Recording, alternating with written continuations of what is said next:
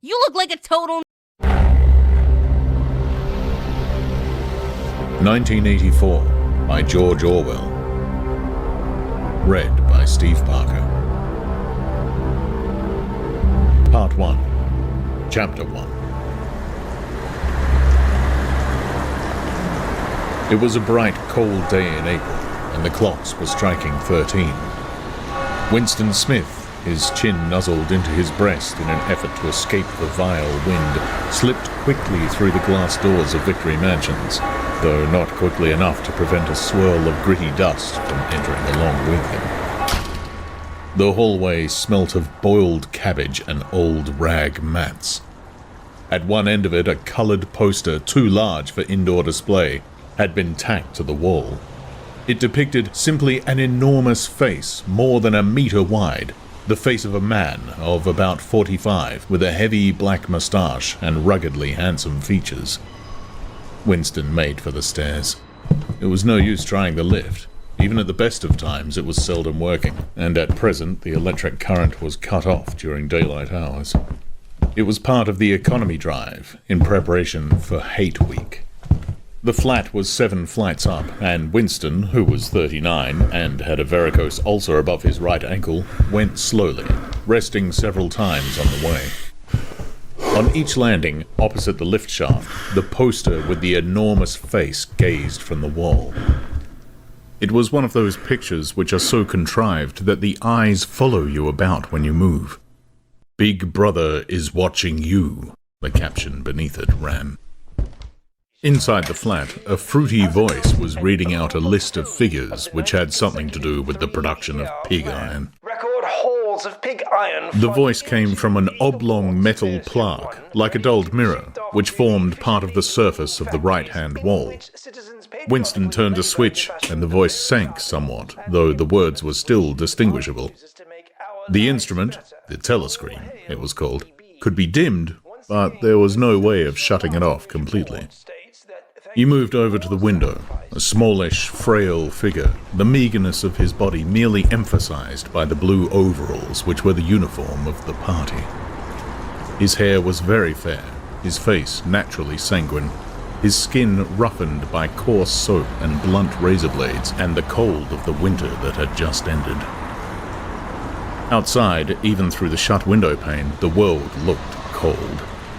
Down in the street, little eddies of wind were whirling dust and torn paper into spirals, and though the sun was shining and the sky a harsh blue, there seemed to be no colour in anything, except the posters that were plastered everywhere.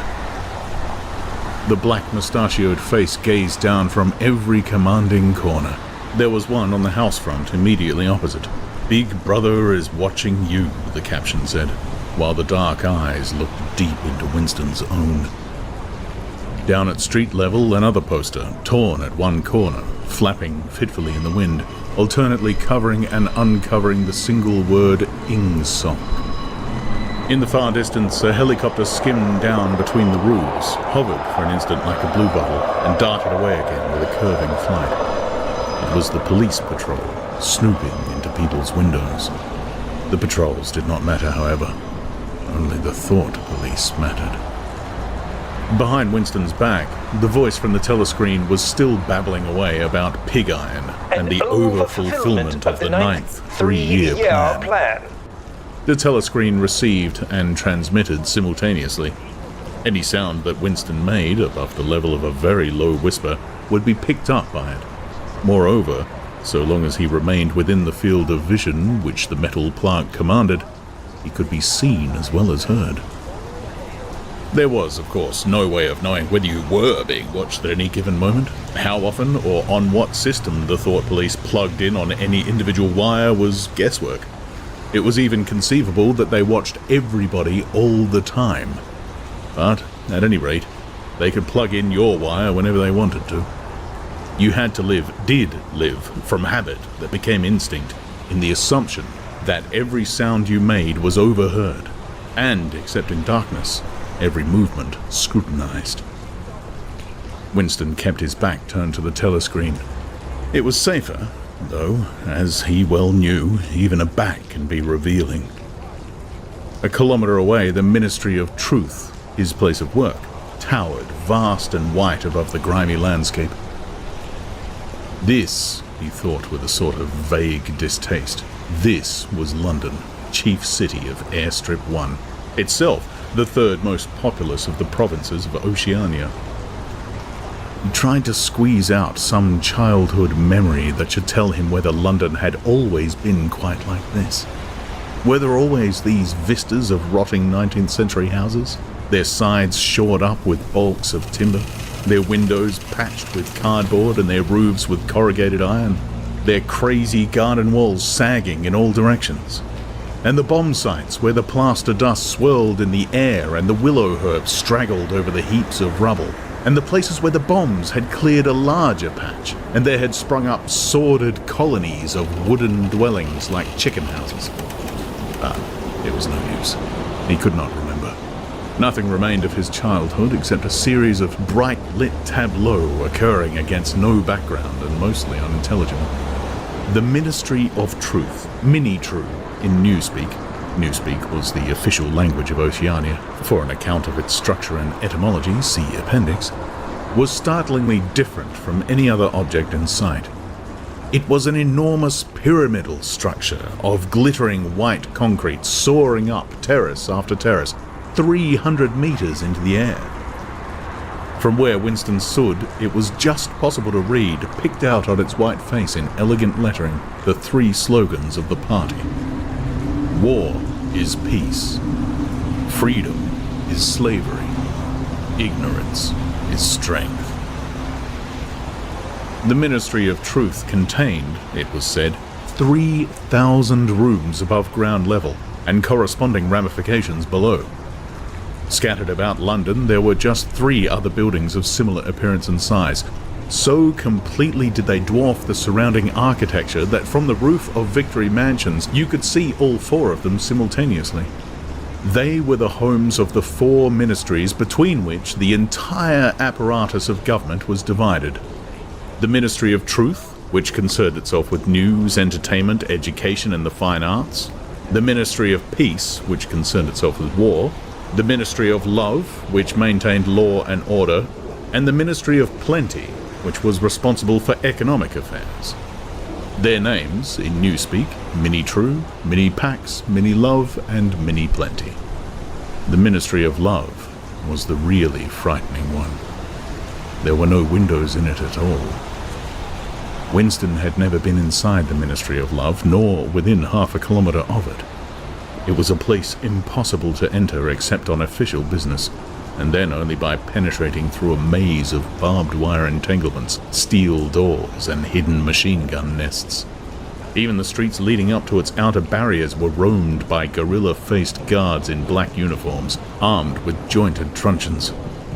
Winston turned round abruptly. He had set his features into the expression of quiet optimism, which it was advisable to wear when facing the telescreen. He crossed the room into the tiny kitchen. By leaving the ministry at this time of day, he had sacrificed his lunch in the canteen, and he was aware that there was no food in the kitchen except a hunk of dark-coloured bread, which had got to be saved for tomorrow's breakfast.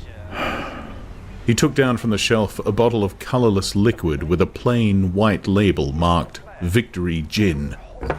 It gave off a sickly, oily smell as of Chinese rice spirit.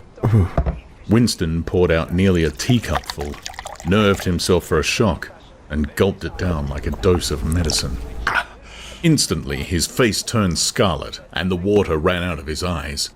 The stuff was like nitric acid, and moreover, in swallowing it, one had the sensation of being hit on the back of the head with a rubber club. The next moment, however, the burning in his belly died down, and the world began to look more cheerful. He took a cigarette from a crumpled packet marked Victory Cigarettes, and incautiously held it upright, whereupon the tobacco fell out onto the floor. With the next he was more successful. He went back to the living room and sat down at a small table that stood to the left of the telescreen. From the table drawer he took out a pen holder, a bottle of ink, and a thick, quarto-sized blank book with a red back and a marbled cover. For some reason, the telescreen in the living room was in an unusual position. Instead of being placed, as was normal, in the end wall where it could command the whole room, it was in the longer wall, opposite the window.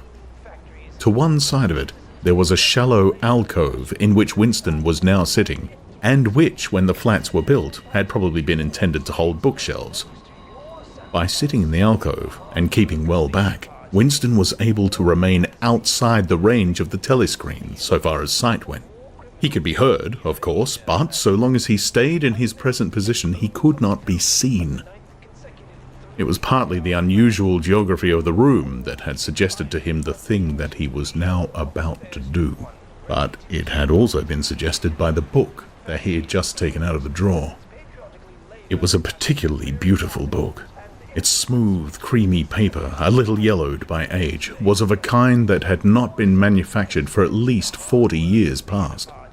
He could guess, however, that the book was much older than that.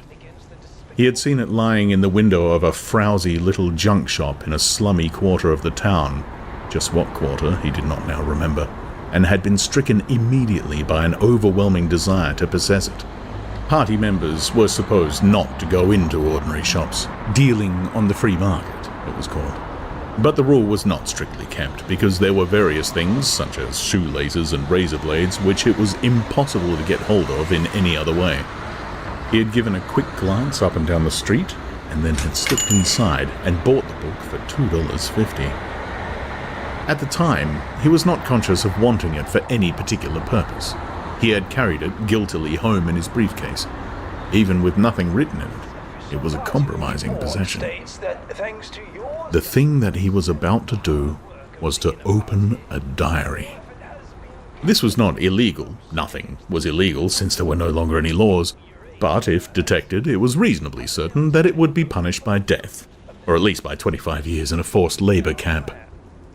Winston fitted a nib into the pen holder and sucked it to get the grease off. The pen was an archaic instrument, seldom used even for signatures, and he had procured one furtively and with some difficulty, simply because of a feeling that the beautiful creamy paper deserved to be written on with a real nib, instead of being scratched with an ink pencil. Actually, he was not used to writing by hand.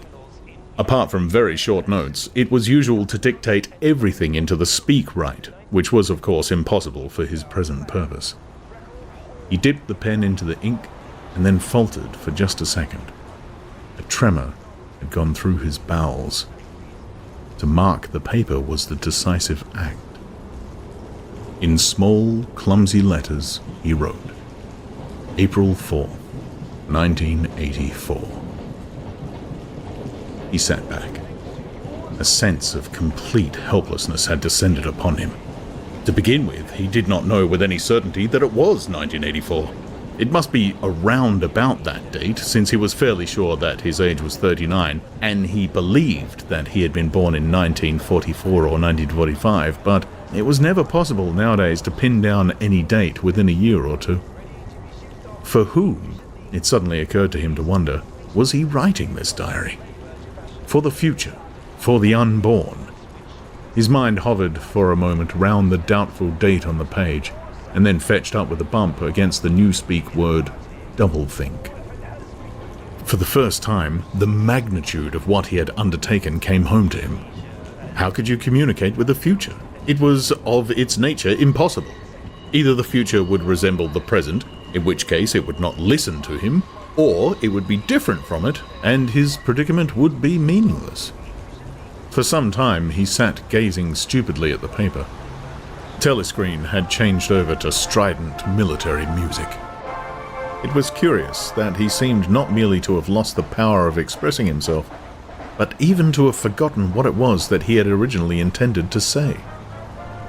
For weeks past he had been making ready for this moment, and it had never crossed his mind that anything would be needed except courage.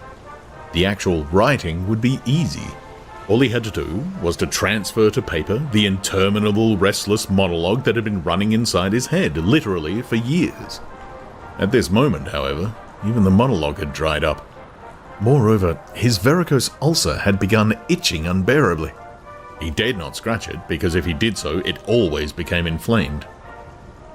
The seconds were ticking by. He was conscious of nothing except the blankness of the page in front of him, the itching of the skin above his ankle, the blaring of the music, and a slight booziness caused by the gin. Suddenly, he began writing in sheer panic, only imperfectly aware of what he was setting down. His small but childish handwriting straggled up and down the page, shedding first its capital letters and finally even its full stops. April 4th, 1984. Last night to the flicks. All war films. One very good one of a ship full of refugees being bombed somewhere in the Mediterranean. Audience much amused by shots of a great huge fat man trying to swim away with the helicopter after him. First you saw him wallowing along in the water like a porpoise, then you saw him through the helicopter gun sights, then he was full of holes and the sea round him turned pink and he sank as suddenly as though the holes had let in the water. Audience shouting with laughter when he sank. Then you saw a lifeboat full of children with a helicopter hovering over it. There was a middle-aged woman, might have been a Jewess, sitting up in the bow with a little boy about 3 years old in her arms. Little boy screaming with fright and hiding his head between her breasts, as if he was trying to burrow right into her, and the woman putting her arms round him and comforting him although she was blue with fright herself, all the time covering him up as much as possible as if she thought her arms could keep the bullets off him. Then the helicopter planted a 20-kilo bomb in among them.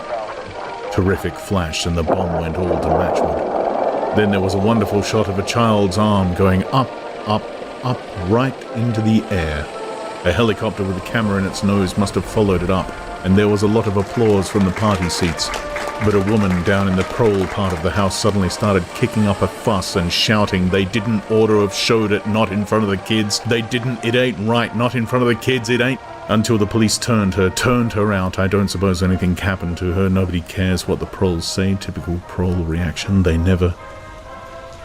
Winston stopped writing, partly because he was suffering from cramp.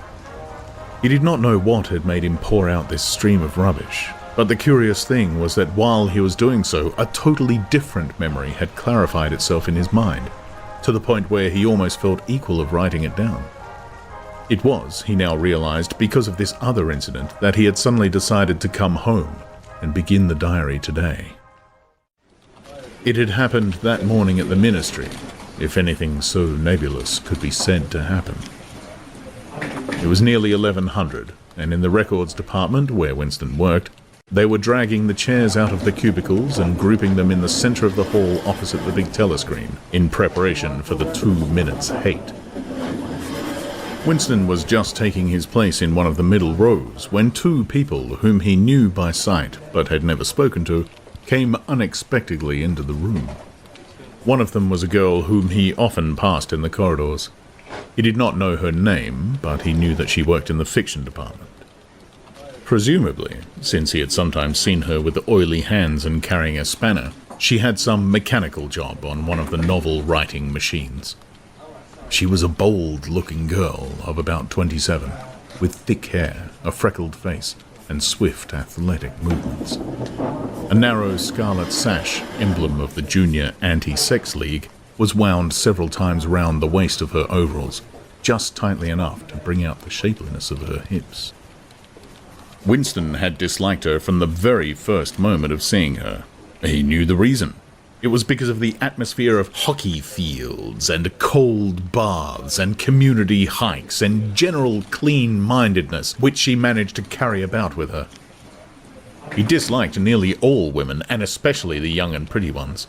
It was always the women, and above all the young ones, who were the most bigoted adherents of the party, the swallowers of slogans, the amateur spies and nosers out of unorthodoxy.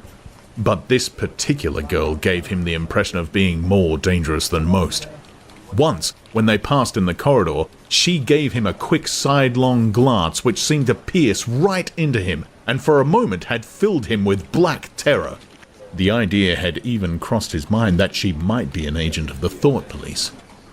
That, it was true, was very unlikely. Still, he continued to feel a particular uneasiness, which had fear mixed up in it as well as hostility whenever she was anywhere near him.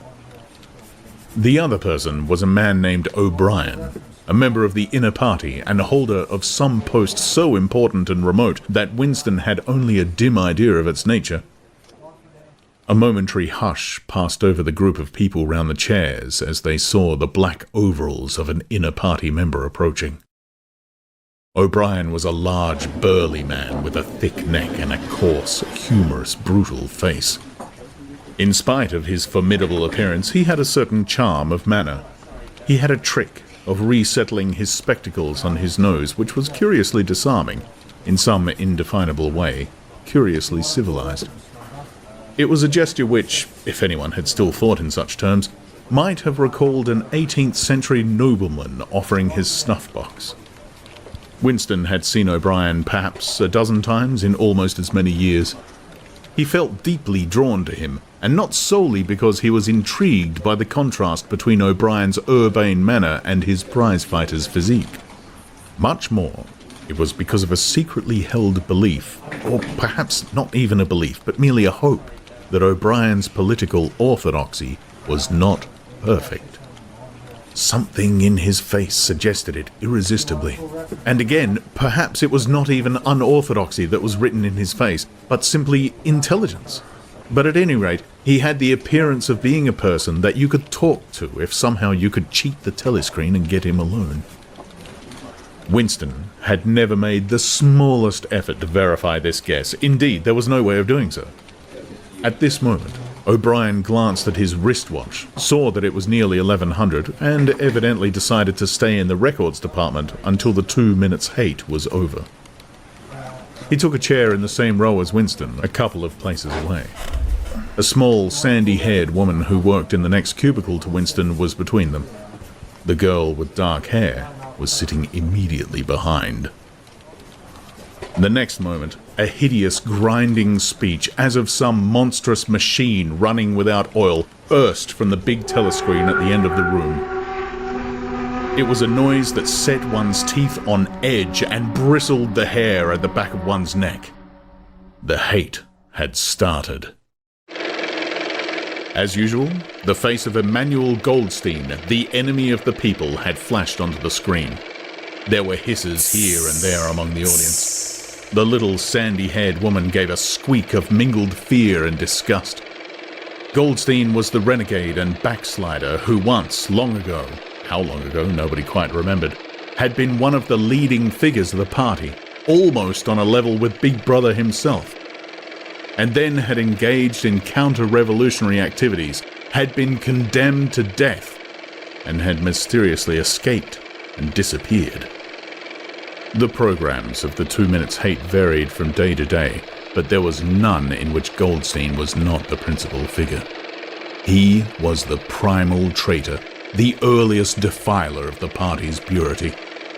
All subsequent crimes against the party, all treacheries, acts of sabotage, heresies, deviations sprang directly out of his teaching. Somewhere or other he was still alive and hatching his conspiracies. Perhaps somewhere beyond the sea, under the protection of his foreign paymasters. Perhaps even, so it was occasionally rumored, in some hiding place in Oceania itself. Winston's diaphragm was constricted. He could never see the face of Goldstein without a painful mixture of emotions.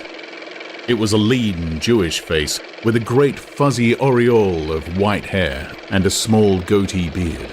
A clever face, and yet somehow inherently despicable, with a kind of senile silliness in the long, thin nose, near the end of which a pair of spectacles was perched. It resembled the face of a sheep, and the voice, too, had a sheep-like quality. Goldstein was delivering his usual venomous attack upon the doctrines of the party, an attack so exaggerated and perverse that a child should have been able to see through it, and yet just plausible enough to fill one with an alarmed feeling that other people, less level-headed than oneself, might be taken in by it. He was abusing Big Brother. He was denouncing the dictatorship of the party. He was demanding the immediate conclusion of peace with Eurasia. He was advocating freedom of speech, freedom of the press, freedom of assembly, freedom of thought. He was crying hysterically that the revolution had been betrayed, and all this in rapid polysyllabic speech which was a sort of parody of the habitual style of the orators of the party, and even contained newspeak words, more newspeak words indeed than any party member would normally use in real life. And all the while, lest one should be in any doubt as to the reality which Goldstein's specious claptrap covered, behind his head on the telescreen there marched the endless columns of the Eurasian army. Row after row of solid-looking men with expressionless Asiatic faces who swam up to the surface of the screen and vanished to be replaced by others exactly similar. The dull, rhythmic tramp of the soldiers' boots formed the background to Goldstein's bleating voice. Before the hate had proceeded for 30 seconds, uncontrollable exclamations of rage were breaking out from half the people in the room. The self-satisfied, sheep-like face on the screen and the terrifying power of the Eurasian army behind it were too much to be borne. Besides, the sight or even the thought of Goldstein produced fear and anger automatically. He was an object of hatred more constant than either Eurasia or Eastasia, since when Oceania was at war with one of these powers, it was generally at peace with the other. But what was strange was that although Goldstein was hated and despised by everybody, although every day and 1,000 times a day his theories were refuted, smashed, ridiculed, held up to the general gaze for the pitiful rubbish that they were, in spite of all this, his influence never seemed to grow less. Always, there were fresh dupes waiting to be seduced by him. A day never passed when spies and saboteurs acting under his directions were not unmasked by the thought police. He was the commander of a vast, shadowy army, an underground network of conspirators dedicated to the overthrow of the state. The Brotherhood, its name was supposed to be.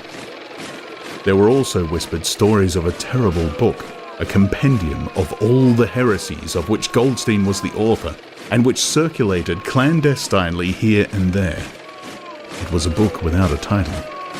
People referred to it, if at all, simply as the book, but one knew of such things only through vague rumors. Neither the Brotherhood nor the book was a subject that any ordinary party member would mention if there was a way of avoiding it. In its second minute, the hate rose to a frenzy. People were leaping up and down in their places and shouting at the tops of their voices in an effort to drown the maddening, bleating voice that came from the screen. The little sandy-haired woman had turned bright pink, and her mouth was opening and shutting like that of a landed fish. Even O'Brien's heavy face was flushed. He was sitting very straight in his chair, his powerful chest swelling and quivering as though he were standing up to the assault of a wave. The dark-haired girl behind Winston had begun crying out, "Swine! Swine! Swine!" And suddenly she picked up a heavy Newspeak dictionary and flung it at the screen. It struck Goldstein's nose and bounced off. The voice continued inexorably. In a lucid moment, Winston found that he was shouting with the others and kicking his heel violently against the rung of his chair. The horrible thing about the 2 minutes hate was not that one was obliged to act a part, but on the contrary, that it was impossible to avoid joining in. Within 30 seconds, any pretense was always unnecessary. A hideous ecstasy of fear and vindictiveness, a desire to kill, to torture, to smash faces in with a sledgehammer, seemed to flow through the whole group of people like an electric current, turning one, even against one's will, into a grimacing, screaming lunatic.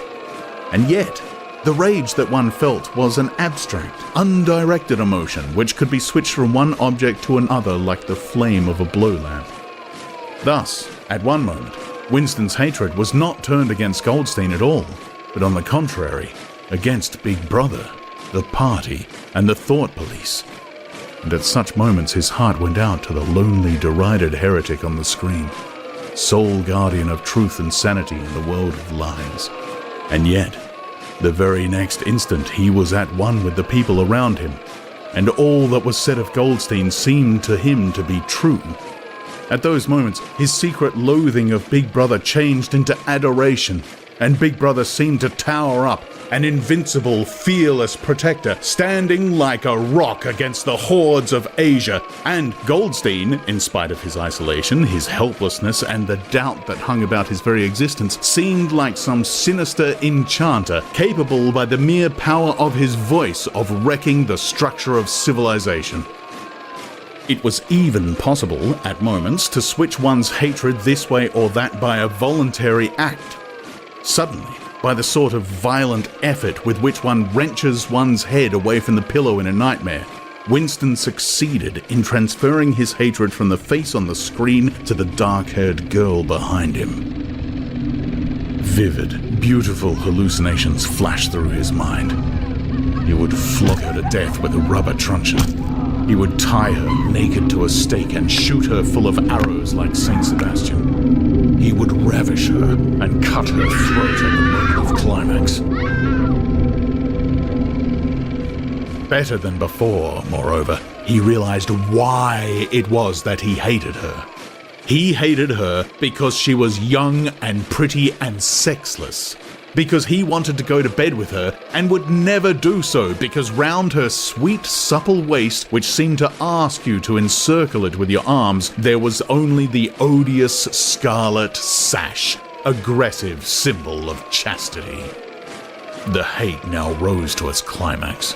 The voice of Goldstein had become an actual sheep's bleat, and for an instant the face changed into that of a sheep. Then the sheep face melted into the figure of a Eurasian soldier who seemed to be advancing, huge and terrible, his submachine gun roaring and seeming to spring out of the surface of the screen so that some of the people in the front row actually flinched backwards in their seats. But in the same moment, drawing a deep sigh of relief from everybody, the hostile figure melted into the face of Big Brother. Black-haired, black-mustachioed, full of power and mysterious calm, and so vast that it almost filled up the screen. Nobody heard what Big Brother was saying. It was merely a few words of encouragement, the sort of words that are uttered in the din of battle, not distinguishable individually, but restoring confidence by the fact of being spoken. Then the face of Big Brother faded away again, and instead the three slogans of the party stood out in bold capitals. War is peace. Freedom is slavery. Ignorance is strength. But the face of Big Brother seemed to persist for several seconds on the screen, as though the impact that it had made on everyone's eyeballs was too vivid to wear off immediately. The little sandy-haired woman had flung herself forward over the back of the chair in front of her. With a tremulous murmur that sounded like, "My Savior," she extended her arms towards the screen. Then she buried her face in her hands. It was apparent that she was uttering a prayer. At this moment, the entire group of people broke into a deep, slow, rhythmical chant of B.B., B.B., over and over again, very slowly, with a long pause between the first B and the second. A heavy, murmurous sound, somehow curiously savage, in the background of which one seemed to hear the stamp of naked feet and the throbbing of tom-toms. For perhaps as much as 30 seconds they kept it up. It was a refrain that was often heard in moments of overwhelming emotion. Partly it was a sort of hymn to the wisdom and majesty of Big Brother, but still more it was an act of self-hypnosis, a deliberate drowning of consciousness by means of rhythmic noise. Winston's entrails seemed to grow cold. In the 2 minutes' hate he could not help sharing in the general delirium, but this subhuman chanting of B, B, B, B always filled him with horror.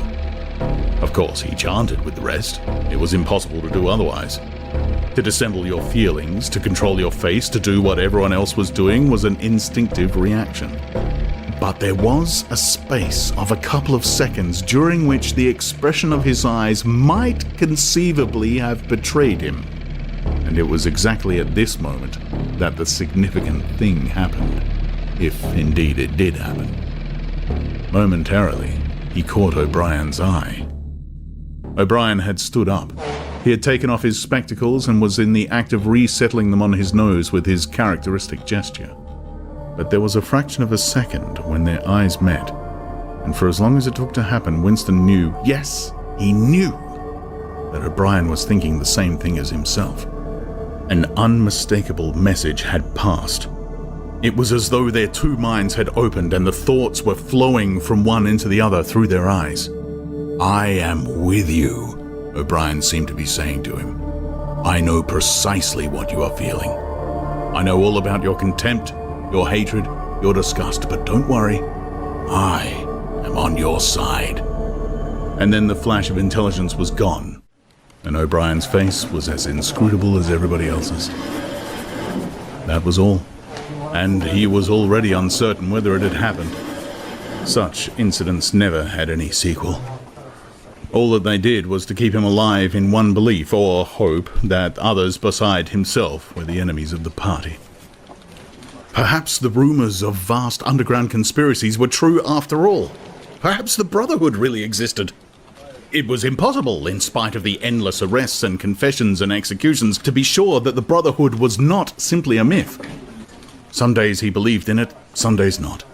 There was no evidence, only fleeting glimpses that might mean anything or nothing, snatches of overheard conversation, faint scribbles on lavatory walls. Once, even when two strangers met, a small movement of the hand which had looked as though it might be a signal of recognition. It was all guesswork. Very likely he had imagined everything. He'd gone back to his cubicle without looking at O'Brien again. The idea of following up their momentary contact hardly crossed his mind. It would have been inconceivably dangerous, even if he had known how to set about doing it. For a second, 2 seconds, they had exchanged an equivocal glance, and that was the end of the story. But even that was a memorable event in the locked loneliness in which one had to live. Winston roused himself and sat up straighter. He let out a belch. The gin was rising from his stomach. His eyes refocused on the page. He discovered that while he sat helplessly musing, he had also been writing, as though by automatic action.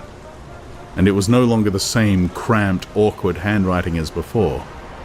His pen had slid voluptuously over the smooth paper, printing in large, neat capitals, "Down with Big Brother, down with Big Brother, down with Big Brother, down with Big Brother, down with Big Brother," over and over again, filling half a page.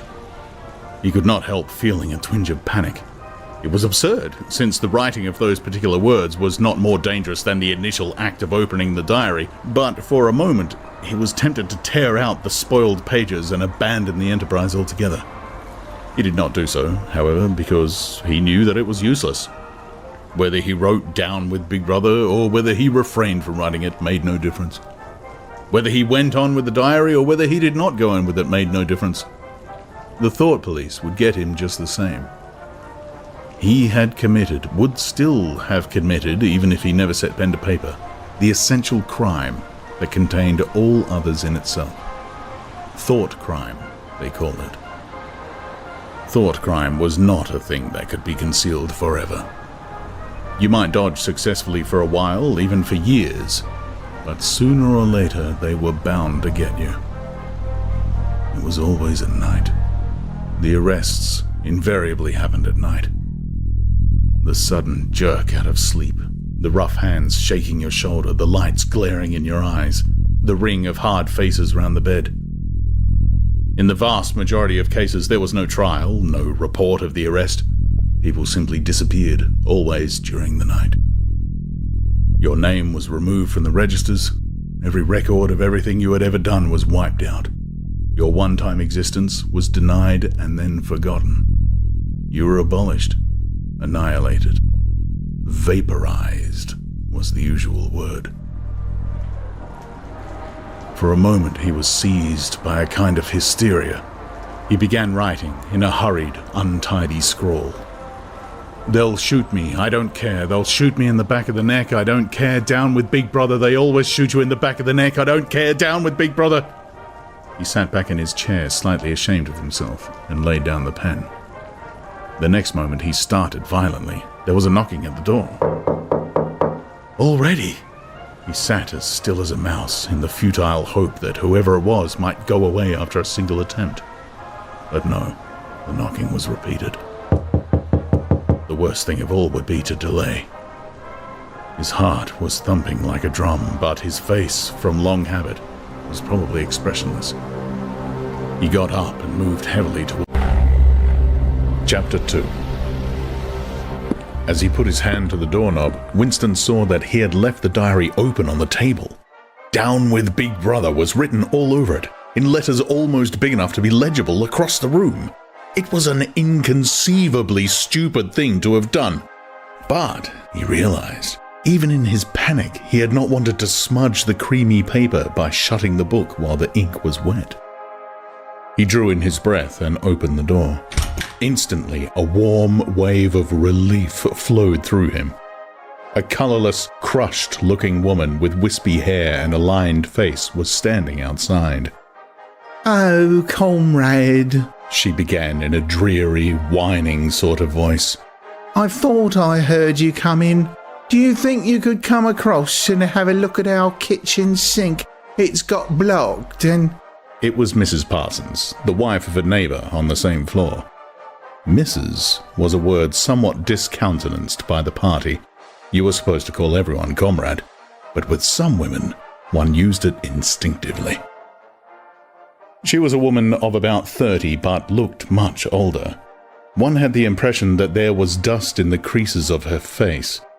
Winston followed her down the passage. These amateur repair jobs were an almost daily irritation. Victory Mansions were old flats built in 1930 or thereabouts and were falling to pieces. The plaster flaked constantly from ceilings and walls. The pipes burst in every hard frost. The roof leaked whenever there was snow. The heating system was usually running at half steam when it was not closed down altogether from motives of economy. Repairs, except what you could do for yourself, had to be sanctioned by remote committees which were liable to hold up even the mending of a window pane for 2 years. "Of course, it's only because Tom isn't home," said Mrs. Parsons vaguely. The Parsons flat was bigger than Winston's, and dingy in a different way. Everything had a battered, trampled-on look, as though the place had just been visited by some large, violent animal.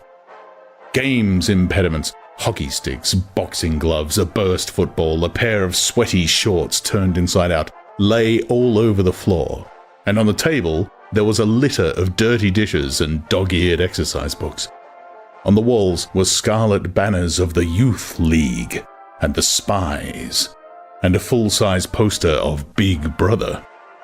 There was the usual boiled cabbage smell common to the whole building, but it was shot through by a sharper reek of sweat, which, one knew this at the first sniff, though it was hard to say how, was the sweat of some person not present at the moment.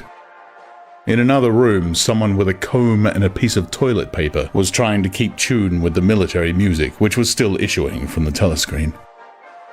"It's the children," said Mrs. Parsons, casting a half-apprehensive glance at the door. "They haven't been out today.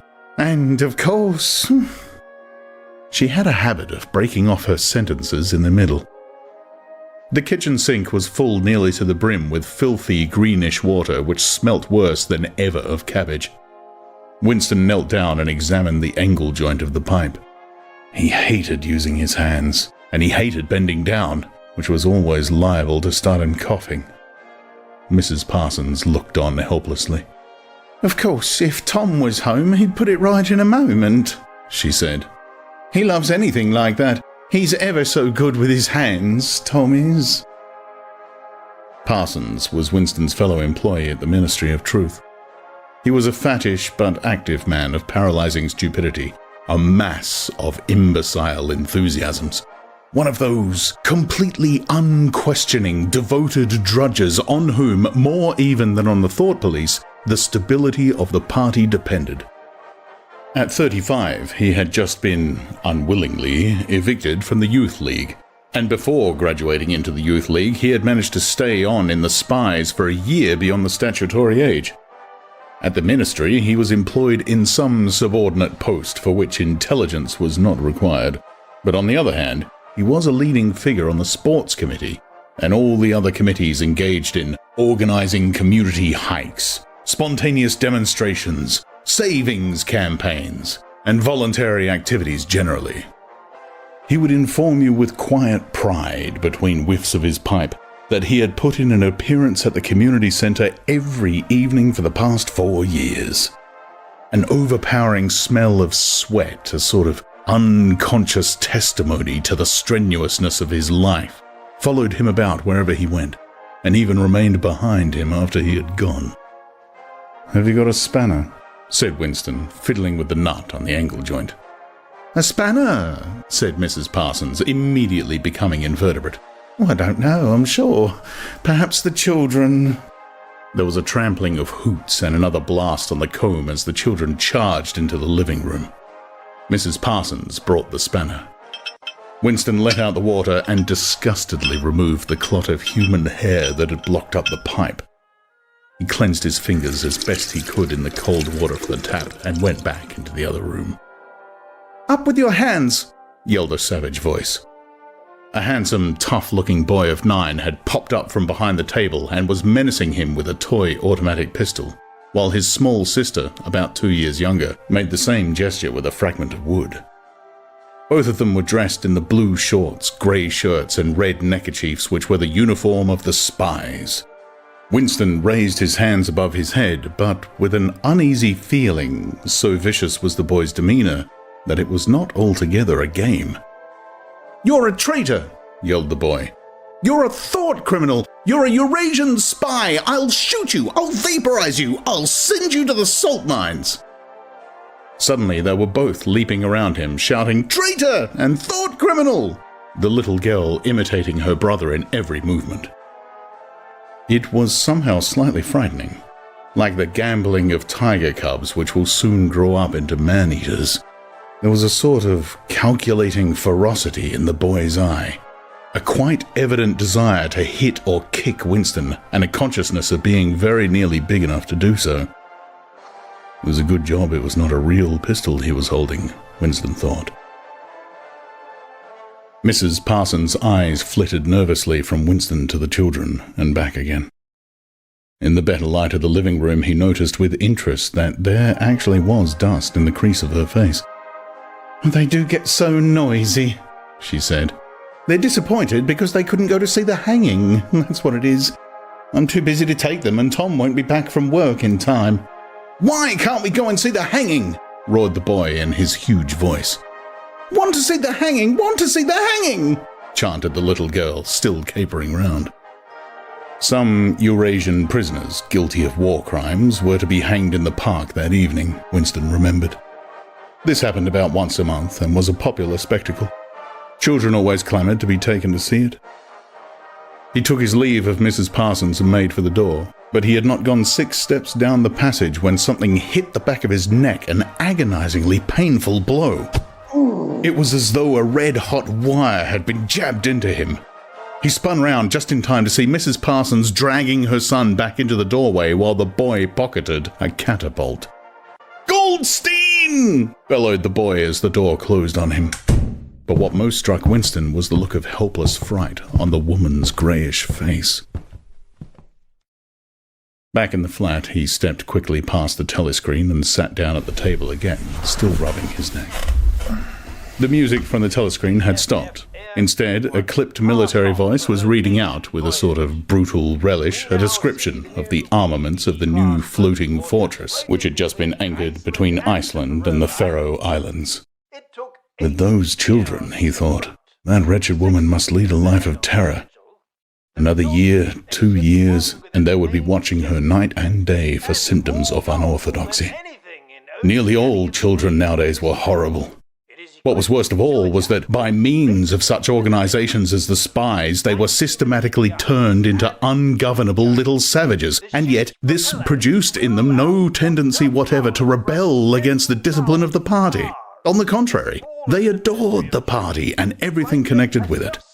The songs, the processions, the banners, the hiking, the drilling with dummy rifles, the yelling of slogans, the worship of Big Brother. It was all a sort of glorious game to them. All their ferocity was turned outwards against the enemies of the state, against foreigners, traitors, saboteurs, thought criminals. It was almost normal for people over 30 to be frightened of their own children. And with good reason. For hardly a week went past in which the Times did not carry a paragraph describing how some eavesdropping little sneak, child hero was the phrase generally used, had overheard some compromising remark and denounced its parents to the thought police. The sting of the catapult bullet had worn off. He picked up his pen half-heartedly, wondering whether he could find something more to write in the diary. Suddenly, he began thinking of O'Brien again. Years ago, how long was it? 7 years it must be. He had dreamed that he was walking through a pitch-dark room and someone sitting to one side of him had said as he passed, "We shall meet in the place where there is no darkness." It was said very quietly, almost casually, a statement, not a command. He had walked on without pausing. What was curious was that at the time, in the dream, the words had not made much impression on him. It was only later, and by degrees, that they had seemed to take on significance. He could not now remember whether it was before or after having the dream that he had seen O'Brien for the first time. Nor could he remember when he had first identified the voice as O'Brien's. But, at any rate, the identification existed. It was O'Brien who had spoken to him out of the dark. Winston had never been able to feel sure. Even after this morning's flash of the eyes, it was still impossible to be sure whether O'Brien was a friend or an enemy. Nor did it even seem to matter greatly. There was a link of understanding between them, more important than affection or partisanship. "We shall meet in the place where there is no darkness," he had said. Winston did not know what it meant, only that in some way or another it would come true. The voice from the telescreen paused. A trumpet call, clear and beautiful, floated into the stagnant air. The voice continued raspingly. Attention! Your attention, please. A news flash has this moment arrived from the Malabar front. Our forces in South India have won a glorious victory. I am authorized to say that the action we are now reporting may well bring the war within measurable distance of its end. Here is the news flash. Bad news coming, thought Winston. And sure enough, following on a gory description of the annihilation of a Eurasian army, with stupendous figures of killed and prisoners, came the announcements that, as from next week, the chocolate ration would be reduced from 30 grams to 20. As of tomorrow. Winston belched again. The gin was wearing off, leaving a deflated feeling. The telescreen, perhaps to celebrate the victory, perhaps to drown the memory of the lost chocolate, crashed into Oceania, 'Tis for Thee. Oceania, the peaceful, strong, and brave. He was supposed to stand to attention. However, in his present position, he was invisible. Oceania, 'Tis for Thee gave way to lighter music. Winston walked over to the window, keeping his back to the telescreen. The day was still cold and clear. Somewhere far away, a rocket bomb exploded with a dull, reverberating roar. About 20 or 30 of them a week were falling on London at present. Down in the street, the wind flapped the torn poster to and fro, and the word Ingsoc fitfully appeared and vanished. Ingsoc. The sacred principles of Ingsoc. Newspeak, doublethink, the mutability of the past. He felt as though he were wandering in the forests of the sea bottom, lost in a monstrous world where he himself was the monster. He was alone. The past was dead. The future was unimaginable. What certainty had he that a single human creature now living was on his side? And what way of knowing that the dominion of the party would not endure forever? Like an answer, the three slogans on the white face of the Ministry of Truth came back to him. War is peace. Freedom is slavery. Ignorance is strength. He took a 25-cent piece out of his pocket. There, too, in tiny, clear lettering, the same slogans were inscribed, and on the other face of the coin, the head of Big Brother. Even from the coin, the eyes pursued you. On coins, on stamps, on the covers of books, on banners, on posters, and on the wrappings of a cigarette packet, everywhere. Always the eyes watching you, and the voice enveloping you. Asleep or awake, working or eating, indoors or out of doors, in the bath or in bed, no escape. Nothing was your own except the few cubic centimeters inside your skull. The sun had shifted round, and the myriad windows of the Ministry of Truth, with the light no longer shining on them, looked grim as the loopholes of a fortress. His heart quailed before the enormous pyramidal shape. It was too strong. It could not be stormed. 1,000 rocket bombs would not batter it down. He wondered again for whom he was writing the diary. For the future, for the past, for an age that might be imaginary. And in front of him there lay not death, but annihilation. The diary would be reduced to ashes and himself to vapor.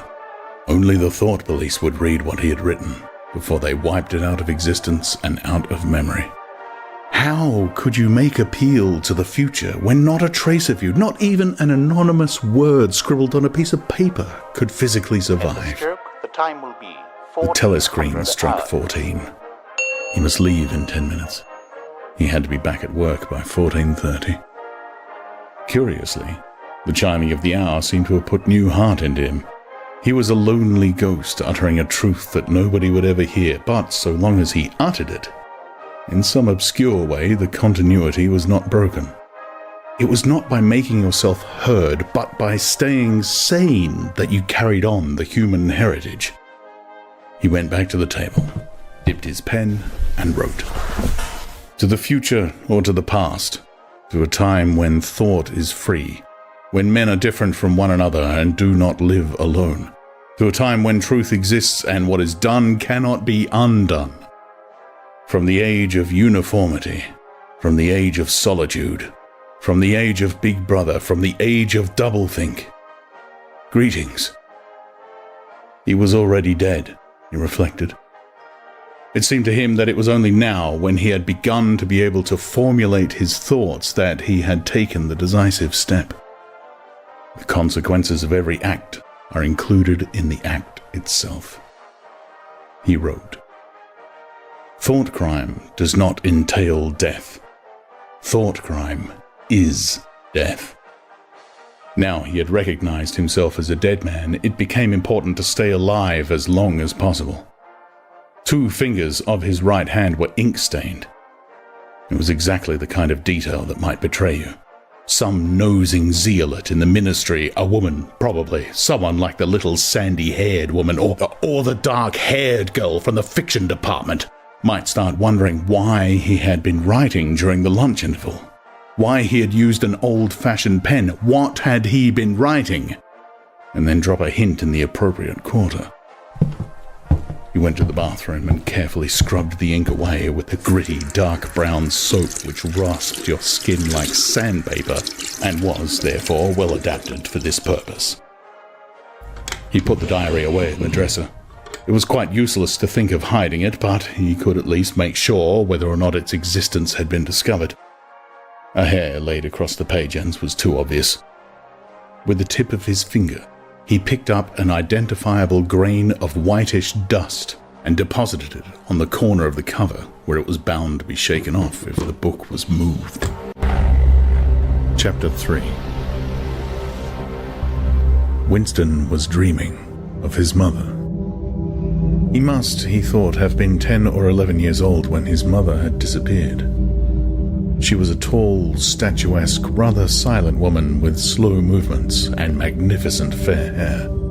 His father he remembered more vaguely as dark and thin, dressed always in neat, dark clothes. Winston remembered especially the very thin soles of his father's shoes, and wearing spectacles. The 2 of them must, evidently, had been swallowed up in one of the first great purges of the 50s. At this moment, his mother was sitting in some place deep down beneath him, with his young sister in her arms. He did not remember his sister at all, except as a tiny, feeble baby, always silent, with large, watchful eyes. Both of them were looking up at him. They were down in some subterranean place, the bottom of a well, for instance, or a very deep grave. But it was a place which, already far below him, was itself moving downwards. They were in the saloon of a sinking ship, looking up at him through the darkening water. There was still air in the saloon, they could still see him, and he them, but all the while they were sinking down, down into the green waters, which in another moment must hide them from sight forever. He was out in the light and air, while they were being sucked down to death. And they were down there because he was up here. He knew it, and they knew it, and he could see the knowledge in their faces. There was no reproach either, in their faces or in their hearts. Only the knowledge that they must die in order that he might remain alive, and that this was part of the unavoidable order of things. He could not remember what had happened, but he knew in his dream that in some way the lives of his mother and his sister had been sacrificed to his own. It was one of those dreams which, while retaining the characteristic dream scenery, are a continuation of one's intellectual life, and in which one becomes aware of facts and ideas which still seem new and valuable after one is awake.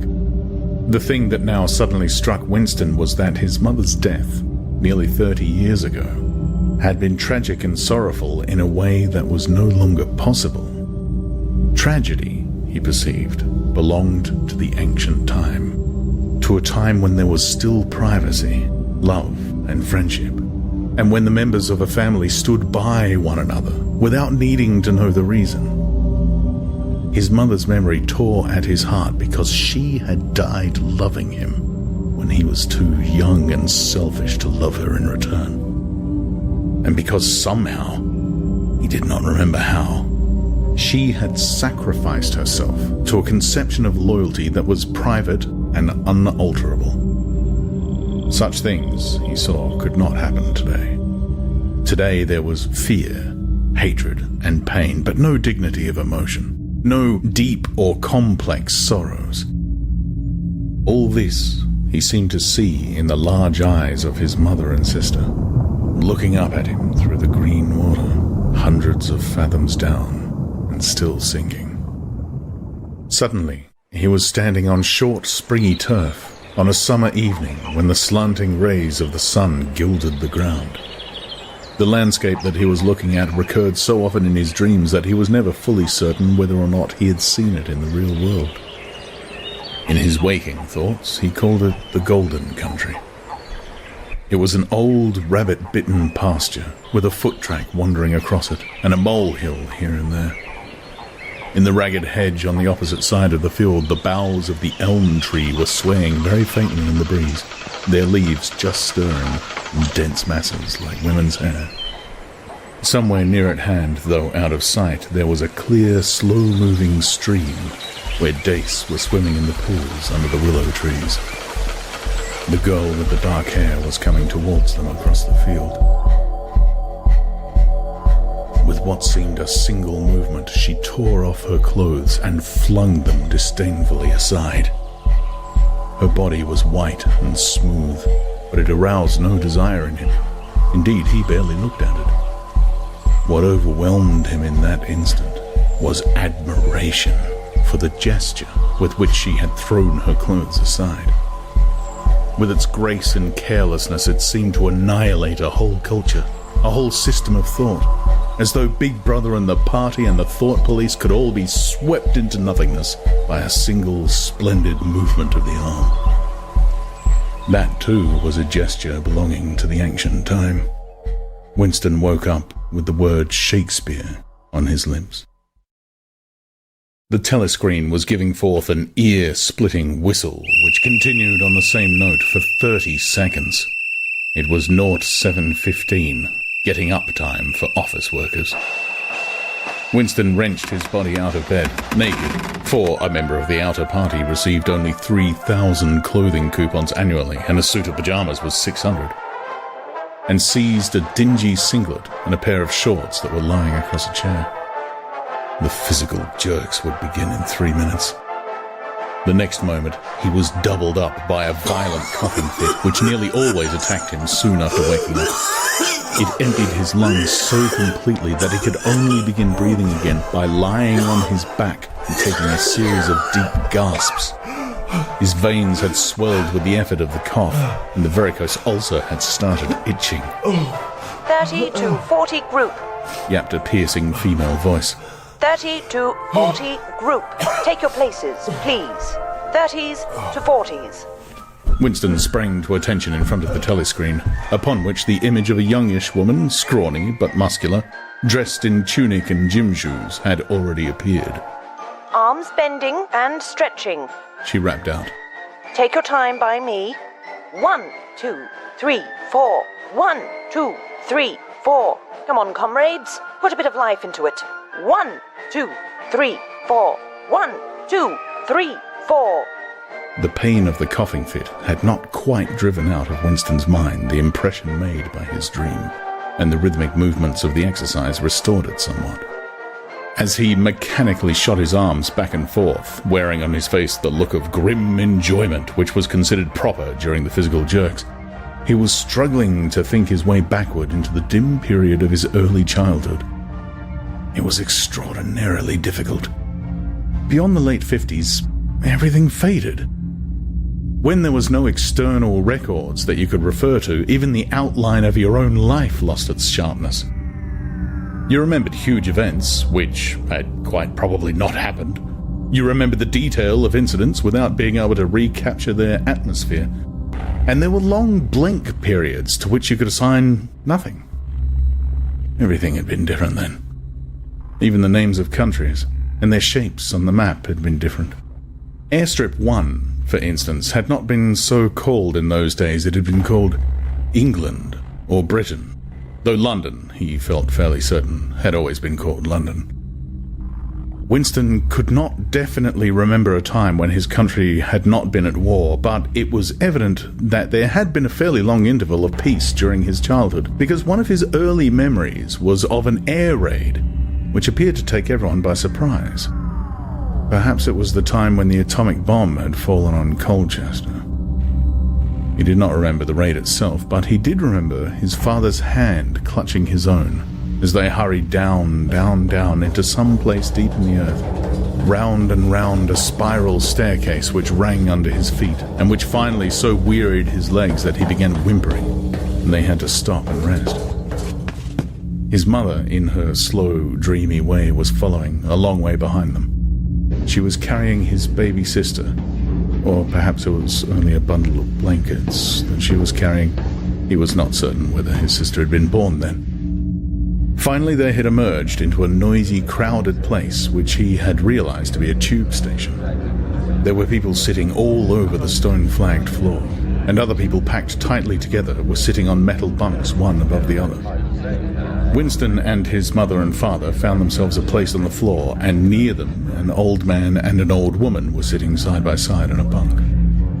The old man had on a decent dark suit and a black cloth cap pushed back from very white hair.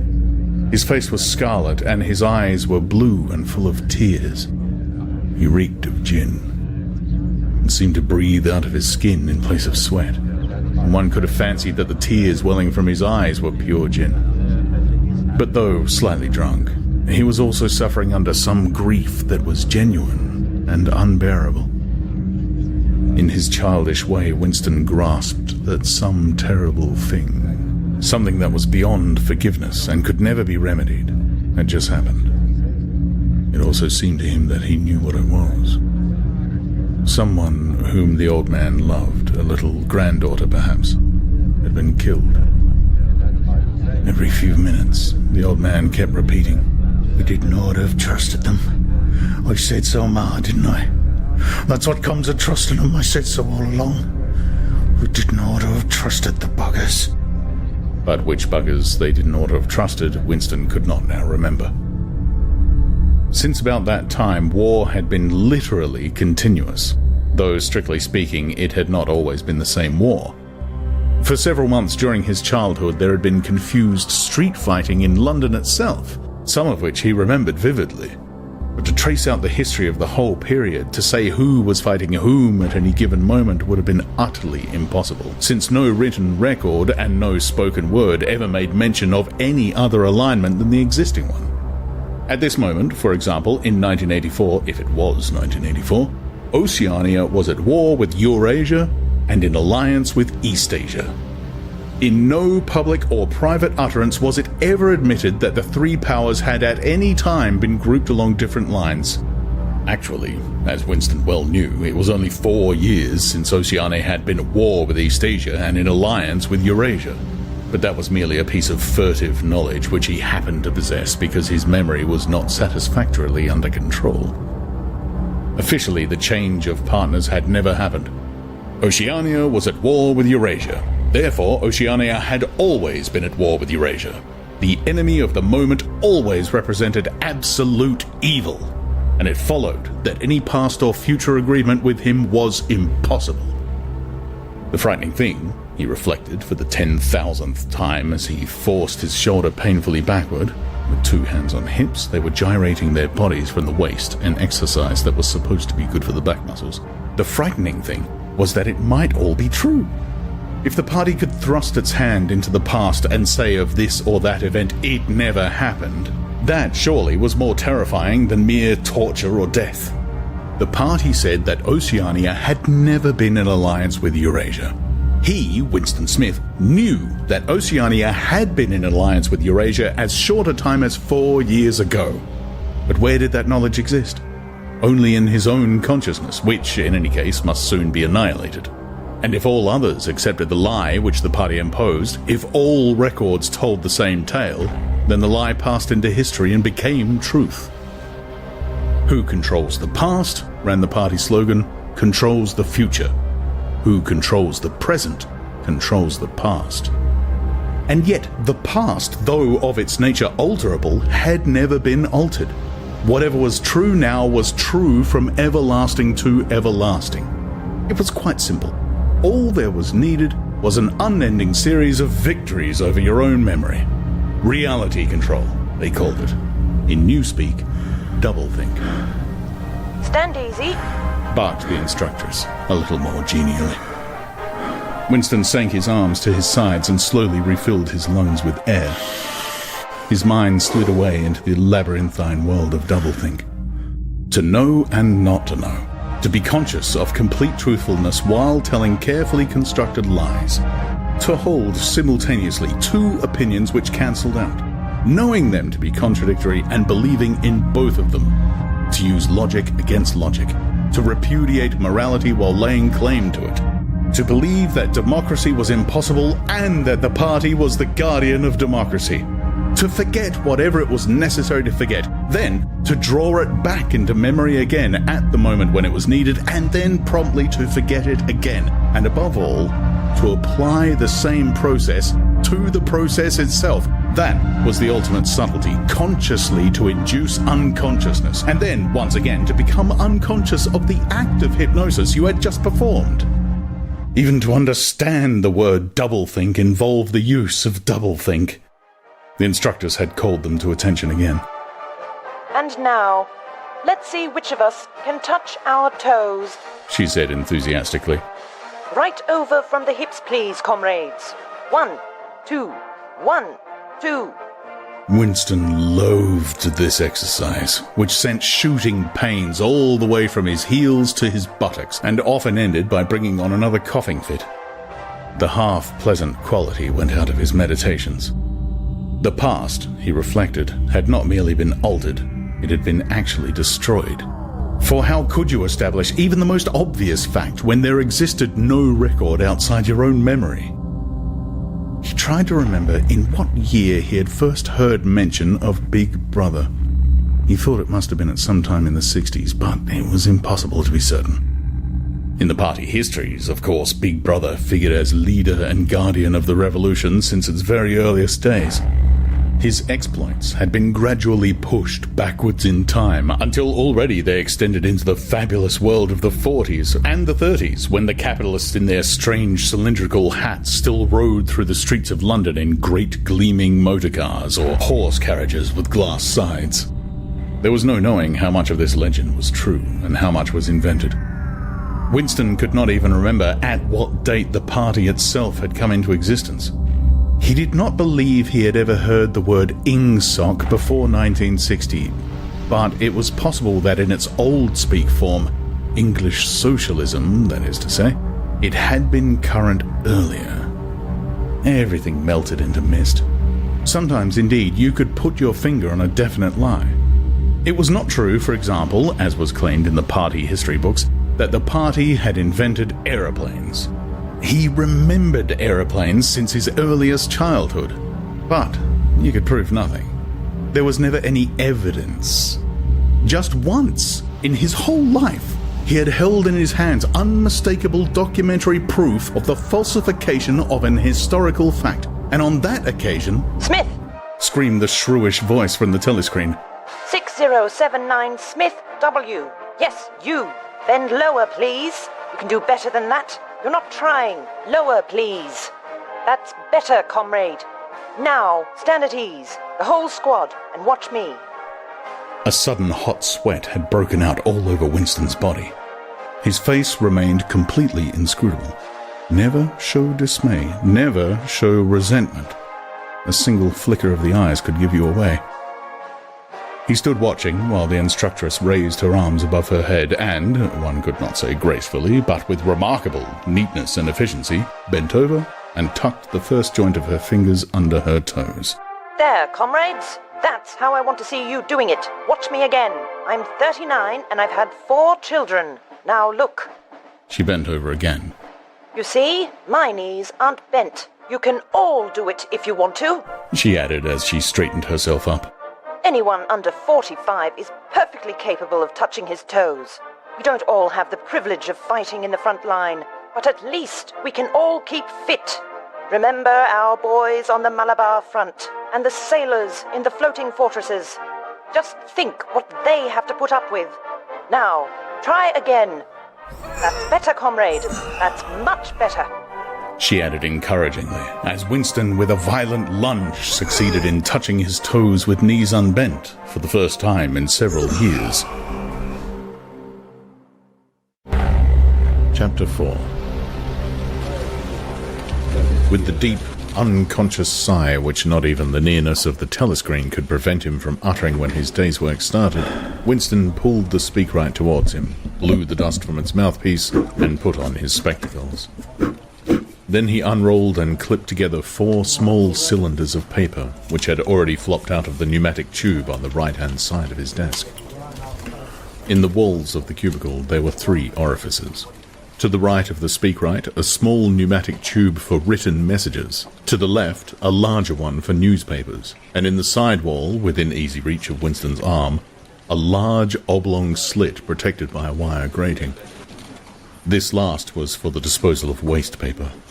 Similar slits existed in thousands or tens of thousands throughout the building, not only in every room, but at short intervals in every corridor.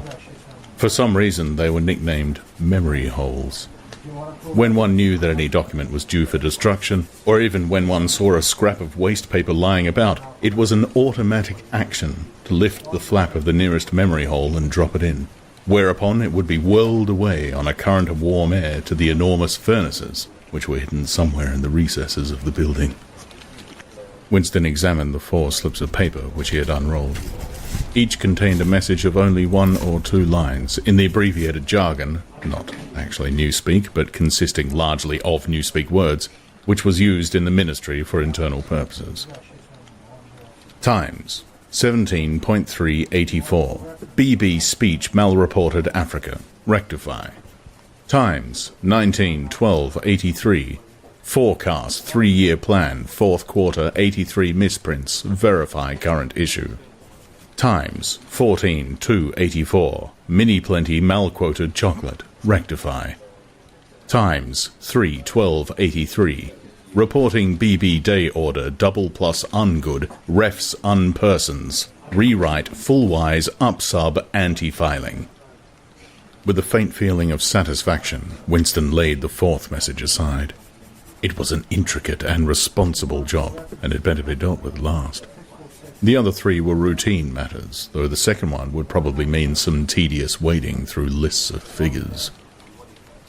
Winston dialed back numbers on the telescreen and called for the appropriate issues of the Times, which slid out of a pneumatic tube after only a few minutes' delay. The messages he had received referred to articles or news items which, for one reason or another, it was thought necessary to alter, or, as the official phrase had it, to rectify. For example, it appeared from the Times of the 17th of March that Big Brother, in his speech of the previous day, had predicted that the South Indian Front would remain quiet, but that a Eurasian offensive would shortly be launched in North Africa. As it happened, the Eurasian Higher Command had launched its offensive in South India and left North Africa alone. It was therefore necessary to rewrite a paragraph of Big Brother's speech in such a way as to make him predict the thing that had actually happened. Or again, the Times of the 19th of December had published the official forecast of the output of various classes of consumption goods in the fourth quarter of 1983, which was also the sixth quarter of the ninth three-year plan. Today's issue contained a statement of the actual output, from which it appeared that the forecasts were in every instance grossly wrong. Winston's job was to rectify the original figures by making them agree with the later ones. As for the third message, it referred to a very simple error which could be set right in a couple of minutes. As short a time ago as February, the Ministry of Plenty had issued a promise, a categorical pledge, were the official words, that there would be no reduction of the chocolate ration during 1984. Actually, as Winston was aware, the chocolate ration was to be reduced from 30 grams to 20 at the end of the present week. All that was needed was to substitute for the original promise a warning that it would probably be necessary to reduce the ration at some time in April. As soon as Winston had dealt with each of the messages, he clipped his speak-written corrections to the appropriate copy of the Times and pushed them into the pneumatic tube. Then, with a movement which was as nearly as possible unconscious, he crumpled up the original message and any notes that he himself had made and dropped them into the memory hole to be devoured by the flames. What happened in the unseen labyrinth to which the pneumatic tubes led he did not know in detail, but he did know in general terms. As soon as all the corrections which happened to be necessary in any particular number of the Times had been assembled and collated, that copy would be reprinted, the original copy destroyed, and the corrected copy placed on the files in its stead. The process of continuous alteration was applied not only to newspapers, but to books, periodicals, pamphlets, posters, leaflets, films, soundtracks, cartoons, photographs, to every kind of literature or documentation which might conceivably hold any political or ideological significance. Day by day, and almost minute by minute, the past was brought up to date. In this way, every prediction made by the party could be shown by documentary evidence to have been correct. Nor was any item of news or any expression of opinion which conflicted with the needs of the moment ever allowed to remain on record. All history was a palimpsest, scraped clean and reinscribed exactly as often as was necessary. In no case would it have been possible, once the deed was done, to prove that any falsification had taken place. The largest section of the records department, far larger than the one on which Winston worked, consisted simply of persons whose duty it was to track down and collect all copies of books, newspapers, and other documents which had been superseded and which were due for destruction. A number of the Times which might, because of changes in political alignment or mistaken prophecies uttered by Big Brother, have been rewritten a dozen times, still stood on the files bearing its original date, and no other copy existed to contradict it. Books also were recalled and rewritten again and again, and were invariably reissued without any admission that any alteration had ever been made. Even the written instructions which Winston received, and which he invariably got rid of as soon as he had dealt with them, never stated or implied that an act of forgery was to be committed. Always the reference was to slips, errors, misprints, or misquotations, which it was necessary to put right in the interests of accuracy. But actually, he thought, as he readjusted the Ministry of Plenty's figures. It was not even forgery. It was merely the substitution of one piece of nonsense for another. Most of the material that you were dealing with had no connection with anything in the real world, not even the kind of connection that is contained in a direct lie. Statistics were just as much a fantasy in their original version as in their rectified version. A great deal of the time, you were expected to make them up out of your head. For example, the Ministry of Plenty's forecast had estimated the output of boots for the quarter at 145 million pairs. The actual output was given as 62 millions.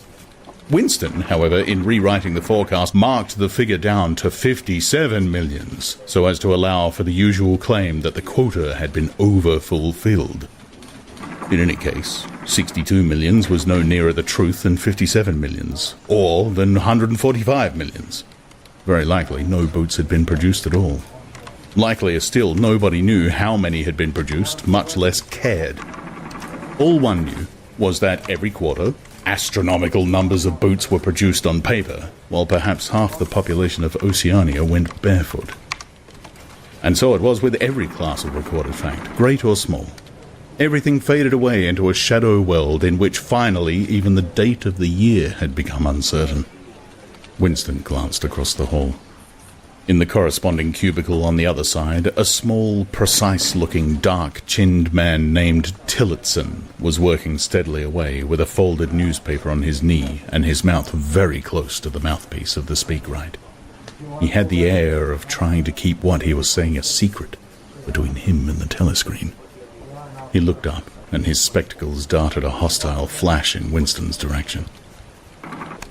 Winston hardly knew Tillotson, and had no idea what work he was employed on. People in the records department did not readily talk about their jobs. In the long windowless hall with its double row of cubicles and its endless rustle of papers and hum of voices murmuring into speakwrites, there were quite a dozen people whom Winston did not even know by name, though he daily saw them hurrying to and fro in the corridors or gesticulating in the 2 minutes hate. He knew that in the cubicle next to him, the little woman with sandy hair toiled day in, day out, simply at tracking down and deleting from the press the names of people who had been vaporized and were therefore considered never to have existed. There was a certain fitness in this, since her own husband had been vaporized a couple of years earlier.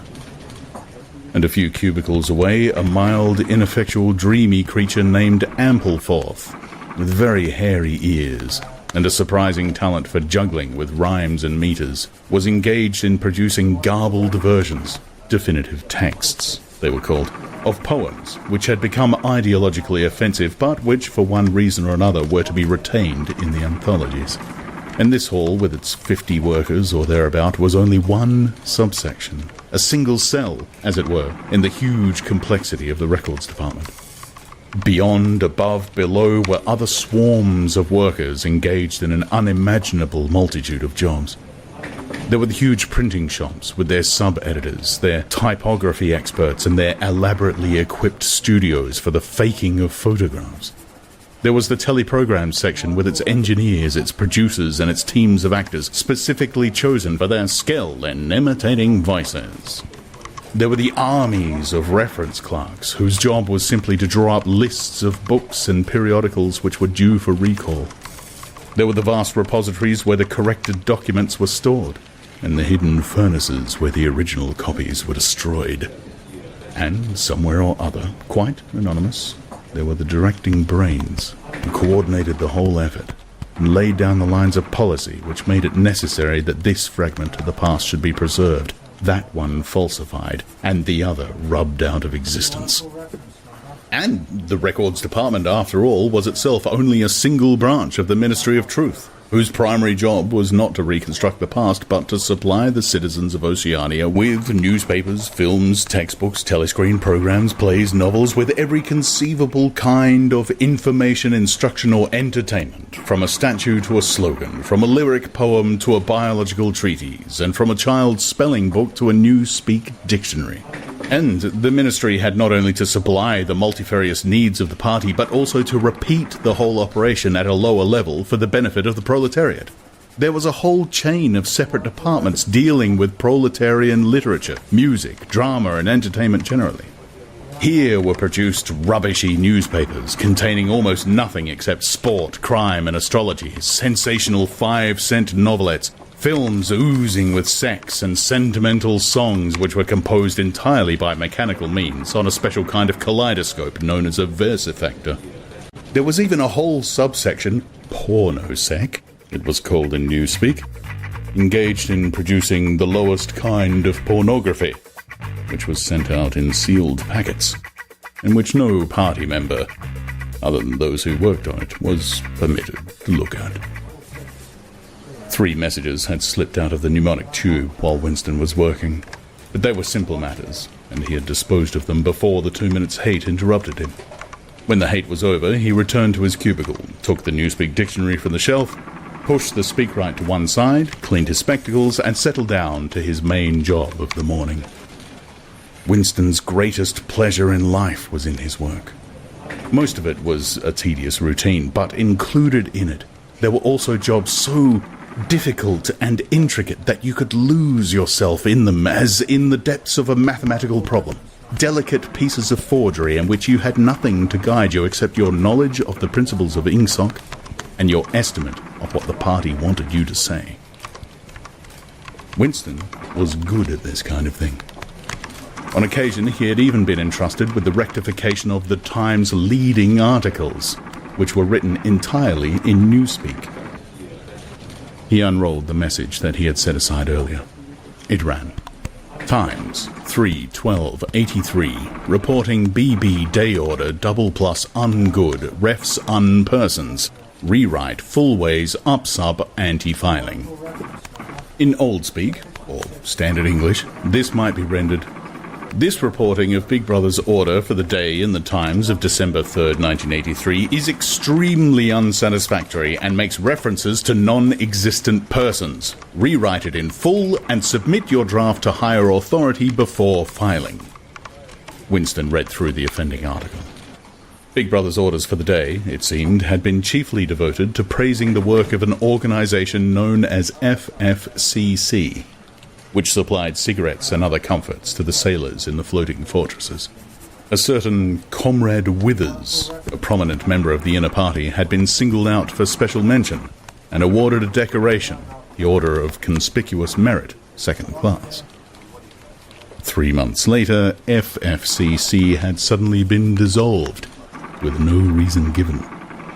One could assume that Withers and his associates were now in disgrace, but there had been no report of the matter in the press or on the telescreen. That was to be expected, since it was unusual for political offenders to be put on trial or even publicly denounced. The great purges involving thousands of people, with public trials of traitors and thought criminals who made abject confession of their crimes and were afterwards executed, were special showpieces, not occurring oftener than once in a couple of years. More commonly, people who had incurred the displeasure of the party simply disappeared and were never heard of again. One never had the slightest clue as to what had happened to them. In some cases, they might not even be dead. Perhaps 30 people personally known to Winston, not counting his parents, had disappeared at one time or another. Winston stroked his nose gently with the paperclip. In the cubicle across the way, Comrade Tillotson was still crouching secretively over his speakwrite. He raised his head for a moment, again the hostile spectacle flash. Winston wondered whether Comrade Tillotson was engaged on the same job as himself. It was perfectly possible. So tricky a piece of work would never be entrusted to a single person. On the other hand, to turn it over to a committee would be to admit openly that an act of fabrication was taking place. Very likely, as many as a dozen people were now working away on rival versions of what Big Brother had actually said. And presently some master brain in the inner party would select this version or that, would re-edit it and set in motion the complex processes of cross-referencing that would be required, and then the chosen lie would pass into the permanent records and become truth. Winston did not know why Withers had been disgraced. Perhaps it was for corruption or incompetence. Perhaps Big Brother was merely getting rid of a too popular subordinate. Perhaps Withers or someone close to him had been suspected of heretical tendencies. Or perhaps, what was likeliest of all, the thing had simply happened because purges and vaporizations were a necessary part of the mechanics of government. The only real clue lay in the words, refs unpersons, which indicated that Withers was already dead. You could not invariably assume this to be the case when people were arrested. Sometimes they were released and allowed to remain at liberty for as much as a year or 2 years before being executed. Very occasionally, some person whom you had believed dead long since would make a ghostly reappearance at some public trial, where he would implicate hundreds of others by his testimony before vanishing, this time forever. Withers, however, was already an unperson. He did not exist. He had never existed. Winston decided that it would not be enough simply to reverse the tendency of Big Brother's speech. It was better to make it deal with something totally unconnected with its original subject. He might turn the speech into the usual denunciation of traitors and thought criminals, but that was a little too obvious. While to invent a victory at the front or some triumph over overproduction in the 9th three-year plan might complicate the records too much. What was needed was a piece of pure fantasy. Suddenly, there sprang into his mind, ready-made, as it were, the image of a certain Comrade Ogilvy, who had recently died in battle in heroic circumstances. There were occasions when Big Brother devoted his order for the day to commemorating some humble rank-and-file party member whose life and death he held up as an example worthy to be followed. Today he should commemorate Comrade Ogilvy. It was true that there was no such person as Comrade Ogilvy, but a few lines of print and a couple of faked photographs would soon bring him into existence. Winston thought for a moment, then pulled the speakwrite towards him and began dictating in Big Brother's familiar style. A style at once military and pedantic, and because of a trick of asking questions and then promptly answering them. What lesson do we learn from this fact, comrades? The lesson, which is also one of the fundamental principles of INGSOC, that, etc., easy to imitate. At the age of 3, Comrade Ogilvy had refused all toys, except a drum, a submachine gun, and a model helicopter. At 6, a year early by special relaxation of the rules, he had joined the spies. At 9, he had been troop leader. At 11, he had denounced his uncle to the thought police after overhearing a conversation which appeared to him to have criminal tendencies. At 17, he had been a district organizer of the Junior Anti-Sex League. At 19, he had designed a hand grenade which had been adopted by the Ministry of Peace and which, at his first trial, had killed 31 Eurasian prisoners in one burst. At 23, he had perished in action. Pursued by enemy jet planes while flying over the Indian Ocean with important dispatches, he had weighted his body with his machine gun and leapt out of the helicopter into deep water, dispatches and all. An end, said Big Brother, which it was impossible to contemplate without feelings of envy. Big Brother added a few remarks on the purity and single-mindedness of Comrade Ogilvy's life. He was a total abstainer and non-smoker. He had no recreations except the daily hour in the gymnasium, had taken a vow of celibacy, believing marriage and the care of a family to be incompatible with a 24-hour-a-day devotion to duty. He had no subjects of conversation except the principles of INGSOC, and no aim in life except the defeat of the Eurasian enemy and the hunting down of spies, saboteurs, thought criminals, and traitors generally.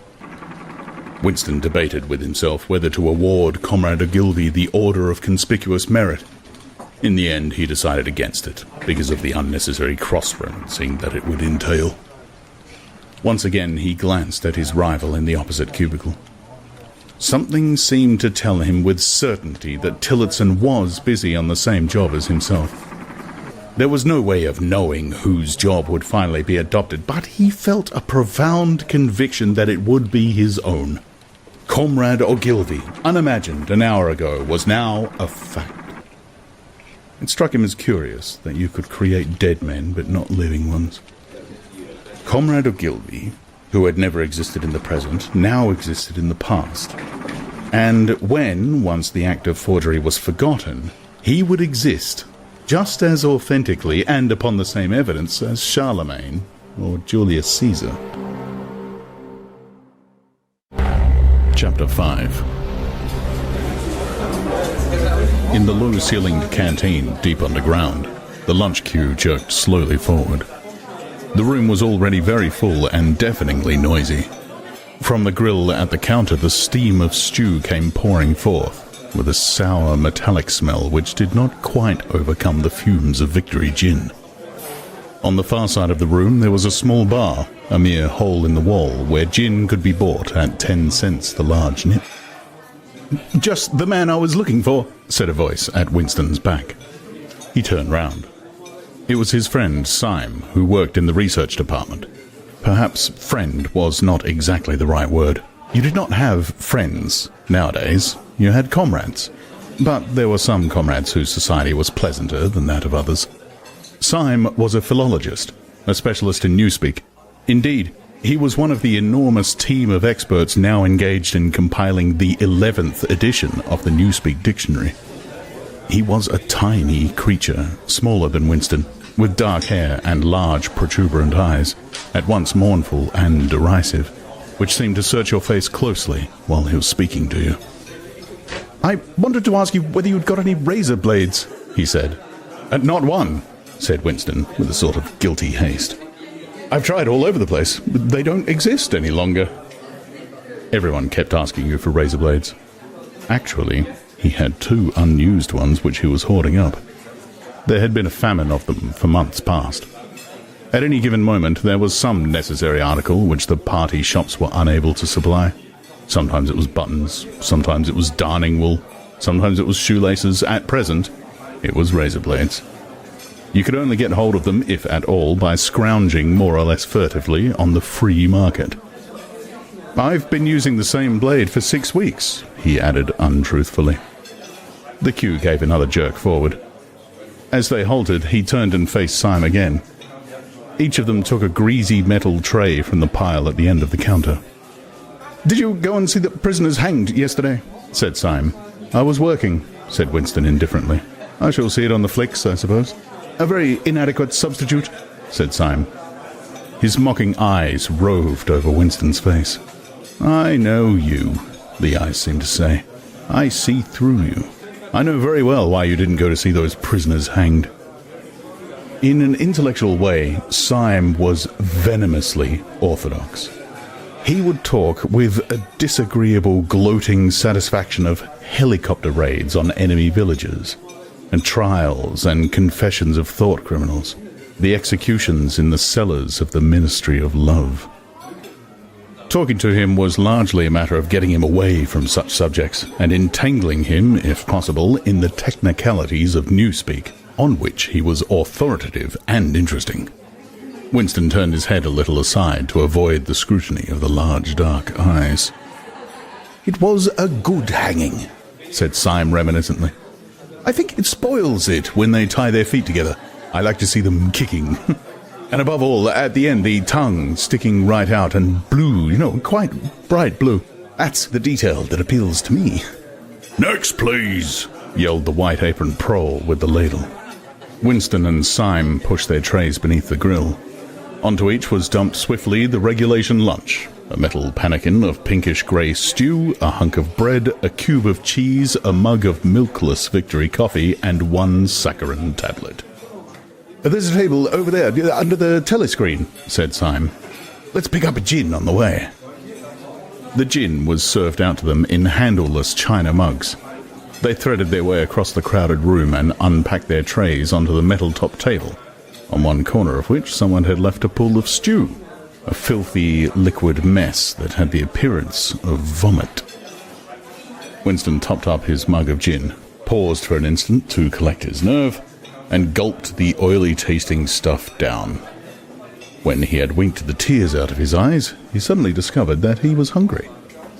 He began swallowing spoonfuls of the stew, which, in amongst its general sloppiness, had cubes of spongy pinkish stuff which was probably a preparation of meat. Neither of them spoke again till they had emptied their pannikins. From the table at Winston's left, a little behind his back, someone was talking rapidly and continuously, a harsh gabble almost like the quacking of a duck, which pierced the general uproar of the room. "How's the dictionary getting on?" said Winston, raising his voice to overcome the noise. "Slowly," said Syme. "I'm on the adjectives. It's fascinating." He had brightened up immediately at the mention of Newspeak. He pushed his pannikin aside, took up his hunk of bread in one delicate hand and his cheese in the other, and leaned across the table so as to be able to speak without shouting. "The 11th edition is the definitive edition," he said. "We're getting the language into its final shape, the shape it's going to have when nobody speaks anything else. When we finish with it, people like you will have to learn it all over again. You think, I dare say, that our chief job is inventing new words, but not a bit of it. We're destroying words, scores of them, hundreds of them, every day. We're cutting the language down to the bone. The 11th edition won't contain a single word that will become obsolete before the year 2050. He bit hungrily into his bread and swallowed a couple of mouthfuls, then continued speaking with a sort of pedant's passion. His thin, dark face had become animated, his eyes had lost their mocking expression and grown almost dreamy. It's a beautiful thing, the destruction of words. Of course, the great wastage is in the verbs and adjectives, but there are hundreds of nouns that can be gotten rid of as well. It isn't only the synonyms, there are also the antonyms. After all, what justification is there for a word which is simply the opposite of some other word? A word contains its opposite in itself. Take good, for instance. If you have a word like good, what need is there for a word like bad? Ungood will do just as well, better, because it's an exact opposite, which the other is not. Or again, if you want a stronger version of good, what sense is there in having a whole string of vague, useless words like excellent and splendid and all the rest of them? Plus good covers the meaning, or double plus good if you want something stronger still. Of course, we use those forms already, but in the final version of Newspeak, there'll be nothing else. In the end, the whole notion of goodness and badness will be covered by only 6 words. In reality, only 1 word. Don't you see the beauty of that, Winston? It was BB's idea originally, of course, he added as an afterthought. A sort of vapid eagerness flitted across Winston's face at the mention of Big Brother. Nevertheless, Syme immediately detected a certain lack of enthusiasm. "You haven't a real appreciation of Newspeak, Winston," he said almost sadly.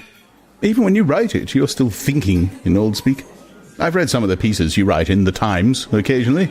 They're good enough, but they're translations. In your heart, you'd prefer to stick to Old Speak with all its vagueness and its useless shades of meaning.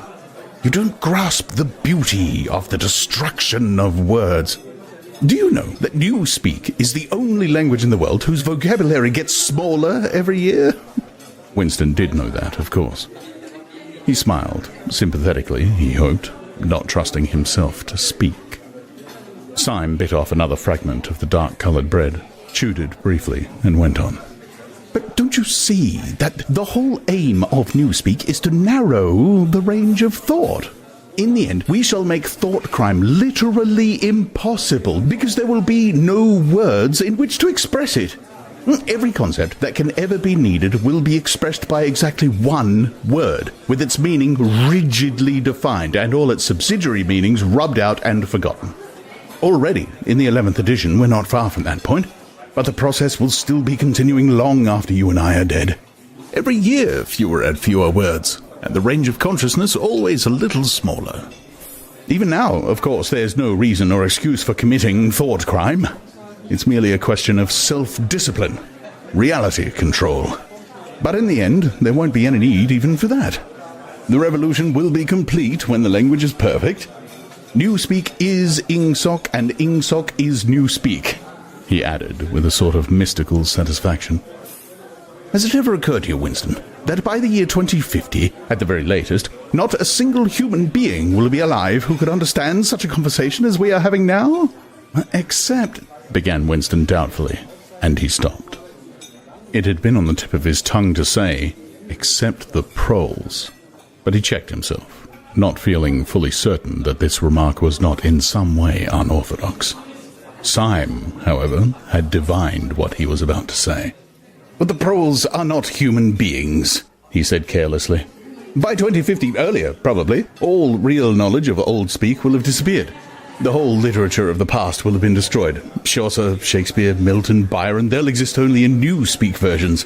Not merely changed into something different, but actually changed into something contradictory of what they used to be. Even the literature of the party will change. Even the slogans will change. How could you have a slogan like "freedom is slavery" when the concept of freedom has been abolished? Well, the whole climate of thought will be different. In fact, there will be no thought as we understand it now. Orthodoxy means not thinking, not needing to think. Orthodoxy is unconsciousness. One of these days, thought Winston with sudden deep conviction, Syme will be vaporized. He's too intelligent. He sees too clearly and speaks too plainly. The party does not like such people. One day, he will disappear. It is written in his face. Winston had finished his bread and cheese. He turned a little sideways in his chair to drink his mug of coffee. At the table on his left, the man with the strident voice was still talking remorselessly away. A young woman who was perhaps his secretary, and who was sitting with her back to Winston, was listening to him, and seemed to be eagerly agreeing with everything that he said. From time to time, Winston caught some such remark as, "Oh, I think you're so right. I do so agree with you," uttered in a youthful and rather silly feminine voice. But the other voice never stopped for an instant, even when the girl was speaking. Winston knew the man by sight, though he knew no more about him than that he held some important post in the fiction department. He was a man of about 30, with a muscular throat and a large mobile mouth. His head was thrown back a little, and because of the angle at which he was sitting, his spectacles caught the light and presented to Winston two blank discs instead of eyes. What was slightly horrible was that from the stream of sound that poured out of his mouth, it was almost impossible to distinguish a single word. Just once, Winston caught a phrase, "complete and final elimination of Goldsteinism," jerked out very rapidly and, as it seemed, all in one piece, like a line of type cast solid. For the rest, it was just a noise, a quack, quack, quacking. And yet, though you could not actually hear what the man was saying, you could not be in any doubt about its general nature. He might be denouncing Goldstein and demanding sterner measures against thought criminals and saboteurs. He might be fulminating against the atrocities of the Eurasian army. He might be praising Big Brother or the heroes on the Malabar front. It made no difference. Whatever it was, you could be certain that every word of it was pure orthodoxy, pure Ingsoc. As he watched the eyeless face with the jaw moving rapidly up and down, Winston had a curious feeling that this was not a real human being, but some kind of dummy. It was not the man's brain that was speaking, it was his larynx. The stuff that was coming out of him consisted of words, but it was not speech in the true sense. It was a noise, uttered in unconsciousness, like the quacking of a duck. Syme had fallen silent for a moment, and with the handle of his spoon was tracing patterns in the puddle of stew. The voices from the other table quacked rapidly on, easily audible in spite of the surrounding din. "There is a word in Newspeak," said Syme. "I don't know whether you know it. Duck speak. To quack like a duck. It's one of those interesting words which have two contradictory meanings. Applied to an opponent, it is abuse. Applied to someone you agree with, it's praise." Unquestionably, Syme will be vaporized, Winston thought again. He thought it with a kind of sadness, although well knowing that Syme despised him and slightly disliked him, and was fully capable of denouncing him as a thought criminal if he saw any reason for doing so. There was something subtly wrong with Syme. There was something that he lacked. Discretion, aloofness, a sort of saving stupidity. You could not say that he was unorthodox. He believed in the principles of Ingsoc. He venerated Big Brother. He rejoiced over victories. He hated heretics, not merely with sincerity, but with a sort of restless zeal, an up-to-dateness of information which the ordinary party member did not approach. Yet, A faint air of disreputability always clung to him. He said things that would have been better unsaid. He had read too many books. He frequented the Chestnut Tree Cafe, haunt of painters and musicians. There was no law, not even an unwritten law, against frequenting the Chestnut Tree Cafe, yet the place was somehow ill-omened. The old, discredited leaders of the party had been used to gather there before they were finally purged. Goldstein himself, it was said, had sometimes been seen there, years and decades ago. Syme's fate was not difficult to foresee. And yet it was a fact that if Syme grasped, even for 3 seconds, the nature of his, Winston's, secret opinions, he would betray him instantly to the thought police. So would anybody else, for that matter. But Syme more than most. Zeal was not enough. Orthodoxy was unconsciousness. Syme looked up. "Here comes Parsons," he said. Something in the tone of his voice seemed to add, "That bloody fool." Parsons, Winston's fellow tenant at Victory Mansions, was in fact threading his way across the room. A tubby, middle-sized man with fair hair and a frog-like face. At 35, he was already putting on rolls of fat at neck and waistline, but his movements were brisk and boyish. His whole appearance was that of a little boy grown large, so much so that, although he was wearing the regulation overalls, it was almost impossible not to think of him as being dressed in the blue shorts, grey shirt and red neckerchief of the spies. In visualizing him, one saw always a picture of dimpled knees and sleeves rolled back from pudgy forearms. Parsons did, indeed, invariably revert to shorts when a community hike or any other physical activity gave him an excuse for doing so. He greeted them both with a cheery "Hello, hello," and sat down at the table, giving off an intense smell of sweat. Beads of moisture stood out all over his pink face. His powers of sweating were extraordinary. At the community center, you could always tell when he had been playing table tennis by the dampness of the bat handle. Syme had produced a strip of paper on which there was a long column of words, and was studying it with an ink pencil between his fingers. "Oh, look at him working away in the lunch hour," said Parsons, nudging Winston. "Keenness, eh? What's that you've got there, old boy? Something a bit too brainy for me, I expect. Smith, old boy, I'll tell you why I'm chasing you. It's the sub you forgot to give me." What sub is that?" said Winston, automatically feeling for money. About a quarter of one's salary had to be earmarked for voluntary subscriptions, which were so numerous that it was difficult to keep track of them. For Hate Week, the House by House Fund. I'm treasurer for our block. We're making an all-out effort, going to put on a tremendous show. I tell you, it won't be my fault if old Victory Mansions doesn't have the biggest outfit of flags in the whole street. $2, you promised me? Winston found and handed over 2 creased and filthy notes, which Parsons entered in a small notebook in the neat handwriting of the illiterate. "By the way, old boy," he said, "I hear that little beggar of mine let fly at you with his catapult yesterday. I gave him a good dressing down for it. In fact, I told him I'd take the catapult away if he does it again." "I think he was a little upset at not going to the execution," said Winston.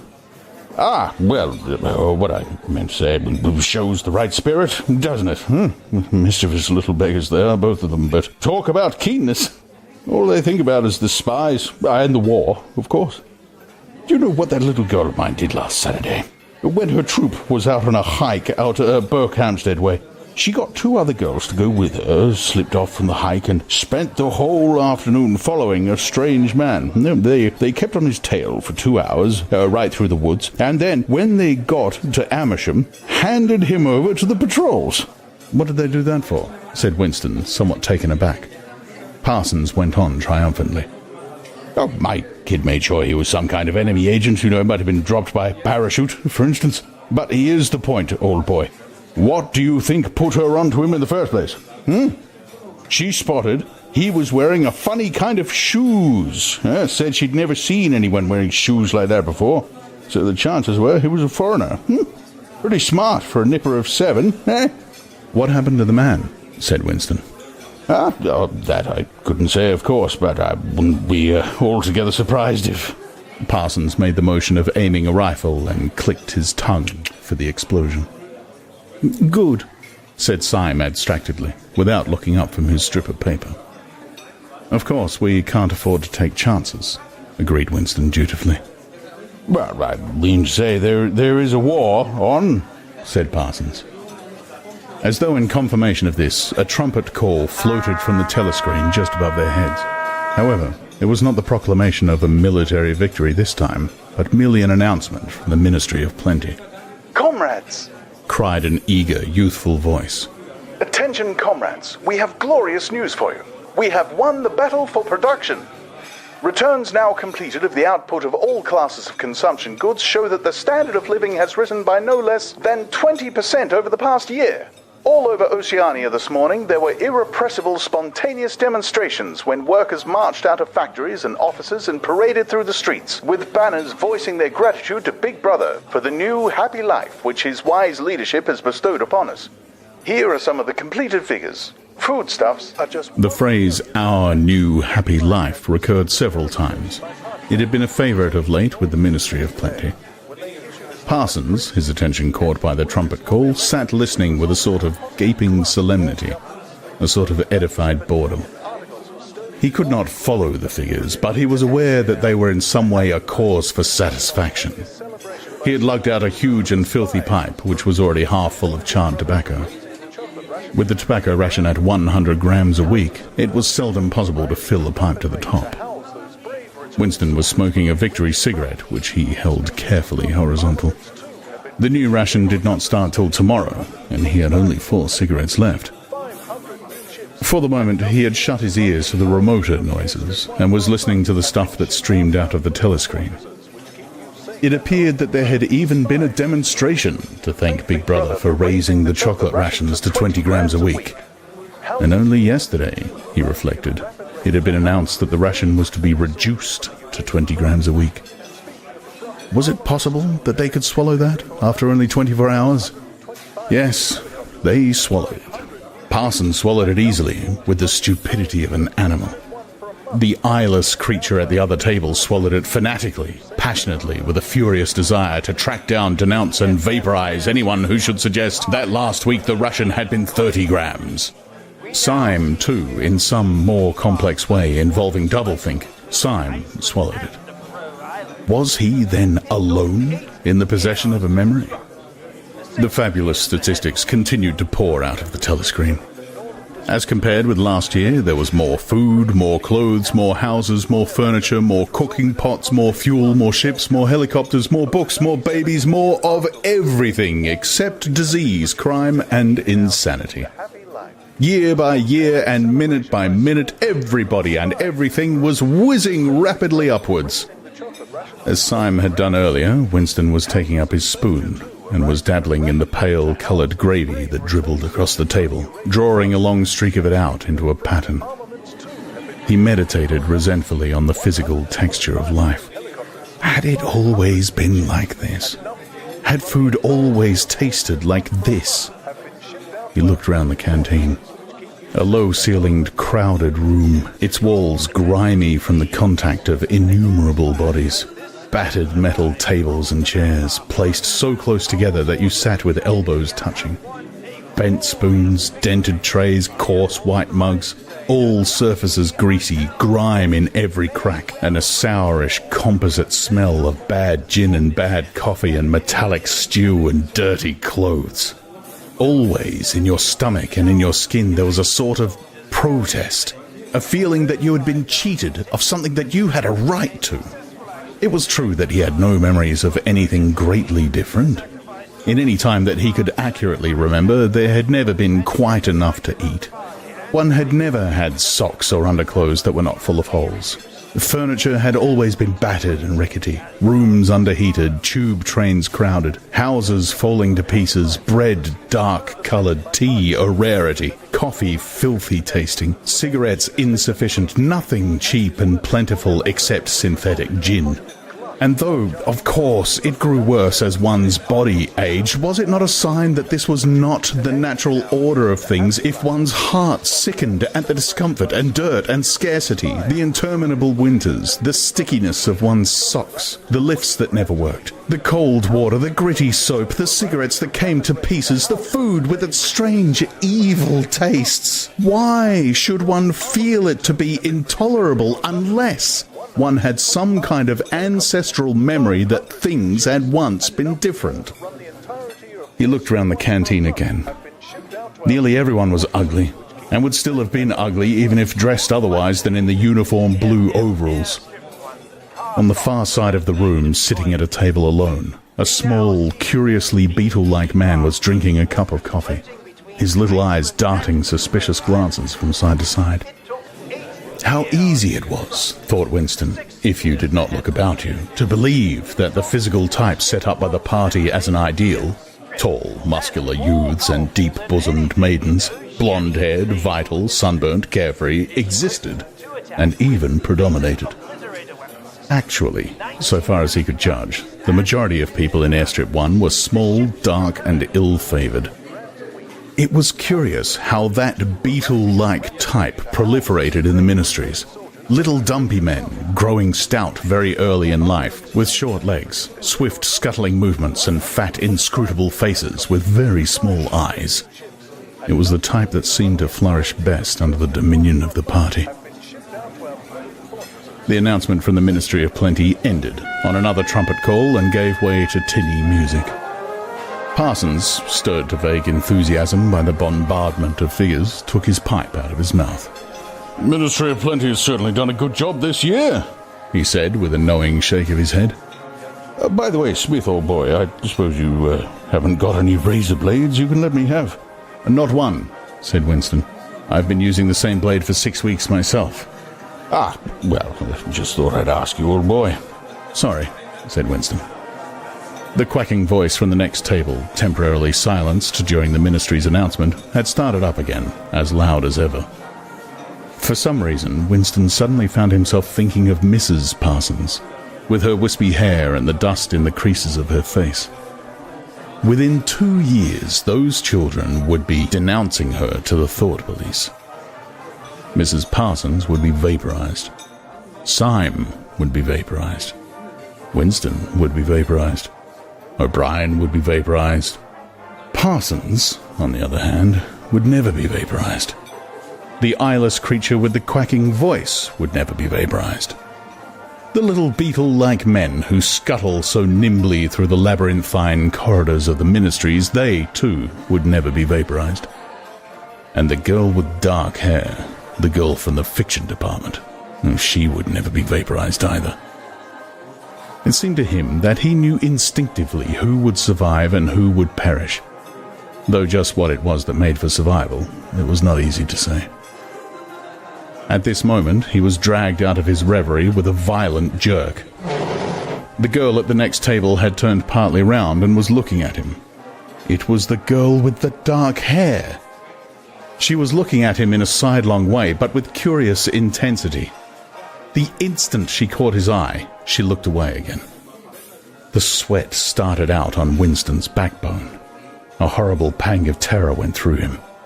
It was gone almost at once, but it left a sort of nagging uneasiness behind. Why was she watching him? Why did she keep following him about?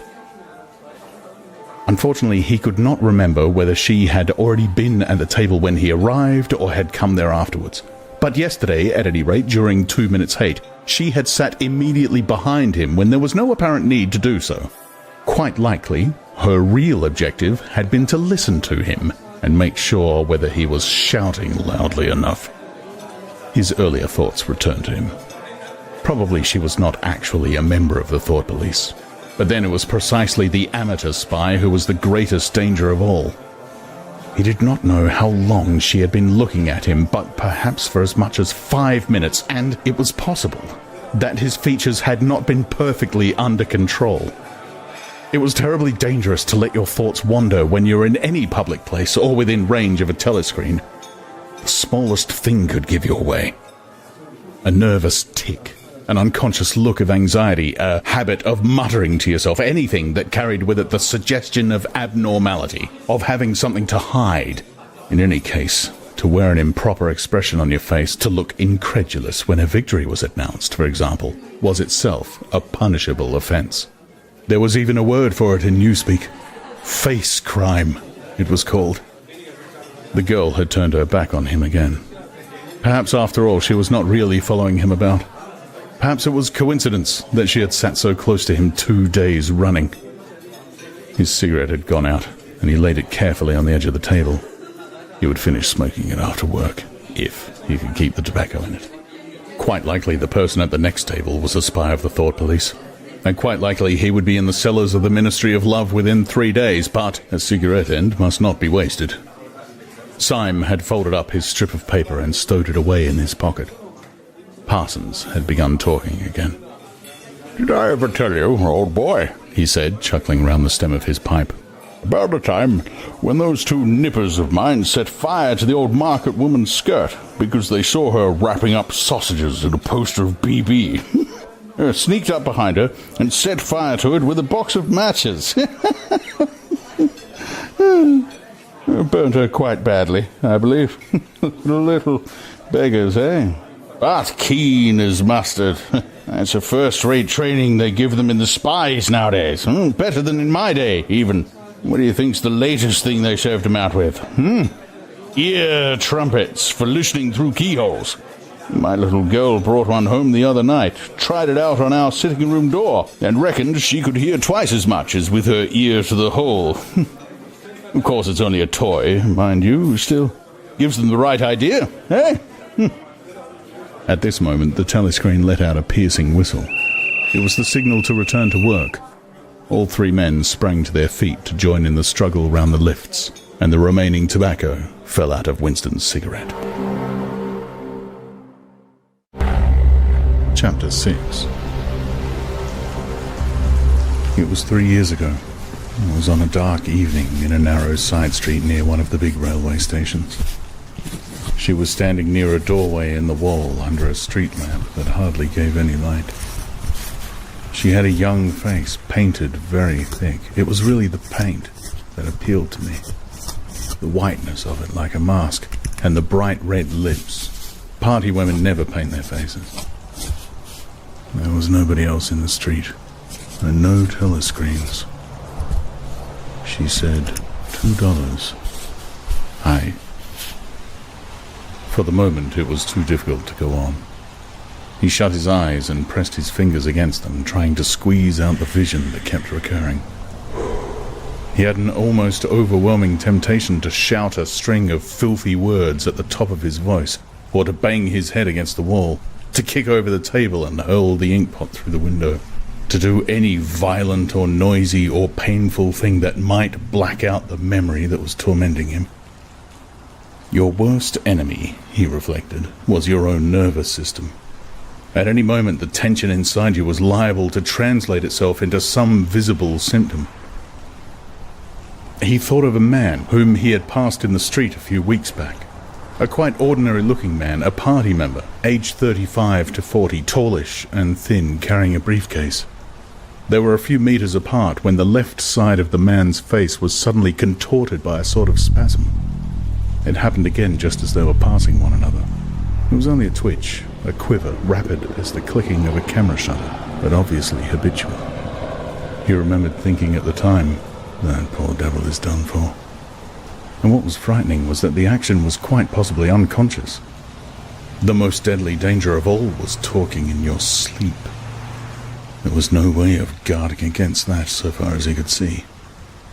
He drew his breath and went on writing. I went with her through the doorway and across a backyard into a basement kitchen. There was a bed against the wall and a lamp on the table, turned down very low. His teeth were set on edge. He would have liked to spit. Simultaneously with the woman in the basement kitchen, he thought of Catherine, his wife. Winston was married, had been married, at any rate. Probably he was still married, so far as he knew his wife was not dead. He seemed to breathe again the warm, stuffy odor of the basement kitchen. an odor compounded of bugs and dirty clothes and villainous cheap scent, but nevertheless alluring, because no woman of the party ever used scent, or could be imagined as doing so. Only the proles used scent. In his mind, the smell of it was inextricably mixed up with fornication. When he had gone with that woman, it had been his first lapse in 2 years or thereabouts. Consorting with prostitutes was forbidden, of course, but it was one of those rules that you could occasionally nerve yourself to break. It was dangerous, but it was not a life and death matter. To be caught with a prostitute might mean 5 years in a forced labor camp, not more if you had committed no other offense, and it was easy enough, provided that you could avoid being caught in the act. The poorer quarters swarmed with women who were ready to sell themselves. Some could even be purchased for a bottle of gin, which the proles were not supposed to drink. Tacitly, the party was even inclined to encourage prostitution, as an outlet for instincts which could not be altogether suppressed. Mere debauchery did not matter very much, so long as it was furtive and joyless and only involved the women of a submerged and despised class.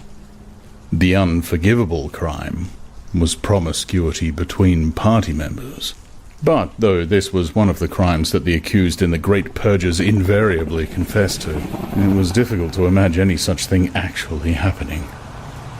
The aim of the party was not merely to prevent men and women from forming loyalties, which it might not be able to control. Its real, undeclared purpose was to remove all pleasure from the sexual act. Not love so much as eroticism was the enemy, inside marriage as well as outside it. All marriages between party members had to be approved by a committee appointed for the purpose, and, though the principle was never clearly stated, permission was always refused if the couple concerned gave the impression of being physically attracted to one another. The only recognized purpose of marriage was to beget children for the service of the party. Sexual intercourse was to be looked on as a slightly disgusting minor operation, like having an enema. This, again, was never put into plain words, but in an indirect way it was rubbed into every party member from childhood onwards. There were even organizations such as the Junior Anti-Sex League, which advocated complete celibacy for both sexes. All children were to be begotten by artificial insemination, ARTSEM, it was called in Newspeak, and brought up in public institutions. This, Winston was aware, was not meant altogether seriously, but somehow it fitted in with the general ideology of the party. The party was trying to kill the sex instinct, or, if it could not be killed, then to distort it and dirty it. He did not know why this was so, but it seemed natural that it should be so. And as far as the women were concerned, the party's efforts were largely successful. He thought again of Catherine. It must be 9, 10, nearly 11 years since they had parted. It was curious how seldom he thought of her. For days at a time he was capable of forgetting that he had ever been married. They'd only been together for about 15 months. The party did not permit divorce, but it rather encouraged separation in cases where there were no children. Catherine was a tall, fair-haired girl, very straight, with splendid movements. She had a bold, aquiline face, a face that one might have called noble, until one discovered that there was as nearly as possible nothing behind it. Very early in her married life he had decided, though perhaps it was only that he knew her more intimately than he knew most people, that she had, without exception, the most stupid, vulgar, empty mind that he had ever encountered. She had not a thought in her head that was not a slogan, and there was no imbecility, absolutely none, that she was not capable of swallowing if the party handed it out to her. The human soundtrack, he nicknamed her in his own mind. Yet he could have endured living with her if it had not been for just one thing: sex.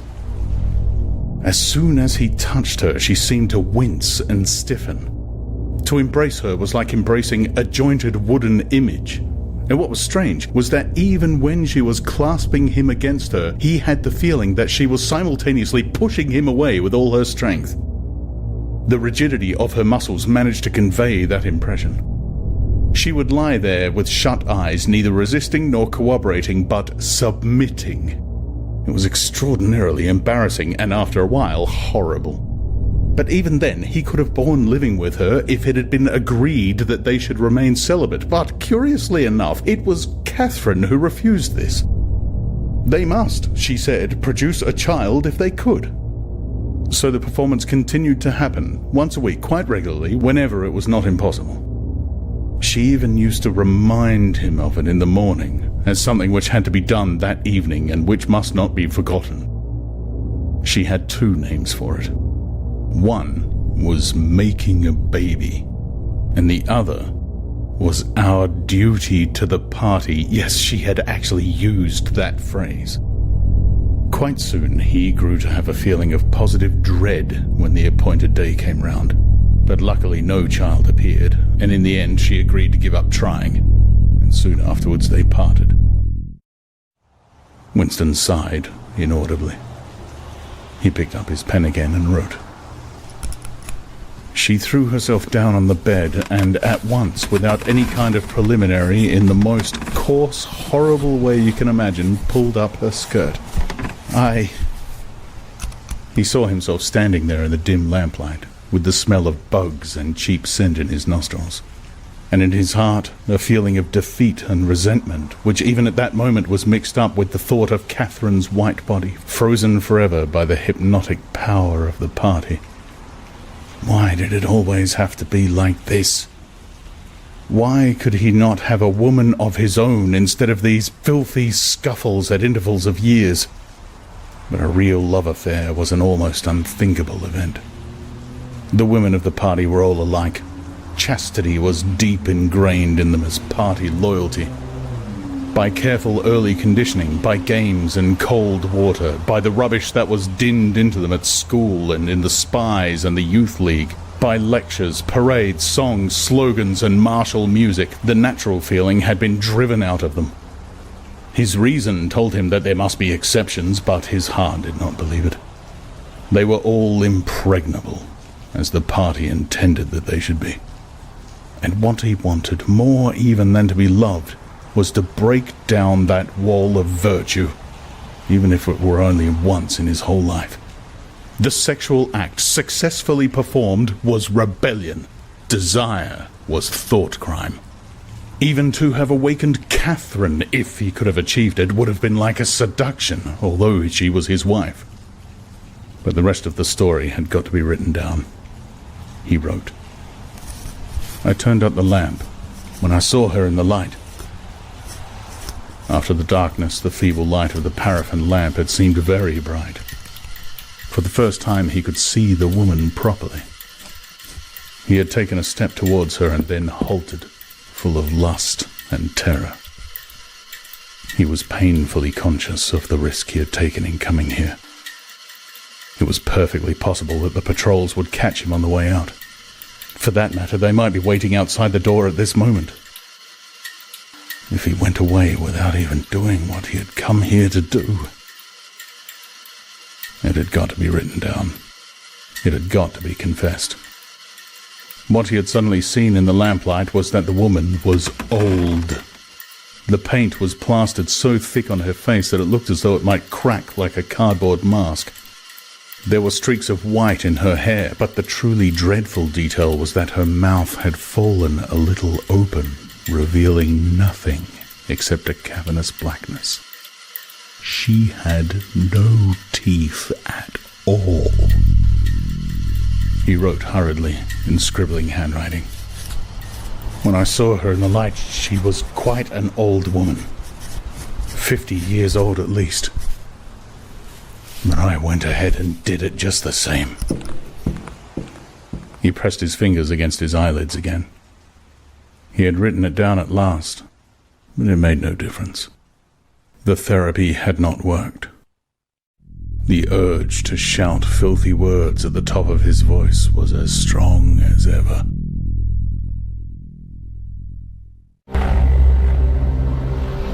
Chapter 7. If there is hope, wrote Winston, it lies in the proles. If there was hope, it must lie in the proles, because only there, in those swarming, disregarded masses, 85% of the population of Oceania, could the force to destroy the party ever be generated. The party could not be overthrown from within. Its enemies, if it had any enemies, had no way of coming together, or even of identifying one another.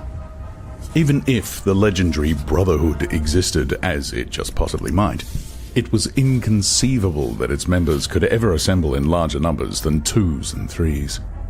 Rebellion meant a look in the eyes, an inflection of the voice, at the most an occasional whispered word.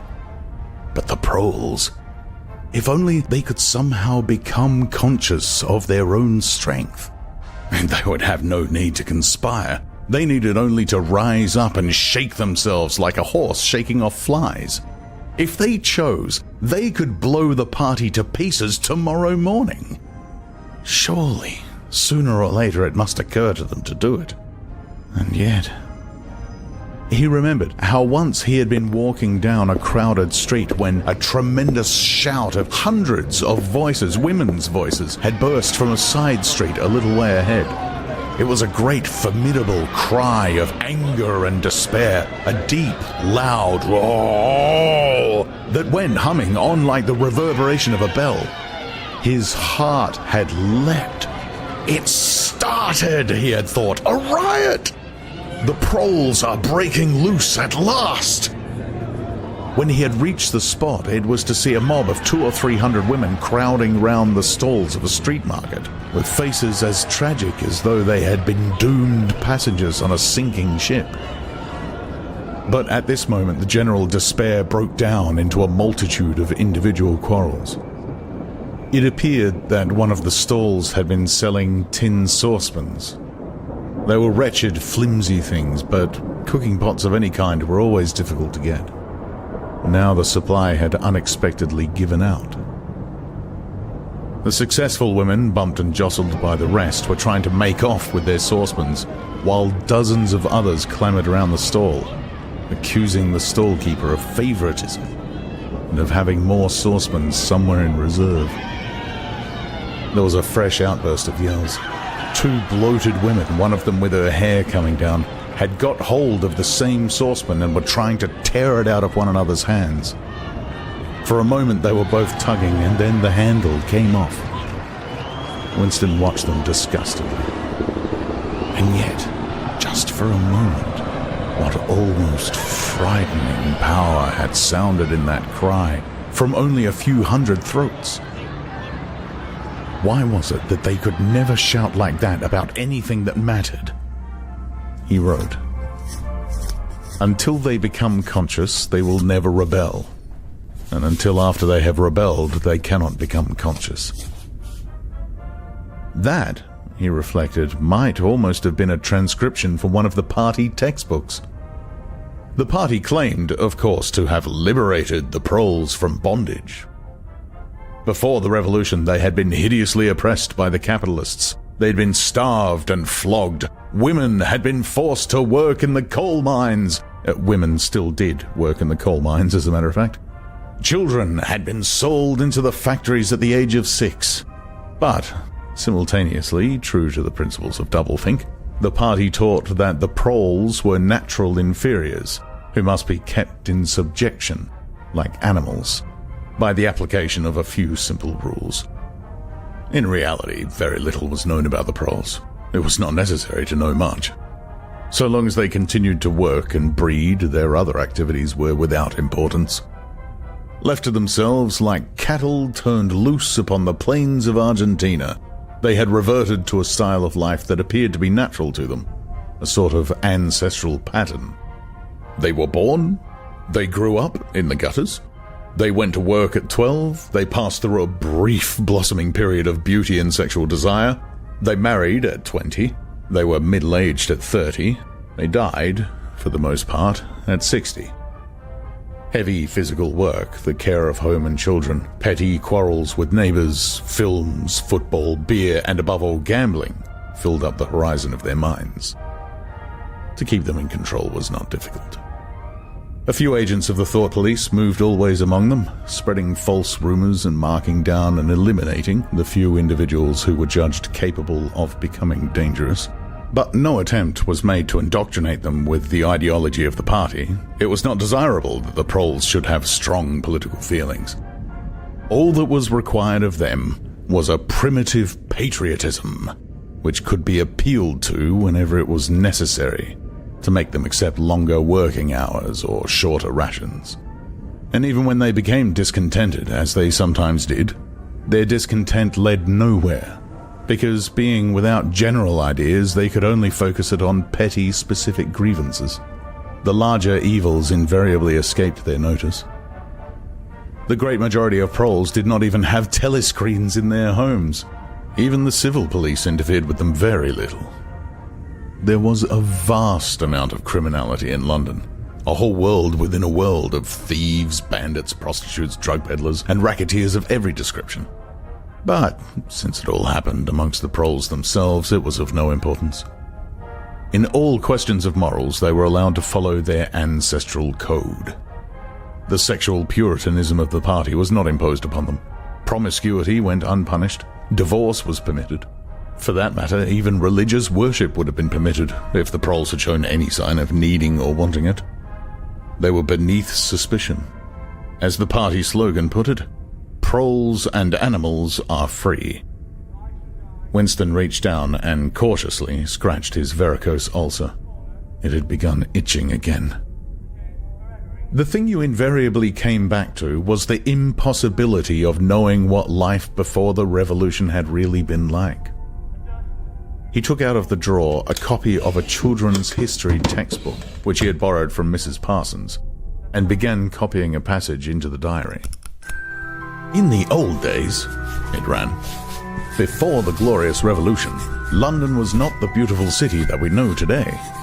It was a dark, dirty, miserable place where hardly anybody had enough to eat, and where hundreds and thousands of poor people had no boots on their feet, and not even a roof to sleep under.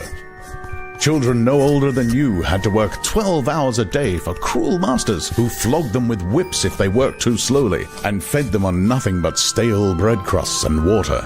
But in among all this terrible poverty, there were just a few great, big, beautiful houses that were lived in by rich men who had as many as 30 servants to look after them. These rich men were called capitalists. They were fat, ugly men with wicked faces, like the one in the picture on the opposite page. You can see that he is dressed in a long black coat, which was called a frock coat, and a queer, shiny hat shaped like a stovepipe, which was called a top hat. This was the uniform of the capitalists, and no one else was allowed to wear it.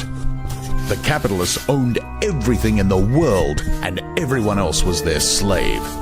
They owned all the land, all the houses, all the factories, and all the money. If anyone disobeyed them, they could throw them into prison, or they could take his job away and starve him to death. When any ordinary person spoke to a capitalist, he had to cringe and bow to him, and take off his cap and address him as Sir. The chief of all the capitalists was called the king, but he knew the rest of the catalogue. There would be mention of the bishops in their lawn sleeves, the judges in their ermine robes, the pillory, the stocks, the treadmill, the cat o' nine tails, the Lord Mayor's banquet, and the practice of kissing the Pope's toe. There was also something called jus prima noctis, which would probably not be mentioned in a textbook for children. It was the law by which every capitalist had the right to sleep with any woman working in one of his factories. How could you tell how much of it was lies? It might be true that the average human was better off now than he had been before the revolution. The only evidence to the contrary was the mute protest in your own bones, the instinctive feeling that the conditions you lived in were intolerable, and that at some other time they must have been different. It struck him that the truly characteristic thing about modern life was not its cruelty and insecurity, but simply its bareness, its dinginess, its listlessness. Life, if you looked around you, bore no resemblance not only to the lies that streamed out of the telescreens, but even to the ideals that the party was trying to achieve. Great areas of it, even for a party member, were neutral and non-political, a matter of slogging through dreary jobs, fighting for a place on the tube, darning a worn-out sock, cadging a saccharin tablet, saving a cigarette end.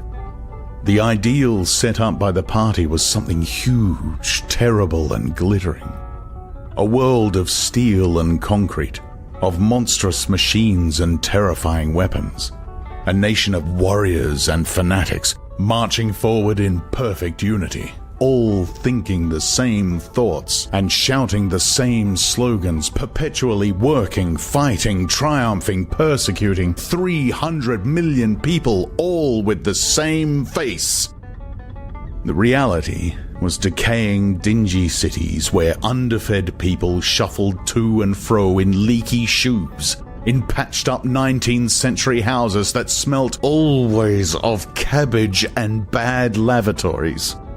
He seemed to see a vision of London, vast and ruinous, city of 1,000,000 dustbins, and mixed up with it was a picture of Mrs. Parsons, a woman with lined face and wispy hair, fiddling helplessly with a blocked waste pipe.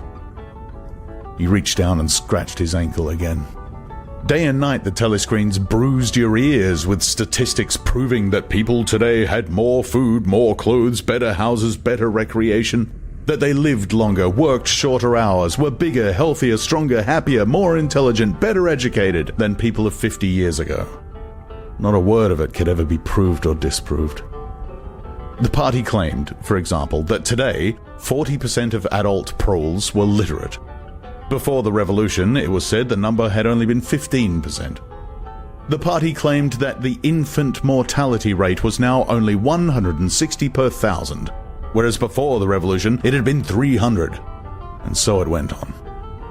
It was like a single equation with two unknowns.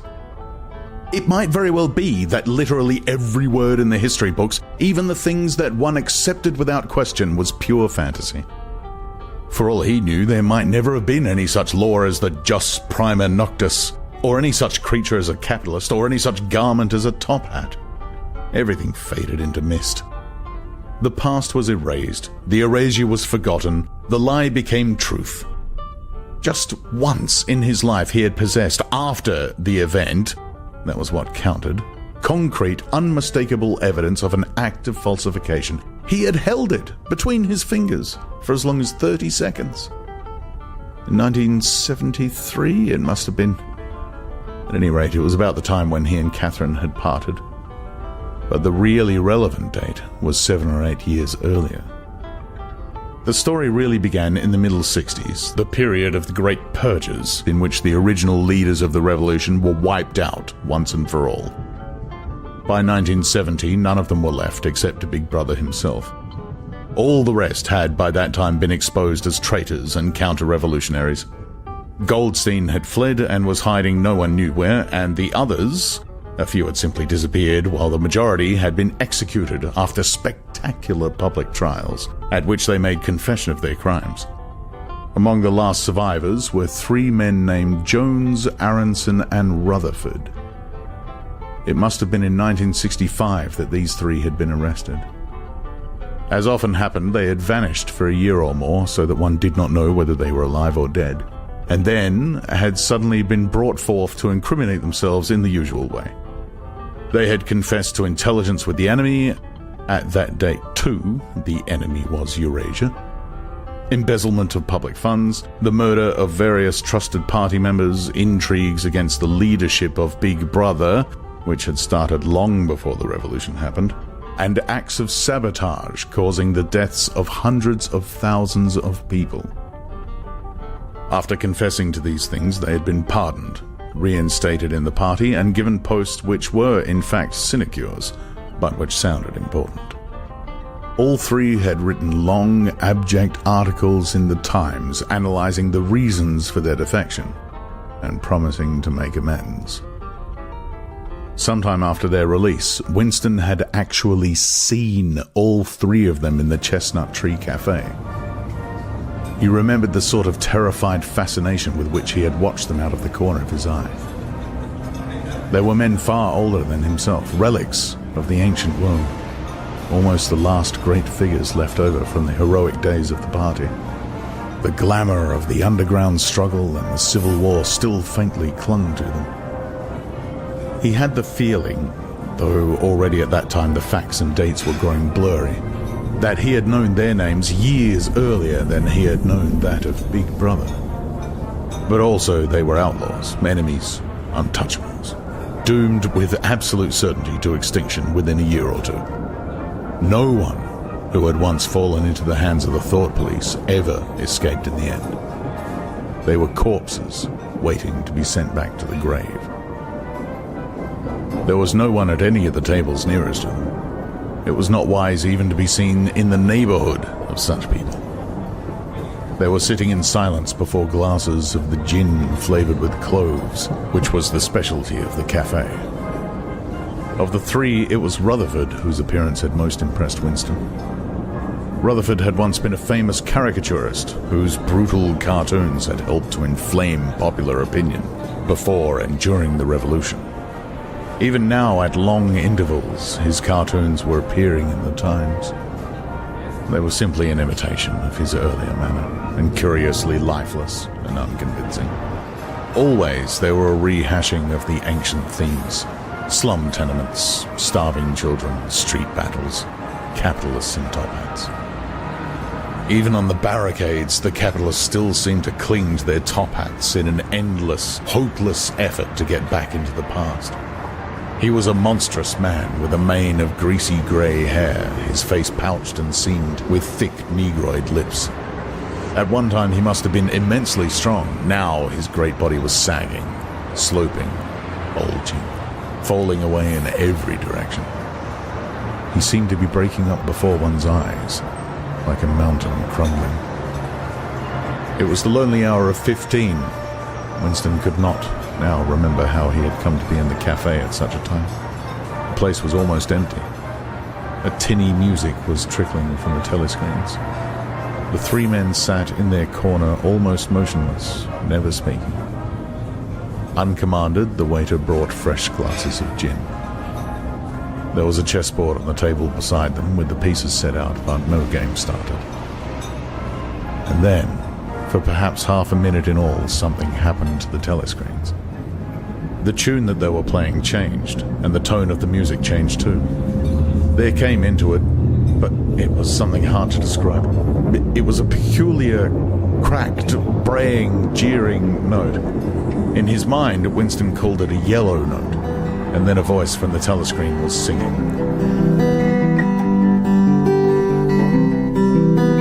Under the spreading chestnut tree, I sold you and you sold me.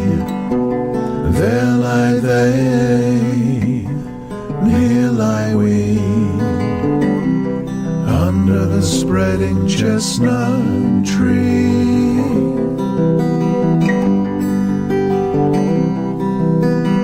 The three men never stirred, but when Winston glanced again at Rutherford's ruinous face, he saw that his eyes were full of tears. And for the first time he noticed, with a kind of inward shudder, and yet not knowing at what he shuddered, that both Aronson and Rutherford had broken noses. A little later, all three were rearrested. It appeared that they had engaged in fresh conspiracies from the very moment of their release. At the second trial, they confessed to all their old crimes over again with a whole string of new ones. They were executed, and their fate was recorded in the party histories, a warning to posterity. About 5 years after this, in 1973, Winston was unrolling a wad of documents which had just flopped out of the pneumatic tube onto his desk, when he came on a fragment of paper which had evidently been slipped in among the others and then forgotten. The instant he had flattened it out, he saw its significance. It was a half-torn page out of the Times of about 10 years earlier, the top half of the page, so that it included the date. And it contained a photograph of the delegates at some party function in New York. Prominent in the middle of the group were Jones, Aronson, and Rutherford. There was no mistaking them. In any case, their names were in the caption at the bottom. The point was that at both trials, all three men had confessed that on that date they had been on Eurasian soil. They had flown from a secret airfield in Canada to a rendezvous somewhere in Siberia and had conferred with members of the Eurasian General Staff, to whom they had betrayed important military secrets. The date had stuck in Winston's memory because it chanced to be Midsummer Day. But the whole story must be on record in countless other places as well. There was only one possible conclusion. The confessions were lies.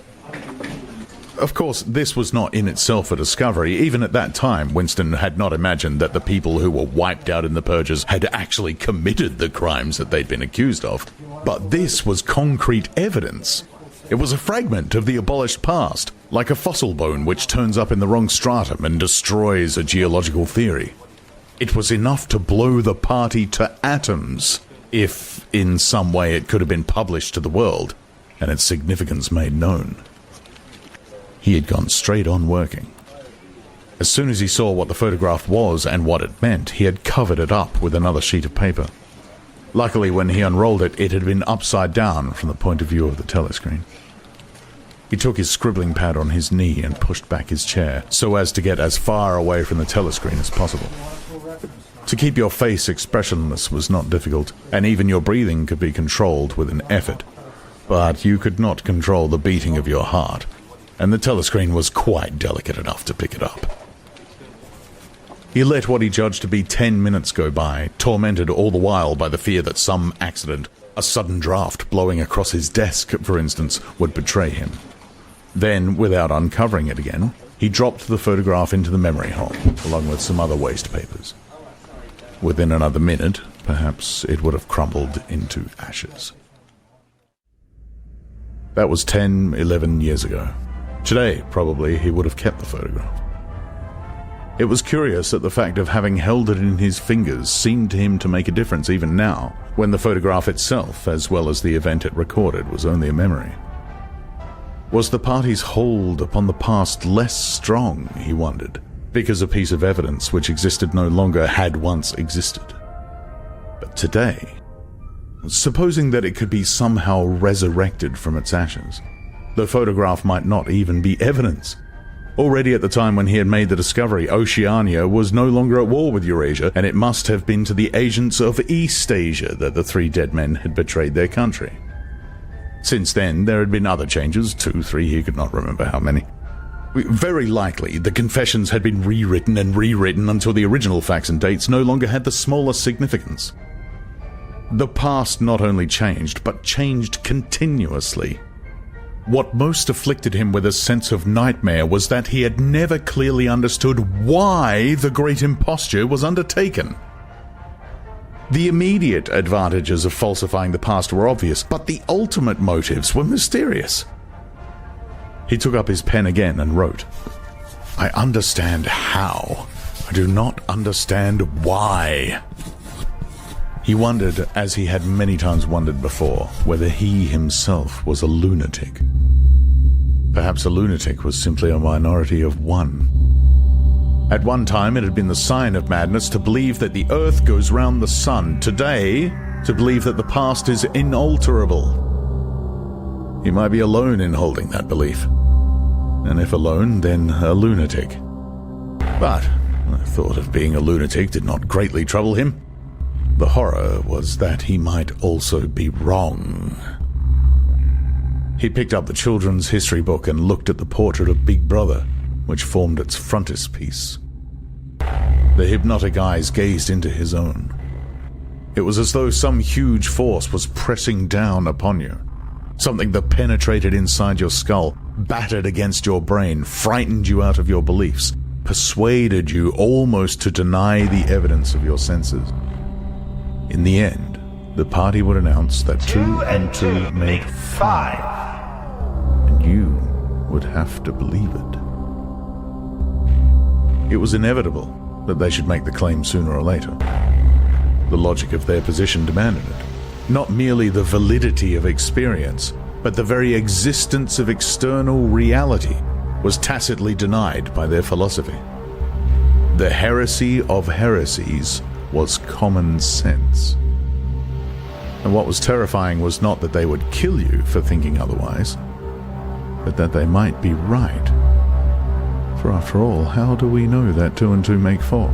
Or that the force of gravity works? Or that the past is unchangeable? If both the past and the external world exist only in the mind, and if the mind itself is controllable, what then? But no. His courage seemed suddenly to stiffen of its own accord. The face of O'Brien, not called up by any obvious association, had floated into his mind. He knew with more certainty than before that O'Brien was on his side. He was writing the diary for O'Brien, to O'Brien. It was like an interminable letter which no one would ever read, but which was addressed to a particular person and took its color from that fact. The party told you to reject the evidence of your eyes and ears. It was their final, most essential command.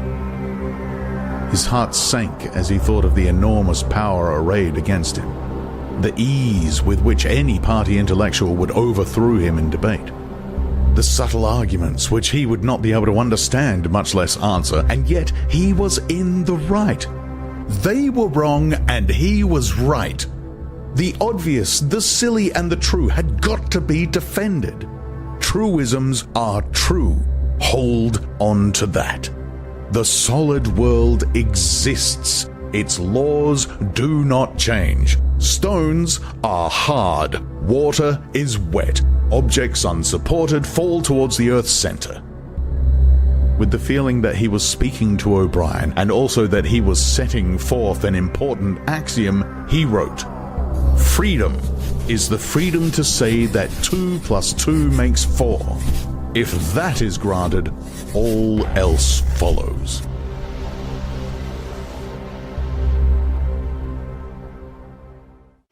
Chapter 8. From somewhere at the bottom of a passage, the smell of roasting coffee, real coffee, not victory coffee, came floating out into the street. Winston paused involuntarily. For perhaps 2 seconds he was back in the half-forgotten world of his childhood. Then a door banged, seeming to cut off the smell as abruptly as though it had been a sound. He had walked several kilometers over pavements, and his varicose ulcer was throbbing. This was the second time in 3 weeks that he had missed an evening at the community center. A rash act, since you could be certain that the number of your attendances at the center was carefully checked. In principle, a party member had no spare time and was never alone except in bed. It was assumed that when he was not working, eating, or sleeping, he would be taking part in some kind of communal recreation. To do anything that suggested a taste for solitude, even to go for a walk by yourself, was always slightly dangerous. There was a word for it in Newspeak. Own life, it was called, meaning individualism and eccentricity. But this evening, as he came out of the ministry, the balminess of the April air had tempted him. The sky was a warmer blue than he had seen it that year. And suddenly the long, noisy evening at the center, the boring, exhausting games, the lectures, the creaking camaraderie oiled by gin had seemed intolerable. On impulse, he had turned away from the bus stop and wandered off into the labyrinth of London. First south, then east, then north again, losing himself amongst unknown streets and hardly bothering in which direction he was going. If there is hope, he had written in the diary, it lies in the proles. The words kept coming back to him, statement of a mystical truth and a palpable absurdity. He was somewhere in the vague, brown-coloured slums to the north and east of what had once been St. Pancras Station. He was walking up a cobbled street of little 2-story houses with battered doorways, which gave straight on the pavement, and which were somehow curiously suggestive of rat holes. There were puddles of filthy water here and there among the cobbles. In and out of the dark doorways and down narrow alleyways that branched off on either side, people swarmed in astonishing numbers. Girls in full bloom with crudely lipsticked mouths, and youths who chased the girls. and swollen waddling women who showed you what the girls would be like in 10 years' time, and old bent creatures shuffling along on splayed feet, and ragged barefooted children who played in the puddles and then scattered at angry yells from their mothers. Perhaps a quarter of the windows in the street were broken and boarded up. Most of the people paid no attention to Winston. A few eyed him with a sort of guarded curiosity. Two monstrous women with brick-red forearms folded against their aprons were talking outside a doorway. Winston caught scraps of conversation as he approached.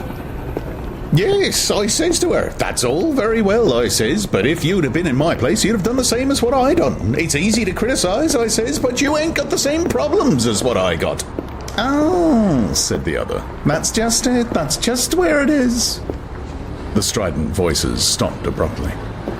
The women studied him in hostile silence as he went past, but it was not hostility exactly, merely a kind of wariness, a momentary stiffening as at the passing of some unfamiliar animal. The blue overalls of the party could not be a common sight in a street like this. Indeed, it was unwise to be seen in such places, unless you had definite business there. The patrols might stop you if you happened to run into them. May I see your papers, comrade? What are you doing here? What time did you leave work? Is this your usual way home? And so on and so forth. Not that there was any rule against walking home by an unusual route, but it was enough to draw attention to you if the thought police heard about it. Suddenly, the whole street was in commotion. There were yells of warning from all sides. People were shooting into the doorways like rabbits. A young woman leapt out of a doorway a little ahead of Winston, grabbed up a tiny child playing in a puddle, whipped her apron round it, and leapt back again, all in one movement. At the same instant, a man in a concertina-like black suit, who had emerged from a side alley, ran towards Winston, pointing excitedly to the sky. Steamer! Look out, Governor! Bang overhead! Lay down, quick! Steamer was a nickname which, for some reason, the proles applied to rocket bombs. Winston promptly flung himself on his face. The proles were nearly always right when they gave you a warning of this kind.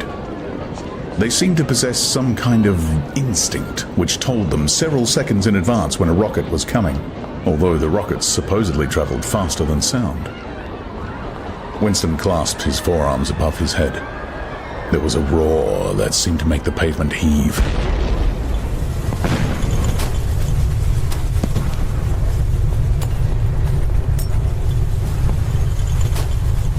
A shower of light objects pattered onto his back.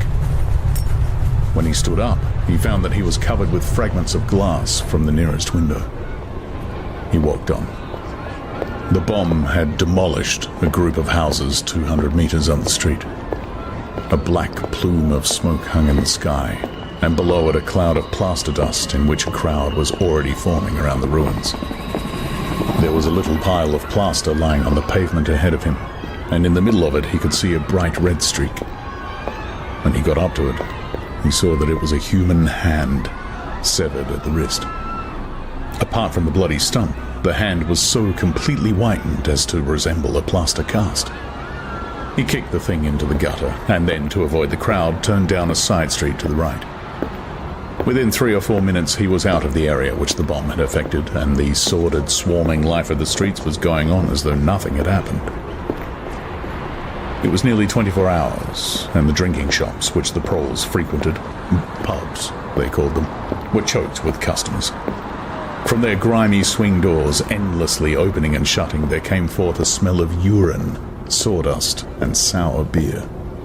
In an angle formed by a projecting house front, 3 men were standing very close together. The middle one of them was holding a folded-up newspaper, which the other 2 were studying over his shoulder. Even before he was near enough to make out the expression on their faces, Winston could see absorption in every line of their bodies. It was obviously some serious piece of news that they were reading. He was a few paces away from them when suddenly the group broke up, and 2 of the men were in a violent altercation. For a moment they seemed almost on the point of blows. Can't you bleeding well listen to what I say? I tell you, No number ending in 7 ain't won for over 14 months. Yes, it has, then. No, it has not. Back home, I got the whole lot of them for over 2 years written down on a piece of paper. I takes them down regular as the clock, and I tell you, no number ending in 7. Yes, a 7 has one. I could pretty near tell you the bleeding number. 407 it ended in. It were in February. Second week in February. February, your grandmother. I got it all down in black and white, and I tell you, no number. Oh, pack it in, said the third man. They were talking about the lottery. Winston looked back when he had gone 30 meters. They were still arguing, with vivid, passionate faces. The lottery, with its weekly payout of enormous prizes, was the one public event to which the proles paid serious attention. It was probable that there were some millions of proles for whom the lottery was the principal, if not the only reason for remaining alive. It was their delight, their folly, their anodyne, their intellectual stimulant. Where the lottery was concerned, even people who could barely read and write seemed capable of intricate calculations and staggering feats of memory. There was a whole tribe of men who made a living simply by selling systems, forecasts, and lucky amulets. Winston had nothing to do with the running of the lottery, which was managed by the Ministry of Plenty, but he was aware, indeed everyone in the party was aware, that the prizes were largely imaginary. Only small sums were actually paid out, the winners of the big prizes being non-existent persons. In the absence of any real intercommunication between one part of Oceania and another, this was not difficult to arrange. But, if there was hope, it lay in the proles. You had to cling on to that. When you put it in words, it sounded reasonable. It was when you looked at the human beings passing you on the pavement that it became an act of faith. The street into which he had turned ran downhill. He had a feeling that he had been in this neighborhood before, and that there was a main thoroughfare not far away. From somewhere ahead there came a din of shouting voices. The street took a sharp turn, and then ended in a flight of steps which led down into a sunken alley where a few stall holders were selling tired-looking vegetables. At this moment, Winston remembered where he was. The alley led out into the main street, and down the next turning, not 5 minutes away, was the junk shop, where he had bought the blank book, which was now his diary. And in a small stationer's shop not far away, he had bought his pen holder and his bottle of ink. He paused for a moment at the top of the steps. On the opposite side of the alley, there was a dingy little pub whose windows appeared to be frosted over, but in reality were merely coated with dust. A very old man, bent but active, with white moustaches that bristled forward like those of a prawn, pushed open the swing door and went in. As Winston stood watching, it occurred to him that the old man, who must be 80 at the least, had already been middle-aged when the revolution happened. He and a few others like him were the last links that now existed with the vanished world of capitalism. In the party itself, there was not many people left whose ideas had been formed before the revolution. The older generation had mostly been wiped out in the great purges of the 50s and 60s, and the few who survived had long ago been terrified into complete intellectual surrender.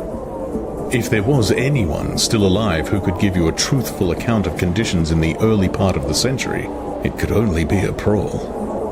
Suddenly, the passage from the history book that he had copied into his diary came back into Winston's mind, and a lunatic impulse took hold of him.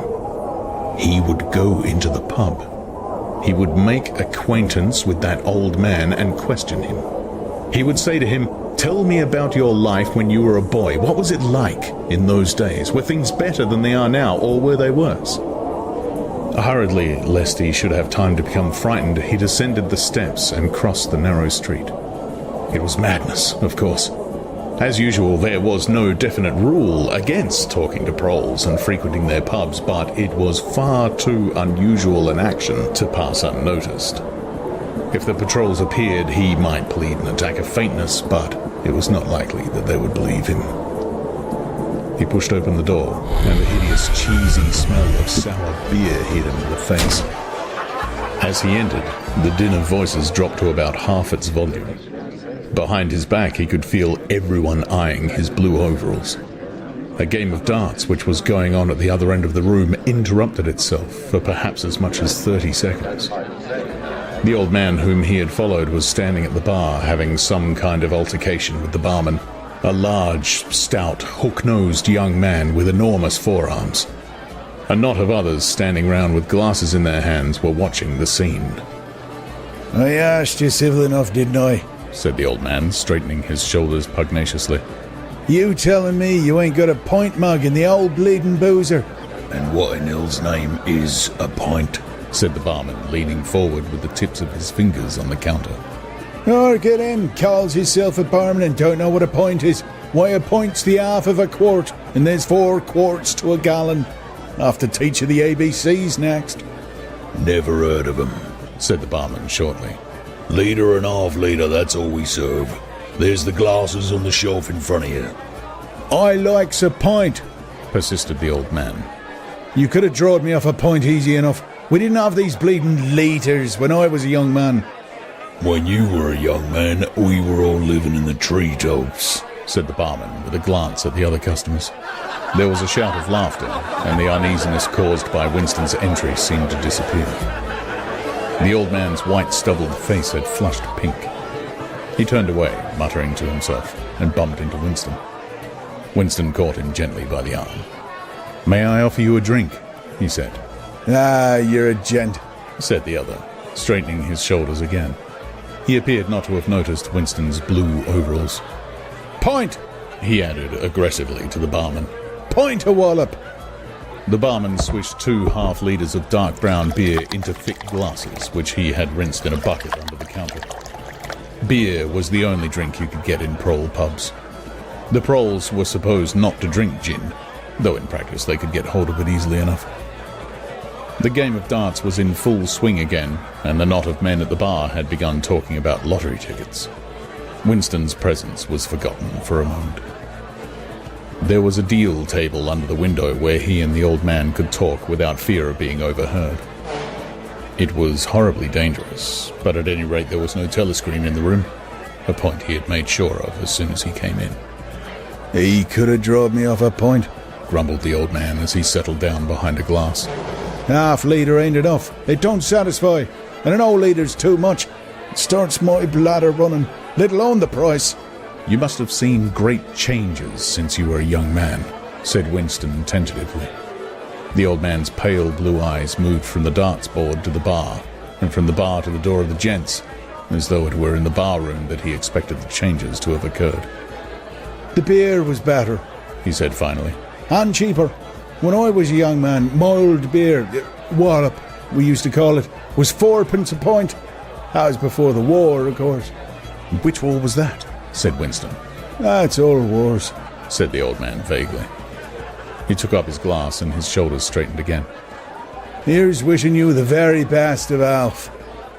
In his lean throat, the sharp-pointed Adam's apple made a surprisingly rapid up-and-down movement, and the beer vanished. Winston went to the bar and came back with 2 more half-litres. The old man appeared to have forgotten his prejudice against drinking a full litre. "You are very much older than I am," said Winston. "You must have been a grown man before I was born. You can remember what it was like in the old days, before the revolution. People of my age don't really know anything about those times. We can only read about them in books, and what it says in the books may not be true. I should like your opinion on that. The history books say that life before the revolution was completely different from what it is now. There was the most terrible oppression, injustice, poverty, worse than anyone can imagine. Here in London, the great mass of the people had never had enough to eat from birth to death. Half of them hadn't even boots on their feet. They worked 12 hours a day, they left school at 9, they slept 10 in a room, and at the same time there were very few people, only a few thousands, the capitalists they were called, who were rich and powerful. They owned everything that there was to own. They lived in gorgeous houses with 30 servants. They rode about in motor cars and 4-horse carriages. They drank champagne. They wore top hats. The old man brightened suddenly. "Top hats," he said. "Ah, funny you should mention them. The same thing came into my head only yesterday. I don't know why. I was just thinking, I ain't seen a top hat in years. Gone right out they have. The last time I wore one was at my sister-in-law's funeral. And that was, well, I couldn't give you the date, but it must have been 50 years ago. Of course, it was only hired for the occasion, you understand." It isn't very important about the top hats, said Winston patiently. The point is, these capitalists, they and a few lawyers and priests and so forth who lived on them, were the lords of the earth. Everything existed for their benefit. You, the ordinary people, the workers, were their slaves. They could do what they liked with you. They could ship you off to Canada like cattle. They could sleep with your daughters if they chose. They could order you to be flogged with something called a cat of nine tails. You had to take your cap off when you passed them. Every capitalist went about with a gang of lackeys who... The old man brightened again. Lackeys, he said. Oh, that regular takes me back, it does. I recollect, donkeys years ago. I used to sometimes go to Hyde Park on a Sunday afternoon to hear the blokes making speeches. Salvation Army, Roman Catholics, Jews, Indians, all sorts there was. And there was one bloke, I couldn't give you his name, but a real powerful speaker he was. He didn't half give it to him. Lackeys, he says. Lackeys of the bourgeoisie, flunkies of the ruling class. The parasites, that was another one of them. And hyenas, he definitely called them hyenas. Gosh, he was referring to the Labour Party, you understand. Winston had the feeling that they were talking at crossed purposes. What I really want to know was this, he said. Do you feel that you have more freedom now than you had in those days? Are you treated more like a human being? In the old days, the rich people, the people at the top... House of Lords, put in the old man reminiscently. The House of Lords, if you like. What I'm asking is, were these people able to treat you as an inferior simply because they were rich and you were poor? Is it a fact, for instance, that you had to call them sir and take off your cap when you passed them? The old man appeared to think deeply. He drank off about a quarter of his beer before answering. Yes, he said. Well, they liked you to touch your cap to them. It showed respect. I didn't agree with it myself, but I done it often enough. Had to, as you might say. And was it usual, I'm only quoting what I've read in the history books, was it usual for these people and their servants to push you off the pavement into the gutter? One of them pushed me once, said the old man. I recollect it as if it was yesterday. It was boat race night. Terribly rowdy they used to get on boat race night. And I bumps into a young bloke on Shaftesbury Avenue. Quite a gent he was. Dress shirt, top hat, black overcoat. He was kind of zigzagging across the pavement. And I bumps into him, accidental like. And he says, "Why can't you look where you're going?" he says. I say, "Do you think you bought the bleeding pavement?" He says, "I'll twist your bloody head off if you get fresh with me." I says, "You're drunk. I'll give you in charge in half a minute," I says. And if you believe me, he puts his hand on my chest. He gives me a shove as pretty near sent me under the wheels of a bus. Well, I was young in them days and I was going to fetch him one, only... A sense of helplessness took hold of Winston. The old man's memory was nothing but a rubbish heap of details. One could question him all day without getting any real information. The party histories might still be true after a fashion. They might even be completely true. He made a last attempt. Perhaps I have not made myself clear, he said. What I'm trying to say is this. You have been alive a very long time. You lived half your life before the revolution. In 1925, for instance, you were already grown up. Would you say, from what you can remember, that life in 1925 was better than it is now or worse? If you could choose, would you prefer to live then or now? The old man looked meditatively at the darts board. He finished up his beer more slowly than before. When he spoke, it was with a tolerant philosophical air, as though the beer had mellowed him. "I know what you expect me to say," he said. "You expect me to say I'd sooner be young again. Well, most people would say they'd sooner be young if you asked them. You got your health and strength when you're young. When you get to my time of life, you ain't never well. I suffer something wicked from my feet, and my bladder's just terrible. 6 and 7 times a night it has me out of bed. On the other hand, there's great advantages in being an old man. You ain't got the same worries. No truck with women, and that's a great thing. I ain't had a woman for near on 30 years, if you credit it, or 1 or 2. What's more?" Winston sat back against the windowsill. There was no use going on. He was about to buy some more beer when the old man suddenly got up and shuffled rapidly into the stinking urinal at the side of the room. The extra half-litre was already working on him. Winston sat for a minute or two gazing at his empty glass, and hardly noticed when his feet carried him out into the street again. Within 20 years at the most, he reflected. The huge and simple question, was life better before the revolution than it is now, would have ceased once and for all to be answerable. But in effect it was unanswerable even now, since the few scattered survivors from the ancient world were incapable of comparing one age with another. They remembered a million useless things. A quarrel with a workmate, a hunt for a lost bicycle pump, the expression on a long-dead sister's face, the swirls of dust on a windy morning 70 years ago. But all the relevant facts were outside the range of their vision. They were like the ant, which can see small objects but not large ones. And when memory failed and written records were falsified, when that happened, the claim of the party to have improved the conditions of human life had got to be accepted, because there did not exist, and never again could exist, any standard against which it could be tested. At this moment his train of thought stopped abruptly. He halted and looked up. He was in a narrow street, with a few dark little shops, interspersed amongst dwelling houses. Immediately above his head there hung 3 discoloured metal balls, which looked as if they had once been gilded. He seemed to know the place. Of course, he was standing outside the junk shop where he had bought the diary. A twinge of fear went through him. It had been a sufficiently rash act to buy the book in the beginning, and he had sworn never to come near the place again. And yet the instant he allowed his thoughts to wander, his feet had brought him back here of their own accord. It was precisely against suicidal impulses of this kind that he had hoped to guard himself by opening the diary. At the same time, he noticed that although it was nearly 21 hours, the shop was still open. With the feeling that he would be less conspicuous inside than hanging about on the pavement, he stepped through the doorway. If questioned, he could plausibly say that he was trying to buy razor blades.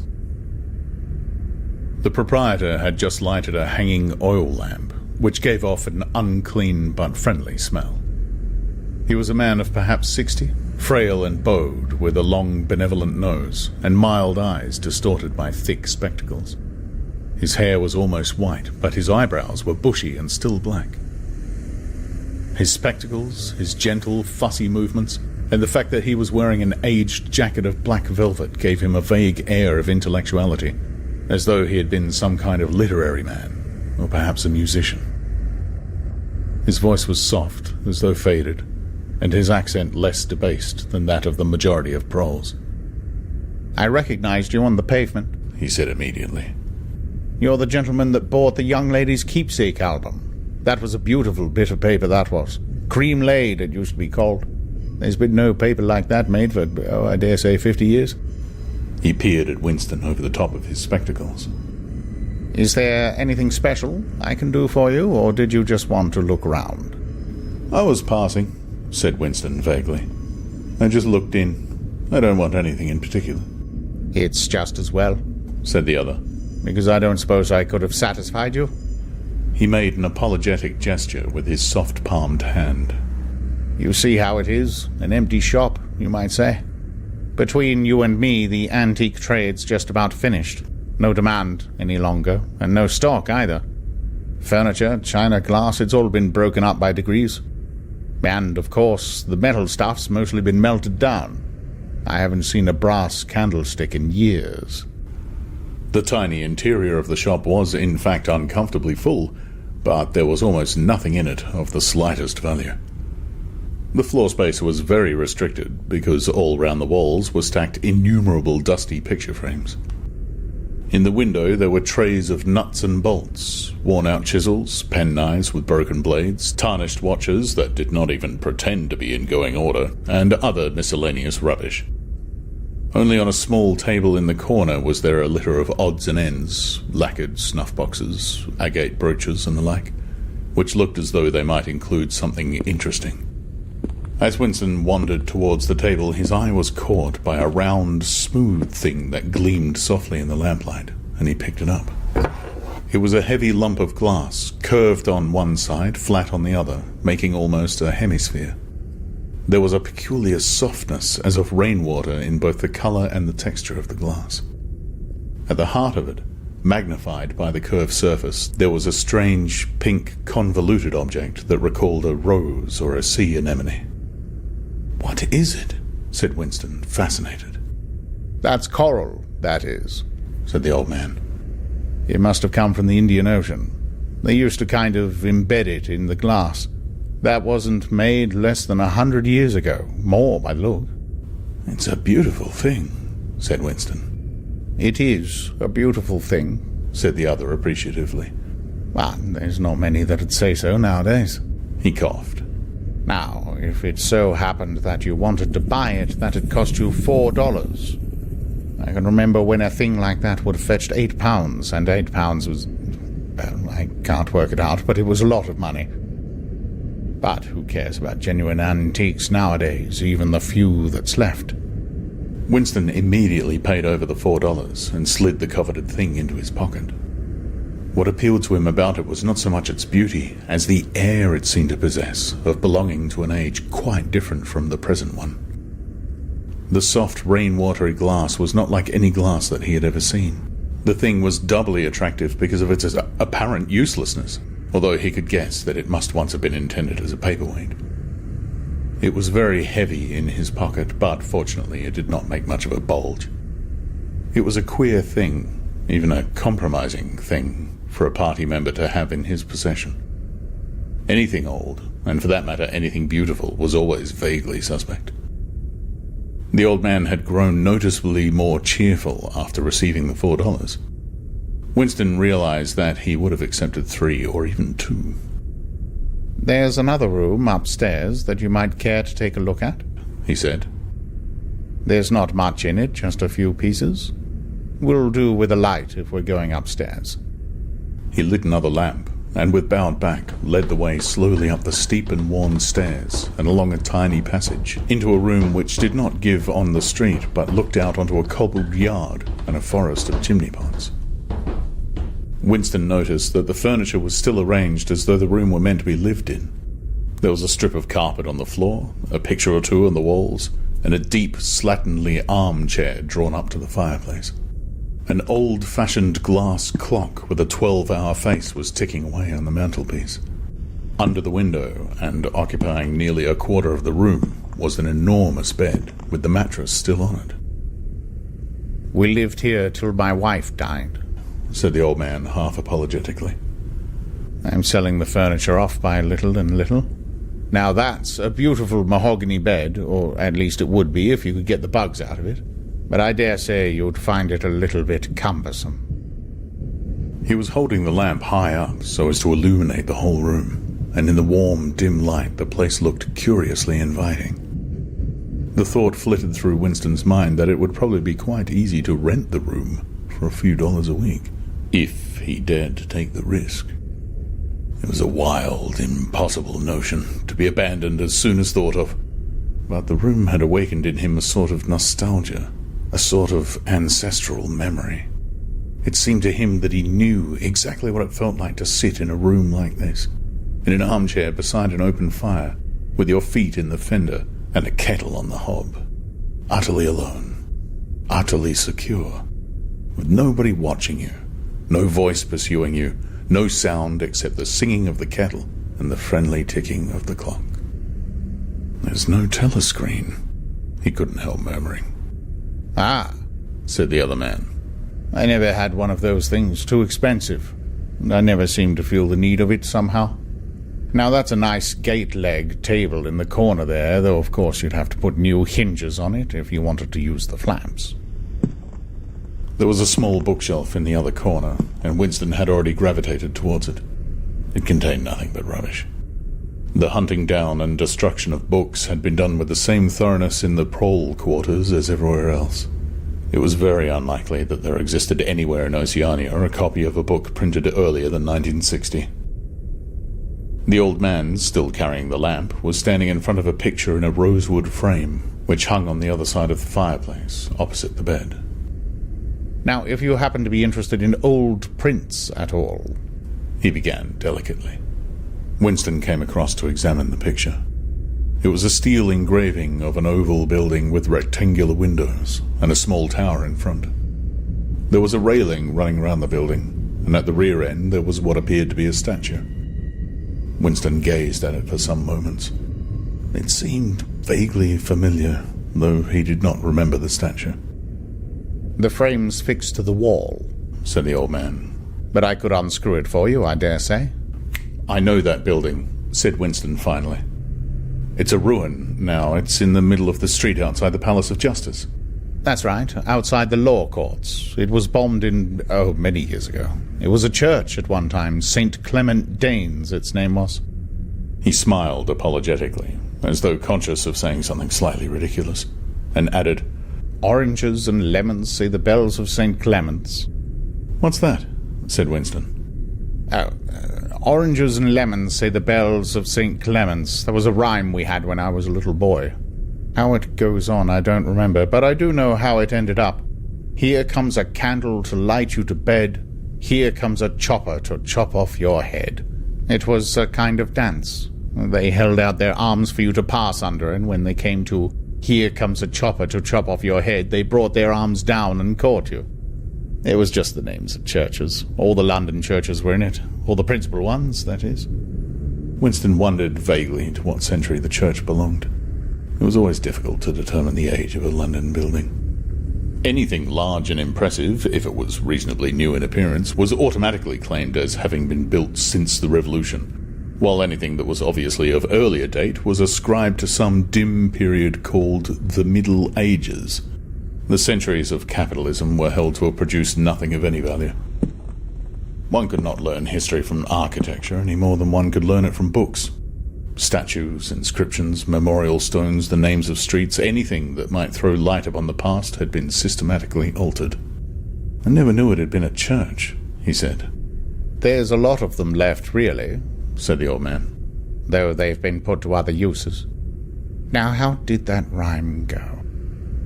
I've got it. Oranges and lemons, say the bells of St. Clement's. You owe me 3 farthings, say the bells of St. Martin's. There, now that's as far as I can get. A farthing, that was a small copper coin. Looked something like a cent."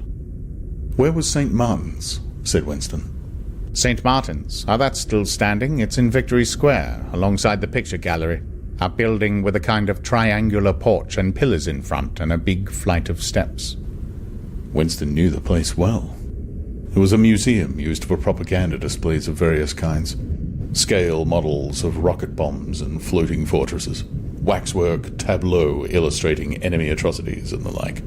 "St. Martin's in the Fields, it used to be called," supplemented the old man. "though I don't recollect any fields anywhere in those parts." Winston did not buy the picture. It would have been an even more incongruous possession than the glass paperweight, and impossible to carry home unless it were taken out of its frame.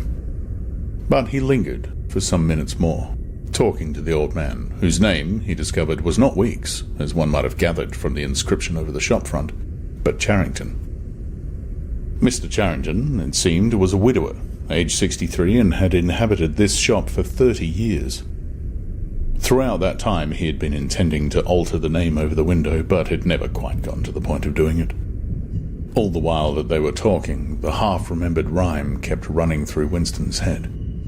"Oranges and lemons, say the bells of St. Clement's. You owe me 3 farthings, say the bells of St. Martin's." It was curious, but when you said it to yourself, you had the illusion of actually hearing bells. The bells of a lost London that still existed somewhere or other, disguised and forgotten. From one ghostly steeple after another, he seemed to hear them pealing forth. Yet so far as he could remember, he had never in real life heard church bells ringing. He got away from Mr. Charrington and went down the stairs alone, so as not to let the old man see him reconnoitering the street before stepping out of the door. He'd already made up his mind that after a suitable interval, a month, say, he would take the risk of visiting the shop again. It was perhaps not more dangerous than shirking an evening at the centre. The serious piece of folly had been to come back here in the first place after buying the diary, and without knowing whether the proprietor of the shop could be trusted. However, yes, he thought again, he would come back. He would buy further scraps of beautiful rubbish. He would buy the engravings of St. Clement Danes, take it out of its frame and carry it home concealed under the jacket of his overalls. He would drag the rest of that poem out of Mr. Charrington's memory. Even the lunatic project of renting the room upstairs flashed momentarily through his mind again. For perhaps 5 seconds, exultation made him careless, and he stepped out onto the pavement without so much as a preliminary glance through the window. He had even started humming to an improvised tune. Oranges and lemons, say the bells of St. Clements, you owe me 3 farthings, say the... Suddenly, his heart seemed to turn to ice and his bowels to water. A figure in blue overalls was coming down the pavement, not 10 meters away. It was the girl from the fiction department, the girl with dark hair. The light was failing, but there was no difficulty in recognizing her. She looked him straight in the face, then walked quickly on as though she had not seen him. For a few seconds, Winston was too paralyzed to move. Then he turned to the right and walked heavily away, not noticing for the moment that he was going in the wrong direction. At any rate, one question was settled. There was no doubting any longer that the girl was spying on him. She must have followed him here, because it was not credible that by pure chance she should have happened to be walking on the same evening up the same obscure back street, kilometers distant from any quarter where party members lived. It was too great a coincidence. Whether she was really an agent of the Thought Police or simply an amateur spy actuated by officialness hardly mattered. It was enough that she was watching him. Probably she had seen him go into the pub as well. It was an effort to walk. The lump of glass in his pocket banged against his thigh at each step, and he was half-minded to take it out and throw it away. The worst thing was the pain in his belly. For a couple of minutes he had the feeling that he would die if he did not reach a lavatory soon, but there would be no public lavatories in a quarter like this. Then the spasm passed, leaving a dull ache behind. The street was a blind alley. Winston halted, stood for several seconds wondering vaguely what to do, then turned around and began to retrace his steps. As he turned, it occurred to him that the girl had only passed him 3 minutes ago, and that by running he could probably catch up with her. He could keep on her track till they were in some quiet place, and then smash her skull in with a cobblestone. The piece of glass in his pocket would be heavy enough for the job. But he abandoned the idea immediately, because even the thought of making any physical effort was unbearable. He could not run, he could not strike a blow. Besides, she was young and lusty and would defend herself. He thought also of hurrying to the community centre and staying there till the place closed, so as to establish a partial alibi for the evening. But that too was impossible. A deadly lassitude had taken hold of him. All he wanted was to get home quickly and then sit down and be quiet. It was after 22 hours when he got back to the flat. The lights would be switched off at the main at 23:30. He went into the kitchen and swallowed nearly a teacupful of Victory gin. Then he went to the table in the alcove, sat down and took the diary out of the drawer. But he did not open it at once. From the telescreen, a brassy female voice was squalling a patriotic song. He sat staring at the marbled cover of the book, trying without success to shut the voice out of his consciousness. It was at night that they came for you. Always at night. The proper thing was to kill yourself before they got you. Undoubtedly, some people did so. Many of the disappearances were actually suicides. But it needed a desperate courage to kill yourself in a world where firearms or any quick and certain poison were completely unprocurable. He thought with a kind of astonishment of the biological uselessness of pain and fear, the treachery of the human body which always freezes into inertia at exactly the moment when a special effort is needed. He might have silenced the dark-haired girl if only he had acted quickly enough. But precisely because of the extremity of his danger, he had lost the power to act. It struck him that in moments of crisis, one is never fighting against an external enemy, but always against one's own body. Even now, in spite of the gin, the dull ache in his belly made consecutive thought impossible. And it is the same, he perceived, in all seemingly heroic or tragic situations. On the battlefield, in the torture chamber, on a sinking ship, the issues that you are fighting for are always forgotten because the body swells up until it fills the universe. And even when you are not paralyzed by fright or screaming with pain, life is a moment-to-moment struggle against hunger or cold or sleeplessness, against a sour stomach or an aching tooth.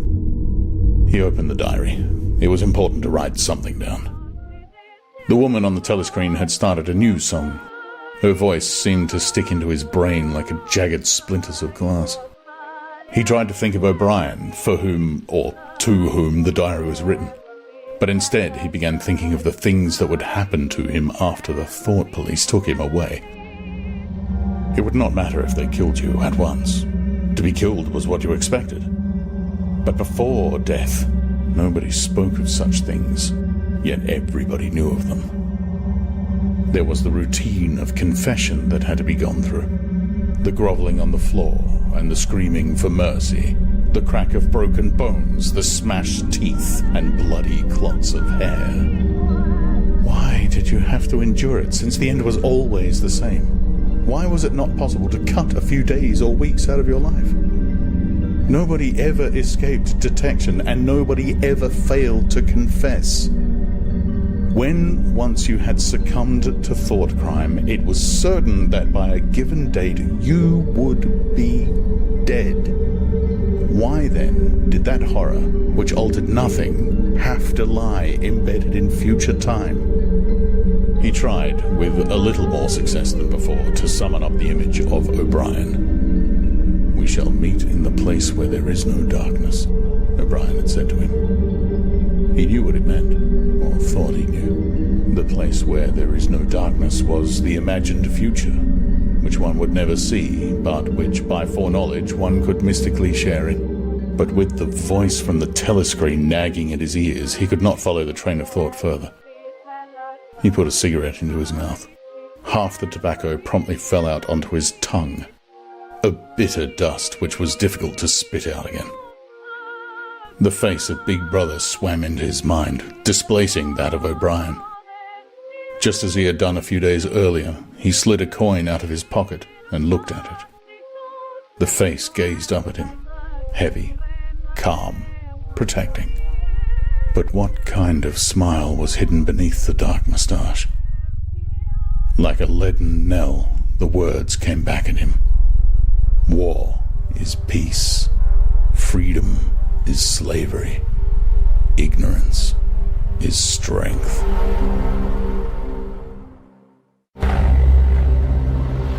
(1984), Part 2, Chapter 1.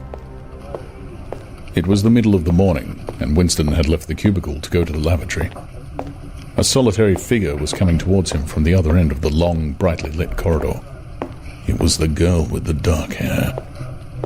4 days had gone past since the evening when he had run into her outside the junk shop. As she came nearer, he saw that her right arm was in a sling, not noticeable at a distance because it was of the same color as her overalls. Probably she had crushed her hand while swinging round one of the big kaleidoscopes on which the plots of novels were roughed in. It was a common accident in the fiction department. They were perhaps 4 meters apart when the girl stumbled and fell almost flat on her face. A sharp cry of pain was wrung out of her. She must have fallen right on the injured arm. Winston stopped short. The girl had risen to her knees. Her face had turned a milky yellow color against which her mouth stood out redder than ever. Her eyes were fixed on his, with an appealing expression that looked more like fear than pain. A curious emotion stirred in Winston's heart. In front of him was an enemy who was trying to kill him. In front of him also was a human creature, in pain and perhaps with a broken bone. Already he had instinctively started forward to help her. In the moment when he had seen her fall on the bandaged arm, it had been as though he felt the pain in his own body. "You're hurt," he said. "It's nothing. My arm. It'll be all right in a second." She spoke as though her heart were fluttering. She had certainly turned very pale.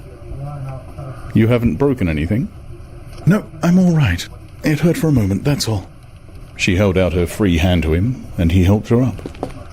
She had regained some of her colour and appeared very much better. "It's nothing," she repeated shortly. "I only gave my wrist a bit of a bang. Thanks, comrade." And with that she walked on in the direction in which she had been going, as briskly as though it had really been nothing. The whole incident could not have taken as much as half a minute.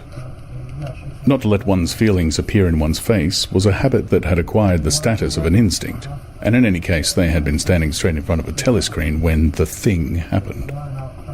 Nevertheless, it had been very difficult not to betray a momentary surprise, for in the 2 or 3 seconds when he was helping her up, the girl had slipped something into his hand. There was no question that she had done it intentionally. It was something small and flat. As he passed through the lavatory door, he transferred it to his pocket and felt it with the tips of his fingers. It was a scrap of paper folded into a square. While he stood at the urinal, he managed, with a little more fingering, to get it unfolded. Obviously, there must be a message of some kind written on it. For a moment, he was tempted to take it into one of the water closets and read it at once, but that would be shocking folly, as he well knew. There was no place where you could be more certain that the telescreens were watched continuously. He went back to his cubicle, sat down, threw the fragment of paper casually amongst the other papers on the desk, put on his spectacles, and hitched the speakwrite towards him. 5 minutes, he told himself. 5 minutes at the very least. His heart bumped in his breast with frightening loudness. Fortunately, the piece of work he was engaged on was mere routine, the rectification of a long list of figures, not needing close attention. Whatever was written on the paper, it must have some kind of political meaning. So far as he could see, there were 2 possibilities. One, much the more likely, was that the girl was an agent of the Thought Police, just as he had feared.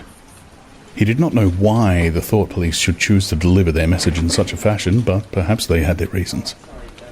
The thing that was written on the paper might be a threat, a summons, an order to commit suicide, a trap of some description. But there was another, wilder possibility that kept raising its head, though he tried vainly to suppress it. This was that the message did not come from the Thought Police at all, but from some kind of underground organization.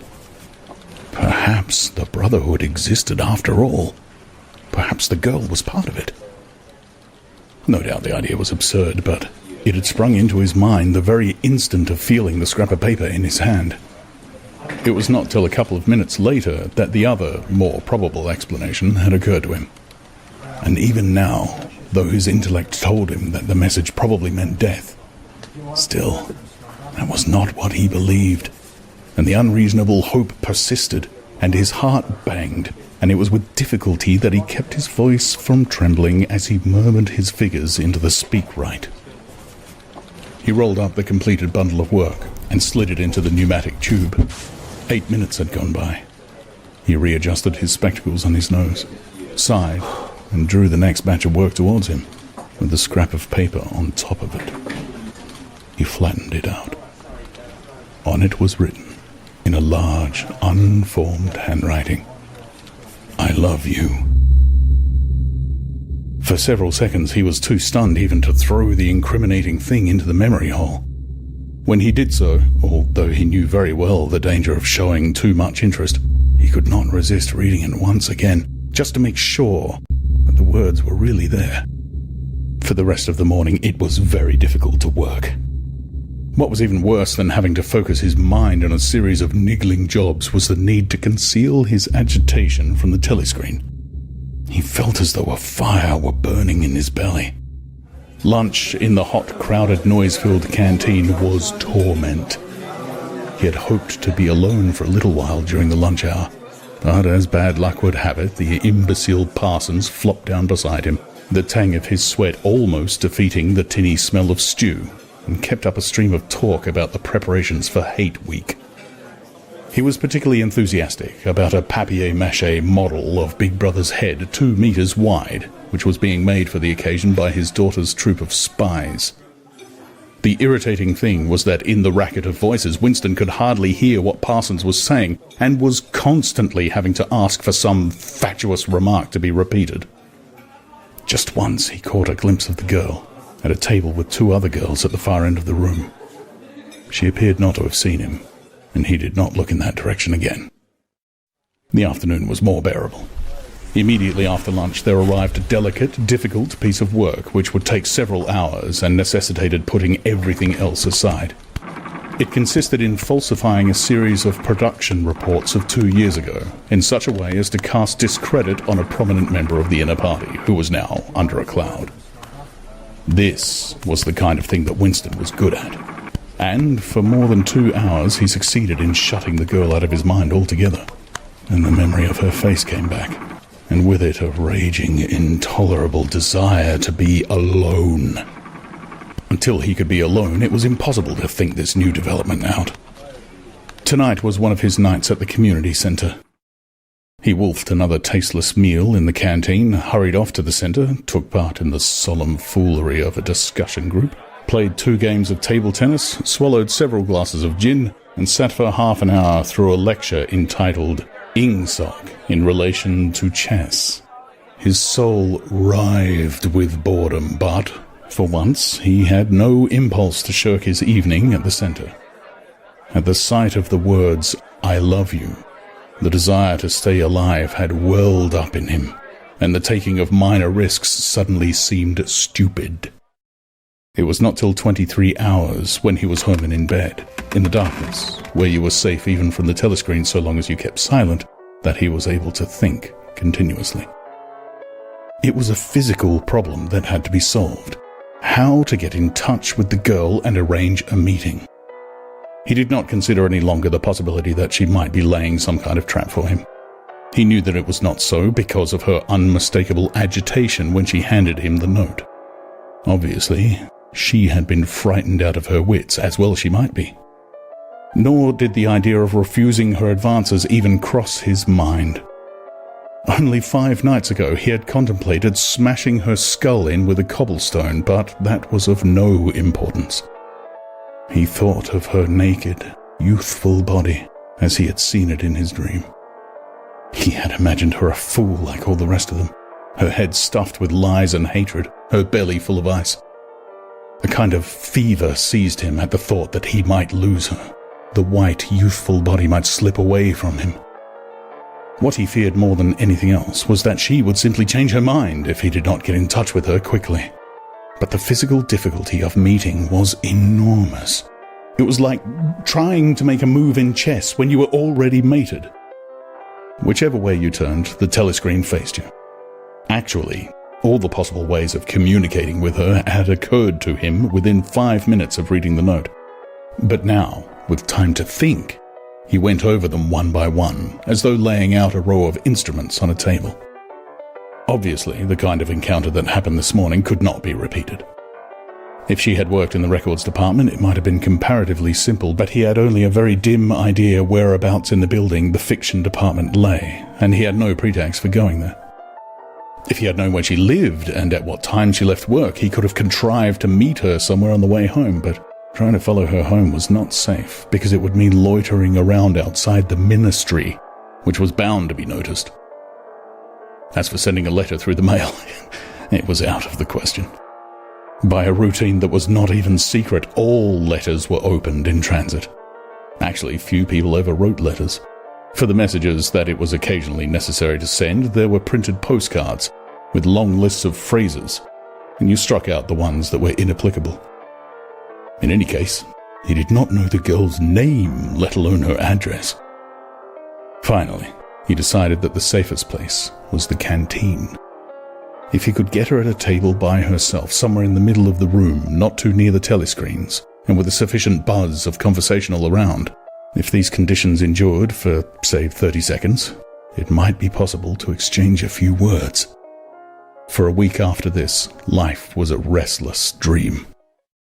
On the next day, she did not appear in the canteen until he was leaving it, the whistle having already been blown. Presumably she had been changed onto a later shift. They passed each other without a glance. On the day after that, she was in the canteen at the usual time, but with 3 other girls, and immediately under a telescreen. Then, for 3 dreadful days, she did not appear at all.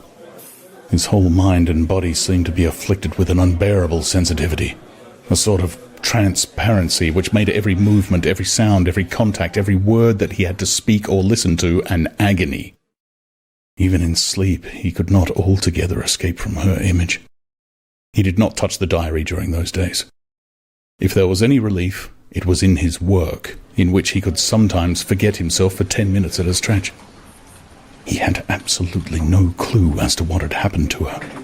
There was no inquiry he could make. She might have been vaporized. She might have committed suicide.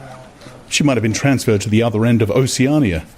Worse and likeliest of all, she might simply have changed her mind and decided to avoid him. The next day, she reappeared. Her arm was out of the sling and she had a band of sticking plaster round her wrist. The relief of seeing her was so great that he could not resist staring directly at her for several seconds. On the following day, he very nearly succeeded in speaking to her. When he came into the canteen, she was sitting at a table well out from the wall and was quite alone. It was early and the place was not very full. The queue edged forward till Winston was almost at the counter, then was held up for 2 minutes because someone in front was complaining that he had not received his tablet of saccharin. But the girl was still alone when Winston secured his tray and began to make for her table. He walked, casually, towards her, his eyes searching for a place at some table beyond her. She was perhaps 3 meters away from him. Another 2 seconds would do it. Then a voice behind him called, "Smith?" He pretended not to hear. "Smith!" Repeated the voice more loudly. It was no use. He turned round. A blonde-headed, silly-faced young man named Wilshire, whom he barely knew, was inviting him with a smile to a vacant place at his table. It was not safe to refuse. After having been recognized, he could not go and sit at a table with an unattended girl. It was too noticeable. He sat down with a friendly smile. The silly blonde face beamed into his. Winston had a hallucination of himself smashing a pickaxe right into the middle of it. The girl's table filled up a few minutes later. But she must have seen him coming towards her, and perhaps she would take the hint. Next day he took care to arrive early. Surely enough, she was at a table in about the same place, and again, alone. The person immediately ahead of him in the queue was a small, swiftly moving beetle-like man with a flat face and tiny, suspicious eyes. As Winston turned away from the counter with his tray, he saw that the little man was making straight for the girl's table. His hopes sank again. There was a vacant place at a table further away, but something in the little man's appearance suggested that he would be sufficiently attentive to his own comfort to choose the emptiest table. With ice at his heart, Winston followed. There was no use unless he could get the girl alone. At this moment, there was a tremendous crash. The little man was sprawling on all fours. His tray had gone flying. 2 streams of soup and coffee were flowing across the floor. He started to his feet with a malignant glance at Winston, whom he evidently suspected of having tripped him. But it was all right. 5 seconds later, with a thundering heart, Winston was sitting at the girl's table. He did not look at her. He unpacked his tray and promptly began eating. It was all important to speak at once before anyone else came, but now a terrible fear had taken possession of him. A week had gone by since she had first approached him. She would have changed her mind. She must have changed her mind. It was impossible that this affair should end successfully. Such things did not happen in real life. He might have flinched altogether from speaking if at this moment he had not seen Ampleforth, the hairy-eared poet, wandering limply round the room with a tray, looking for a place to sit down. In his vague way, Ampleforth was attached to Winston, and would certainly sit down at his table if he caught sight of him. There was perhaps a minute in which to act. Both Winston and the girl were eating steadily. The stuff they were eating was a thin stew, actually a soup, of haricot beans. In a low murmur, Winston began speaking. Neither of them looked up. Steadily they spooned the watery stuff into their mouths, and between spoonfuls exchanged the few necessary words in low, expressionless voices. "What time do you leave work?" 18:30. "Where can we meet?" Victory Square near the monument. "It's full of telescreens." It doesn't matter if there's a crowd. "Any signal?" No, don't come up to me until you see me among a lot of people. And don't look at me. Just keep somewhere near me. "What time?" 19 hours. "All right." Ampleforth failed to see Winston and sat down at another table. They did not speak again, and so far as it was possible for two people sitting on opposite sides of the same table, they did not look at one another. The girl finished her lunch quickly and made off, while Winston stayed to smoke a cigarette. Winston was in Victory Square before the appointed time. He wandered round the base of the enormous fluted column, at the top of which Big Brother's statue gazed southward towards the skies where he had vanquished the Eurasian aeroplanes, the East Asian aeroplanes it had been a few years ago, in the Battle of Airstrip 1. In the street in front of it there was a statue of a man on horseback which was supposed to represent Oliver Cromwell. At 5 minutes past the hour the girl had still not appeared. Again the terrible fear seized upon Winston. She was not coming. She had changed her mind. He walked slowly up the north side of the square and got a sort of pale-coloured pleasure from identifying St. Martin's Church, whose bells, when it had bells, had chimed, "You owe me 3 farthings." Then he saw the girl, standing at the base of the monument, reading or pretending to read a poster which ran spirally up the column. It was not safe to go near her until some more people had accumulated. There were telescreens all round the pediment, but at this moment there was a din of shouting and a zoom of heavy vehicles from somewhere to the left. Suddenly everyone seemed to be running across the square. The girl nipped nimbly round the lines at the base of the monument and joined in the rush. Winston followed. As he ran, he gathered from some shouted remarks that a convoy of Eurasian prisoners was passing. Already a dense mass of people was blocking the south side of the square. Winston, at normal times, the kind of person who gravitates to the outer edge of any kind of scrimmage, shoved, butted, squirmed his way forward into the heart of the crowd. Soon he was within arm's length of the girl, but the way was blocked by an enormous prole and almost equally enormous woman, presumably his wife, who seemed to form an impenetrable wall of flesh. Winston wriggled himself sideways and with a violent lunge managed to drive his shoulder between them. For a moment it felt as though his entrails were being ground to pulp between the two muscular hips. Then he had broken through, sweating a little. He was next to the girl. They were shoulder to shoulder, both staring fixedly in front of them. A long line of trucks with wooden-faced guards armed with submachine guns standing upright in each corner was passing slowly down the street. In the trucks, little yellow men in shabby greenish uniforms were squatting, jammed close together. Their sad Mongolian faces gazed out over the sides of the trucks, utterly incurious. Occasionally, when a truck jolted, there was a clank-clank of metal. All the prisoners were wearing leg irons. Truckload after truckload of the sad faces passed. Winston knew they were there, but he saw them only intermittently. The girl's shoulder and her arm right down to the elbow were pressed against his. Her cheek was almost near enough for him to feel its warmth. She had immediately taken charge of the situation, just as she had done in the canteen. She began speaking in the same expressionless voice as before, with lips barely moving, a mere murmur, easily drowned by the din of voices and the rumbling of the trucks. Can you hear me? Yes. Can you get Sunday afternoon off? Yes. Then listen carefully. You'll have to remember this. Go to Paddington Station. With a sort of military precision that astonished him, she outlined the route that he was to follow. A half-hour railway journey, turn left outside the station, 2 kilometres along the road, a gate with the top bar missing, a path across a field, a grass-grown lane, a track between bushes, a dead tree with moss on it.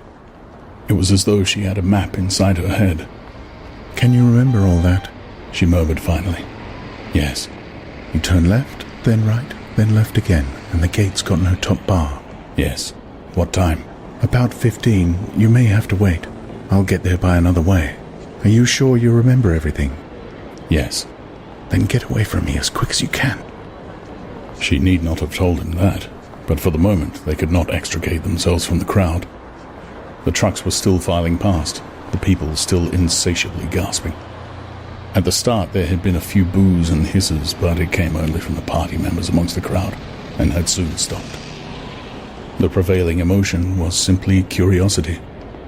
Foreigners, whether from Eurasia or East Asia, were a kind of strange animal. One literally never saw them except in the guise of prisoners, and even as prisoners one never got more than a momentary glimpse of them. Nor did one know what became of them, apart from the few who were hanged as war criminals. The others simply vanished, presumably into forced labor camps. The round Mongol faces had given way to faces of a more European type, dirty, bearded, and exhausted. From over scrubby cheekbones, eyes looked into Winston's, sometimes with strange intensity, and flashed away again. The convoy was drawing to an end. In the last truck he could see an aged man, his face a mass of grizzled hair, standing upright with wrists crossed in front of him, as though he were used to having them bound together. It was almost time for Winston and the girl to part, but at the last moment, while the crowd still hemmed them in, her hand felt for his and gave it a fleeting squeeze. It could not have been 10 seconds, and yet it seemed a long time that their hands were clasped together. He had time to learn every detail of her hand. He explored the long fingers, the shapely nails, the work-hardened palm with its row of calluses, the smooth flesh under the wrist. Merely from feeling it, he would have known it by sight. In the same instant, it occurred to him that he did not know what color the girl's eyes were. They were probably brown, but people with dark hair sometimes had blue ones. To turn his head and look at her would have been inconceivable folly. With hands locked together, invisible among the press of bodies, they stared steadily in front of them, and instead of the eyes of the girl, the eyes of the aged prisoner gazed mournfully at Winston out of nests of hair.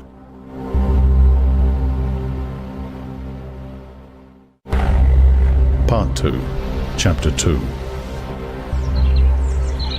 Winston picked his way up the lane through dappled light and shade, stepping out into pools of gold wherever the boughs parted. Under the trees to the left of him, the ground was misty with bluebells. The air seemed to kiss one's skin. It was the 2nd of May. From somewhere deeper in the heart of the wood came the droning of ringdoves. He was a bit early. There had been no difficulties about the journey, and the girl was so evidently experienced that he was less frightened than he would normally have been. Presumably, she could be trusted to find a safe place. In general, you could not assume that you were much safer in the country than in London. There were no telescreens, of course, but there was always the danger of concealed microphones by which your voice might be picked up and recognized. Besides, it was not easy to make a journey by yourself without attracting attention. For distances of less than 100 kilometers, it was not necessary to get your passport endorsed, but sometimes there were patrols hanging about the railway stations who examined the papers of any party members they found there and asked awkward questions. However, no patrols had appeared, and on the walk from the station he had made sure by cautious backward glances that he was not being followed. The train was full of proles, in holiday mood because of the summery weather. The wooden-seated carriage in which he travelled was filled to overflowing by a single enormous family, ranging from a toothless great-grandmother to a month-old baby, going out to spend an afternoon with in-laws in the country, and, as they freely explained to Winston, to get hold of a little black-market butter.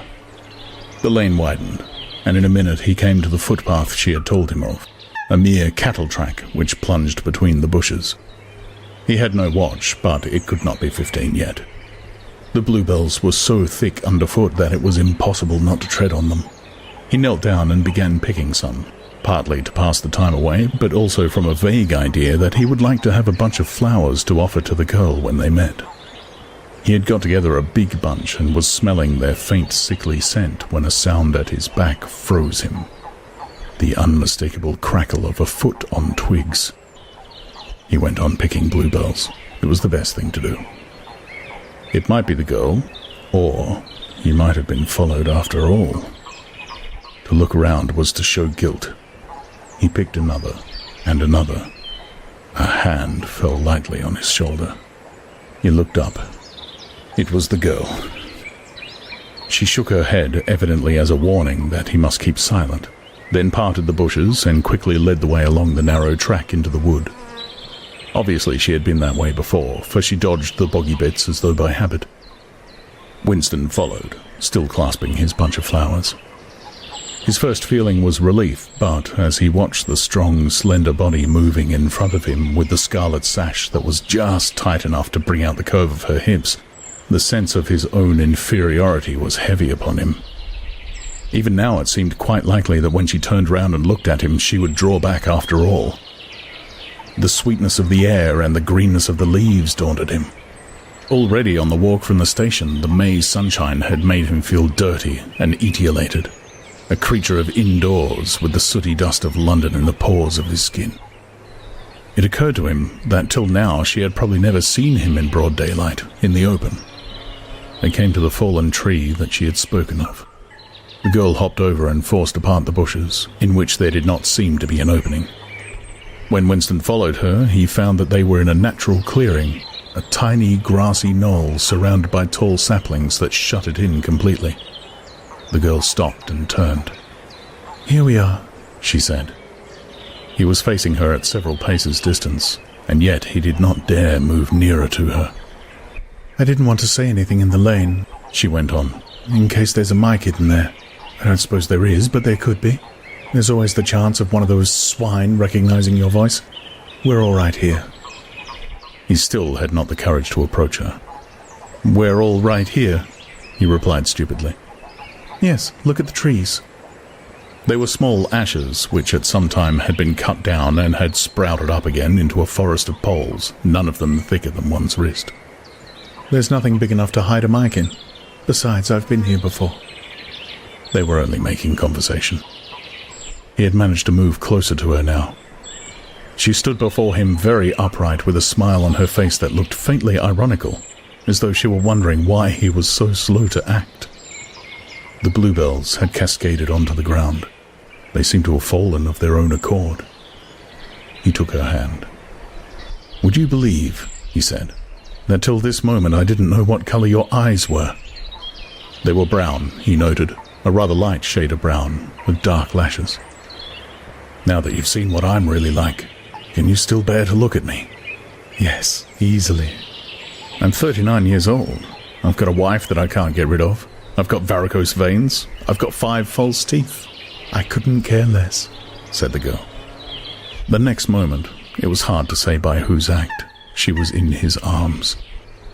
At the beginning, he had no feeling except sheer incredulity. The youthful body was strained against his own, the mass of dark hair was against his face. And yes, actually she had turned her face up and he was kissing the wide red mouth. She had clasped her arms about his neck. She was calling him darling, precious one, loved one. He had pulled her down to the ground. She was utterly unresisting. He could do what he liked with her. But the truth was that he had no physical sensation except that of mere contact. All he felt was incredulity and pride. He was glad that this was happening, but he had no physical desire. It was too soon. Her youth and prettiness had frightened him. He was too much used to living without women. He did not know the reason. The girl picked herself up and pulled a bluebell out of her hair. She sat against him, putting her arm round his waist. "Never mind, dear. There's no hurry. We've got the whole afternoon. Isn't this a splendid hideout? I found it when I got lost once on a community hike. If anyone was coming, you could hear them 100 meters away." "What is your name?" said Winston. "Julia. I know yours. It's Winston. Winston Smith." "How did you find that out?" "I expect I'm better at finding things out than you are, dear. Tell me, what did you think of me before that day I gave you the note?" He did not feel any temptation to tell lies to her. It was even a sort of love offering to start off by telling the worst. "I hated the sight of you," he said. "I wanted to rape you and then murder you afterwards. 2 weeks ago I thought seriously of smashing your head in with a cobblestone. If you really want to know, I imagined that you had something to do with the thought police." The girl laughed delightedly, evidently taking this as a tribute to the excellence of her disguise. Not the thought police. You didn't honestly think that. Well, perhaps not exactly that, but from your general appearance, merely because you're young and fresh and healthy, you understand. I thought that probably... You thought I was a good party member, pure in word and deed. Banners, processions, slogans, games, community hikes, all that stuff. And you thought that if I had a quarter of a chance, I'd denounce you as a thought criminal and get you killed off. Yes, something of that kind. A great many young girls are like that, you know. It's this bloody thing that does it, she said, ripping off the scarlet sash of the Junior Anti-Sex League and flinging it onto a bough. Then, as though touching her waist had reminded her of something, she felt in the pocket of her overalls and produced a small slab of chocolate. She broke it in half and gave one of the pieces to Winston. Even before he had taken it, he knew by the smell that it was very unusual chocolate. It was dark and shiny and was wrapped in silver paper. Chocolate normally was dull brown, crumbly stuff that tasted, as near as one could describe it, like the smoke of a rubbish fire. But at some time or another, he had tasted chocolate like the piece she had given him. The first whiff of its scent had stirred up some memory which he could not pin down, but which was powerful and troubling. "Where did you get this stuff?" he said. "Black market," she said indifferently. "Actually, I am that sort of girl to look at. I'm good at games. I was a troop leader in the Spies. I do voluntary work 3 evenings a week for the Junior Anti-Sex League. Hours and hours I've spent pasting their bloody rot all over London. I always carry one end of the banner in the processions. I always look cheerful and I never shirk anything. Always yell with the crowd, that's what I say. It's the only way to be safe." The first fragment of chocolate had melted on Winston's tongue. The taste was delightful. But there was still that memory moving round the edges of his consciousness. Something strongly felt but not reducible to definite shape, like an object seen out of the corner of one's eye. He pushed it away from him, aware only that it was the memory of some action which he would have liked to undo, but could not. "You are very young," he said. "You are 10 or 15 years younger than I am. What could you see to attract you to a man like me?" "There was something in your face. I thought I'd take a chance. I'm good at spotting people who don't belong. As soon as I saw you, I knew you were against them." Them, it appeared, meant the party, and above all the inner party, about whom she talked with an open, jeering hatred which made Winston feel uneasy, although he knew that they were safe here if they could be safe anywhere. A thing that astonished him about her was the coarseness of her language. Party members were supposed not to swear, and Winston himself very seldom did swear, aloud at any rate. Julia, however, seemed unable to mention the party, and especially the inner party, without using the kind of words you saw chalked up in dripping alleyways. He did not dislike it. It was merely one symptom of her revolt against the party and all its ways, and somehow it seemed natural and healthy, like the sneeze of a horse that smells bad hay. They had left the clearing and were wandering again through the checkered shade with their arms round each other's waists whenever it was wide enough to walk 2 abreast. He noticed how much softer her waist seemed to feel now that the sash was gone. They did not speak above a whisper. Outside the clearing, Julia said it was better to go quietly. Presently they had reached the edge of the little wood. She stopped him. "Don't go out into the open. There might be someone watching. We're all right if we keep behind the boughs." They were standing in the shade of hazel bushes. The sunlight, filtering through innumerable leaves, was still hot on their faces. Winston looked out into the field beyond and underwent a curious, slow shock of recognition. He knew it by sight. An old, close-bitten pasture, with a footpath wandering across it and a molehill here and there. In the ragged hedge on the opposite side, the boughs of the elm trees swayed just perceptibly in the breeze, and their leaves stirred faintly in dense masses like women's hair. Surely, somewhere nearby, but out of sight, there must be a stream with green pools where dace were swimming. "Isn't there a stream somewhere near here?" he whispered. "That's right, there is a stream. It's at the edge of the next field, actually. There are fish in it, great big ones. You can watch them lying in the pools under the willow trees, waving their tails." It's the Golden Country. Almost, he murmured. The Golden Country? It's nothing, really. A landscape I've seen sometimes in a dream. Look, whispered Julia. A thrush had alighted on a bough not 5 meters away, almost at the level of their faces. Perhaps it had not seen them. It was in the sun, they in the shade.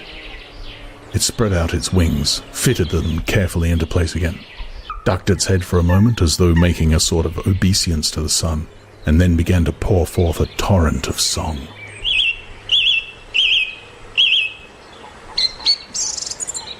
In the afternoon hush, the volume of sound was startling. Winston and Julia clung together, fascinated.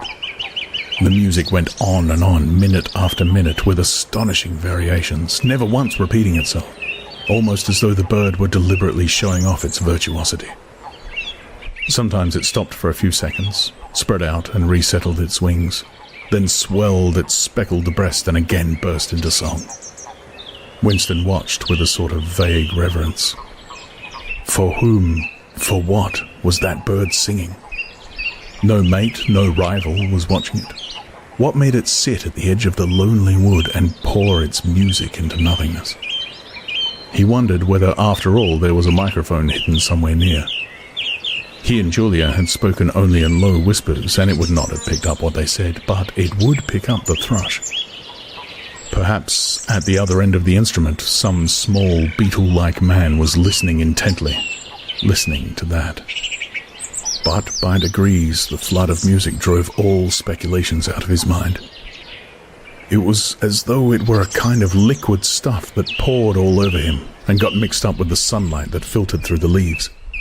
He stopped thinking and merely felt. The girl's waist and the bend of his arm was soft and warm. He pulled her round so that they were breast to breast. Her body seemed to melt into his. Wherever his hands moved, it was all as yielding as water. Their mouths clung together.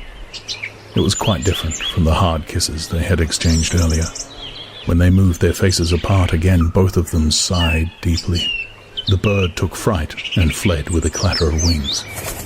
Winston put his lips against her ear. "Now," he whispered. "Not here," she whispered back. "Come back to the hideout. It's safer." Quickly, with an occasional crackle of twigs, they threaded their way back to the clearing. When they were once again inside the ring of saplings, she turned and faced him. They were both breathing fast, but the smile had reappeared round the corners of her mouth. She stood looking at him for an instant, then felt at the zipper of her overalls, and, yes, it was almost as in the dream. Almost as swiftly as he had imagined it, she had torn her clothes off, and when she flung them aside, it was with that same magnificent gesture by which a whole civilization seemed to be annihilated. Her body gleamed white in the sun, but for a moment he did not look at her body. His eyes were anchored by the freckled face with its faint, bold smile. He knelt down before her and took her hand in his. "Have you done this before?" "Of course. Hundreds of times. Well, scores of times anyway." "With party members?" "Yes, always with party members." "With members of the inner party?" "Not with those swine, no. But there's plenty that would if they got half the chance. They're not so holy as they make out." His heart leapt. Scores of times she had done it. He wished it had been hundreds, thousands. Anything that hinted at corruption always filled him with a wild hope. Who knew? Perhaps the party was rotten under the surface. Its cult of strenuousness and self-denial simply a sham concealing iniquity. If he could have infected the whole lot of them with leprosy or syphilis, how gladly he would have done so. Anything to rot, to weaken, to undermine. He pulled her down so they were kneeling face to face. "Listen, the more men you've had, the more I love you. Do you understand that?" "Yes, perfectly." "I hate purity. I hate goodness. I don't want any virtue to exist anywhere. I want everyone to be corrupt to the bones." "Well then, I ought to suit you, dear. I'm corrupt to the bones." "You like doing this? I don't mean simply me, I mean the thing in itself." "I adore it." That was above all what he wanted to hear. Not merely the love of one person, but the animal instinct. The simple, undifferentiated desire. That was the force that would tear the party to pieces. He pressed her down upon the grass, among the fallen bluebells. This time, there was no difficulty. Presently, the rising and falling of their breasts slowed to normal speed, and in a sort of pleasant helplessness they fell apart. The sun seemed to have grown hotter. They were both sleepy. He reached out for the discarded overalls and pulled them partly over her. Almost immediately they fell asleep, and slept for about half an hour. Winston woke first.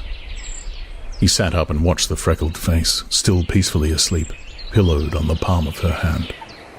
Except for her mouth, you could not call her beautiful. There was a line or two round the eyes if you looked closely. The short, dark hair was extraordinarily thick and soft. It occurred to him that he still did not know her surname or where she lived. The young, strong body, now helpless in sleep, awoke in him a pitying, protecting feeling. But the mindless tenderness that he had felt under the hazel tree while the thrush was singing had not quite come back. He pulled the overalls aside and studied her smooth white flank. In the old days, he thought, a man looked at a girl's body and saw that it was desirable, and that was the end of the story. But you could not have pure love or pure lust nowadays.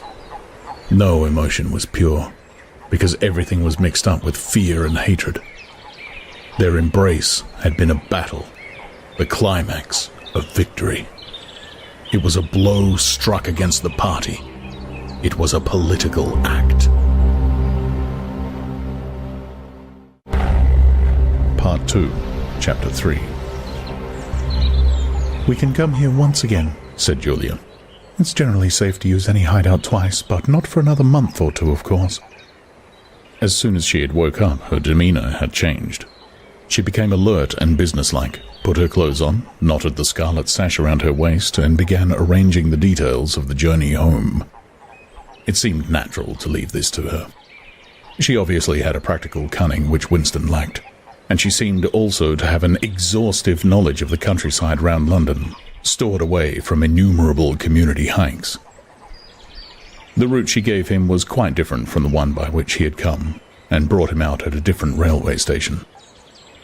"Never go home the same way as you went out," she said, as though enunciating an important general principle. She would leave first, and Winston was to wait half an hour before following her. She had named a place where they could meet after work 4 evenings hence. It was a street in one of the poorer quarters, where there was an open market which was generally crowded and noisy. She would be hanging about among the stalls, pretending to be in search of shoelaces or sewing thread. If she judged that the coast was clear, she would blow her nose when he approached. Otherwise, he was to walk past her without recognition. But with luck, in the middle of the crowd, it would be safe to talk for a quarter of an hour and arrange another meeting. "And now I must go," she said as soon as he had mastered his instructions. "I'm due back at 19:30. I've got to put in 2 hours for the Junior Anti-Sex League, handing out leaflets or something. Isn't it bloody? Give me a brush down, would you? Have I got twigs in my hair? Are you sure? Then goodbye, my love, goodbye." She flung herself into his arms, kissed him almost violently, and a moment later pushed her way through the saplings and disappeared into the wood with very little noise. Even now, he had not found out her surname or her address. However, it made no difference, for it was inconceivable that they could ever meet indoors or exchange any kind of written communication. As it happened, they never went back to the clearing in the wood. During the month of May, there was only one further occasion on which they actually succeeded in making love. That was in another hiding place known to Julia, the belfry of a ruinous church in an almost deserted stretch of country where an atomic bomb had fallen 30 years earlier. It was a good hiding place when once you got there, but the getting there was very dangerous. For the rest, they could meet only in the streets, in a different place every evening, and never for more than half an hour at a time. In the street, it was usually possible to talk, after a fashion.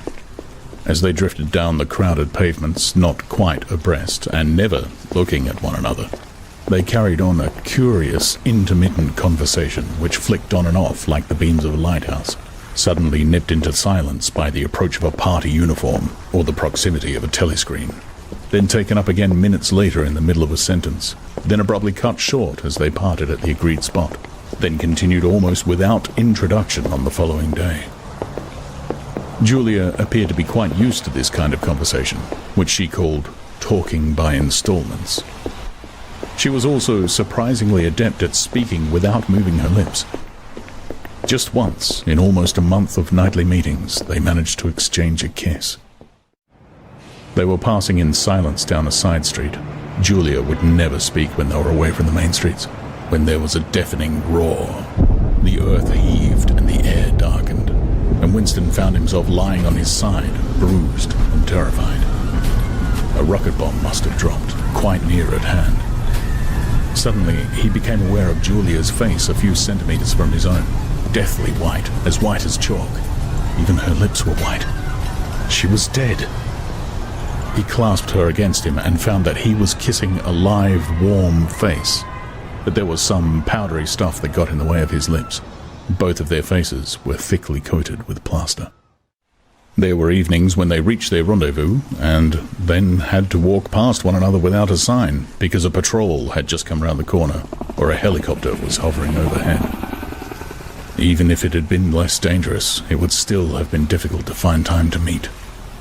Winston's working week was 60 hours. Julia's was even longer, and their free days varied according to the pressure of work and did not often coincide. Julia, in any case, seldom had an evening completely free. She spent an astonishing amount of time in attending lectures and demonstrations, distributing literature for the Junior Anti-Sex League, preparing banners for Hate Week, making collections for the Savings Campaign and such-like activities. It paid, she said. It was camouflage. If you kept the small rules, you could break the big ones.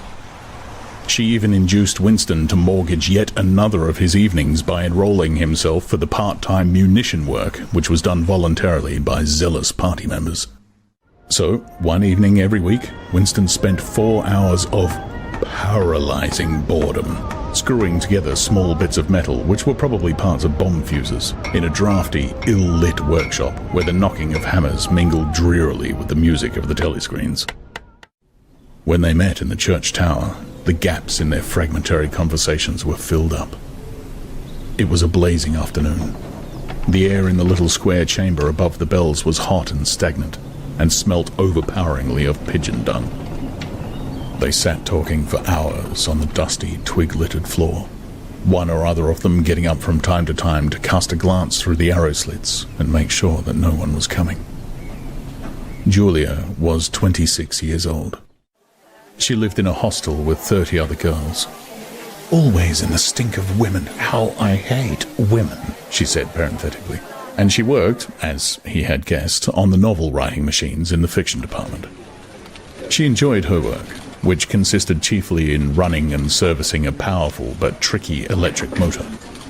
She was not clever, but was fond of using her hands and felt at home with machinery.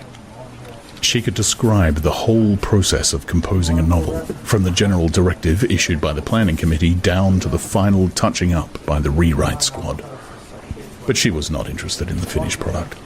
She didn't much care for reading, she said. Books were just a commodity that had to be produced, like jam or bootlaces. She had no memories of anything before the early 60s, and the only person she had ever known who talked frequently of the days before the revolution was a grandfather who had disappeared when she was 8. At school, she had been captain of the hockey team and had won the gymnastics trophy 2 years running.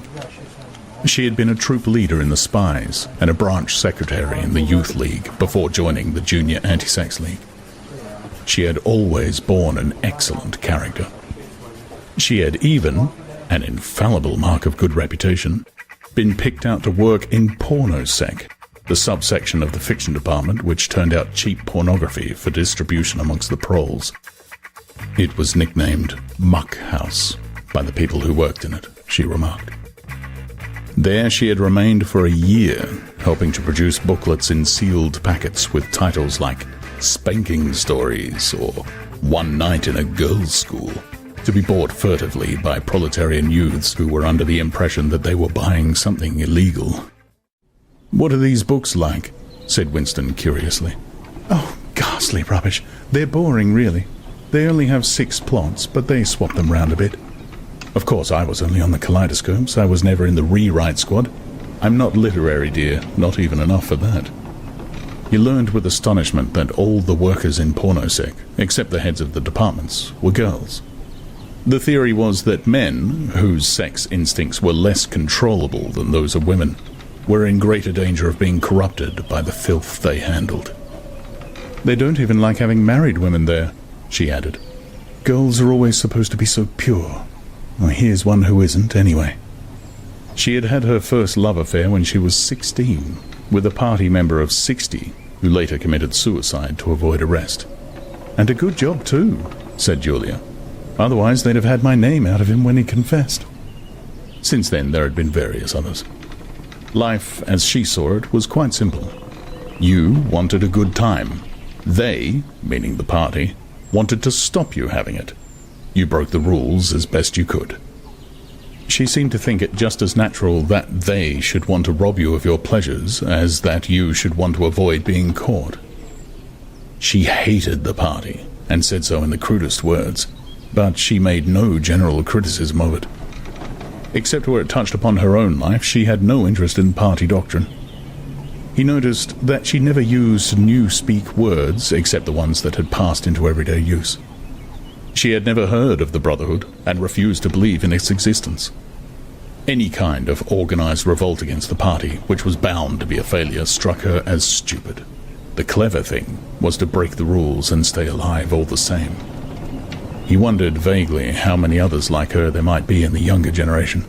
People who had grown up in the world of the revolution, knowing nothing else, accepting the party as something unalterable, like the sky, not rebelling against its authority, but simply evading it, as a rabbit dodges a dog. They did not discuss the possibility of getting married. It was too remote to be worth thinking about. No imaginable committee would ever sanction such a marriage, even if Catherine, Winston's wife, could somehow have been got rid of. It was hopeless, even as a daydream. "What was she like, your wife?" said Julia. "She was... Do you know the newspeak word good-thinkful? Meaning naturally orthodox, incapable of thinking a bad thought." "No, I didn't know the word, but I know the kind of person, right enough?" He began telling her the story of his married life, but curiously enough, she appeared to know the essential parts of it already. She described to him, almost as though she had seen or felt it, the stiffening of Catherine's body as soon as he touched her. The way in which she still seemed to be pushing him from her with all her strength, even when her arms were clasped tightly round him. With Julia, he felt no difficulty in talking about such things. Catherine, in any case, had long since ceased to be a painful memory and become merely a distasteful one. "I could have stood it if it hadn't been for one thing," he said. He told her about the frigid little ceremony that Catherine had forced him to go through on the same night every week. She hated it, but nothing would make her stop doing it. She used to call it, but you'll never guess, "our duty to the party," said Julia promptly. "How did you know that?" "I've been at school too, dear. Sex talks once a month for the over-16s, and in the youth movement. They rub it into you for years. I dare say it works in a lot of cases. But of course you can never tell. People are such hypocrites." She began to enlarge upon the subject. With Julia, everything came back to her own sexuality. As soon as this was touched upon in any way, she was capable of great acuteness. Unlike Winston, she had grasped the inner meaning of the party's sexual puritanism. It was not merely that the sex instinct created a world of its own which was outside the party's control, and which therefore had to be destroyed if possible. What was more important was that sexual privation induced hysteria, which was desirable because it could be transformed into war fever or leader worship. The way she put it was, "When you make love, you're using up energy, and afterwards you feel happy and don't give a damn for anything. They can't bear you to feel like that. They want you to be bursting with energy all the time. All this marching up and down and cheering and waving flags is simply sex gone sour. If you're happy inside yourself, why should you get excited about Big Brother and the 3-year plans and the 2 minutes hate and all the rest of their bloody rot? That was very true, he thought. There was a direct, intimate connection between chastity and political orthodoxy. For how could the fear, the hatred, and the lunatic credulity which the party needed in its members be kept at the right pitch except by bottling down some powerful instinct and using it as a driving force? The sex impulse was dangerous to the party, and the party had turned it to account. They played a similar trick with the instinct of parenthood. The family could not actually be abolished, and indeed people were encouraged to be fond of their children in almost the old-fashioned way. The children, on the other hand, were systematically turned against their parents and taught to spy on them and report their deviations. The family had become, in effect, an extension of the thought police. It was a device by means of which everyone could be surrounded night and day by informers who knew him intimately. Abruptly, his mind went back to Catherine. Catherine would unquestionably have denounced him to the thought police if she had not happened to be too stupid to detect the unorthodoxy of his opinions.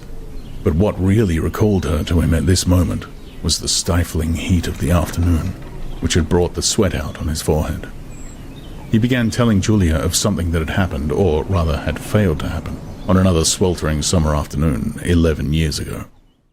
It was 3 or 4 months after they were married.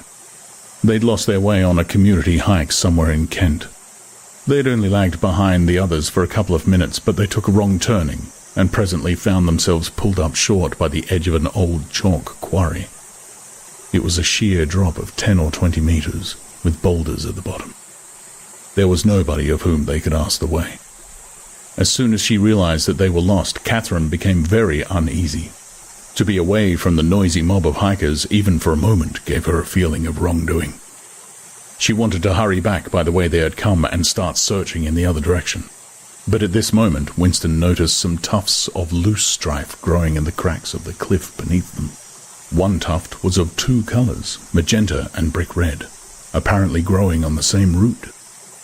He had never seen anything of the kind before, and he called to Catherine to come and look at it. "Look, Catherine, look at those flowers. That clump down near the bottom. Do you see they're 2 different colors?" She had already turned to go, but she did rather fretfully come back for a moment. She even leaned out over the cliff face to see where he was pointing. He was standing a little behind her, and he put his hand on her waist to steady her. At this moment, it suddenly occurred to him how completely alone they were. There was not a human creature anywhere, not a leaf stirring, not even a bird awake. In a place like this, the danger that there would be a hidden microphone was very small, and even if there was a microphone, it would only pick up sounds. It was the hottest, sleepiest hour of the afternoon. The sun blazed down upon them. The sweat tickled his face, and the thought struck him. "Why didn't you give her a good shove?" said Julia. "I would have." "Yes, dear, you would have. I would, if I'd been the same person then as I am now. Or perhaps I would. I'm not certain." "Are you sorry you didn't?" "Yes. On the whole, I'm sorry I didn't." They were sitting side by side on the dusty floor. He pulled her closer against him. Her head rested on his shoulder, the pleasant smell of her hair conquering the pigeon dung. She was very young, he thought. She still expected something from life. She did not understand that to push an inconvenient person over a cliff solves nothing. "Actually, it would have made no difference," he said. "Then why are you sorry you didn't do it?" "Only because I prefer a positive to a negative. In this game that we're playing, we can't win. Some kinds of failure are better than other kinds, that's all." He felt her shoulders give a wriggle of dissent. She always contradicted him when he said anything of this kind. She would not accept it as a law of nature that the individual is always defeated. In a way, she realized that she herself was doomed, that sooner or later the thought police would catch her and kill her, but with another part of her mind, she believed that it was somehow possible to construct a secret world in which you could live as you chose. All you needed was luck and cunning and boldness. She did not understand that there was no such thing as happiness, that the only victory lay in the far future, long after you were dead, that from the moment of declaring war on the party it was better to think of yourself as a corpse. "We are the dead," he said. "We're not dead yet," said Julia prosaically. "Not physically. 6 months, a year, 5 years, conceivably. I am afraid of death. You are young, so presumably you're more afraid of it than I am. Obviously we shall put it off as long as we can, but it makes very little difference. So long as human beings stay human, death and life are the same thing." "Oh, rubbish! Which would you rather sleep with, me or a skeleton? Don't you enjoy being alive? Don't you like feeling, this is me, this is my hand, this is my leg, I'm real, I'm solid, I'm alive. Don't you like this?" She twisted herself round and pressed her bosom against him. He could feel her breasts, ripe yet firm, through her overalls. Her body seemed to be pouring some of its youth and vigor into his. "Yes, I like that," he said. "Then stop talking about dying. And now, listen, dear. We've got to fix up about the next time we meet. We may as well go back to the place in the wood. We've given it a good long rest. But you must get there by a different way this time. I've got it all planned out. You take the train, but look, I'll draw it out for you." And in her practical way, she scraped together a small square of dust, and with a twig from a pigeon's nest, began drawing a map on the floor. Part 2, Chapter 4. Winston looked round the shabby little room above Mr. Charrington's shop. Beside the window, the enormous bed was made up, with ragged blankets and a coverless bolster. The old-fashioned clock with the 12-hour face was ticking away on the mantelpiece. In the corner, on the gate-leg table, the glass paperweight which he had bought on his last visit gleamed softly out of the half-darkness. In the fender was a battered tin oil stove, a saucepan and 2 cots, provided by Mr. Charrington. Winston lit the burner and set a pan of water to boil. He had brought an envelope full of Victory coffee and some saccharin tablets. The clock's hands said 17:20. It was 19:20 really. She was coming at 19:30. "Folly, folly," his heart kept saying. "Conscious, gratuitous, suicidal folly. Of all the crimes that a party member could commit, this one was the least possible to conceal." Actually, the idea had first floated into his head in the form of a vision of the glass paperweight mirrored by the surface of the gate-leg table. As he had foreseen, Mr. Charrington had made no difficulty about letting the room. He was obviously glad of the few dollars that it would bring him. Nor did he seem shocked or become offensively knowing when it was made clear that Winston wanted the room for the purpose of a love affair. Instead, he looked into the middle distance and spoke in generalities, with so delicate an air as to give the impression that he had become partly invisible. Privacy, he said, was a very valuable thing. Everyone wanted a place where they could be alone occasionally, and when they had such a place, it was only common courtesy in anyone else who knew of it to keep his knowledge to himself.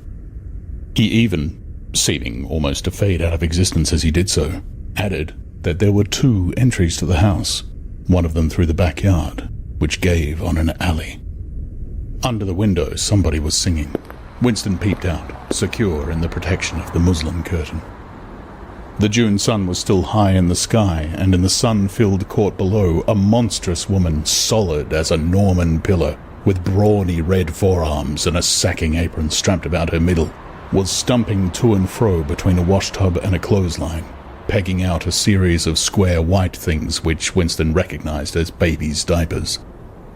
Whenever her mouth was not corked with the clothes pegs, she was singing in a powerful contralto. It was only an hopeless fancy, it passed like an April light, but a look and a word and the dreams they stirred, they have stolen my heart away. The tune had been haunting London for weeks past.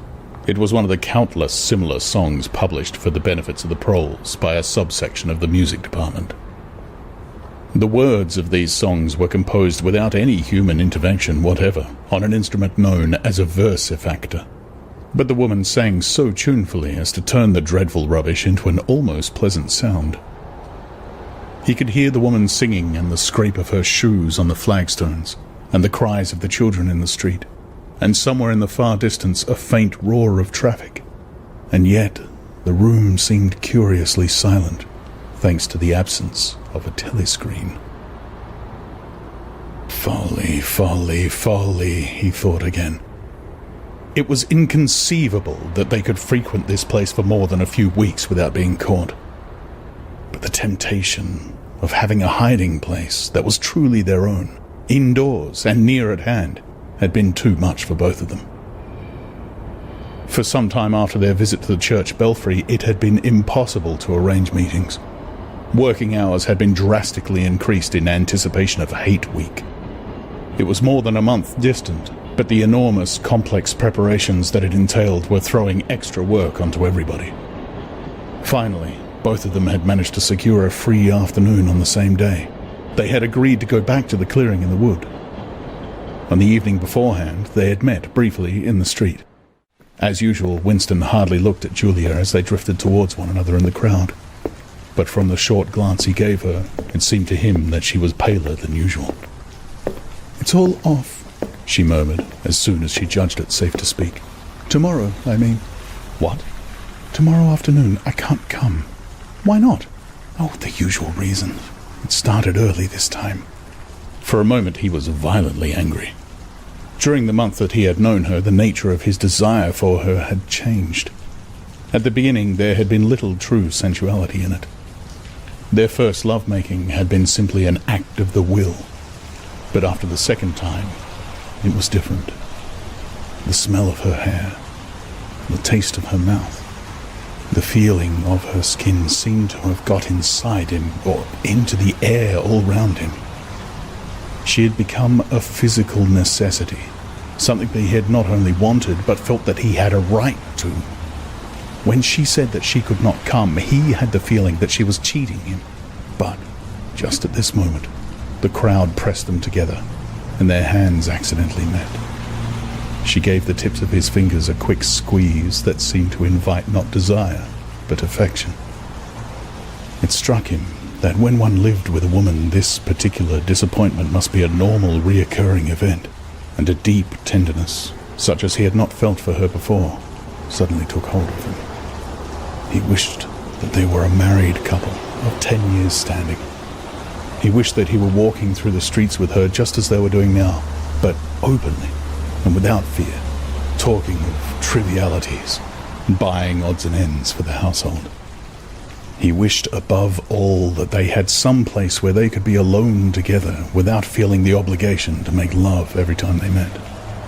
It was not actually at that moment, but at some time on the following day, that the idea of renting Mr. Charrington's room had occurred to him. When he suggested it to Julia, she had agreed with unexpected readiness. Both of them knew that it was lunacy. It was as though they were intentionally stepping nearer to their graves. As he sat waiting on the edge of the bed, he thought again of the cellars of the Ministry of Love. It was curious how that predestined horror moved in and out of one's consciousness. There it lay, fixed in future times, preceding death as surely as 99 precedes 100. One could not avoid it, but one could perhaps postpone it.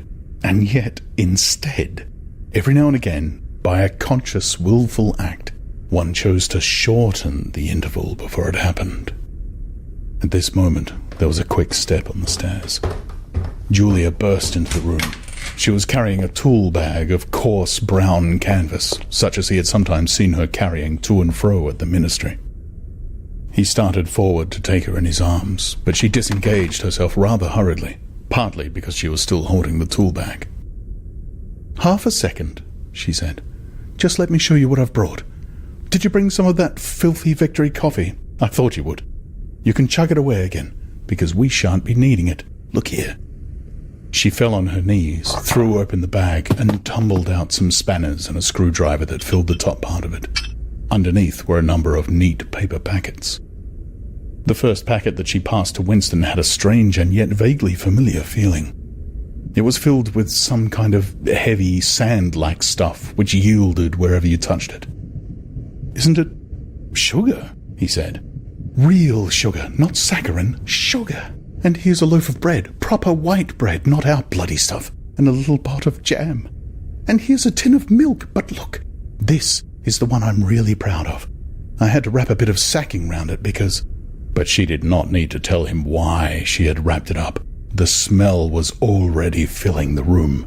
A rich, hot smell which seemed like an emanation from his early childhood, but which one did occasionally meet with even now, blowing down a passageway before a door slammed, or diffusing itself mysteriously in a crowded street, sniffed for an instant and then lost again. "It's coffee," he murmured. "Real coffee. It's inner party coffee. There's a whole kilo here," she said. "How did you manage to get hold of all these things?" "It's all inner party stuff. There's nothing those swine don't have, nothing.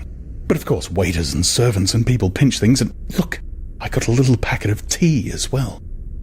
Winston had squatted down beside her. He tore open a corner of the packet. "It's real tea, not blackberry leaves. There's been a lot of tea about lately. They've captured India or something," she said vaguely. "But listen, dear, I want you to turn your back on me for 3 minutes. Go and sit on the other side of the bed. Don't go too near the window, and don't turn around till I tell you." Winston gazed abstractedly through the muslin curtain. Down in the yard, the red-armed woman was still marching to and fro between the washtub and the line. She took 2 more pegs out of her mouth and sang with deep feeling. They say that time heals all things. They say you can always forget. But the smiles and the tears across the years, they twist my heartstrings yet. She knew the whole drivelling song by heart, it seemed. Her voice fluted upward with a sweet summer air, very tuneful, charged with a sort of happy melancholy. One had the feeling that she would have been perfectly content if the June evening had been endless and the supply of clothes inexhaustible. To remain there for 1,000 years, pegging out diapers and singing rubbish. It struck him as a curious fact that he had never heard a member of the party singing alone and spontaneously. It would even have seemed slightly unorthodox, a dangerous eccentricity, like talking to oneself. Perhaps it was only when people were somewhere near the starvation level that they had anything to sing about. "You can turn round now," said Julia. He turned round, and for a second almost failed to recognize her. What he had actually expected to see was her naked, but she was not naked. The transformation that had happened was much more surprising than that. She had painted her face. She must have slipped into some shop in the proletarian quarters and bought herself a complete set of makeup materials. Her lips were deeply reddened, her cheeks rouged, her nose powdered. There was even a touch of something under the eyes to make them brighter. It was not very skillfully done, but Winston's standards in such matters were not high. He had never before seen or imagined a woman of the party with cosmetics on her face. The improvement in her appearance was startling. With just a few dabs of colour in the right places, she had become not only very much prettier, but above all, far more feminine. Her short hair and boyish overalls merely added to the effect. As he took her in his arms, a wave of synthetic violets flooded his nostrils. He remembered the half-darkness of a basement kitchen and a woman's cavernous mouth. It was the very same scent that she had used, but at the moment it did not seem to matter. "Scent too," he said. "Yes, dear, scent too. And you know what I'm going to do next? I'm going to get hold of a real woman's frock from somewhere and wear it instead of these bloody trousers. I'll wear silk stockings and high-heeled shoes. In this room, I'm going to be a woman, not a party comrade." They flung their clothes off and climbed into the huge mahogany bed. It was the first time that he had stripped himself naked in her presence. Until now, he had been too much ashamed of his pale and meagre body, with the varicose veins standing out on his calves and the discoloured patch over his ankle. There were no sheets, but the blanket they lay on was threadbare and smooth, and the size and springiness of the bed astonished both of them. "It's sure to be full of bugs, but who cares?" said Julia. One never saw a double bed nowadays, except in the homes of the Proles. Winston had occasionally slept in one in his boyhood. Julia had never been in one before, so far as she could remember. Presently, they fell asleep for a little while. When Winston woke up, the hands of the clock had crept round to nearly 9. He did not stir, because Julia was sleeping with her head in the crook of his arm. Most of the makeup had transferred itself to his own face or the bolster, but a light stain of rouge still brought out the beauty of her cheekbone. A yellow ray from the sinking sun fell across the foot of the bed and lighted up the fireplace, where the water in the pan was boiling fast. Down in the yard, the woman had stopped singing, but the faint shouts of children floated in from the street. He wondered vaguely whether in the abolished past it had been a normal experience to lie in a bed like this, in the cool of a summer evening, a man and a woman, no clothes on, making love when they chose, talking of what they chose, not feeling any compulsion to get up, simply lying there and listening to peaceful sounds outside. Surely there could never have been a time when that seemed ordinary. Julia woke up, rubbed her eyes, and raised herself on her elbows to look at the oil stove. "Half that water's boiled away," she said. "I'll get up and make some coffee in another moment. We've got an hour. What time do they cut the lights off at your flats?" 23:30. It's 23 at the hostel, but you have to get in earlier than that because... Hi! Get out, you filthy brute! She suddenly twisted herself over in the bed, seized a shoe from the floor, and sent it hurtling into the corner with a boyish jerk of her arm, exactly as he had seen her fling the dictionary at Goldstein that morning during the 2 minutes hate. "What was it?" he said in surprise. "A rat! I saw him stick his beastly nose out of the wainscoting. There's a hole down there. I gave him a good fright anyway." "Rats," murmured Winston. "In this room." "They're all over the place," said Julia indifferently as she lay down again. "We even get them in the kitchen at the hostel. Some parts of London are swarming with them. Did you know they attack children? Yes, they do. In some of these streets, a woman daren't leave a baby alone for 2 minutes. It's the great, huge, brown ones that do it. And the nasty thing is that the brutes always... Don't go on, said Winston with his eyes tightly shut. Dearest, you've gone quite pale. What's the matter? Do they make you feel sick? Of all the horrors in the world, a rat. She pressed herself against him and wound her limbs round him, as though to reassure him with the warmth of her body. He did not reopen his eyes immediately. For several moments he had had the feeling of being back in a nightmare which had recurred from time to time throughout his life. It was always very much the same. He was standing in front of a wall of darkness, and on the other side of it there was something unendurable, something too dreadful to be faced. In the dream, his deepest feeling was always one of self-deception, because he did, in fact, know what was behind the wall of darkness. With a deadly effort, like wrenching a piece out of his own brain, he could even have dragged the thing into the open. He always woke up without discovering what it was, but somehow it was connected with what Julia had been saying when he cut her short. "I'm sorry," he said. "It's nothing. I don't like rats, that's all." "Don't worry, dear. We are not going to have the filthy brutes in here. I'll stuff the hole with a bit of sacking before we go. And next time we come here, I'll bring some plaster and bung it up properly." Already the black instant of panic was half forgotten. Feeling slightly ashamed of himself, he sat up against the bedhead. Julia got out of the bed, pulled on her overalls, and made the coffee. The smell that rose from the saucepan was so powerful and exciting that they shut the window lest anybody outside should notice it and become inquisitive. What was even better than the taste of the coffee was the silky texture given to it by the sugar, a thing Winston had almost forgotten after years of saccharin. With one hand in her pocket and a piece of bread and jam in the other, Julia wandered about the room, glancing indifferently at the bookcase, pointing out the best way of repairing the gate-leg table, plumping herself down in the ragged armchair to see if it was comfortable, and examining the absurd 12-hour clock with a sort of tolerant amusement. She brought the glass paperweight over to the bed to have a look at it in the better light. She took it out of her hand, fascinated, as always, by the soft, rain-watery appearance of the glass. "What is it, do you think?" said Julia. "I don't think it's anything. I mean, I don't think it was ever put to any use. That's what I like about it. It's a little chunk of history that they've forgotten to alter. It's a message from 100 years ago, if one knew how to read it." "And that picture over there?" She nodded at the engraving on the opposite wall. "Would that be 100 years old?" "More. 200, I dare say. One can't tell. It's impossible to discover the age of anything nowadays." She went over to look at it. "Here's where that brute stuck his nose out," she said, kicking the wainscoting immediately below the picture. "What is this place? I've seen it before somewhere."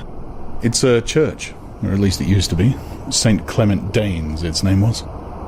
The fragment of rhyme that Mr. Charrington had taught him came back into his head, and he added half nostalgically, "Oranges and lemons, say the bells of St. Clement's." To his astonishment, she capped the line. "You owe me 3 farthings, say the bells of St. Martin's. When will you pay me, say the bells of Old Bailey." I can't remember how it goes on after that. But anyway, I remember it ends up, "Here comes a candle to light you to bed, here comes a chopper to chop off your head." It was like 2 halves of a countersign, but there must be another line after the bells of Old Bailey. Perhaps it could be dug out of Mr. Charrington's memory if he was suitably prompted. "Who taught you that?" he said. "My grandfather. He used to say it to me when I was a little girl. He was vaporized when I was 8. At any rate, he disappeared. I wonder what a lemon was," she added inconsequently. "I've seen oranges. They're a kind of round yellow fruit with a thick skin." "I can remember lemons," said Winston. "They were quite common in the 50s. They were so sour that it set your teeth on edge even to smell them." "I bet that picture's got bugs behind it," said Julia. "I'll take it down and give it a good clean someday." "I suppose it's almost time we were leaving. I must start washing this paint off. What a bore. I'll get the lipstick off your face afterwards." Winston did not get up for a few minutes more. The room was darkening. He turned over towards the light and lay gazing into the glass paperweight. The inexhaustibly interesting thing was not the fragment of coral, but the interior of the glass itself. There was such a depth of it, and yet it was almost as transparent as air. It was as though the surface of the glass had been the arch of the sky, enclosing a tiny world with its atmosphere complete. He had the feeling that he could get inside it, and that in fact he was inside it, along with the mahogany bed and the gate-leg table, and the clock and the steel engraving and the paperweight itself. The paperweight was the room he was in, and the coral was Julia's life and his own, fixed in a sort of eternity at the heart of the crystal.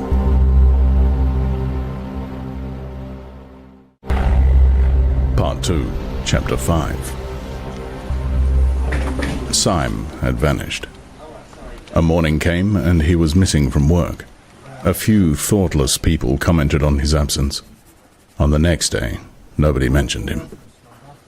On the 3rd day, Winston went into the vestibule of the records department to look at the notice board. One of the notices carried a printed list of the members of the chess committee, of whom Syme had been one. It looked almost exactly as it had looked before. Nothing had been crossed out, but it was one name shorter. It was enough. Syme had ceased to exist. He had never existed. The weather was baking hot. In the labyrinthine ministry, the windowless, air-conditioned rooms kept their normal temperature, but outside the pavement scorched one's feet, and the stench of the tubes at the rush hours was a horror. The preparations for Hate Week were in full swing, and the staff of all the ministries were working overtime. Processions, meetings, military parades, lectures, waxworks, displays, film shows, telescreen programs, all had to be organized. Stands had to be erected, effigies built, slogans coined, songs written, rumors circulated, photographs faked. Julia's unit in the fiction department had been taken off the production of novels and was rushing out a series of atrocity pamphlets. Winston, in addition to his regular work, spent long periods every day in going through back files of The Times and altering and embellishing news items which were to be quoted in speeches. Late at night, when crowds of rowdy proles roamed the streets, the town had a curiously febrile air. The rocket bombs crashed oftener than ever, and sometimes in the far distance there were enormous explosions which no one could explain, and about which there were wild rumors. The new tune, which was to be the theme song of Hate Week, the Hate Song, it was called, had already been composed and was being endlessly plugged on the telescreens. It had a savage, barking rhythm which could not exactly be called music, but resembled the beating of a drum, roared out by hundreds of voices to the tramp of marching feet. It was terrifying. The proles had taken a fancy to it, and in the midnight streets it competed with the still popular "It Was Only a Hopeless Fancy." The parson's children played it at all hours of the night and day, unbearably, on a comb and a piece of toilet paper. Winston's evenings were fuller than ever. Squads of volunteers, organized by parsons, were preparing the street for Hate Week, stitching banners, painting posters, erecting flagstaffs on the roofs, and perilously slinging wires across the street for the reception of streamers. Parsons boasted that Victory Mansions alone would display 400 meters of bunting. He was in his native element and as happy as a lark. The heat and the manual work had even given him a pretext for reverting to shorts and an open shirt in the evenings. He was everywhere at once, pushing, pulling, sawing, hammering, improvising, jollying everyone along with comradely exhortations and giving out from every fold of his body what seemed an inexhaustible supply of acrid-smelling sweat. A new poster had suddenly appeared all over London. It had no caption and represented simply the monstrous figure of a Eurasian soldier, 3 or 4 meters high, striding forward with expressionless Mongolian face and enormous boots, a submachine gun pointed from his hip. From whatever angle you looked at the poster, the muzzle of the gun, magnified by the foreshortening, seemed to be pointed straight at you.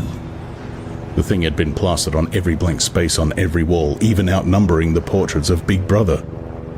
The proles, normally apathetic about the war, were being lashed into one of their periodical frenzies of patriotism. As though to harmonize with the general mood, the rocket bombs had been killing larger numbers of people than usual. One fell on a crowded film theater in Stepney, burying several hundred victims among the ruins. The whole population of the neighborhood turned out for a long, trailing funeral which went on for hours and was in effect an indignation meeting. Another bomb fell on a piece of waste ground which was used as a playground, and several dozen children were blown to pieces. There were further angry demonstrations. Goldstein was burnt in effigy. Hundreds of copies of the poster of the Eurasian soldier were torn down and added to the flames, and a number of shops were looted in the turmoil. Then a rumor flew round that spies were directing the rocket bombs by means of wireless waves, and an old couple who were suspected of being of foreign extraction had their house set on fire and perished of suffocation. In the room over Mr. Charrington's shop, when they could get there, Julia and Winston lay side by side on a stripped bed under the open window, naked for the sake of coolness. The rat had never come back, but the bugs had multiplied hideously in the heat. It did not seem to matter. Dirty or clean, the room was paradise. As soon as they arrived, they would sprinkle everything with pepper bought on the black market, tear off their clothes and make love with sweating bodies, then fall asleep and wake to find that the bugs had rallied and were massing for the counterattack. 4, 5, 6, 7 times they met during the month of June. Winston had dropped his habit of drinking gin at all hours. He seemed to have lost the need for it. He'd grown fatter. His varicose ulcer had subsided, leaving only a brown stain on the skin above his ankle. His fits of coughing in the early morning had stopped. The process of life had ceased to be intolerable. He had no longer any impulse to make faces at the telescreen or shout curses at the top of his voice. Now that they had a secure hiding place, almost a home, it did not even seem a hardship that they could only meet infrequently and for a couple of hours at a time. What mattered was that the room over the junk shop should exist. To know that it was there, inviolate, was almost the same as being in it.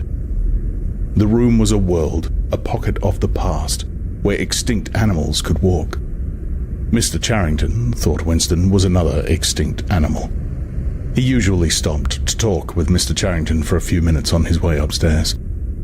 The old man seemed seldom or never to go out of doors, and on the other hand to have almost no customers. He led a ghost-like existence between the tiny dark shop and an even tinier back kitchen where he prepared his meals, and which contained, among other things, an unbelievably ancient gramophone with an enormous horn. He seemed glad of the opportunity to talk. Wandering around among his worthless stock, with his long nose and thick spectacles and his bowed shoulders in the velvet jacket, he had always vaguely the air of being a collector rather than a tradesman.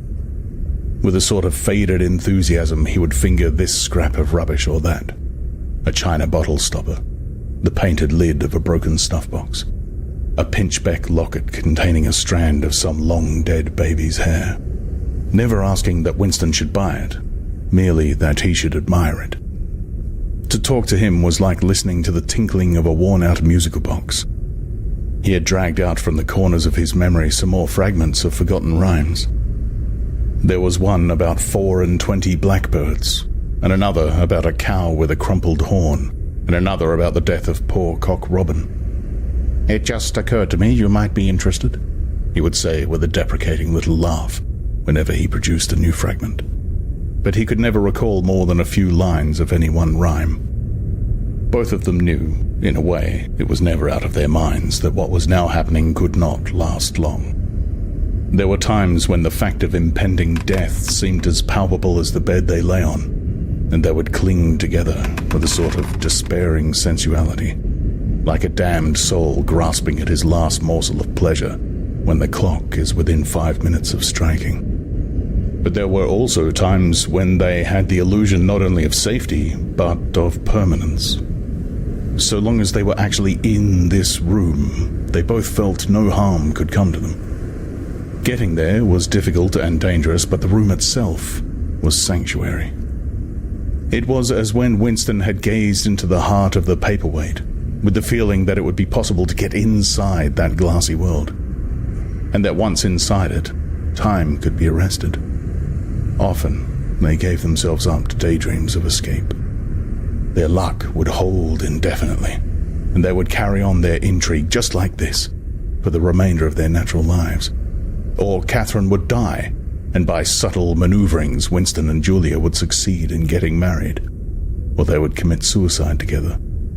Or they would disappear, alter themselves out of recognition, learn to speak with proletarian accents, get jobs in a factory, and live out their lives undetected in a back street. It was all nonsense, as they both knew. In reality, there was no escape. Even the one plan that was practicable, suicide, they had no intention of carrying out. To hang on from day to day and from week to week, spinning out a present that had no future, seemed an unconquerable instinct. Just as one's lungs will always draw the next breath so long as there is air available. Sometimes, too, they talked of engaging in active rebellion against the party, but with no notion of how to take the first step. Even if the fabulous brotherhood was a reality, there still remained the difficulty of finding one's way into it. He told her of the strange intimacy that existed, or seemed to exist, between himself and O'Brien, and of the impulse he sometimes felt simply to walk into O'Brien's presence, announce that he was the enemy of the party, and demand his help. Curiously enough, this did not strike her as an impossibly rash thing to do. She was used to judging people by their faces, and it seemed natural to her that Winston should believe O'Brien to be trustworthy on the strength of a single flash of the eyes. Moreover, she took it for granted that everyone, or nearly everyone, secretly hated the party and would break the rules if he thought it safe to do so. But she refused to believe that widespread organized opposition existed or could exist. The tales about Goldstein and his underground army, she said, were simply a lot of rubbish, which the party had invented for its own purposes, and which you had to pretend to believe in. Times beyond number, At party rallies and spontaneous demonstrations, she had shouted at the top of her voice for the execution of people whose names she had never heard, and in whose supposed crimes she had not the faintest belief. When public trials were happening, she had taken her place in the detachments from the Youth League, who surrounded the courts from morning to night, chanting at intervals, "Death to the traitors!" During the 2 minutes hate, she had always excelled all others in shouting insults at Goldstein, yet she had only the dimmest idea of who Goldstein was and what doctrines he was supposed to represent. She had grown up since the Revolution and was too young to remember the ideological battles of the 50s and 60s. Such a thing as independent political movement was outside her imagination. And in any case, the party was invincible. It would always exist, and it would always be the same. You could only rebel against it by secret disobedience, or at most by isolated acts of violence, such as killing somebody or blowing something up. In some ways, she was far more acute than Winston, and far less susceptible to party propaganda. Once, when he happened in some connection to mention the war against Eurasia, she startled him by saying casually that in her opinion the war was not happening. The rocket bombs which fell daily on London were probably fired by the government of Oceania itself just to keep people frightened. This was an idea that had literally never occurred to him. She also stirred a sort of envy in him by telling him that during the 2 minutes hate, her great difficulty was to avoid bursting out laughing.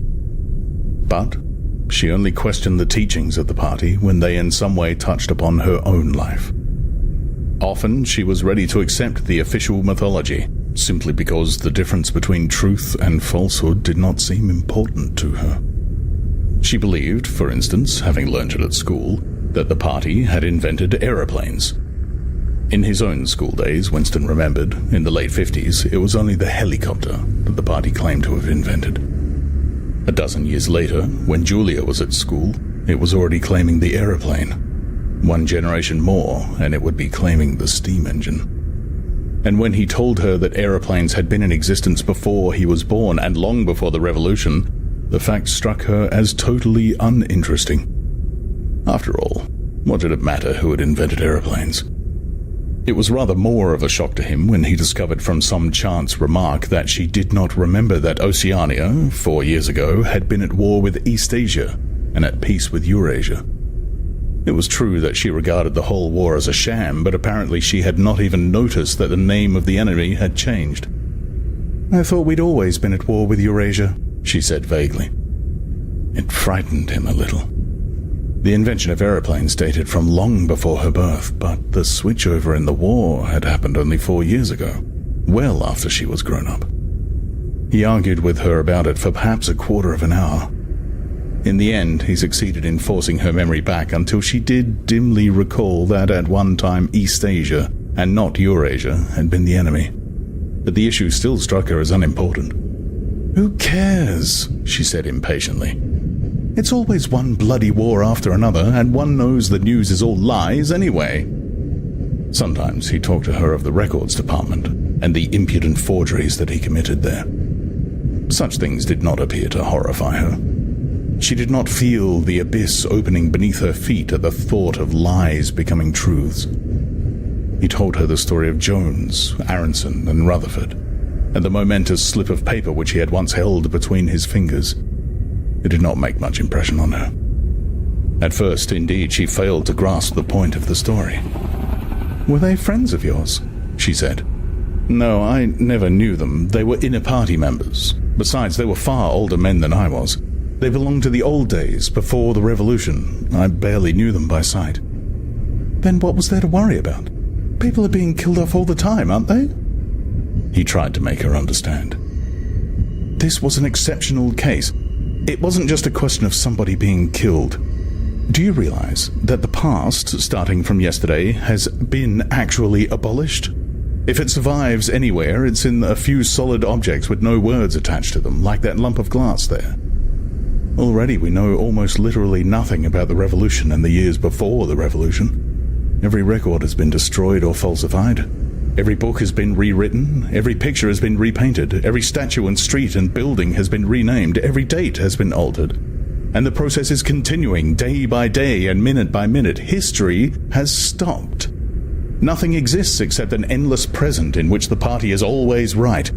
I know, of course, that the past is falsified, but it would never be possible for me to prove it, even when I did the falsification myself. After the thing is done, no evidence ever remains. The only evidence is inside my own mind, and I don't know with any certainty that any other human being shares my memories. Just in that one instance in my whole life, I did possess actual concrete evidence after the event, years after it. And what good was that? It was no good, because I threw it away a few minutes later. But if the same thing happened today, I should keep it. Well, I wouldn't, said Julia. I'm quite ready to take risks, but only for something worthwhile, not for bits of old newspaper. What could you have done with it, even if you had kept it? Not much, perhaps, but it was evidence. I might have planted a few doubts here and there, supposing that I dared to show it to anybody. I don't imagine that we can alter anything in our own lifetime. But one can imagine little knots of resistance springing up here and there. Small groups of people banding themselves together and gradually growing. And even leaving a few records behind so that the next generations can carry on where we left off. I'm not interested in the next generation, dear. I'm interested in us. You're only a rebel from the waist downwards, he told her. She thought this brilliantly witty and flung her arms round him in delight. In the ramifications of party doctrine, she had not the faintest interest. Whenever he began to talk of the principles of Ingsoc, doublethink, the mutability of the past, and the denial of objective reality, and to use newspeak words, she became bored and confused, and said that she never paid any attention to that kind of thing. One knew that it was all rubbish, so why let oneself be worried by it? She knew when to cheer and when to boo, and that was all one needed. If he persisted in talking of such subjects, she had a disconcerting habit of falling asleep. He was one of those people who can go to sleep at any hour and in any position. Talking to her, he realized how easy it was to present an appearance of orthodoxy, while having no grasp whatever of what orthodoxy meant. In a way, the worldview of the party imposed itself most successfully on people incapable of understanding it. They could be made to accept the most flagrant violations of reality, because they never fully grasped the enormity of what was demanded of them, and were not sufficiently interested in public events to notice what was happening. By lack of understanding, they remained sane. They simply swallowed everything, and what they swallowed did them no harm, because it left no residue behind, just as a grain of corn will pass undigested through the body of a bird.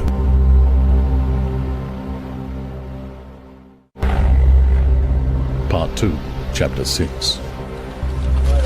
It had happened at last.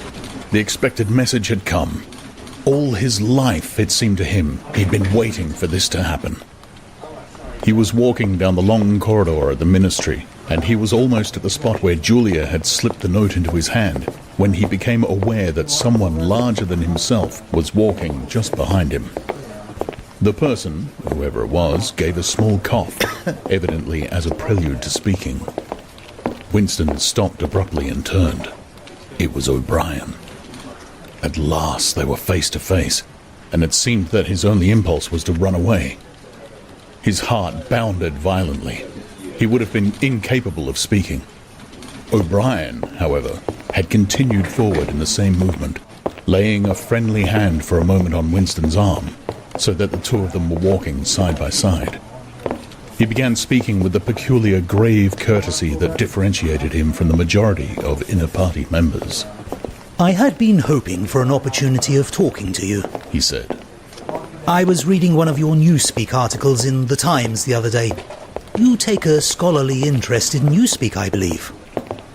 Winston had recovered part of his self-possession. Hardly scholarly, he said. I'm only an amateur. It's not my subject. I've never had anything to do with the actual construction of the language. But you write it very elegantly, said O'Brien. That is not only my own opinion. I was talking recently to a friend of yours who is certainly an expert. His name has slipped my memory for the moment. Again, Winston's heart stirred painfully. It was inconceivable that this was anything other than a reference to Syme.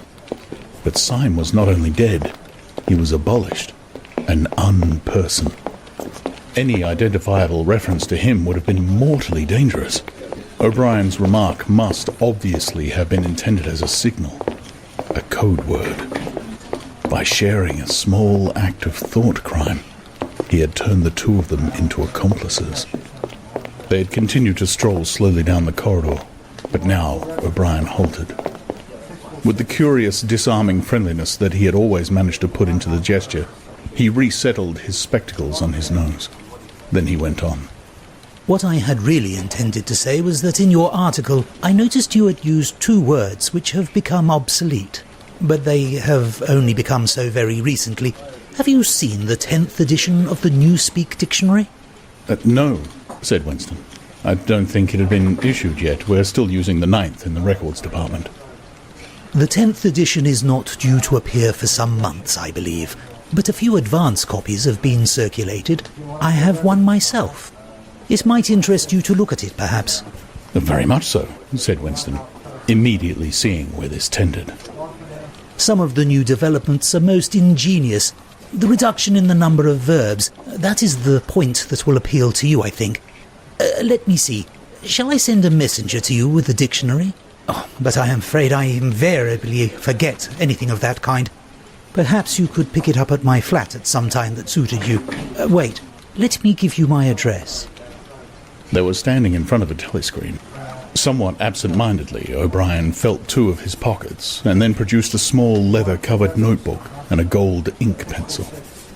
Immediately beneath the telescreen, in such a position that anyone who was watching at the other end of the instrument could read what he was writing, he scribbled an address, tore out the page, and handed it to Winston. I am usually at home in the evenings, he said. If not, my servant will give you the dictionary. He was gone, leaving Winston holding the scrap of paper, which this time there was no need to conceal. Nevertheless, he carefully memorized what was written on it, and some hours later dropped it into the memory hole along with a mass of other papers. They had been talking to one another for a couple of minutes at the most. There was only one meaning that the episode could possibly have. It had been contrived as a way of letting Winston know O'Brien's address. This was necessary because, except by direct inquiry, it was never possible to discover where anyone lived. There were no directories of any kind. If you ever want to see me, this is where I can be found, was what O'Brien had been saying to him. Perhaps there would even be a message concealed somewhere in the dictionary. But, at any rate, one thing was certain. The conspiracy that he had dreamed of did exist, and he had reached the outer edges of it. He knew that sooner or later he would obey O'Brien's summons. Perhaps tomorrow, perhaps after a long delay, he was not certain. What was happening was only the working out of a process that had started years ago. The first step had been a secret, involuntary thought. The second had been the opening of the diary.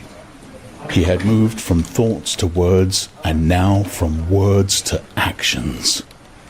The last step was something that would happen in the Ministry of Love. He had accepted it. The end was contained in the beginning. But it was frightening, or more exactly, it was like a foretaste of death, like being a little less alive. Even while he was speaking to O'Brien, when the meaning of the words had sunk in, a chilly, shuddering feeling had taken possession of his body. He had the sensation of stepping into the dampness of a grave, and it was not much better because he had always known that the grave was there and waiting for him.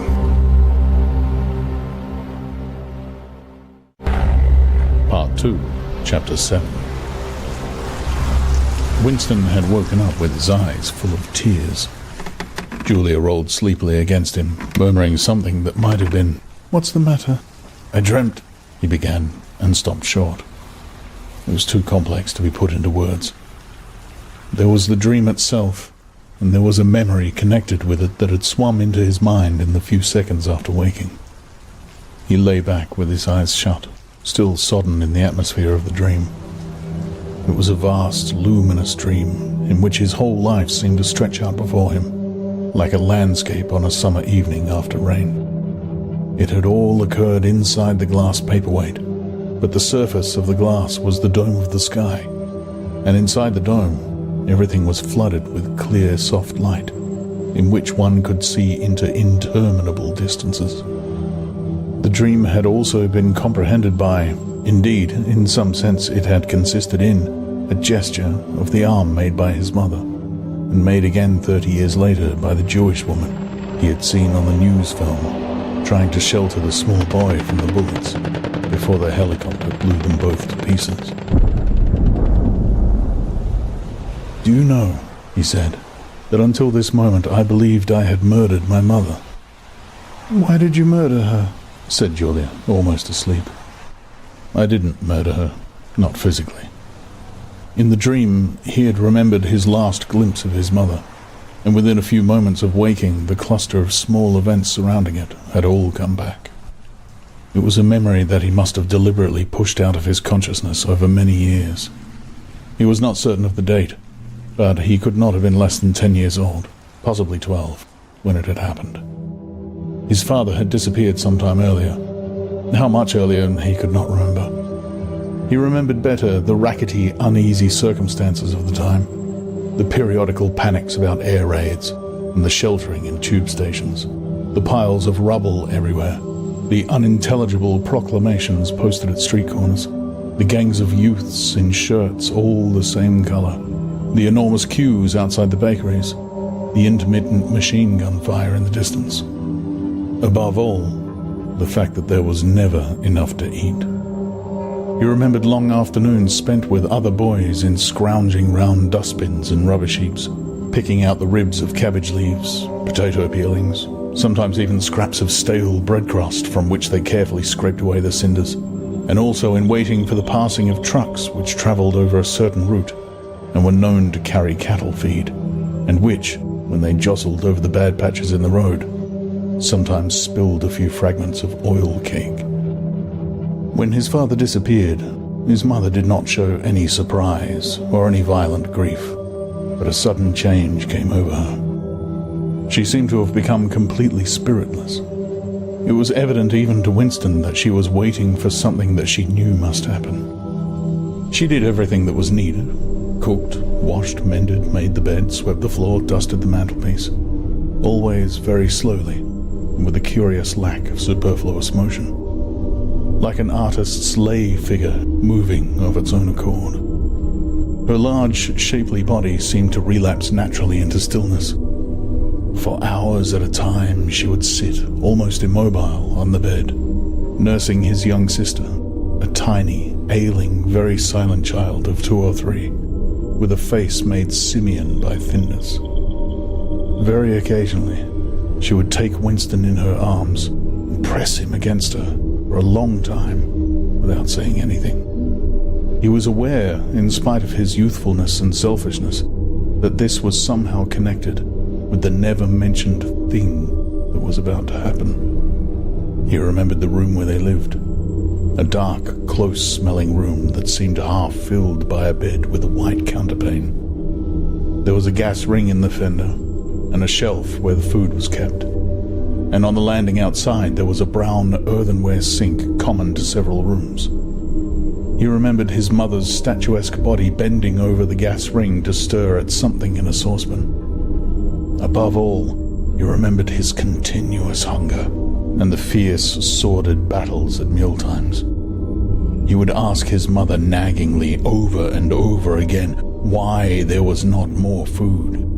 He would shout and storm at her. He even remembered the tones of his voice, which was beginning to break prematurely and sometimes boomed in a peculiar way.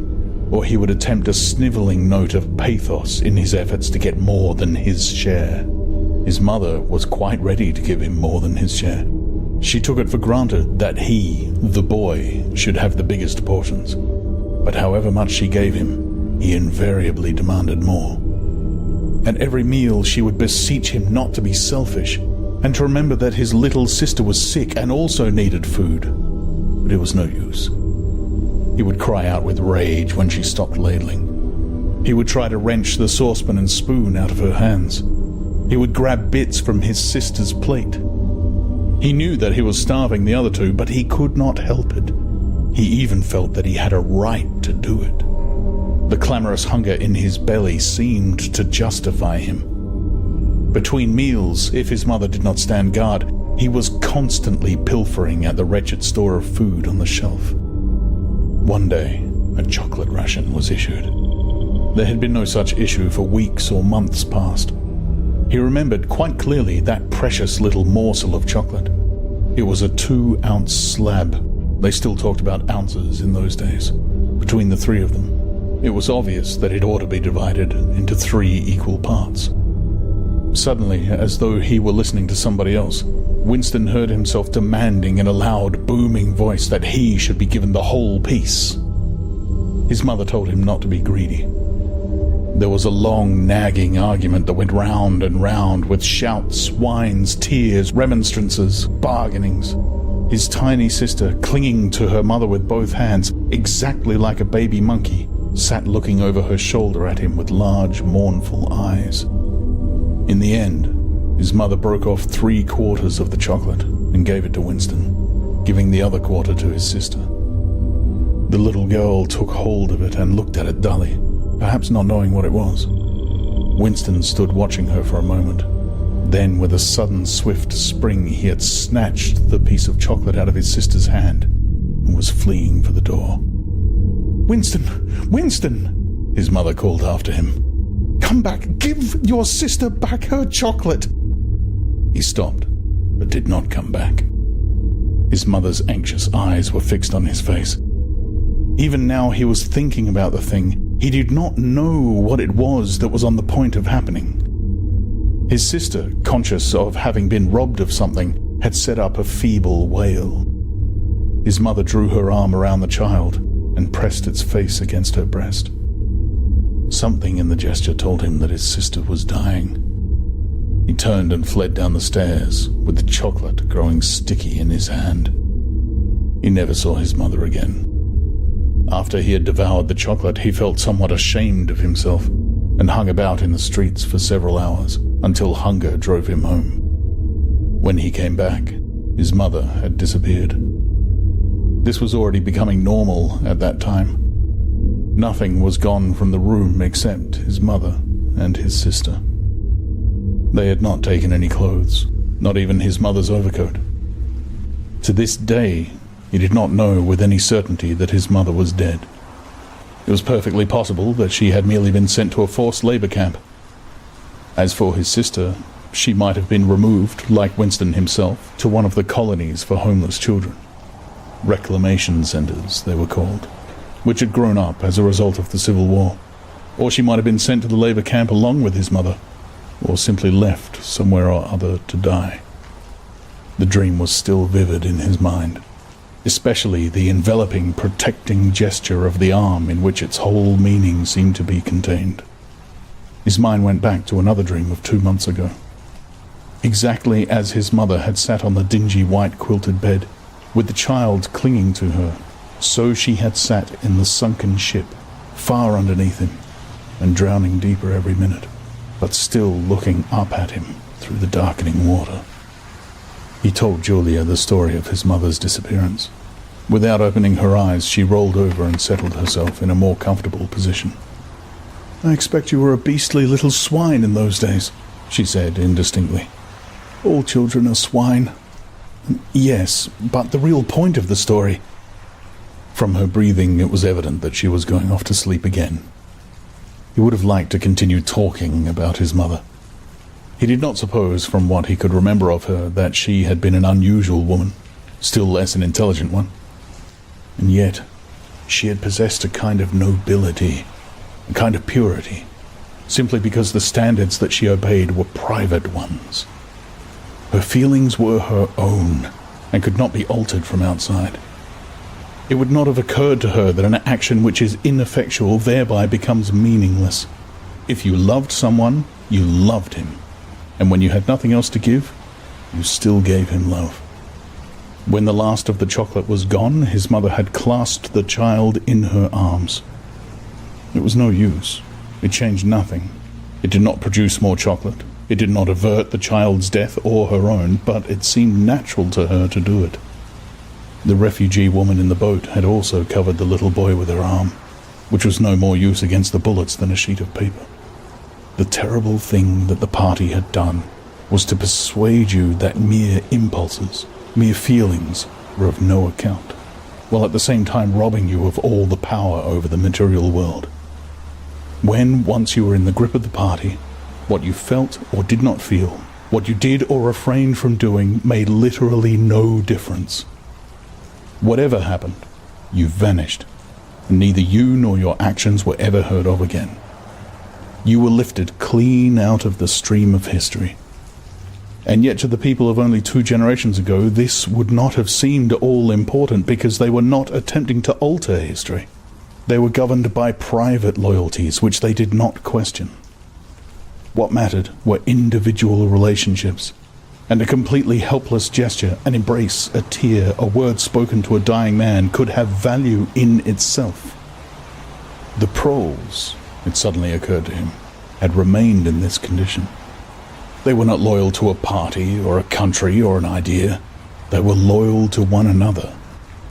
For the first time in his life, he did not despise the proles, or think of them merely as an inert force which would one day spring to life and regenerate the world. The proles had stayed human. They had not become hardened inside. They had held on to the primitive emotions which he himself had to relearn by conscious effort. And in thinking this, he remembered, without apparent relevance, how a few weeks ago he had seen a severed hand lying on the pavement and had kicked it into the gutter as though it had been a cabbage stalk. The proles are human beings, he said aloud. We are not human. Why not? Said Julia, who had woken up again. He thought for a little while. Has it ever occurred to you, he said, that the best thing for us to do would be simply to walk out of here before it's too late and never see each other again? Yes, dear, it has occurred to me several times, but I'm not going to do it all the same. We've been lucky, he said, but it can't last much longer. You're young, you look normal and innocent. If you keep clear of people like me, you might stay alive for another 50 years. No, I've thought it all out. What you do, I'm going to do. And don't be too downhearted. I'm rather good at staying alive. We may be together for another 6 months. A year, there's no knowing. At the end, we're certain to be apart. Do you realize how utterly alone we shall be? When once they get hold of us, there will be nothing, literally nothing, that either of us can do for the other. If I confess, they'll shoot you. And if I refuse to confess, they'll shoot you just the same. Nothing I can do or say or stop myself from saying will put off your death for as much as 5 minutes. Neither of us will even know whether the other is alive or dead. We shall be utterly without power of any kind. The one thing that matters is that we shouldn't betray one another, although even that can't make the slightest difference. If you mean confessing, she said, we shall do that right enough. Everybody always confesses, you can't help it. They torture you. I don't mean confessing. Confession is not betrayal. What you say or do doesn't matter, only feelings matter. If they could make me stop loving you, that would be the real betrayal. She thought it over. They can't do that, she said finally. It's the one thing they can't do. They can make you say anything, but they can't make you believe it. They can't get inside you. No, he said a little more hopefully. No, that's quite true. They can't get inside you. If you can feel that staying human is worthwhile, even when it can't have any result whatever, you've beaten them. He thought of the telescreen with its never-sleeping ear. They could spy upon you night and day, but if you kept your head, you could still outwit them. With all their cleverness, they had never mastered the secret of finding out what another human being was thinking. Perhaps that was less true when you were actually in their hands. One did not know what happened inside the Ministry of Love, but it was possible to guess. Tortures, drugs, delicate instruments that registered your nervous reactions, gradual wearing down by sleeplessness and solitude and persistent questioning. Facts, at any rate, could not be kept hidden. They could be tracked down by inquiry. They could be squeezed out of you by torture. But if the object was not to stay alive, but to stay human, what difference did it ultimately make? They could not alter your feelings. For that matter, you could not alter them yourself, even if you wanted to. They could lay bare in the utmost detail everything that you had done or said or thought, but the inner heart, whose workings were mysterious even to yourself, remained impregnable.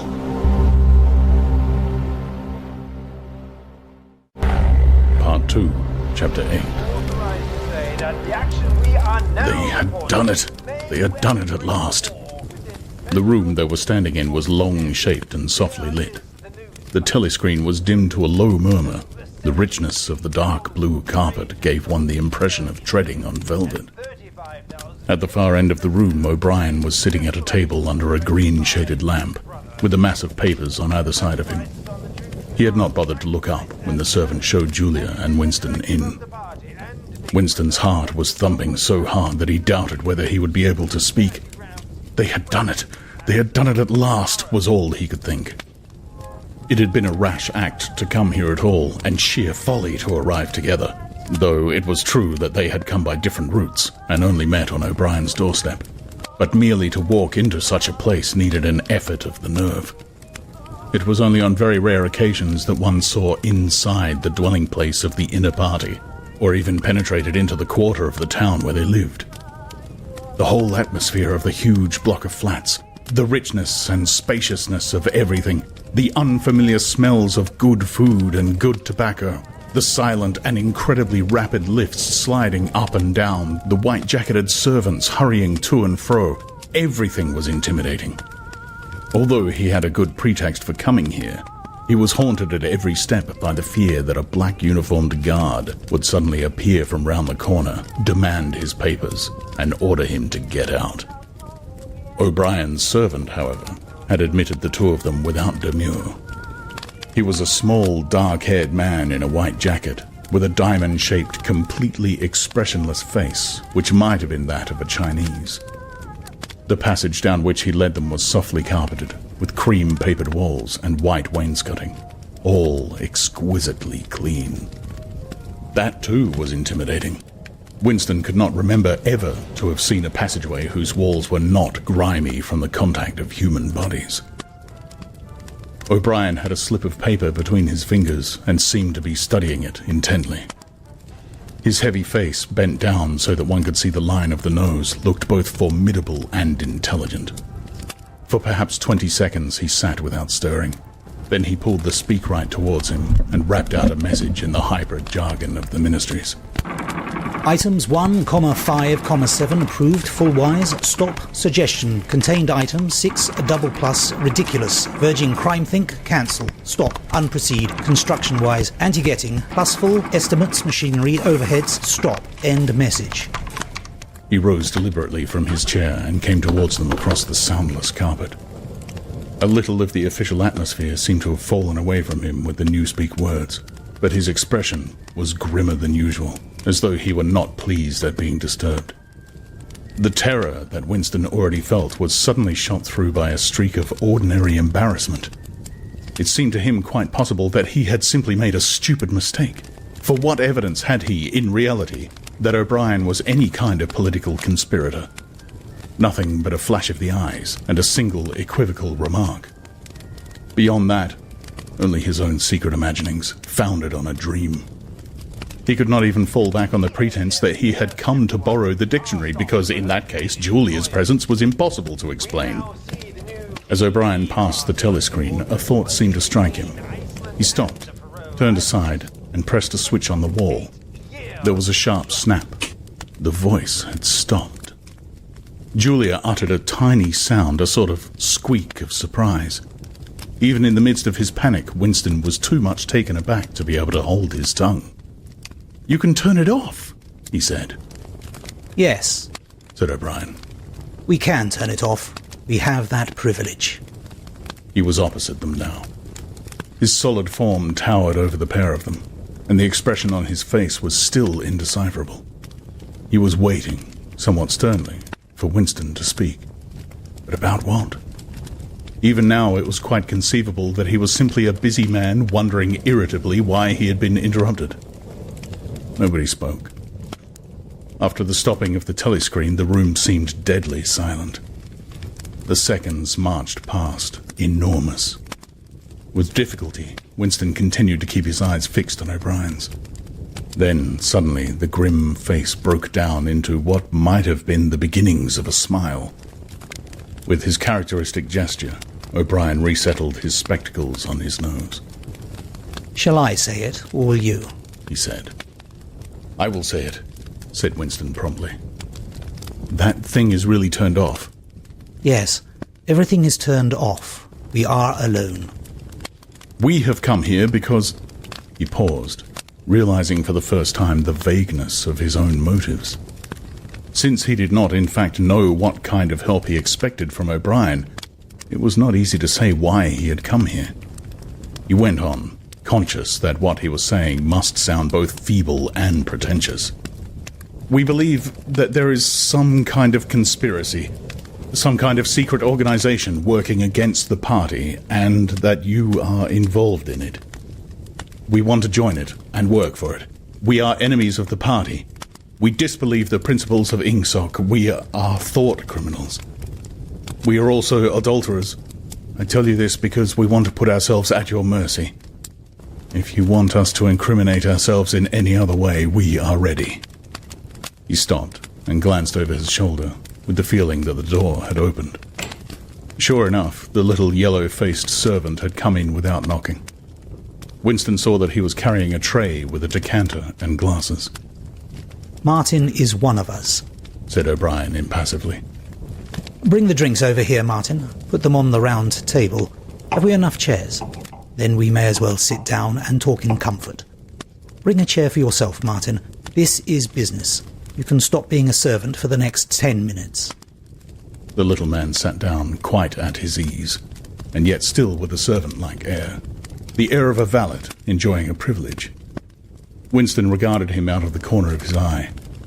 It struck him that the man's whole life was playing a part, and that he felt it too dangerous to drop his assumed personality even for a moment. O'Brien took the decanter by the neck and filled up the glasses with a dark red liquid. It aroused in Winston dim memories of something seen long ago on a wall or a hoarding. A vast bottle composed of electric lights which seemed to move up and down and pour its contents into a glass. Seen from the top, the stuff looked almost black, but in the decanter it gleamed like a ruby. It had a sour, sweet smell. He saw Julia pick up her glass and sniff at it with frank curiosity. "It is called wine," said O'Brien with a faint smile. "You will have read about it in books, no doubt. Not much of it gets to the outer party, I'm afraid." His face grew solemn again, and he raised his glass. "I think it is fitting that we should begin by drinking a health. To our leader, to Emmanuel Goldstein." Winston took up his glass with a certain eagerness. Wine was a thing he had read and dreamed about. Like the glass paperweight or Mr. Charrington's half-remembered rhymes, it belonged to the vanished romantic past, the olden time, as he liked to call it in his secret thoughts. For some reason, he had always thought of wine as having an intensely sweet taste, like that of blackberry jam, and an immediate intoxicating effect. Actually, when he came to swallow it, the stuff was distinctly disappointing. The truth was that after years of gin drinking, he could barely taste it. He set down the empty glass. "Then there is such a person as Goldstein," he said. "Yes, there is such a person, and he is alive. Where, I do not know." "And the conspiracy, the organization, is it real? It is not simply an invention of the Thought Police?" "No, it is real. The Brotherhood, we call it. You will never learn much more about the Brotherhood than that it exists, and that you belong to it. I will come back to that presently." He looked at his wristwatch. "It is unwise even for members of the inner party to turn off the telescreen for more than half an hour.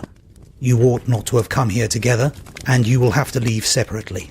You, comrade," he bowed his head to Julia, "will leave first. We have about 20 minutes at our disposal." you will understand that I must start by asking you certain questions. In general terms, what are you prepared to do? Anything that we are capable of, said Winston. O'Brien had turned himself a little in his chair so that he was facing Winston. He almost ignored Julia, seeming to take it for granted that Winston could speak for her. For a moment, the lids flitted down over his eyes.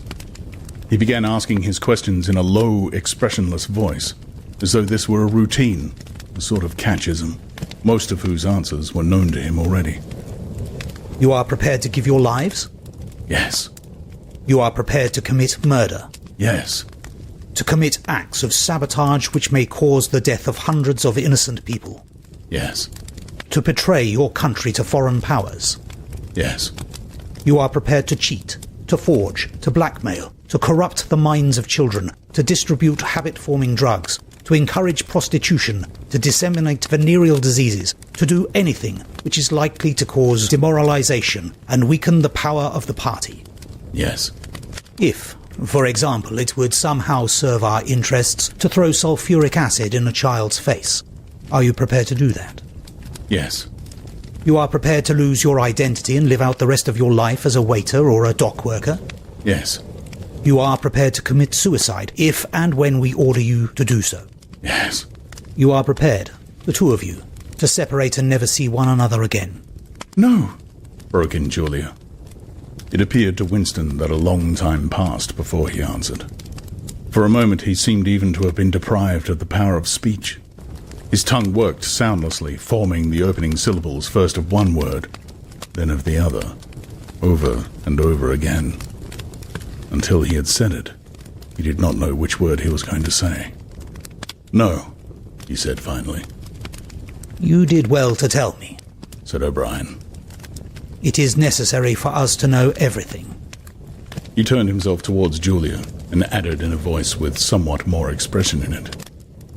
Do you understand that even if he survives, it may be as a different person?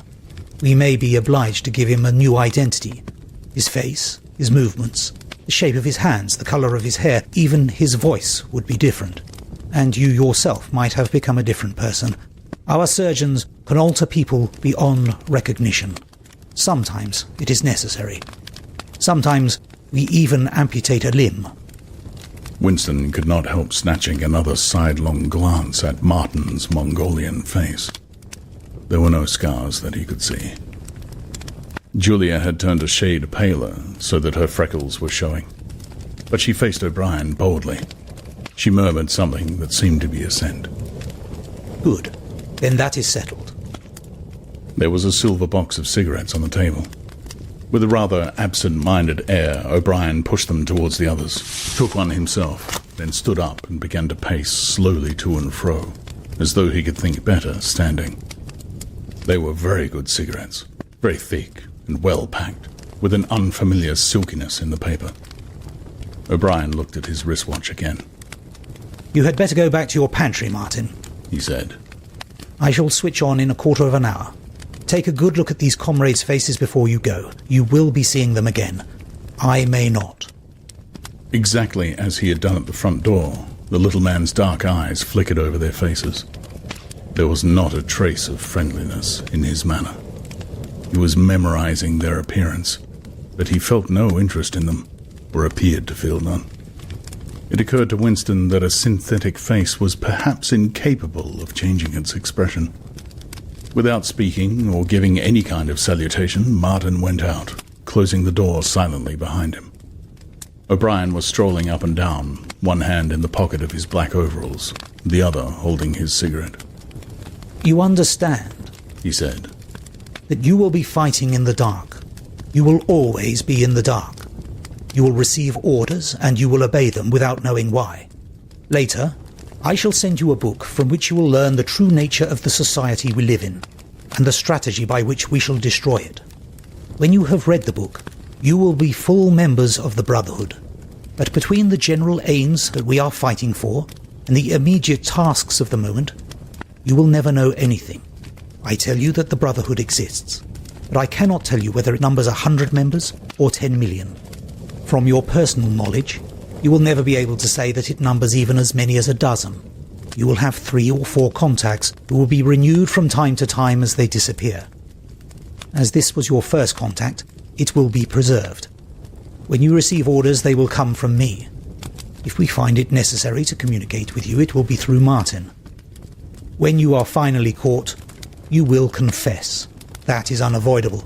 But you will have very little to confess other than your own actions. You will not be able to betray more than a handful of unimportant people. Probably you will not even betray me. By that time I may be dead, or I shall have become a different person with a different face. He continued to move to and fro over the soft carpet. In spite of the bulkiness of his body, there was a remarkable grace in his movements. It came out even in the gesture with which he thrust a hand into his pocket, or manipulated a cigarette. More even than of strength, he gave an impression of confidence, and of an understanding tinged by irony. However much in earnest he might be, he had nothing of the single-mindedness that belonged to a fanatic. When he spoke of murder, suicide, venereal disease, amputated limbs and altered faces, it was with a faint air of persiflage. "This is unavoidable," his voice seemed to say. "This is what we have got to do, unflinchingly. But this is not what we shall be doing when life is worth living again." A wave of admiration, almost of worship, flowed out from Winston towards O'Brien. For the moment, he had forgotten the shadowy figure of Goldstein. When you looked at O'Brien's powerful shoulders and his blunt-featured face, so ugly and yet so civilized, it was impossible to believe that he could be defeated. There was no stratagem that he was not equal to, no danger that he could not foresee. Even Julia seemed to be impressed. She had let her cigarette go out and was listening intently. O'Brien went on. You will have heard rumours of the existence of the Brotherhood. No doubt you have formed your own picture of it. You have imagined, probably, a huge underworld of conspirators meeting secretly in cellars, scribbling messages on walls, recognizing one another by code words or by special movements of the hand. Nothing of the kind exists. The members of the Brotherhood have no way of recognizing one another, and it is impossible for any one member to be aware of the identity of more than a few others. Goldstein himself, if he fell into the hands of the Thought Police, could not give them a complete list of members or any information that would lead them to a complete list. No such list exists. The Brotherhood cannot be wiped out because it is not an organization in the ordinary sense. Nothing holds it together except an idea which is indestructible. You will never have anything to sustain you except the idea. You will get no comradeship and no encouragement. When finally you are caught, you will get no help. We never help our members. At most, when it is absolutely necessary that someone should be silenced, we are occasionally able to smuggle a razor blade into a prisoner's cell. You will have to get used to living without results and without hope. You will work for a while, you will be caught, you will confess, and then you will die. Those are the only results that you will ever see. There is no possibility that any perceptible change will happen within our own lifetime. We are the dead. Our only true life is in the future. We shall take part in it as handfuls of dust and splinters of bone. But how far away that future may be, there is no knowing. It might be 1,000 years. At present, nothing is possible except to extend the area of sanity little by little. We cannot act collectively. We can only spread our knowledge outwards from individual to individual, generation after generation. In the face of the Thought Police, there is no other way. He halted and looked for the third time at his wristwatch. It is almost time for you to leave, comrade, he said to Julia. Wait, the decanter is still half full. He filled the glasses and raised his own glass by the stem. What shall it be this time? He said, still with the same faint suggestion of irony. To the confusion of the Thought Police? To the death of Big Brother? To humanity? To the future? To the past, said Winston. The past is more important, agreed O'Brien gravely.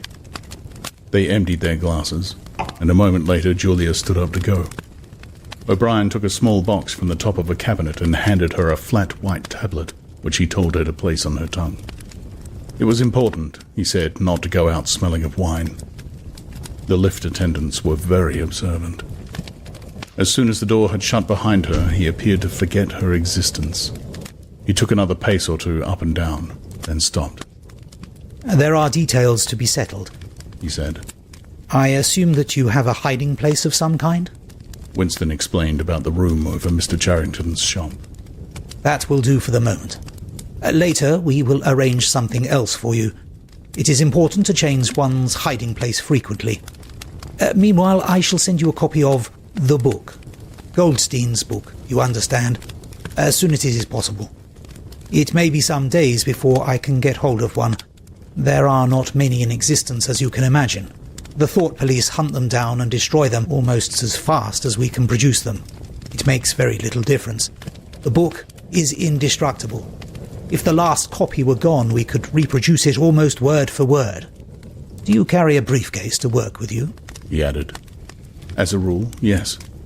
What is it like? Black, very shabby, with 2 straps. Black. 2 straps, very shabby. Good.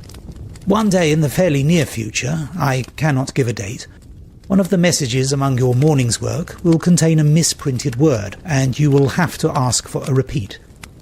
On the following day, you will go to work without your briefcase. At some time during the day, in the street, a man will touch you on the arm and say, "I think you have dropped your briefcase." The one he gives you will contain a copy of Goldstein's book. You will return it within 14 days. They were silent for a moment. There are a couple of minutes before you need to go, said O'Brien. We shall meet again, if we do meet again. Winston looked up at him. In the place where there is no darkness, he said hesitantly. O'Brien nodded without appearance of surprise. In the place where there is no darkness, he said, as though he had recognized the allusion. And in the meantime, is there anything you wish to say before you leave? Any message? Any question? Winston thought. There did not seem to be any further question that he wanted to ask. Still less did he feel any impulse to utter high-sounding generalities. Instead of anything directly connected with O'Brien or the Brotherhood, there came into his mind a sort of composite picture of the dark bedroom where his mother had spent her last days, and the little room over Mr. Charrington's shop, and the glass paperweight, and the steel engraving in its rosewood frame. Almost at random, he said, "Did you ever happen to hear an old rhyme that begins, 'Oranges and lemons say the bells of St. Clement's'?" Again, O'Brien nodded. With a sort of grave courtesy, he completed the stanza. Oranges and lemons say the bells of St. Clement's. You owe me 3 farthings, say the bells of St. Martin's. When will you pay me, say the bells of Old Bailey. When I grow rich, say the bells of Shoreditch. You knew the last line, said Winston. Yes, I knew the last line. And now I am afraid it is time for you to go.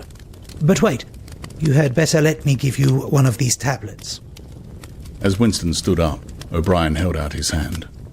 His powerful grip crushed the bones of Winston's palm. At the door, Winston looked back, but O'Brien seemed already to be in the process of putting him out of mind. He was waiting with his hand on the switch that controlled the telescreen. Beyond him, Winston could see the writing table, with its green-shaded lamp, and the speakwrite, and the wire baskets deep laden with papers. The incident was closed.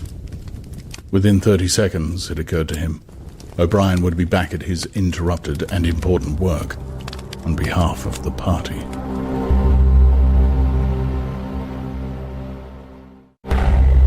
Part 2, Chapter 9. Winston was gelatinous with fatigue. Gelatinous was the right word. It had come into his head spontaneously. His body seemed to have not only the weakness of a jelly, but its translucency. He felt that if he held up his hand, he would be able to see the light through it. All the blood and lymph had been drained out of him by an enormous debauch of work, leaving only a frail structure of nerves, bones, and skin. All sensations seemed to be magnified. His overalls fretted his shoulders. The pavement tickled his feet. Even the opening and closing of a hand was an effort that made his joints creak.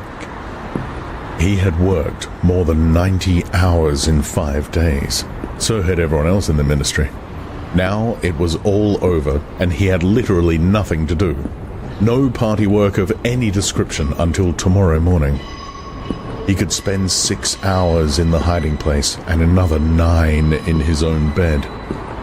Slowly, in mild afternoon sunshine, he walked up a dingy street in the direction of Mr. Charrington's shop, keeping one eye open for the patrols, but irrationally convinced that this afternoon there was no danger of anyone interfering with him. The heavy briefcase that he was carrying bumped against his knee at each step, sending a tingling sensation up and down the skin of his leg. Inside it was the book, which he had now had in his possession for 6 days, and had not yet opened, nor even looked at. On the 6th day of Hate Week, after the processions, the speeches, the shouting, the singing, the banners, the posters, the films, the waxworks, the rolling of drums and squealing of trumpets, the tramp of marching feet, the grinding of the caterpillars of tanks, the roar of massed planes, the booming of guns, after 6 days of this, when the great orgasm was quivering to its climax and the general hatred of Eurasia had boiled up into such delirium that if the crowd could have got their hands on the 2,000 Eurasian war criminals who were to be publicly hanged on the last day of the proceedings, they would unquestionably have torn them to pieces. At just this moment, it had been announced that Oceania was not, after all, at war with Eurasia. Oceania was at war with East Asia. Eurasia was an ally. There was, of course, no admission that any change had taken place. Merely it became known, with extreme suddenness and everywhere at once, that East Asia and not Eurasia was the enemy.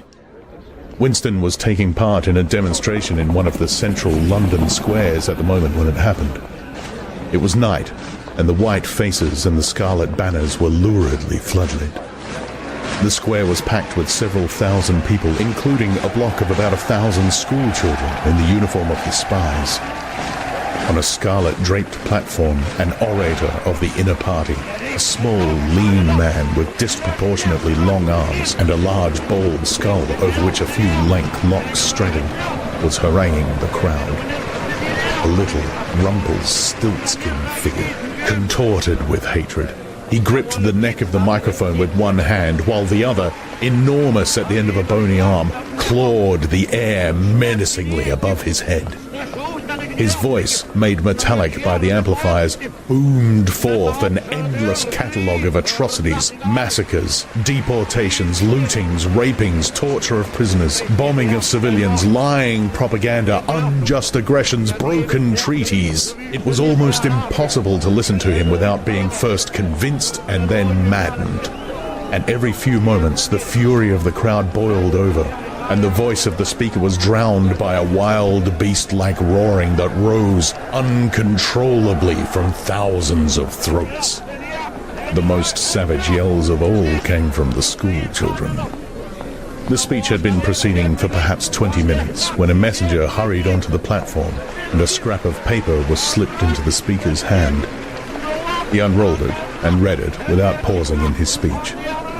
Nothing altered in his voice or manner, or in the content of what he was saying, but suddenly the names were different. Without words said, a wave of understanding rippled through the crowd. Oceania was at war with East Asia. The next moment there was a tremendous commotion. The banners and posters with which the square was decorated were all wrong. Quite half of them had the wrong faces on them. It was sabotage. The agents of Goldstein had been at work. There was a riotous interlude while posters were ripped from the walls, banners torn to shreds and trampled underfoot. The spies performed prodigies of activity in clambering over the rooftops and cutting the streamers that fluttered from the chimneys. But within 2 or 3 minutes it was all over.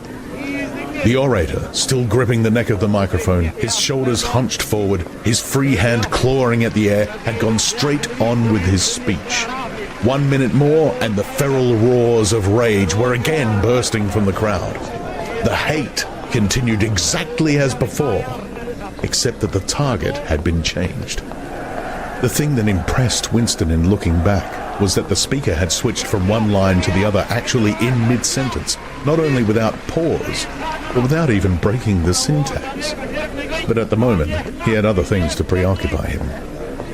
It was during the moment of disorder, while the posters were being torn down, that a man whose face he did not see had tapped him on the shoulder and said, "Excuse me, I think you've dropped your briefcase." He took the briefcase abstractedly, without speaking. He knew it would be days before he had an opportunity to look inside it. The instant that the demonstration was over, he went straight to the Ministry of Truth, though the time was now nearly 23 hours. The entire staff of the ministry had done likewise. The orders already issuing from the telescreen, recalling them to their posts, were hardly necessary. Oceania was at war with Eastasia. Oceania had always been at war with Eastasia. A large part of the political literature of 5 years was now completely obsolete. Reports and records of all kinds, newspapers, books, pamphlets, films, soundtracks, photographs, all had to be rectified at lightning speed. Although no directive was ever issued, it was known that the chiefs of the department intended that within 1 week no reference to the war with Eurasia or the alliance with Eastasia should remain in existence anywhere. The work was overwhelming. All the more so because the process that it involved could not be called by their true names. Everyone in the records department worked 18 hours in the 24, with 2 3-hour snatches of sleep. Mattresses were brought up from the cellars and pitched all over the corridors. Meals consisted of sandwiches and victory coffee wheeled round on trolleys by attendants from the canteen. Each time that Winston broke off for one of his spells of sleep, he tried to leave his desk clear of work. And each time that he crawled back, sticky-eyed and aching, it was to find that another shower of paper cylinders had covered the desk like a snowdrift, half burying the speakwrite and overflowing onto the floor, so that the first job was always to stack them into a neat enough pile to give him room to work. What was worst of all was that the work was by no means purely mechanical. Often it was enough merely to substitute one name for another, but any detailed report of events demanded care and imagination. Even the geographical knowledge that one needed in transferring the war from one part of the world to another was considerable.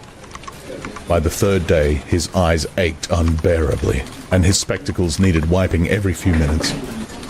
It was like struggling with some crushing physical task, something which one had the right to refuse and which one was nevertheless neurotically anxious to accomplish. Insofar as he had time to remember it, he was not troubled by the fact that every word he murmured into the speakwrite, every stroke of his ink pencil, was a deliberate lie. He was as anxious as anyone else in the department that the forgery should be perfect. On the morning of the 6th day, the dribble of cylinders slowed down. For as much as half an hour, nothing came out of the tube. Then one more cylinder, then nothing. Everywhere, at about the same time, the work was easing off. A deep and, as it were, secret sigh went through the department. A mighty deed, which could never be mentioned, had been achieved. It was now impossible for any human being to prove by documentary evidence that the war with Eurasia had ever happened. At 1200, it was unexpectedly announced that all workers in the ministry were free till tomorrow morning. Winston, still carrying the briefcase containing the book, which had remained between his feet while he worked and under his body while he slept, went home, shaved himself, and almost fell asleep in the bath, although the water was barely more than tepid.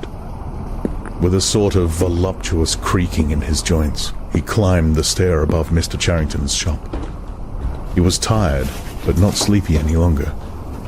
He opened the window, lit the dirty little oil stove, and put on a pan of water for coffee. Julia would arrive presently. Meanwhile, there was the book. He sat down in the sluttish armchair and undid the straps of the briefcase. A heavy black volume, amateurishly bound, with no name or title on the cover. The print also looked slightly irregular. The pages were worn at the edges and fell apart easily, as though the book had passed through many hands. The inscription on the title page ran, "The Theory and Practice of Oligarchical Collectivism" by Emmanuel Goldstein. Winston began reading. Chapter 1. ignorance is strength. Throughout recorded time, and probably since the end of the Neolithic Age, there have been three kinds of people in the world: the high, the middle, and the low. They have been subdivided in many ways. They have borne countless different names, and their relative numbers, as well as their attitude towards one another, have varied from age to age. But the essential structure of society has never altered. Even after enormous upheavals and seemingly irrevocable changes, the same pattern has always reasserted itself, just as a gyroscope will always return to equilibrium, however far it is pushed one way or the other. The aims of these groups are entirely irreconcilable. Winston stopped reading, chiefly in order to appreciate the fact that he was reading in comfort and safety. He was alone. No telescreen, no ear at the keyhole, no nervous impulse to glance over his shoulder or cover the page with his hand. The sweet summer air played against his cheek. From somewhere far away there floated the faint shouts of children. In the room itself there was no sound except the insect voice of the clock. He settled deeper into the armchair and put his feet up on the fender. It was bliss. It was eternity. Suddenly, as one sometimes does with a book of which one knows that one will ultimately read and reread every word, he opened it at a different place and found himself at Chapter 3. He went on reading. Chapter 3. War is Peace. The splitting up of the world into three great superstates was an event which could be, and indeed was, foreseen before the middle of the 20th century. With the absorption of Europe by Russia and of the British Empire by the United States, two of the three existing powers, Eurasia and Oceania, were already effectively in being. The third, East Asia, only emerged as a distinct unit after another decade of confused fighting. The frontiers between the three superstates are in some places arbitrary, and in others they fluctuate according to the fortunes of war. But, in general, they follow geographical lines. Eurasia comprises the whole of the northern part of the European and Asiatic landmass from Portugal to the Bering Strait. Oceania comprises the Americas, the Atlantic Islands, including the British Isles, Australasia, and the southern portion of Africa. East Asia, smaller than the others and with a less definite western frontier, comprises China and the countries to the south of it, the Japanese islands, and a large but fluctuating portion of Manchuria, Mongolia, and Tibet. In one combination or another, these three super-states are permanently at war, and have been so for the past 25 years. War, however, is no longer the desperate, annihilating struggle that it was in the early decades of the 20th century. It is a warfare of limited aims between combatants who are unable to destroy one another, have no material cause for fighting, and are not divided by any genuine ideological difference. That is not to say that either the conduct of war or the prevailing attitude towards it has become less bloodthirsty or more chivalrous.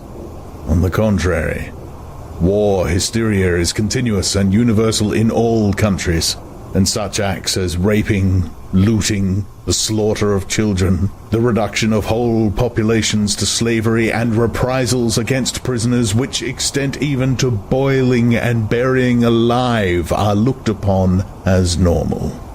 And when they are committed by one's own side and not by the enemy, meritorious. But in a physical sense, war involves very small numbers of people, mostly highly trained specialists, and causes comparatively few casualties. The fighting, when there is any, takes place on the vague frontiers whose whereabouts the average man can only guess at, or round the floating fortresses which guard strategic spots on the sea lanes.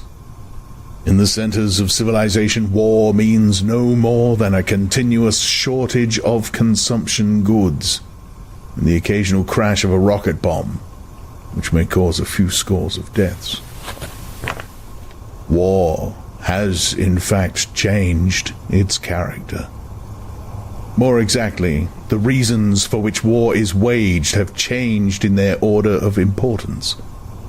Motives which were already present to some small extent in the great wars of the early 20th century have now become dominant and are consciously recognized and acted upon.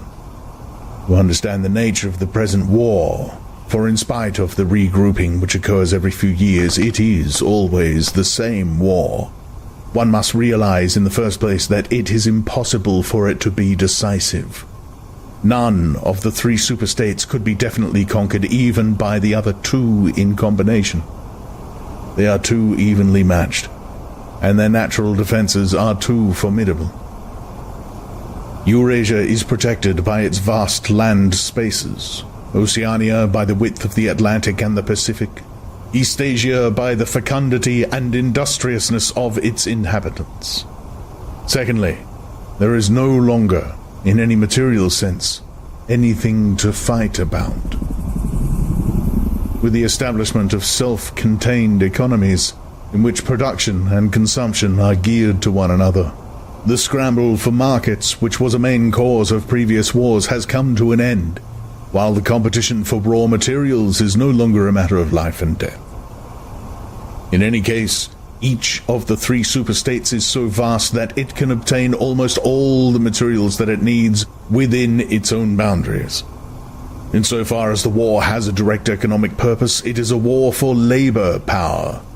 Between the frontiers of the superstates, and not permanently in the possession of any of them, there lies a rough quadrilateral with its corners at Tangier, Brazzaville, Darwin, and Hong Kong, containing within it about a fifth of the population of the Earth. It is for the possession of these thickly populated regions, and of the northern ice cap, that the three powers are constantly struggling. In practice, no one power ever controls the whole of the disputed area. Portions of it are constantly changing hands, and it is the chance of seizing this or that fragment by a sudden stroke of treachery that dictates the endless changes of alignment. All of the disputed territories contain valuable minerals, and some of them yield important vegetable products such as rubber, which in colder climates it is necessary to synthesize by comparatively expensive methods. But above all, they contain a bottomless reserve of cheap labor. Whichever power controls equatorial Africa, or the countries of the Middle East, or southern India, or the Indonesian archipelago, disposes also of the bodies of scores or hundreds of millions of ill-paid and hard-working coolies. The inhabitants of these areas, reduced more or less openly to the status of slaves, pass continuously from conqueror to conqueror, and are expended like so much coal or oil in the race to turn out more armaments, to capture more territory, to control more labor power, to turn out more armaments, to capture more territory, and so on, indefinitely. It should be noted that the fighting never really moves beyond the edge of the disputed areas. The frontiers of Eurasia flow back and forth between the basin of the Congo and the northern shore of the Mediterranean. The islands of the Indian Ocean and the Pacific are constantly being captured and recaptured by Oceania or by Eastasia. In Mongolia, the dividing line between Eurasia and Eastasia is never stable.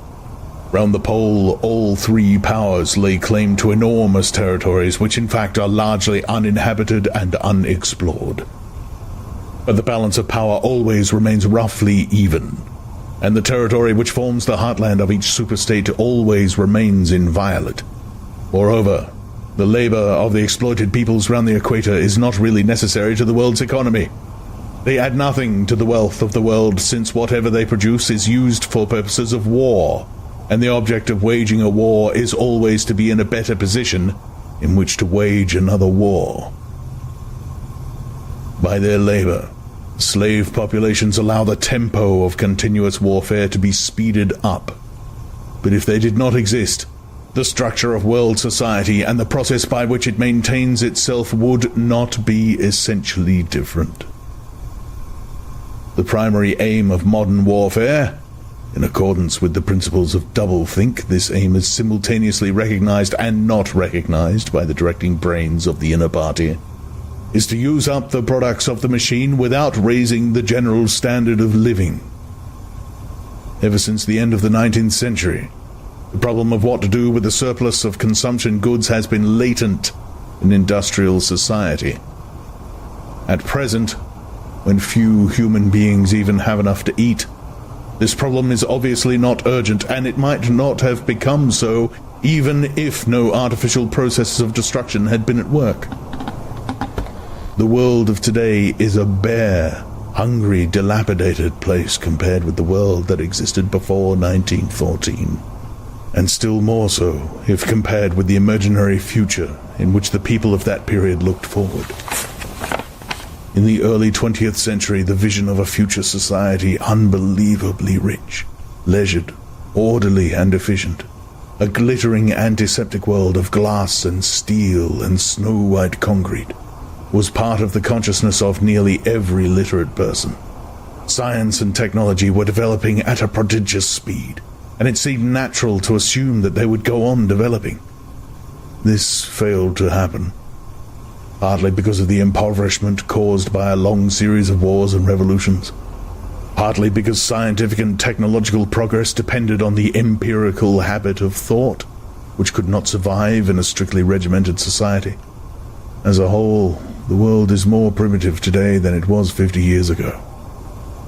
Certain backward areas have advanced, and various devices, always in some way connected with warfare and police espionage, have been developed, but experiment and invention have largely stopped, and the ravages of the atomic war of the 1950s have never been fully repaired. Nevertheless, the dangers inherent in the machine are still there. From the moment when the machine first made its appearance, it was clear to all thinking people that the need for human drudgery, and therefore to a great extent for human inequality, had disappeared.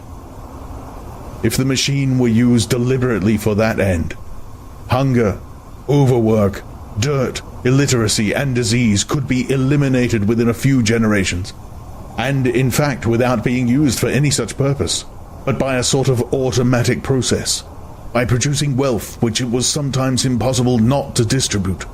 The machine did raise the living standards of the average human being very greatly over a period of about 50 years, at the end of the 19th and the beginning of the 20th centuries.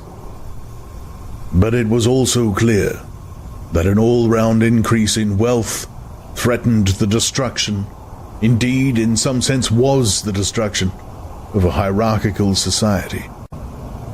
In a world in which everyone worked short hours, had enough to eat, lived in a house with a bathroom and a refrigerator, and possessed a motor car or even an aeroplane, the most obvious and perhaps the most important form of inequality would already have disappeared. If it once became general, wealth would confer no distinction. It was possible, no doubt, to imagine a society in which wealth, in the sense of personal possessions and luxuries, should be evenly distributed, whilst power remained in the hands of a small privileged caste. But in practice, such a society could not remain stable. For if leisure and security were enjoyed by all alike, the great mass of human beings who are normally stupefied by poverty would become literate and would learn to think for themselves, and when once they had done this, they would sooner or later realize that the privileged minority had no function, and they would sweep it away. In the long run, a hierarchical society was only possible on a basis of poverty and ignorance. Return to the agricultural past, as some thinkers about the beginning of the 20th century dreamed of doing, was not a practicable solution. It conflicted with the tendency towards mechanizations, which had become quasi-instinctive throughout almost the whole world, And moreover, any country which remained industrially backwards was helpless in a military sense, and was bound to be dominated, directly or indirectly, by its more advanced rivals. Nor was it a satisfactory solution to keep the masses in poverty by restricting the output of goods. This happened to a great extent during the final phase of capitalism, roughly between 1920 and 1940. The economy of many countries was allowed to stagnate. Land went out of cultivation. Capital equipment was not added to. Great blocks of the population were prevented from working and kept half alive by state charity. But this, too, entailed military weakness. And since the privations it inflicted were obviously unnecessary, it made opposition inevitable. The problem was how to keep the wheels of industry turning without increasing the real wealth of the world. Goods must be produced, they must not be distributed. And in practice, the only way of achieving this was by continuous warfare. The essential act of war is destruction, not necessarily of human lives, but of the products of human labor. War is a way of shattering to pieces, or pouring into the stratosphere, or sinking in the depths of the sea materials which might otherwise be used to make the masses too comfortable, and hence, in the long run, too intelligent. Even when weapons of war are not actually destroyed, their manufacture is still a convenient way of expending labor power without producing anything that can be consumed. A floating fortress, for example, has locked up in it the labor that would build several hundred cargo ships. Ultimately, it is scrapped as obsolete, never having brought any material benefit to anybody. And with further enormous labors, another floating fortress is built. In principle, the war effort is always so planned as to eat up any surplus that might exist after meeting the bare needs of the population. In practice, the needs of the population are always underestimated, with the results that there is a chronic shortage of half the necessities of life, that this is looked on as an advantage. It is deliberate policy to keep even the favored groups somewhere near the brink of hardship, because a general state of scarcity increases the importance of small privileges, and thus magnifies the distinction between one group and another. By the standards of the early 20th century, even a member of the inner party lives an austere, laborious kind of life.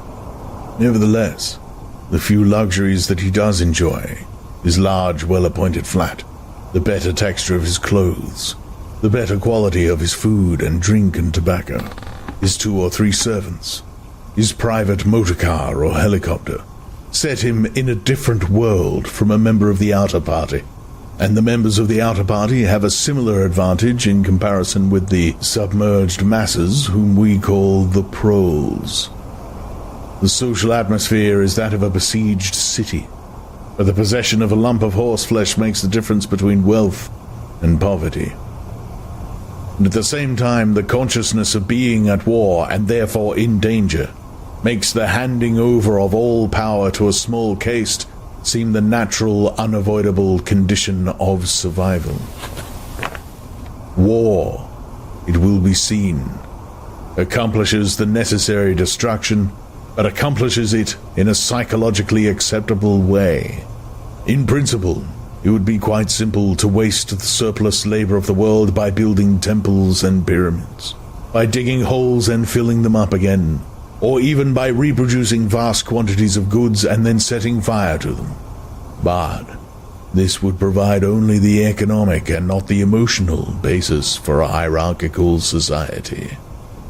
What is concerned here is not the morale of masses, whose attitude is unimportant as long as they are kept steadily at work, but the morale of the party itself. Even the humblest party member is expected to be competent, industrious, and even intelligent within narrow limits. But it is also necessary that he should be a credulous and ignorant fanatic whose prevailing moods are fear, hatred, adulation, and orgiastic triumph. In other words, it is necessary that he should have the mentality appropriate to a state of war. It does not matter whether the war is actually happening. And since no decisive victory is possible, it does not matter whether the war is going well or badly. All that is needed is that a state of war should exist. The splitting of the intelligence which the party requires of its members, and which is more easily achieved in an atmosphere of war, is now almost universal. The higher up the ranks one goes, the more marked it becomes. It is precisely in the inner party that war hysteria and hatred of the enemy are strongest. In his capacity as an administrator, it is often necessary for a member of the inner party to know that this or that item of war news is untruthful, and he may often be aware that the entire war is spurious and is either not happening or is being waged for purposes quite other than the declared ones. But such knowledge is easily neutralized by the technique of doublethink.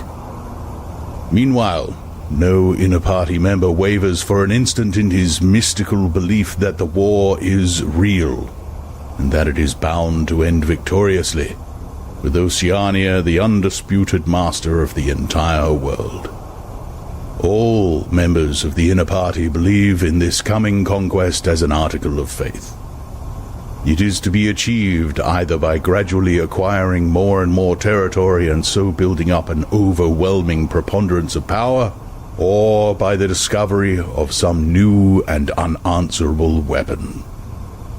The search for new weapons continues unceasingly, and is one of the very few remaining activities in which the inventive or speculative type of mind can find any outlet.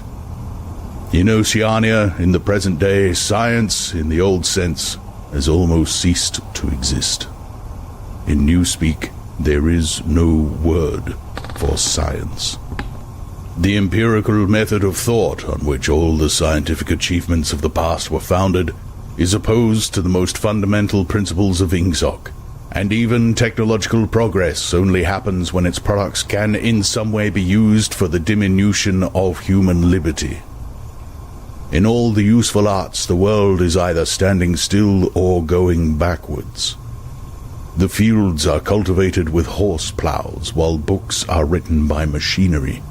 But in matters of vital importance, meaning, in effect, war and police espionage, the empirical approach is still encouraged, or at least tolerated.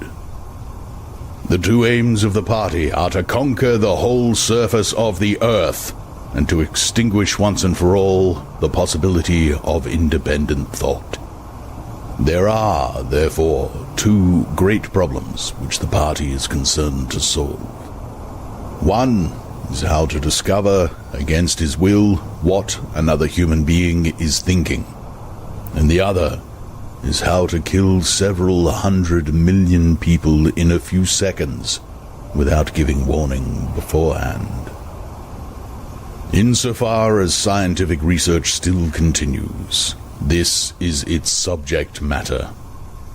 The scientist of today is either a mixture of psychologist and inquisitor, studying with real ordinary minuteness the meaning of facial expressions, gestures, and tones of voice, and testing the truth-producing effects of drugs, shock therapy, hypnosis, and physical torture. Or he is a chemist, physicist, or biologist, concerned only with such branches of his special subject as are relevant to the taking of life.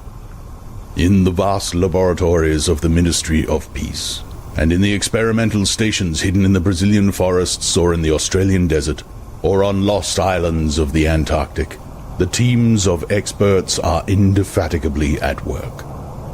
Some are concerned simply with planning the logistics of future wars. Others devise larger and larger rocket bombs, more and more powerful explosives, and more impenetrable armor plating. Others search for new and deadlier gases, or for soluble poisons capable of being produced in such quantities as to destroy the vegetation of whole continents, or for breeds of disease germs immunized against all possible antibodies. Others strive to produce a vehicle that shall bore its way under the soil like a submarine under the water, or an aeroplane as independent of its base as a sailing ship. Others explore even remoter possibilities, such as focusing the sun's rays through lenses suspended thousands of kilometers away in space, or producing artificial earthquakes and tidal waves by tapping the heat at the Earth's center. But none of these projects ever comes anywhere near realization, and none of the three superstates ever gains a significant lead on the others. What is more remarkable is that all three powers already possess, in the atomic bomb, a weapon far more powerful than any that their present researchers are likely to discover. Although the party, according to its habit, claims the invention for itself, atomic bombs first appeared as early as the 1940s, and were first used on a large scale about 10 years later. At that time, some hundreds of bombs were dropped on industrial centers, chiefly in European Russia, Western Europe, and North America. The effect was to convince the ruling groups of all countries that a few more atomic bombs would mean the end of organized society, and hence of their own power. Thereafter, although no formal agreement was ever made or hinted at, no more bombs were dropped. All three powers merely continue to produce atom bombs and store them up against the decisive opportunity which they all believe will come sooner or later. And meanwhile, the art of war has remained almost stationary for 30 or 40 years. Helicopters are more used than they were formerly. Bombing planes have been largely superseded by self-propelled projectiles, and the fragile, movable battleship has given way to the almost unsinkable floating fortress. But otherwise, there has been little development. The tank, the submarine, the torpedo, the machine gun, even the rifle and the hand grenade are still in use. And in spite of the endless slaughters reported in the press and on the telescreens, the desperate battles of earlier wars, in which hundreds of thousands or even millions of men were often killed in a few weeks, have never been repeated. None of the three superstates ever attempts any maneuver which involves the risk of serious defeat. When any large operation is undertaken, it is usually a surprise attack against an ally. The strategy that all three powers are following, or pretend to themselves that they are following, is the same. The plan is, by a combination of fighting, bargaining, and well-timed strokes of treachery, to acquire a ring of bases completely encircling one or other of the rival states, and then to sign a pact of friendship with that rival, and remain on peaceful terms for so many years as to lull suspicion to sleep. During this time, rockets loaded with atomic bombs can be assembled at all the strategic spots. Finally, they will all be fired simultaneously, with effects so devastating as to make retaliation impossible. It will then be time to sign a pact of friendship with the remaining world power, in preparation for another attack. This scheme, it is hardly necessary to say, is a mere daydream, impossible of realization. Moreover, no fighting ever occurs except in the disputed areas round the equator and the pole. No invasion of enemy territory is ever undertaken. This explains the fact that in some places the frontiers between the superstates are arbitrary. Eurasia, for example, could easily conquer the British Isles, which are geographically part of Europe, or on the other hand it would be possible for Oceania to push its frontiers to the Rhine, or even to the Vistula. But this would violate the principle, followed on all sides, though never formulated, of cultural integrity. If Oceania were to conquer the areas that once used to be known as France and Germany, it would be necessary either to exterminate the inhabitants, a task of great physical difficulty, or to assimilate a population of about 100 million people, who, so far as technical development goes, are roughly on the oceanic level. The problem is the same for all three superstates.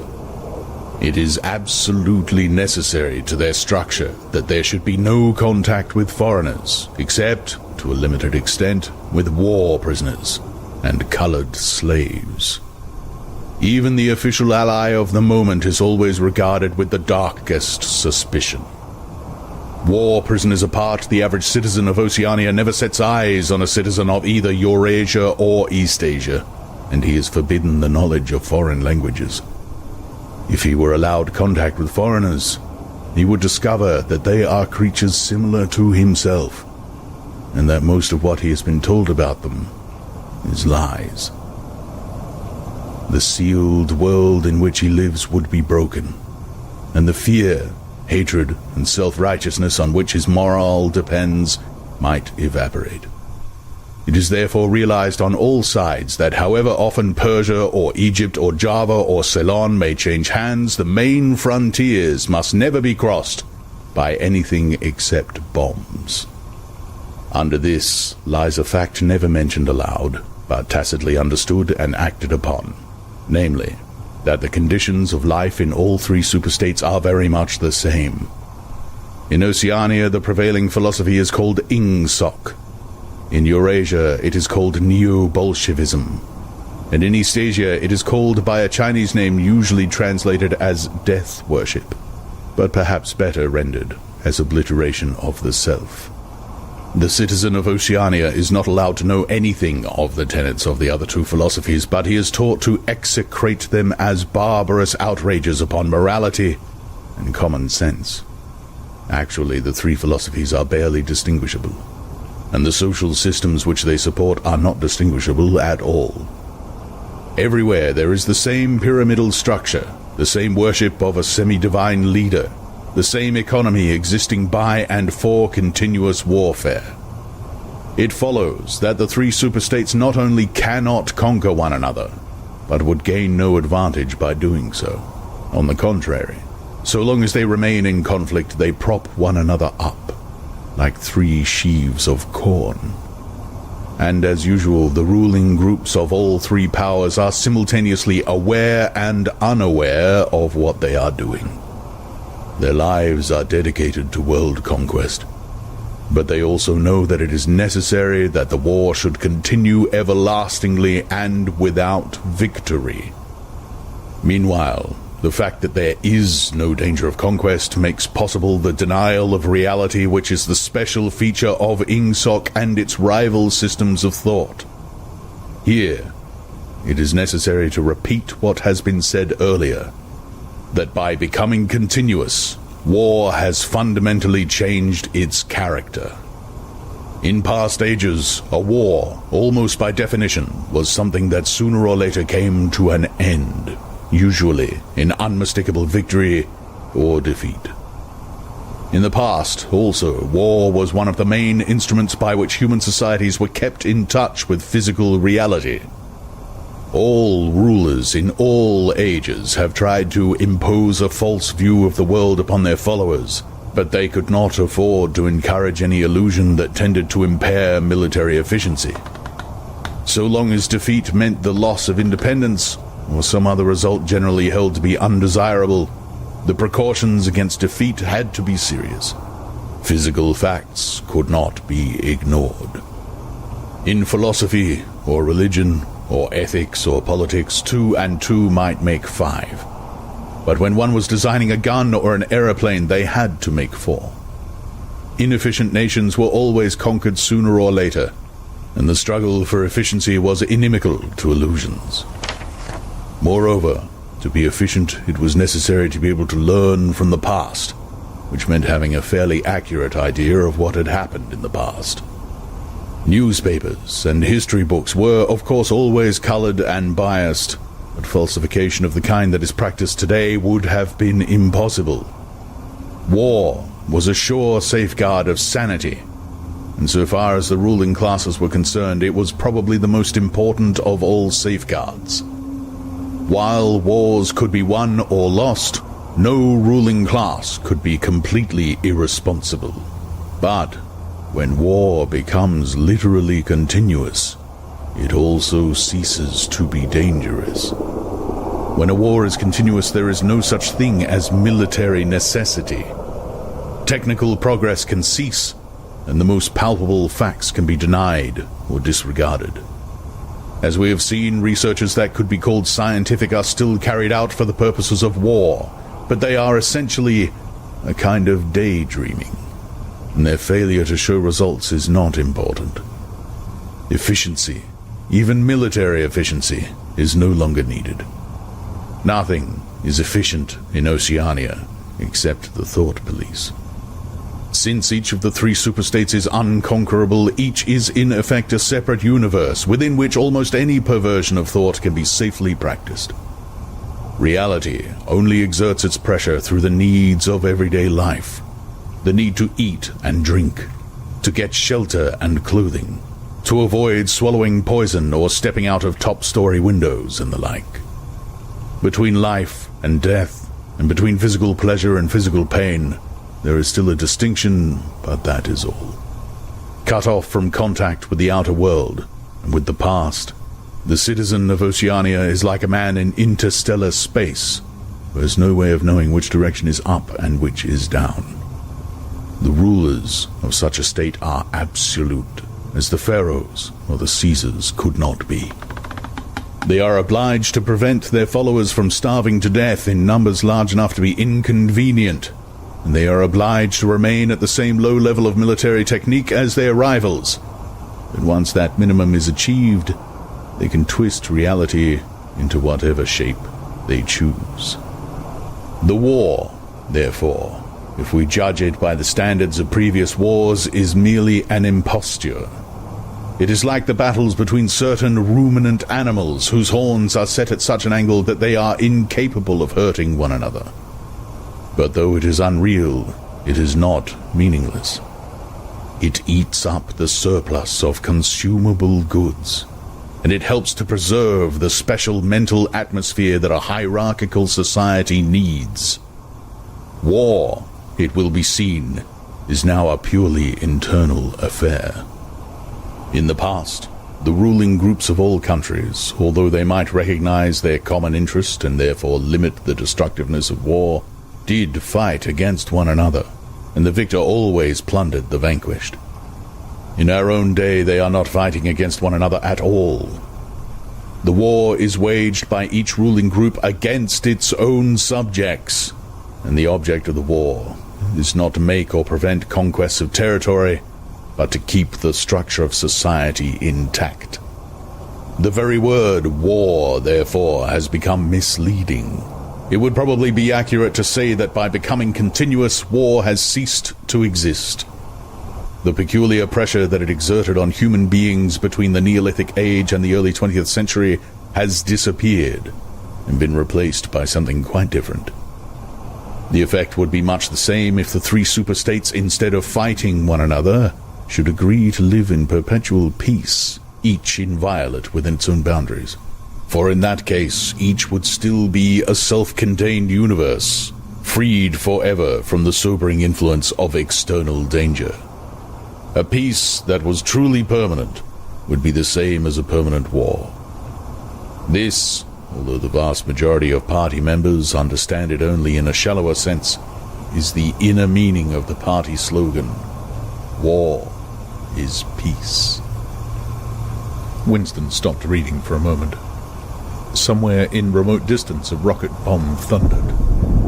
The blissful feeling of being alone with the forbidden book in a room with no telescreen had not worn off.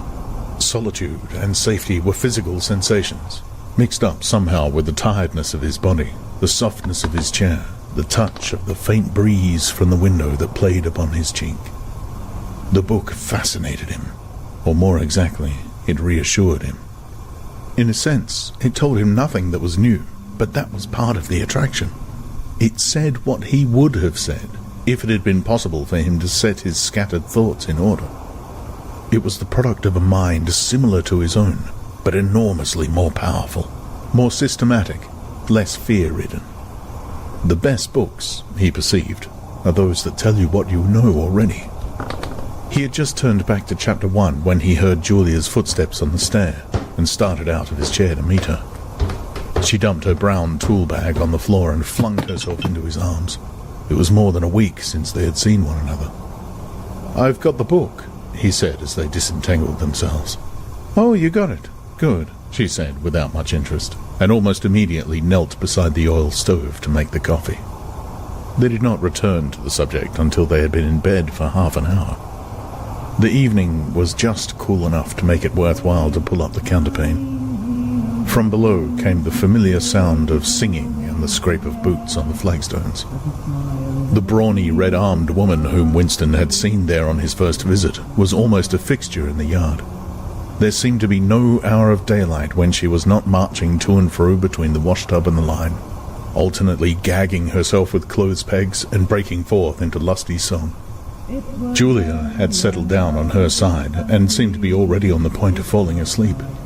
He reached out for the book, which was lying on the floor, and sat up against the bedhead. "We must read it," he said. "You too. All members of the Brotherhood have to read it." "You read it," she said with her eyes shut. "Read it aloud. That's the best way. Then you can explain it to me as you go." The clock's hands said 6, meaning 18. They had 3 or 4 hours ahead of them. He propped the book against his knees and began reading. Chapter 1. Ignorance is Strength. Throughout recorded time, and probably since the end of the Neolithic Age, there have been 3 kinds of people in the world: the high, the middle, and the low. They've been subdivided in many ways. They have borne countless different names, and their relative numbers, as well as their attitude towards one another, have varied from age to age, but the essential structure of society has never altered. Even after enormous upheavals and seemingly irrevocable changes, the same pattern has always reasserted itself, just as a gyroscope will always return to equilibrium, however far it is pushed one way or the other. "Julia, are you awake?" said Winston. "Yes, my love, I'm listening. Go on, it's marvelous." He continued reading. The aims of these 3 groups are entirely irreconcilable. The aim of the high is to remain where they are. The aim of the middle is to change places with the high. The aim of the low, when they have an aim, for it is an abiding characteristic of the low that they are too much crushed by drudgery to be more than intermittently conscious of anything outside their daily lives, is to abolish all distinctions and create a society in which all men shall be equal. Thus, throughout history, a struggle which is the same in its main outlines recurs over and over again. For long periods, the high seem to be securely in power, but sooner or later, there always comes a moment when they lose either their belief in themselves or their capacity to govern efficiently, or both.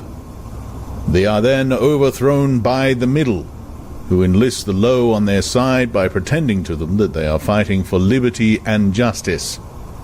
As soon as they have reached their objective, the middle thrust the low back into their old position of servitude, and themselves become the high. Presently, a new middle group splits off from one of the other groups, or from both of them, and the struggle begins over again. Of the 3 groups, only the low are never, even temporarily, successful in achieving their aims. It would be an exaggeration to say that throughout history there has been no progress of a material kind. Even today, in a period of decline, the average human being is physically better off than he was a few centuries ago. But no advance in wealth, no softening of manners, no reform or revolution has ever brought human equality a millimeter nearer. From the point of view of the low, no historic change has ever meant much more than a change in the name of their masters. By the late 19th century, the recurrence of this pattern had become obvious to many observers. There then rose schools of thinkers who interpreted history as a cyclical process, and claimed to show that inequality was the unalterable law of human life. This doctrine, of course, had always had its adherents, but in the manner in which it was now put forward there was a significant change. In the past, the need for a hierarchical form of society had been the doctrine specifically of the high. It had been preached by kings and aristocrats, by priests, lawyers, and the like, who were parasitical upon them, and it had generally been softened by promises of compensation in an imaginary world beyond the grave. The middle, so long as it was struggling for power, had always made use of such terms as freedom, justice, and fraternity. Now, however, the concept of human brotherhood began to be assailed by people who were not yet in positions of command, but merely hoped to be so before long. In the past, the middle had made revolutions under the banner of equality, and then had established a fresh tyranny as soon as the old one was overthrown. The new middle groups, in effect, proclaimed their tyranny beforehand. Socialism, a theory which appeared in the early 19th century and was the last link in a chain of thought stretching back to the slave rebellions of antiquity, was still deeply infected by the utopianism of past ages. But in each variant of socialism that appeared from about 1900 onwards, the aim of establishing liberty and equality was more and more openly abandoned. The new movements which appeared in the middle years of the century, Ingsoc in Oceania, Neo-Bolshevism in Eurasia, death worship, as it is commonly called, in East Asia, had the conscious aim of perpetuating unfreedom and inequality. These new movements, of course, grew out of the old ones and tended to keep their names and pay lip service to their ideology. But the purpose of all of them was to arrest progress and freeze history at a chosen moment. The familiar pendulum swing was to happen once more and then stop. As usual, the high were to be turned out by the middle, who would then become the high, but this time, by conscious strategy, the high would be able to maintain their position permanently. The new doctrines arose partly because of the accumulation of historical knowledge and the growth of the historical sense which had hardly existed before the 19th century. The cyclical movement of history was now intelligible, or appeared to be so, and if it was intelligible, then it was alterable. But the principal, underlying cause was that, as early as the beginning of the 20th century, human equality had become technically possible. It was still true that men were not equal in their native talents, and that functions had to be specialized in ways that favored some individuals against others, but there was no longer any real need for class distinctions, or for large differences of wealth. In earlier ages, class distinctions had been not only inevitable but desirable. Inequality was the price of civilization. With the development of machine production, however, the case was altered. Even if it was still necessary for human beings to do different kinds of work, it was no longer necessary for them to live at different social or economic levels. Therefore, from the point of view of the new groups who were on the point of seizing power, human equality was no longer an ideal to be striven after, but a danger to be averted. In more primitive ages, when a just and peaceful society was in fact not possible, it had been fairly easy to believe it. The idea of an earthly paradise, in which men should live together in a state of brotherhood, without laws and without brute labor, had haunted the human imagination for thousands of years. And this vision had had a certain hold even on the groups who actually profited by each historical change. The heirs of the French, English, and American revolutions had partly believed in their own phrases about the rights of man, freedom of speech, equality before the law, and the like, and had even allowed their conduct to be influenced by them to some extent. But by the fourth decade of the 20th century, all the main currents of political thought were authoritarian. The earthly paradise had been discredited at exactly the moment when it became realizable. Every new political theory, by whatever name it called itself, led back to hierarchy and regimentation. And in the general hardening of outlook that set in round about the 1930s, practices which had long been abandoned, in some cases for hundreds of years, imprisonment without trial, the use of war prisoners as slaves, public executions, torture to extract confessions, the use of hostages, and the deportation of whole populations not only became common again, but were tolerated and even defended by people who considered themselves enlightened and progressive. It was only after a decade of national wars, civil wars, revolutions and counter-revolutions in all parts of the world that Ingsoc and its rivals emerged as fully worked-out political theories. But they had been foreshadowed by the various systems, generally called totalitarian, which had appeared earlier in the century. The main outlines of the world which would emerge from the prevailing chaos had long been obvious. What kind of people would control this world had been equally obvious. The new aristocracy was made up for the most part of bureaucrats, scientists, technicians, trade union organizers, publicity experts, sociologists, teachers, journalists, and professional politicians. These people, whose origins lay in the salaried middle class and the upper grades of the working class, had been shaped and brought together by the barren world of monopoly, industry, and centralized government. As compared with their opposite numbers in past ages, they were less avaricious, less tempted by luxury, hungrier for pure power, and above all, more conscious of what they were doing, and more intent on crushing opposition. This last difference was cardinal. By comparison with that existing today, all the tyrannies of the past were half-hearted and inefficient. The ruling groups were always infected to some extent by liberal ideas, and were content to leave loose ends everywhere, to regard only the overt act, and to be uninterested in what their subjects were thinking. Even the Catholic Church of the Middle Ages was tolerant by modern standards. Part of the reason for this was that in the past no government had the power to keep its citizens under constant surveillance. The invention of print, however, made it easier to manipulate public opinion, and the film and the radio carried the process further.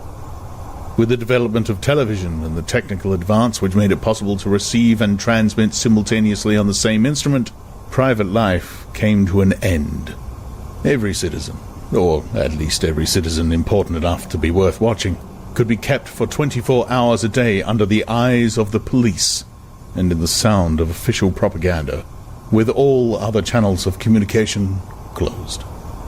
The possibility of enforcing not only complete obedience to the will of the state, but complete uniformity of opinion on all subjects, now existed for the first time.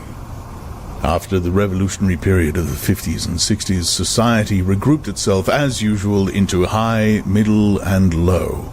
But the new high group, unlike all its forerunners, did not act upon instinct, but knew what was needed to safeguard its position.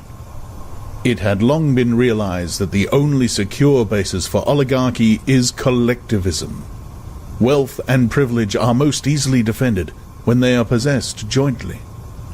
The so-called abolition of private property, which took place in the middle years of the century, meant, in effect, the concentration of property in far fewer hands than before, but with this difference, that the new owners were a group instead of a mass of individuals. Individually, no member of the party owns anything except petty personal belongings. Collectively, the party owns everything in Oceania, because it controls everything and disposes of the products as it thinks fit. In the years following the revolution, it was able to step into this commanding position almost unopposed, because the whole process was represented as an act of collectivization. It had always been assumed that if the capitalist class were expropriated, socialism must follow. And unquestionably, the capitalists had been expropriated. Factories, mines, land, houses, transport, everything had been taken away from them. And since these things were no longer private property, it followed that they must be public property. Ingsoc, which grew out of the earlier socialist movement and inherited its phraseology, has in fact carried out the main item in the socialist program, with a result, foreseen and intended beforehand, that economic inequality has been made permanent. But the problems of perpetuating a hierarchical society go deeper than this. There are only 4 ways in which a ruling group can fall from power. Either it is conquered from without, or it governs so inefficiently that the masses are stirred to revolt, or it allows a strong and discontented middle group to come into being, or it loses its own self-confidence and willingness to govern. These causes do not operate singly, and as a rule, all 4 of them are present in some degree. A ruling class which could guard against all of them would remain in power permanently. Ultimately, the determining factor is the mental attitude of the ruling class itself. After the middle of the present century, the first danger had, in reality, disappeared. Each of the 3 powers which now divide the world is, in fact, unconquerable, and can only become conquerable through slow demographic changes which a government with wide powers can easily avert. The second danger, also, is only a theoretical one.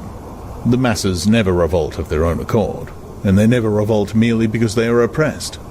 Indeed, so long as they are not permitted to have standards of comparison, they never even become aware that they are oppressed. The recurrent economic crises of past times were totally unnecessary, and are not now permitted to happen. But other and equally large dislocations can and do happen without having political results, because there is no way in which discontent can become articulate. As for the problem of overproduction, which has been latent in our society since the development of machine technique, it is solved by the device of continuous warfare, see Chapter 3, which is also useful in keying up public morale to the necessary pitch.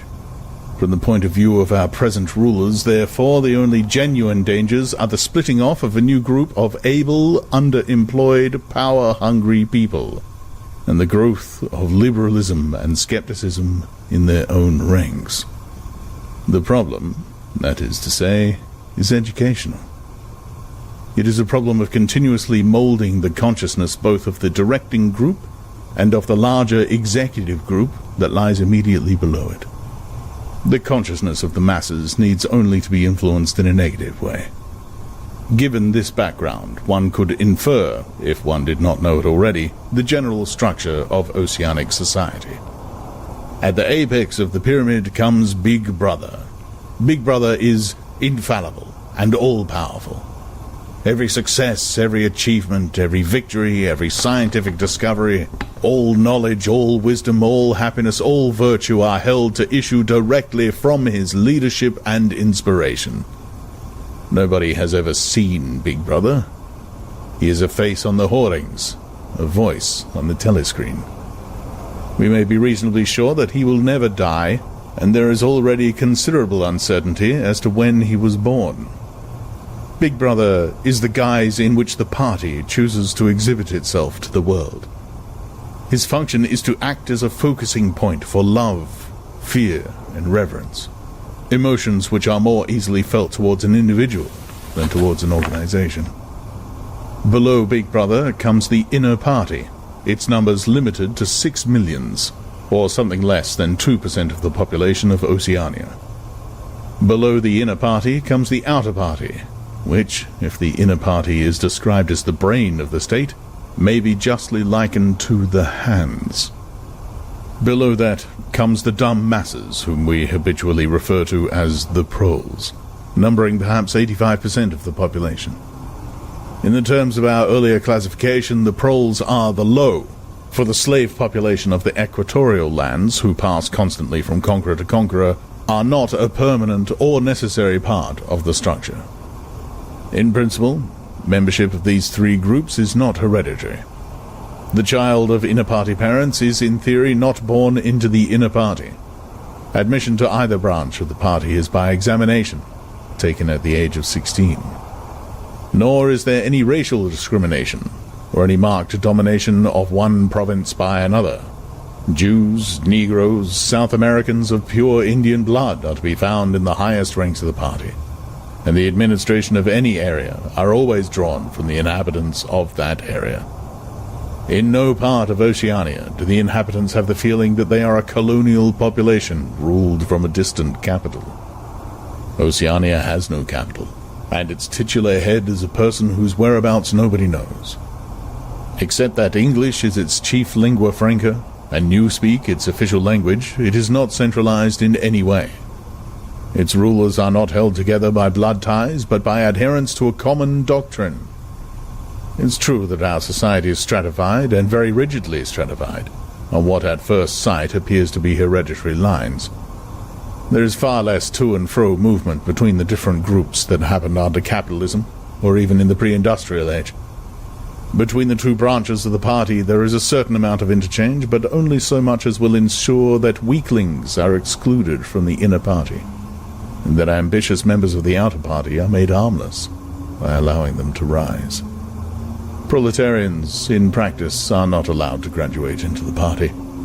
The most gifted among them, who might possibly become nuclei of discontent, are simply marked down by the thought police and eliminated.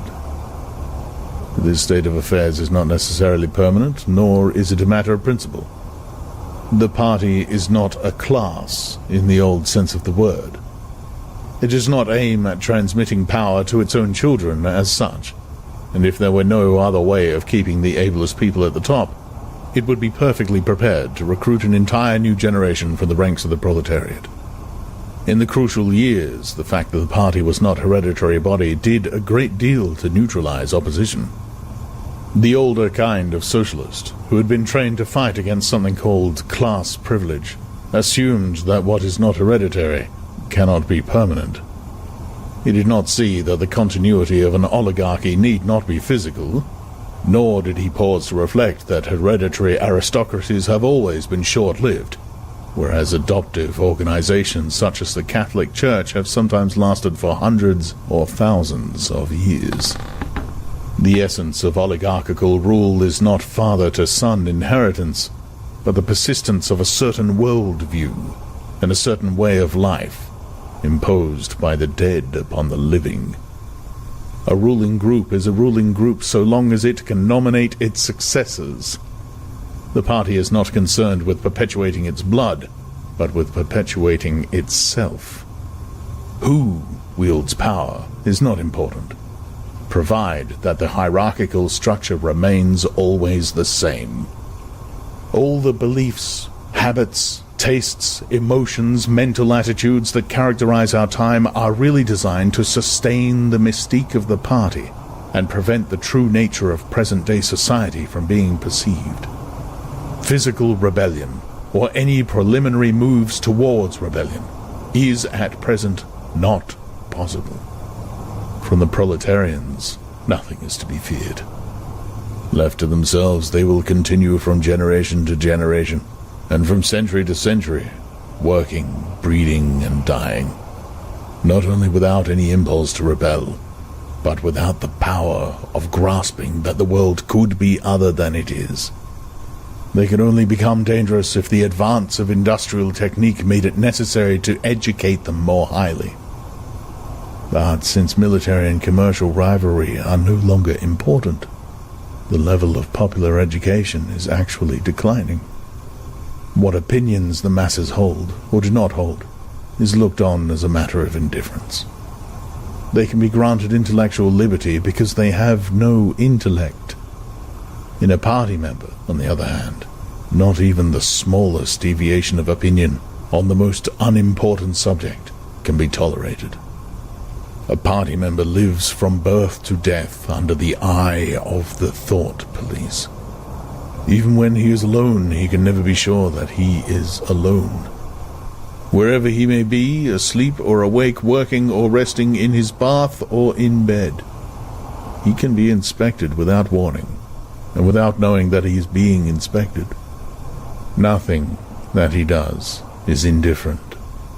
His friendships, his relaxations, his behavior towards his wife and children, the expression on his face when he is alone, the words he mutters in sleep, even the characteristic movements of his body are all jealously scrutinized. Not only any actual misdemeanor, but any eccentricity, however small, any change of habit, any nervous mannerism that could possibly be the symptom of an inner struggle is certain to be detected.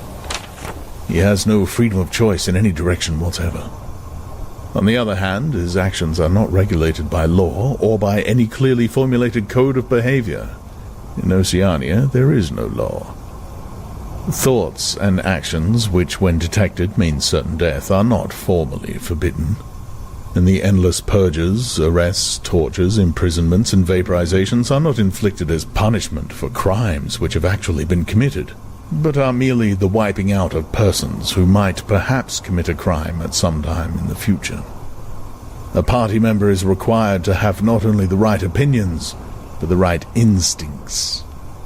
Many of the beliefs and attitudes demanded of him are never plainly stated, and could not be stated without laying bare the contradictions inherent in Ingsoc. If he is a person naturally orthodox, in Newspeak a good thinker, he will in all circumstances know, without taking thought, what is the true belief or the desirable emotion.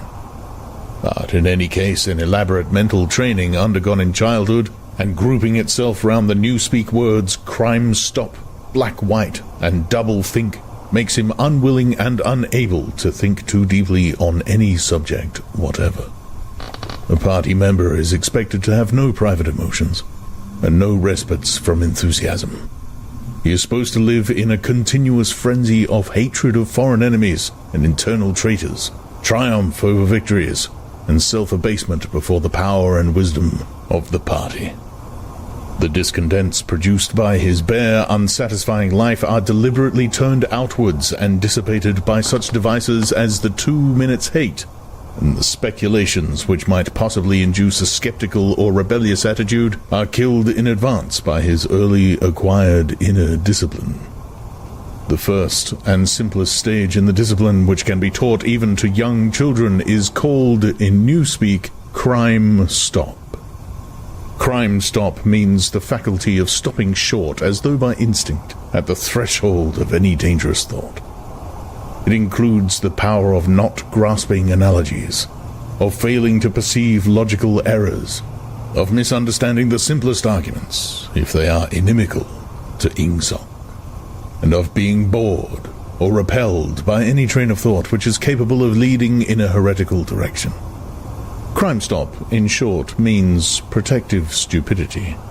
But stupidity is not enough. On the contrary, orthodoxy in the full sense demands a control over one's own mental processes as complete as that of a contortionist over his body. Oceanic society rests ultimately on the belief that Big Brother is omnipotent and that the party is infallible. But since in reality Big Brother is not omnipotent, the party is not infallible, there is need for an unwearying, moment-to-moment flexibility in the treatment of facts. The keyword here is black-white. Like so many Newspeak words, this word has 2 mutually contradictory meanings. Applied to an opponent, it means the habit of impudently claiming that black is white in contradiction of the plain facts. Applied to a party member, it means a loyal willingness to say that black is white when party discipline demands this.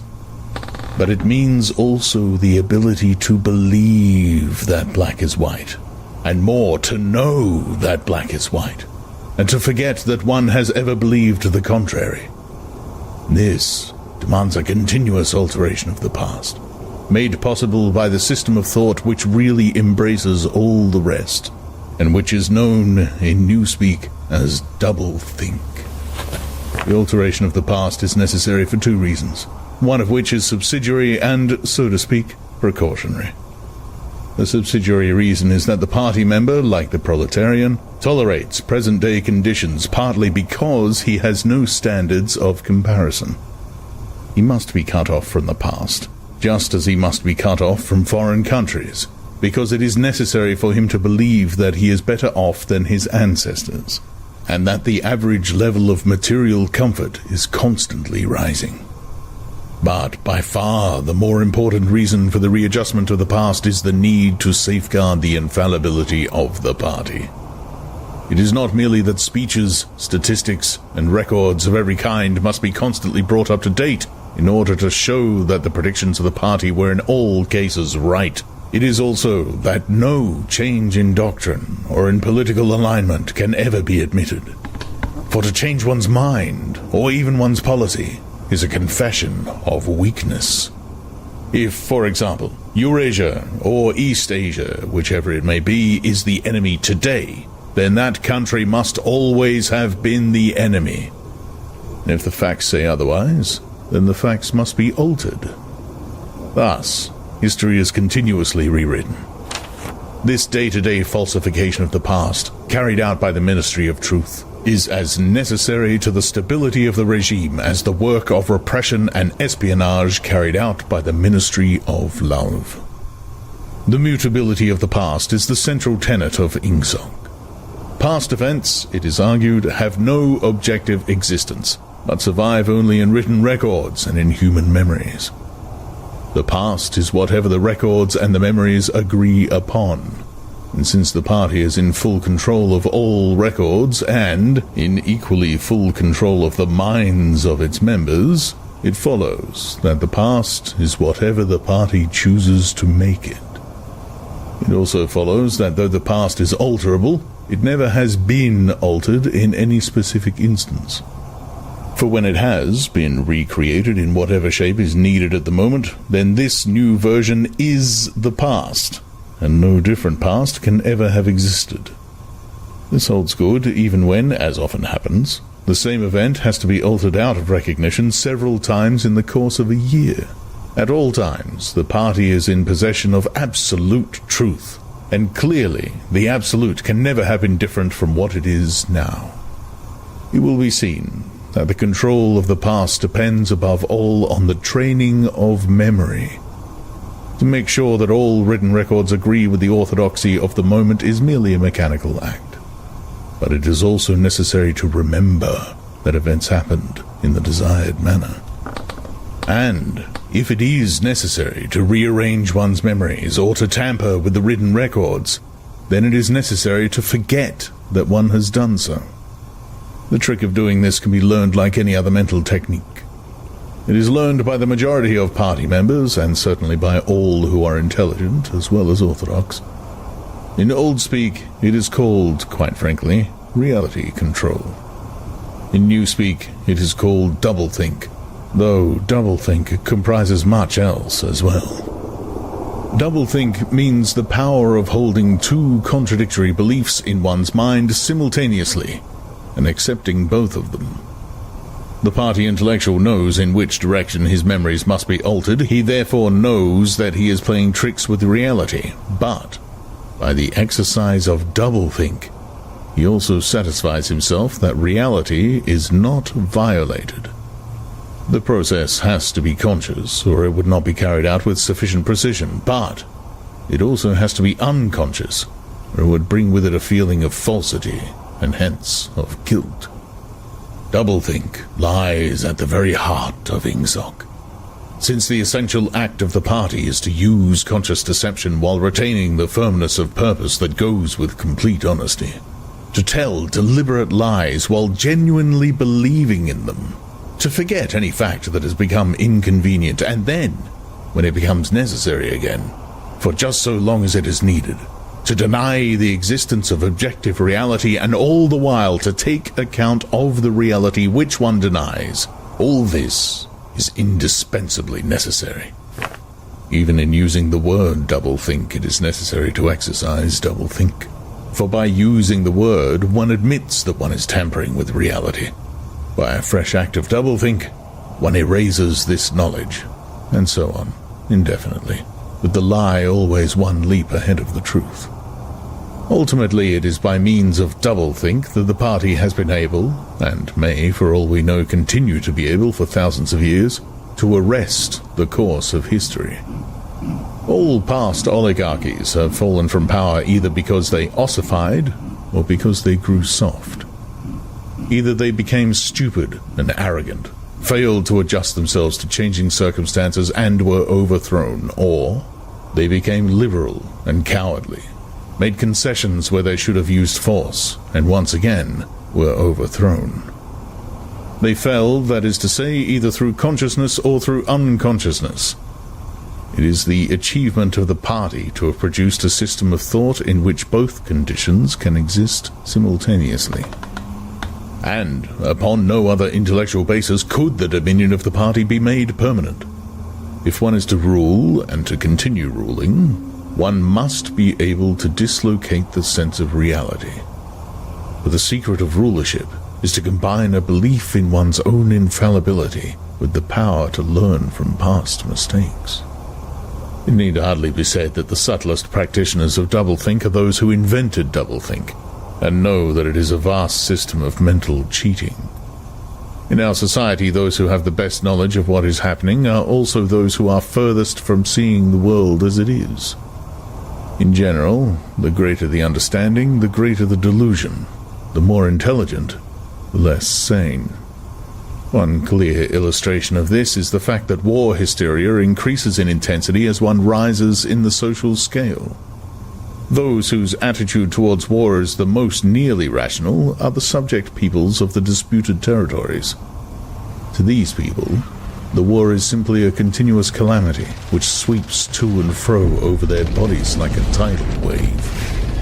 Which side is winning is a matter of complete indifference to them. They are aware that a change of overlordship means simply that they will be doing the same work as before for new masters, who treat them in the same manner as the old ones.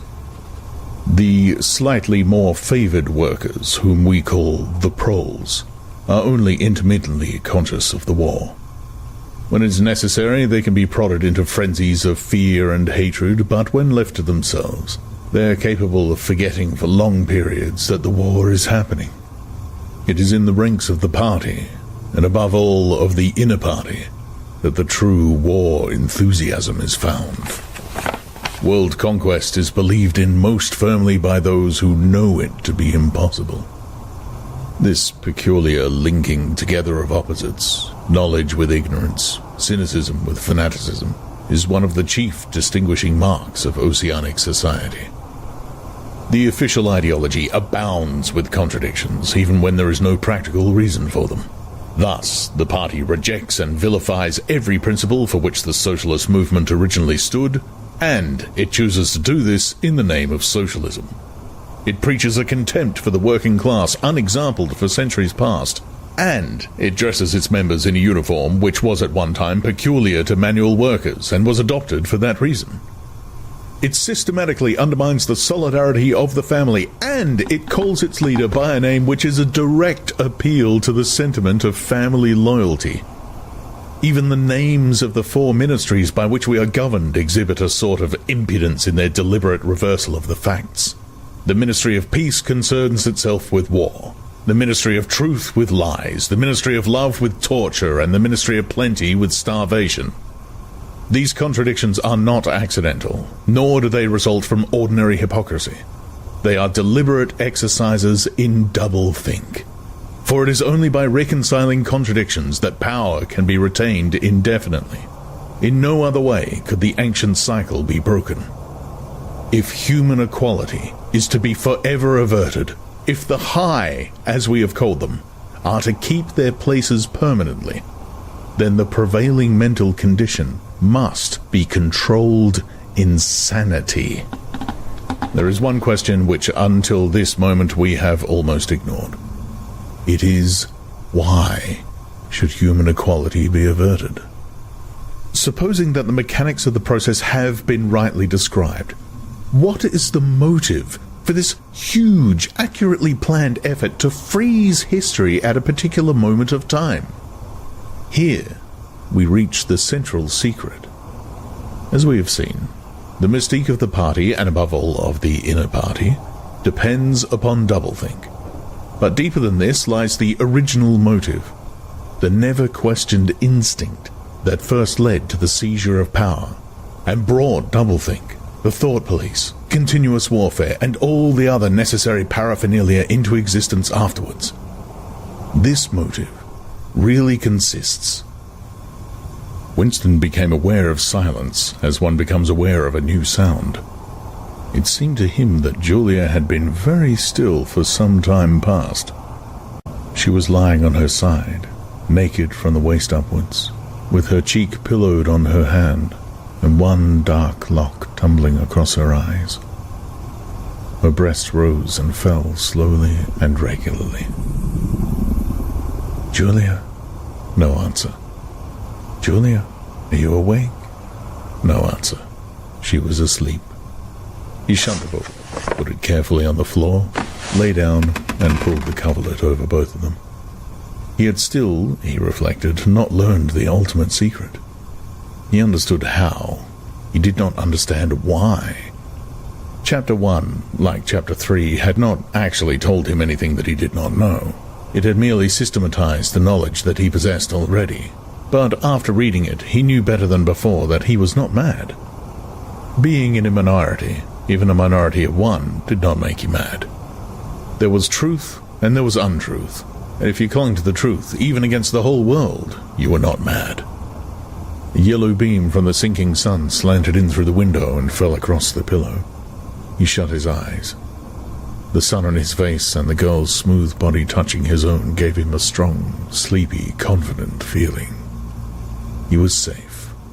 Everything was all right. He fell asleep murmuring, "Sanity is not statistical," with the feeling that this remark contained in it a profound wisdom. When he woke, it was with the sensation of having slept for a long time, but a glance at the old-fashioned clock told him that it was only 20:30. He lay dozing for a while. Then the usual deep-lunged singing struck up from the yard below. It was only an hopeless fancy, it passed like an April lie. But a look and a word and the dreams they stirred, they have stolen my heart away. The drivelling song seemed to have kept its popularity. You still heard it all over the place. It had outlived the hate song. Julia woke at the sound, stretched herself luxuriously, and got out of bed. "I'm hungry," she said. "Let's make some more coffee." "Damn, the stove's gone out and the water's cold." She picked the stove up and shook it. "There's no oil in it." "We can get some from old Charrington, I expect." "The funny thing is, I made sure it was full." "I'm going to put my clothes on," she added. "It seems to have got colder." Winston also got up and dressed himself. The indefatigable voice sang on. They say that time heals all things, they say you can always forget. But the smiles and the tears across the years, they twist my heartstrings yet. As he fastened the belt of his overalls, he strolled across to the window. The sun must have gone down behind the houses. It was not shining into the yard any longer. The flagstones were wet as though they had just been washed, and he had the feeling that the sky had been washed too, so fresh and pale was the blue between the chimney pots. Tirelessly the woman marched to and fro, corking and uncorking herself, singing and falling silent, and pegging out more diapers, and more, and yet more. He wondered whether she took in washing for a living, or was merely the slave of 20 or 30 grandchildren. Julia had come across to his side. Together they gazed down with a sort of fascination at the sturdy figure below. As he looked at the woman in her characteristic attitude, her thick arms reaching up for the line, her powerful mare-like buttocks protruded, it struck him for the first time that she was beautiful. It had never before occurred to him that the body of a woman of 50, blown up to monstrous dimensions by childbearing, then hardened, roughened by work till it was coarse in the grain like an overripe turnip, could be beautiful. But it was so. And after all, he thought, why not? The solid, contourless body like a block of granite, and the rasping red skin bore the same relation to the body of a girl as the rose-hip to the rose. Why should the fruit be held inferior to the flower? "She's beautiful," he murmured. "She's a meter across at the hips, easily," said Julia. "That's her style of beauty," said Winston. He held Julia's supple waist easily encircled by his arm. From the hip to the knee, her flank was against his. Out of their bodies no child would ever come. That was the one thing they could never do. Only by word of mouth, from mind to mind, could they pass on their secret.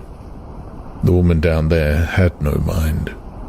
She was only strong arms, a warm heart, and a fertile belly. He wondered how many children she had given birth to. It might easily be 15. She had had her momentary flowering, a year perhaps of wild rose beauty, and then she had suddenly swollen like a fertilized fruit, and grown hard and red and coarse. And then her life had been laundering, scrubbing, darning, cooking, sweeping, polishing, mending, scrubbing, laundering, first for children, then for grandchildren over 30 unbroken years. At the end of it, she was still singing. The mystical reverence that he felt for her was somehow mixed up with the aspect of the pale, cloudless sky, stretching away behind the chimney pots into interminable distance. It was curious to think that the sky was the same for everybody, in Eurasia or East Asia as well as here. And the people under the sky were also very much the same. Everywhere, all over the world, hundreds of thousands of millions of people just like this. People ignorant of one another's existence, held apart by walls of hatred and lies, and yet almost exactly the same. People who had never learned to think, but who were storing up in their hearts and bellies and muscles the power that would one day overturn the world. If there was hope, it lay in the proles. Without having read to the end of the book, he knew that that must be Goldstein's final message. The future belonged to the proles, and could he be sure that when their time came, the world they constructed would not be just as alien to him, Winston Smith, as the world of the party? Yes, because at least it would be a world of sanity. Where there is equality, there can be sanity. Sooner or later, it would happen. Strength would change into consciousness. The proles were immortal. You could not doubt it when you looked at that valiant figure in the yard. In the end, their awakening would come, and until that happened, though it might be 1,000 years, they would stay alive against all the odds, like birds passing on from body to body the vitality which the party did not share and could not kill. "Do you remember," he said, "the thrush that sang to us that first day at the edge of the wood?" "He wasn't singing to us," said Julia. "He was singing to please himself. Not even that, he was just singing." The birds sang. The proles sang. The party did not sing. All round the world, in London and New York, in Africa and Brazil, and in the mysterious forbidden lands beyond the frontiers, in the streets of Paris and Berlin, in the villages of the endless Russian plain, in the bazaars of China and Japan, everywhere stood the same unconquerable figure, made monstrous by work and childbearing, toiling from birth to death and still singing. Out of those mighty loins, a race of conscious beings must one day come. You were the dead. Theirs was the future. But you could share in that future if you kept alive the mind as they kept alive the body, and passed on the secret doctrine that 2 + 2 make 4. "We are the dead," he said. "We are the dead," echoed Julia dutifully. "You are the dead," said an iron voice behind them. They sprang apart. Winston's entrails seemed to have turned into ice. He could see the white all round the irises of Julia's eyes. Her face had turned a milky yellow. The smear of rouge that was still on each cheekbone stood out sharply, almost as though unconnected with the skin beneath. "You are the dead," repeated the iron voice. "It was behind the picture," breathed Julia. "It was behind the picture," said the voice. "Remain exactly where you are. Make no movement until you are ordered." It was starting. It was starting at last. They could do nothing except stand gazing into one another's eyes. To run for life, to get out of the house before it was too late. No such thought occurred to them. Unthinkable to disobey the iron voice from the wall. There was a snap as though a catch had been turned back, and a crash of breaking glass. The picture had fallen to the floor, uncovering the telescreen behind it. Now they can see us, said Julia. Now we can see you, said the voice. Stand out in the middle of the room. Stand back to back. Clasp your hands behind your heads. Do not touch one another.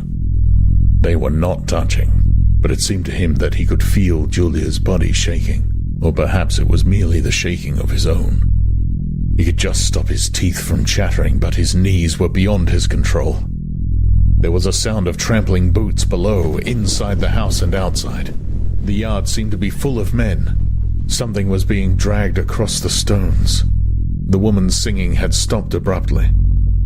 There was a long, rolling clang as though the wash tub had been flung across the yard, and then a confusion of angry shouts which ended in a yell of pain. The house is surrounded, said Winston. The house is surrounded, said the voice. He heard Julia snap her teeth together. I suppose we may as well say goodbye, she said. You may as well say goodbye, said the voice. And then another quite different voice, a thin, cultivated voice which Winston had the impression of having heard before, struck in. And by the way, while we are on the subject, here comes a candle to light you to bed. Here comes a chopper to chop off your head. Something crashed onto the bed behind Winston's back. The head of a ladder had been thrust through the window and had burst in the frame. Someone was climbing through the window. There was a stampede of boots up the stairs. The room was full of solid men in black uniforms with iron-shod boots on their feet and truncheons in their hands. Winston was not trembling any longer. Even his eyes, he barely moved. One thing alone mattered: to keep still. You keep still and not give them an excuse to hit you. A man with a smooth prize-fighter's jowl, in which the mouth was only a slit, paused opposite him, balancing his truncheon meditatively between thumb and forefinger. Winston met his eyes. The feeling of nakedness, with one's hands behind one's head and one's face and body all exposed, was almost unbearable. The man protruded the tip of a white tongue, licked the place where his lips should have been, and then passed on. There was another crash. Someone had picked up the glass paperweight from the table and smashed it to pieces on the hearthstone. The fragment of coral, a tiny crinkle of pink, like a sugar rosebud from a cake, rolled across the mat. How small, thought Winston. How small it always was. There was a gasp and a thump behind him, and he received a violent kick on the ankle, which nearly flung him off his balance. One of the men had smashed his fist into Julia's solar plexus, doubling her up like a pocket ruler. She was thrashing about on the floor, fighting for breath. Winston dared not turn his head even by a millimeter. Sometimes her livid, gasping face came within the angle of his vision. Even in his terror, it was as though he could feel the pain in his own body. The deadly pain, which nevertheless was less urgent than the struggle to get back her breath. He knew what it was like. The terrible, agonizing pain, which was there all the while but could not be suffered yet, because before all else it was necessary to be able to breathe. Then two of the men hoisted her up by knees and shoulders and carried her out of the room like a sack. Winston had a glimpse of her face, upside down, yellow and contorted, with the eyes shut and still with a smear of rouge on either cheek. That was the last he saw of her. He stood, dead still. No one had hit him yet. Thoughts which came of their own accord but seemed totally uninteresting began to flit through his mind. He wondered whether they had got Mr. Charrington. He wondered what they had done to the woman in the yard. He noticed that he badly wanted to urinate and felt a faint surprise because he had only done so 2 or 3 hours ago. He noticed that the clock on the mantelpiece said 9, meaning 21, but the light seemed too strong. Would not the light be fading at 21 hours on an August evening? He wondered whether after all he and Julia had mistaken the time, had slept the clock round and thought it was 20:30 when really it was 08:30 on the following morning. But he did not pursue the thought further. It was not interesting. There was another lighter step in the passage. Mr. Charrington came into the room. The demeanor of the black-uniformed men suddenly became more subdued. Something had also changed in Mr. Charrington's appearance. His eyes fell on the fragments of the glass paperweight. "Pick up those pieces," he said sharply. A man stooped to obey. The Cockney accent had disappeared. Winston suddenly realized whose voice it was that he had heard a few moments ago on the telescreen. Mr. Charrington was still wearing his old velvet jacket, but his hair, which had been almost white, had turned black. Also, he was not wearing his spectacles. He gave Winston a single sharp glance as though verifying his identity, and then paid no more attention to him. He was still recognizable, but he was not the same person any longer. His body had straightened and seemed to have grown bigger. His face had undergone only tiny changes that had nevertheless worked a complete transformation. The black eyebrows were less bushy. The wrinkles were gone. The whole lines of the face seemed to have altered. Even the nose seemed shorter. It was the alert, cold face of a man of about 35. It occurred to Winston that for the first time in his life he was looking with knowledge at a member of the Thought Police. Part 3, Chapter 1. He did not know where he was. Presumably he was in the Ministry of Love, but there was no way of making certain. He was in a high-ceilinged, windowless cell with walls of glittering white porcelain.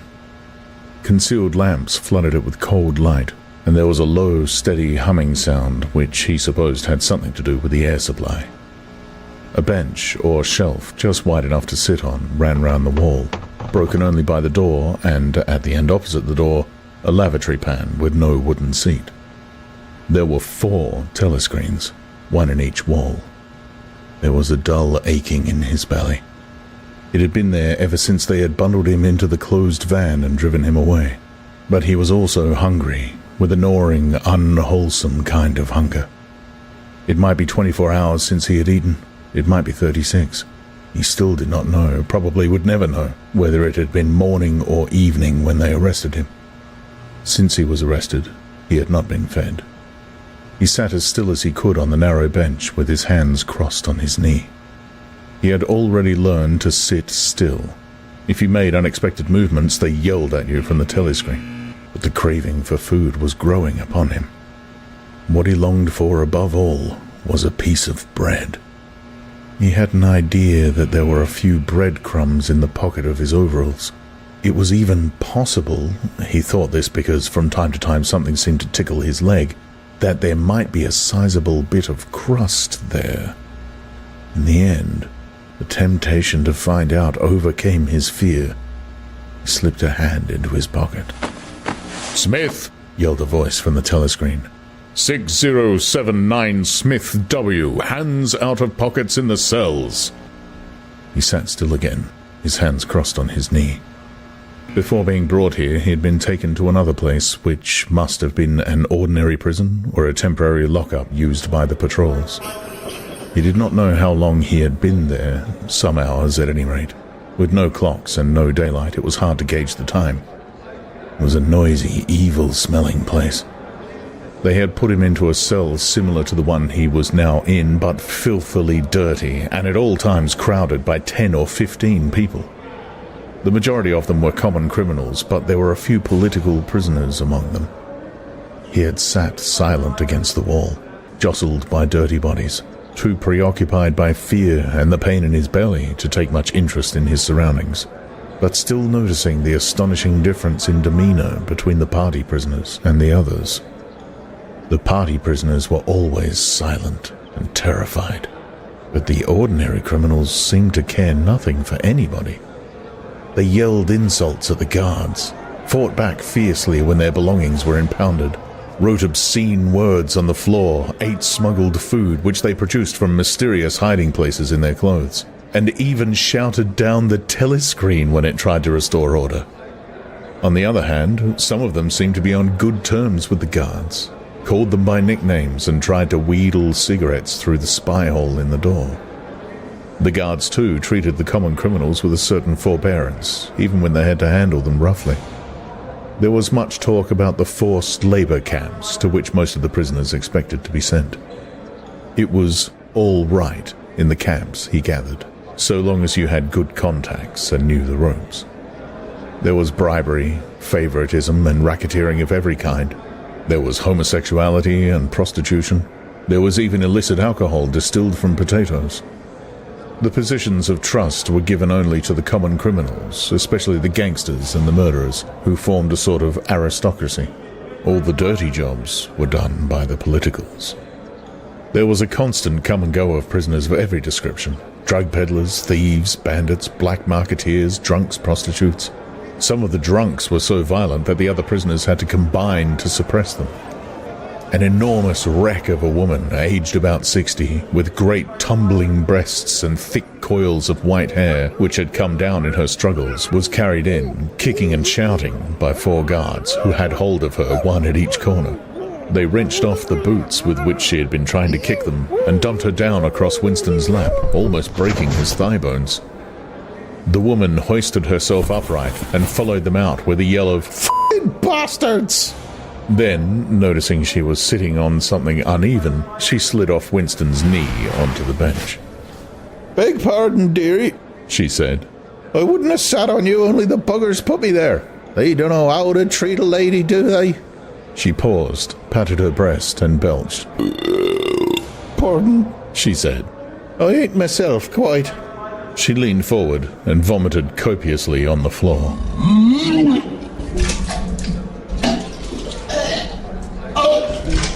Oh, that's better, she said, leaning back with closed eyes. Never keep it down, that's what I say. Get it up while it's fresh on your stomach, like. She revived, turning to have another look at Winston, and seemed immediately to take a fancy to him.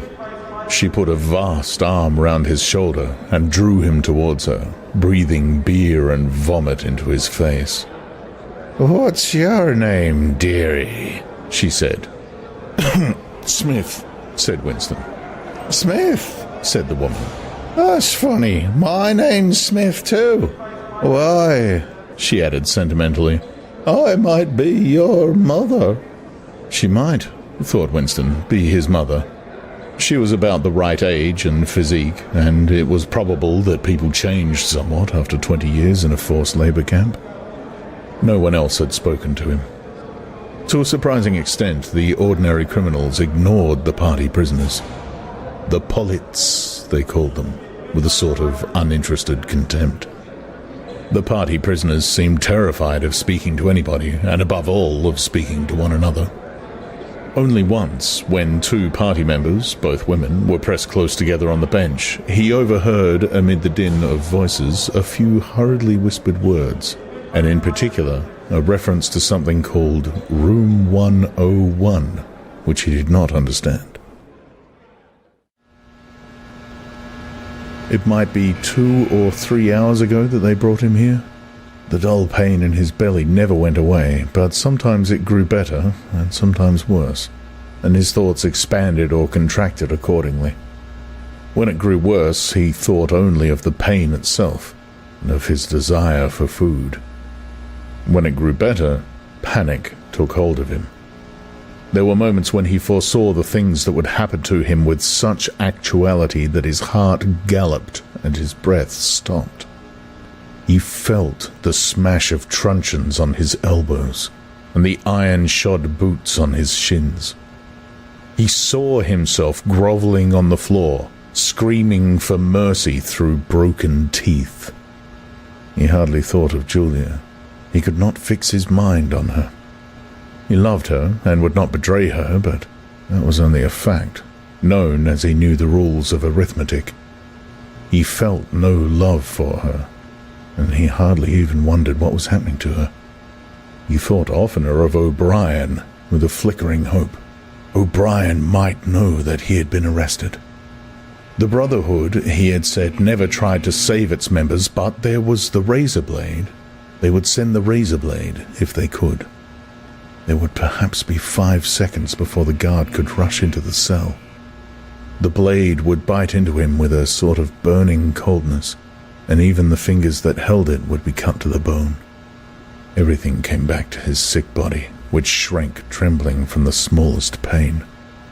It was not certain that he would use the razor blade even if he got a chance.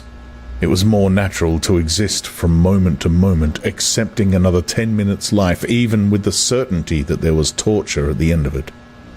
Sometimes he tried to calculate the number of porcelain bricks in the walls of the cell.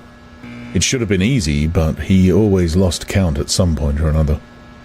More often he wondered where he was, and what time of day it was. At one moment he felt certain that it was broad daylight outside, and the next, equally certain that it was pitch darkness.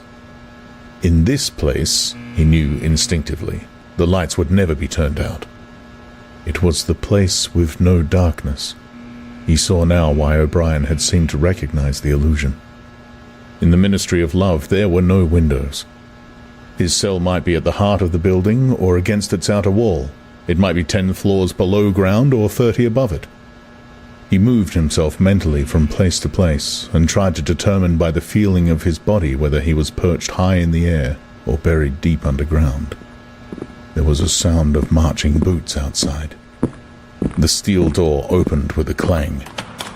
A young officer, a trim black uniformed figure who seemed to glitter all over with polished leather, and whose pale, straight-featured face was like a wax mask, stepped smartly through the doorway. He motioned to the guards outside to bring in the prisoner they were leading. The poet Ampleforth shambled into his cell. The door clanged shut again. Ampleforth made 1 or 2 uncertain movements from side to side, as though having some idea that there was another door to go out of, and then began to wander up and down the cell. He had not yet noticed Winston's presence. His troubled eyes were gazing at the wall about a meter above the level of Winston's head. He was shoeless. Large, dirty toes were sticking out of the holes in his socks. He was also several days away from a shave. A scrubby beard covered his face to the cheekbones, giving him an air of ruffianism that went oddly with his large, weak frame and nervous movements. Winston roused himself a little from his lethargy. He must speak to Ampleforth and risk the yell from the telescreen. It was even conceivable that Ampleforth was the bearer of the razor blade. "Ampleforth," he said. There was no yell from the telescreen. Ampleforth paused, mildly startled. His eyes focused themselves slowly on Winston. "Smith," he said. "You too? What are you in for?" "To tell you the truth," he sat down awkwardly on the bench opposite Winston. "There is only one offence, is there not?" he said. "And you have committed it." "Apparently I have." He put a hand to his forehead and pressed his temples for a moment, as though trying to remember something. "These things happen," he began vaguely. "I have been able to recall one instance, a possible instance. It was an indiscretion, undoubtedly. We were producing a definitive edition of the poems of Kipling. I allowed the word God to remain at the end of a line. I could not help it," he added, almost indignantly, raising his face to look at Winston. "It was impossible to change the line. The rhyme was rod. Do you realize that there are only 12 rhymes to rod in the entire language? For days I had racked my brains. There was no other rhyme." The expression on his face changed. The annoyance passed out of it, and for a moment he looked almost pleased, a sort of intellectual warmth. The joy of the pedant who has found out some useless fact shone through the dirt and scrubby hair. "Has it ever occurred to you," he said, "that the whole history of English poetry has been determined by the fact that the English language lacks rhymes?" No, that particular thought had never occurred to Winston, nor, in the circumstances, did it strike him as very important or interesting. "Do you know what time of day it is?" he said. Ampleforth looked startled again. "I had hardly thought about it. They arrested me, it could be 2 days ago, perhaps 3. His eyes flitted round the walls, as though he half expected to find a window somewhere. There is no difference between night and day in this place. I do not see how one can calculate the time. They talked desultorily for some minutes. Then, without apparent reason, a yell from the telescreen bade them be silent. Winston sat quietly, his hands crossed. Ampleforth, too large to sit in comfort on the narrow bench, fidgeted from side to side, clasping his lank hands first round one knee, then round the other. The telescreen barked at him to keep still. Time passed. 20 minutes, an hour, it was difficult to judge. Once more there was the sound of boots outside. Winston's entrails contracted. Soon, very soon, perhaps in 5 minutes, perhaps now, the tramp of boots would mean that his own turn had come. The door opened. The cold-faced young officer stepped into the cell. With a brief movement of the hands, he indicated Ampleforth. "Room 101, he said. Ampleforth marched clumsily out between the guards, his face vaguely perturbed but uncomprehending. What seemed like a long time passed. The pain in Winston's belly had revived. His mind sagged round and round on the same trick, like a ball falling again and again into the same series of slots. He had only 6 thoughts. The pain in his belly, a piece of bread, the blood and the screaming, O'Brien, Julia, the razor blade. There was another spasm in his entrails. The heavy boots were approaching. As the door opened, the wave of air that it created brought in a powerful smell of cold sweat. Parsons walked into the cell. He was wearing khaki shorts and a sports shirt. This time, Winston was startled into self-forgetfulness. "You here?" he said. Parsons gave Winston a glance in which there was neither interest nor surprise, but only misery. He began walking jerkily up and down, evidently unable to keep still. Each time he straightened his pudgy knees, it was apparent that they were trembling. His eyes had a wide-open, staring look, as though he could not prevent himself from gazing at something in the middle distance. "What are you in for?" said Winston. "Thought crime," said Parsons, almost blubbering. The tone of his voice implied at once a complete admission of his guilt and a sort of incredulous horror that such a word could be applied to himself. He paused opposite Winston and began eagerly appealing to him. "You don't think they'll shoot me, do you, old chap? They don't shoot you if you haven't actually done anything. Only thoughts, which you can't help. I know they give you a fair hearing. I trust them for that. They'll know my record, won't they? You know what kind of chap I am. Not a bad chap in my way, not brainy, of course, but keen. I tried to do my best for the party, didn't I? I'll get off with 5 years, don't you think? Or even 10 years? A chap like me could make himself pretty useful in a Labour camp. They wouldn't shoot me for going off the rails, just once." "Are you guilty?" said Winston. "Of course I'm guilty," cried Parsons with a servile glance at the telescreen. "You don't think the party would arrest an innocent man, do you?" His frog-like face grew calmer, and even took on a slightly sanctimonious expression. "Thought crime is a dreadful thing, old man," he said sententiously. "It's insidious. It can get hold of you without you even knowing it. Do you know how it got hold of me? In my sleep, yes, that's a fact. There I was, working away, trying to do my bit. Never knew I had any bad stuff in my mind at all, and then I start talking in my sleep.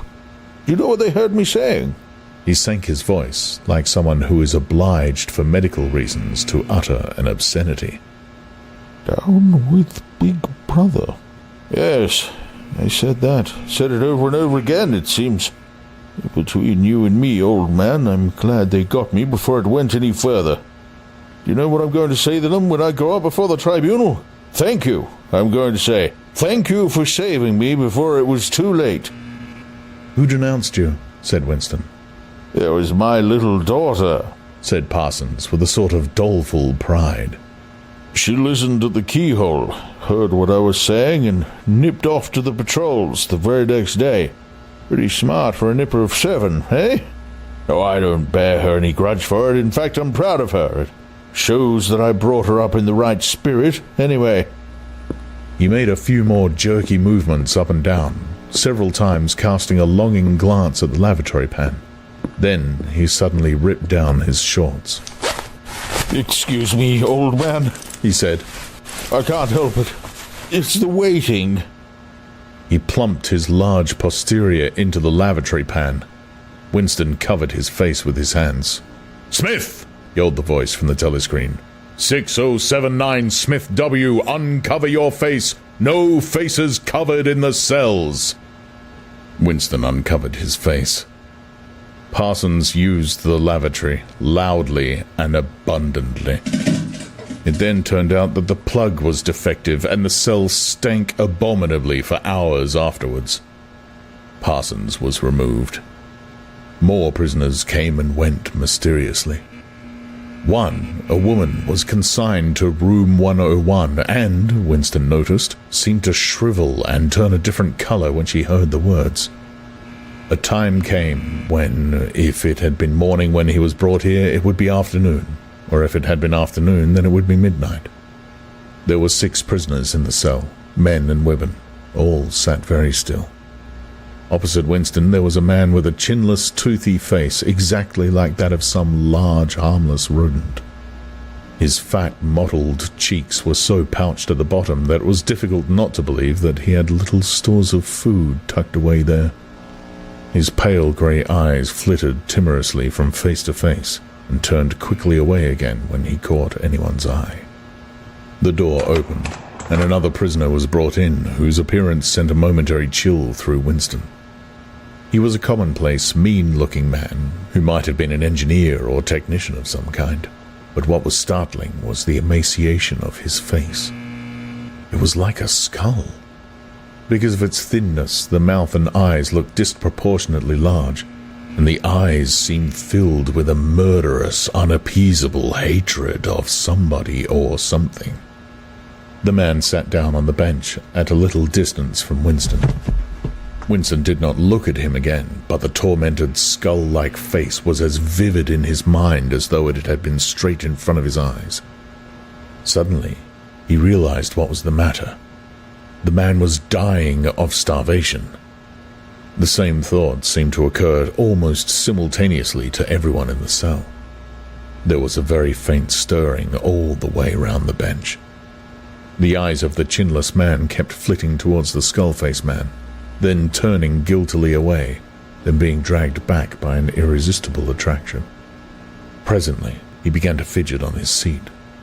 At last he stood up, waddled clumsily across the cell, dug down into the pocket of his overalls, and, with an abashed air, held out a grimy piece of bread to the skull-faced man. There was a furious, deafening roar from the telescreen. The chinless man jumped in his tracks. The skull-faced man had quickly thrust his hands behind his back, as though demonstrating to all the world that he refused the gift. "Bumstead!" roared the voice. 2713 Bumstead J. Let fall that piece of bread! The chinless man dropped the piece of bread on the floor. "Remain standing where you are," said the voice. "Face the door. Make no movement." The chinless man obeyed. His large, pouchy cheeks were quivering uncontrollably. The door clanged open. As the young officer entered and stepped aside, there emerged from behind him a short, stumpy guard with enormous arms and shoulders. He took his stand opposite the chinless man, and then, at a signal from the officer, let free a frightful blow, with all the weight of his body behind it, full into the chinless man's mouth. The force of it seemed almost to knock him clear of the floor. His body was flung across the cell and fetched up against the base of the lavatory seat. For a moment he lay as though stunned, with dark blood oozing from his mouth and nose. A very faint whimpering or squeaking, which seemed unconscious, came out of him. Then he rolled over and raised himself unsteadily on hands and knees. Amid a stream of blood and saliva, the 2 halves of a dental plate fell out of his mouth. The prisoners sat very still, their hands crossed on their knees. The chinless man climbed back into his place. Down one side of his face, the flesh was darkening.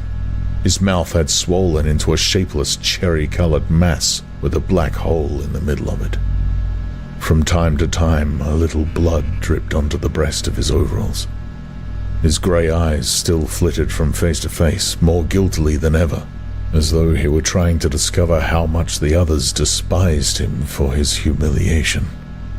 The door opened. With a small gesture, the officer indicated the skull-faced man. "Room 101, he said. There was a gasp and a flurry at Winston's side. The man had actually flung himself onto his knees on the floor with his hands clasped together. "Comrade, officer," he cried, "you don't have to take me to that place. Haven't I told you everything already?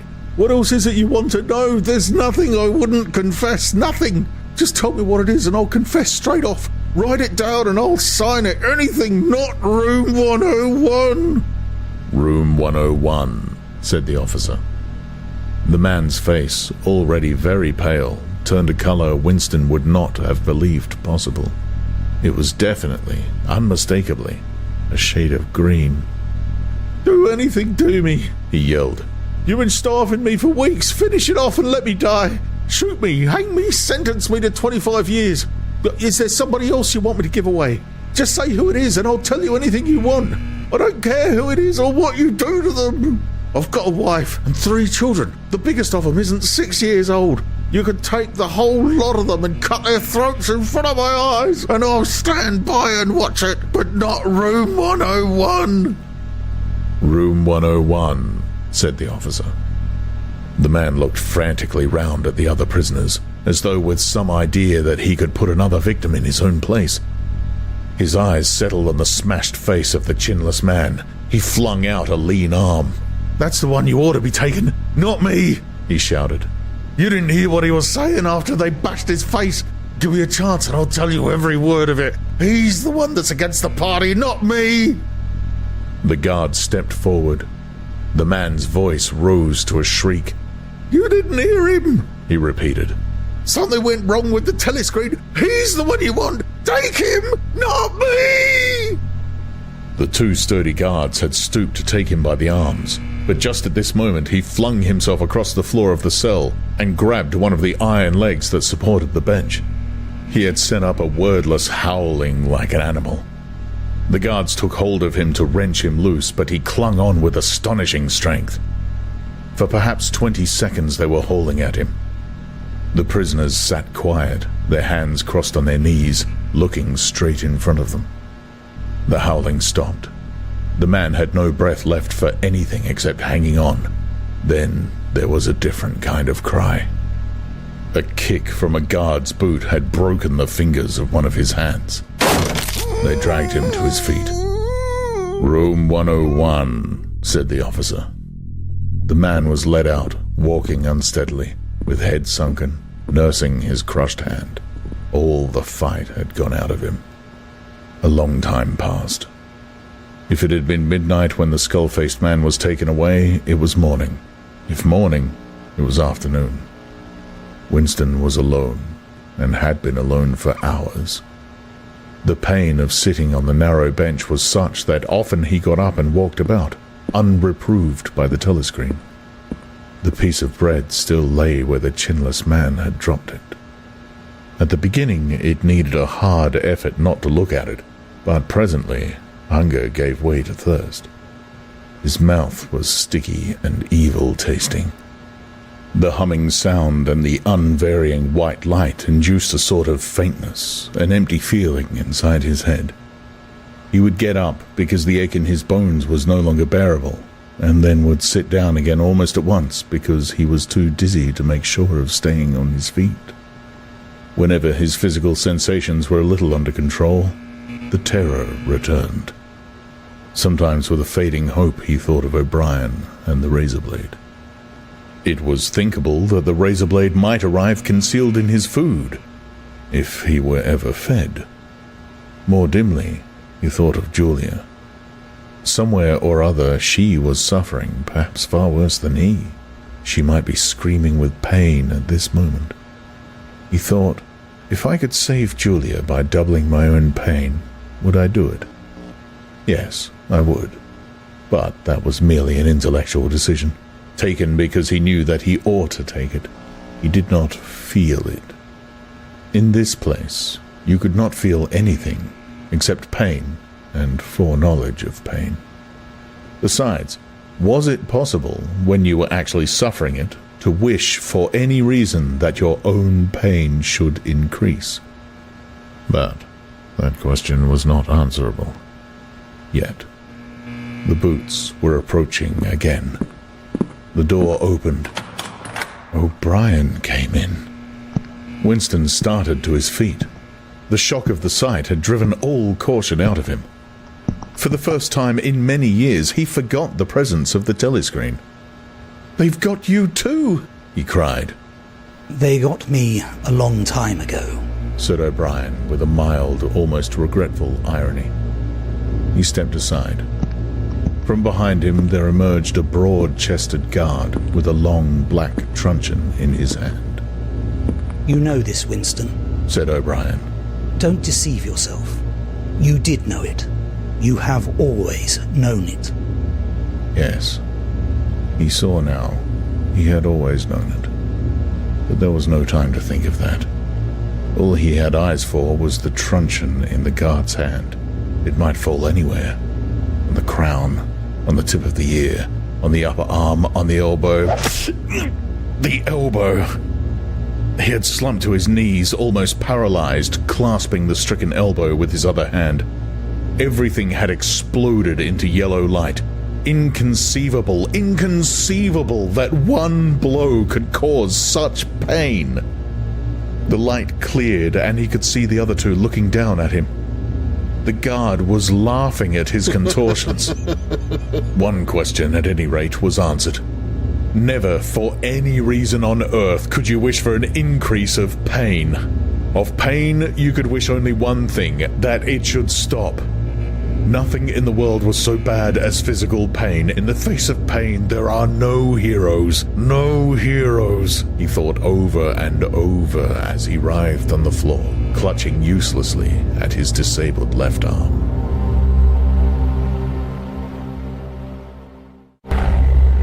Book 3, Chapter 2. He was lying on something that felt like a camp bed, except that it was higher off the ground, and that he was fixed down in some way so that he could not move. Light that seemed stronger than usual was falling on his face.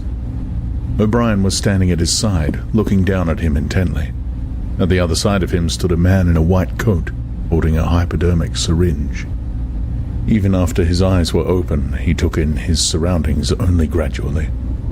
He had the impression of swimming up into his room from some quite different world, a sort of underwater world far beneath it. How long he had been down there, he did not know. Since the moment when they arrested him, he had not seen darkness or daylight. Besides, his memories were not continuous. There had been times when consciousness, even the sort of consciousness that one has in sleep, had stopped dead and started again after a blank interval. But whether the intervals were of days or weeks or only seconds, there was no way of knowing. With that first blow on the elbow, the nightmare had started. Later, he was to realize that all that then happened was merely a preliminary, a routine interrogation to which nearly all prisoners were subjected. There was a long range of crimes, espionage, sabotage, and the like, to which everyone had to confess as a matter of course. The confession was a formality, but the torture was real. How many times he had been beaten, how long the beatings had continued, he could not remember. Always there were 5 or 6 men in black uniforms at him simultaneously. Sometimes it was fists, sometimes it was truncheons, sometimes it was steel rods, sometimes it was boots. There were times when he rolled about on the floor, as shameless as an animal, writhing his body this way and that, in an endless, hopeless effort to dodge the kicks. and simply inviting more and yet more kicks. In his ribs, in his belly, on his elbows, on his shins, in his groin, in his testicles, on the bone at the base of his spine. There were times when it went on until the cruel, wicked, unforgivable thing seemed to him not that the guards continued to beat him, but that he could not force himself into losing consciousness. There were times when his nerves so forsook him that he began shouting for mercy even before the beating began, when the mere sight of a fist drawn back for a blow was enough to make him pour forth a confession of real and imaginary crimes. There were other times when he started out with the resolve of confessing nothing, when every word had to be forced out of him between gasps of pain. And there were times when he feebly tried to compromise, when he said to himself, "I will confess, but not yet. I must hold out till the pain becomes unbearable. 3 more kicks, 2 more kicks, and then I will tell them what they want." Sometimes he was beaten till he could hardly stand, then flung like a sack of potatoes onto the stone floor of a cell, left to recuperate for a few hours, and then taken out and beaten again. There were also longer periods of recovery. He remembered them dimly because they were spent chiefly in sleep or stupor. He remembered a cell with a plank bed, a sort of shelf sticking out from the wall, and a tin wash basin, and meals of hot soup and bread, and sometimes coffee. He remembered a surly barber arriving to scrape his chin and crop his hair, and businesslike, unsympathetic men in white coats feeling his pulse, tapping his reflexes, turning up his eyelids, running harsh fingers over him in search for broken bones, and shooting needles into his arm to make him sleep. The beatings grew less frequent, and became mainly a threat, a horror to which he could be sent back at any moment when his answers were unsatisfactory. His questioners now were not ruffians in black uniforms, but party intellectuals, little rotund men with quick movements and flashing spectacles, who worked on him in relays over periods which lasted, he thought, he could not be sure, 10 or 12 hours at a stretch. These other questioners saw to it that he was in constant slight pain, but it was not chiefly pain that they relied on. They slapped his face, wrung his ears, pulled his hair, made him stand on one leg, refused him leave to urinate, shone glaring lights in his face until his eyes ran with water, but the aim of this was simply to humiliate him and destroy his power of arguing and reasoning. Their real weapon was the merciless questioning that went on, hour after hour, tripping him up, laying traps for him, twisting everything that he said, convicting him at every step of lies and self-contradiction until he began weeping as much from shame as from nervous fatigue. Sometimes he would weep 6 times in a single session. Most of the time they screamed abuse at him and threatened at every hesitation to deliver him over to the guards again. But sometimes they would suddenly change their tune, call him comrade, appeal to him in the name of Ingsoc and Big Brother, and ask him sorrowfully whether even now he had not enough loyalty to the party left to make him wish to undo the evil he had done. When his nerves were in rags after hours of questioning, even this appeal could reduce him to sniveling tears. In the end, the nagging voices broke him down more completely than the boots and fists of the guards.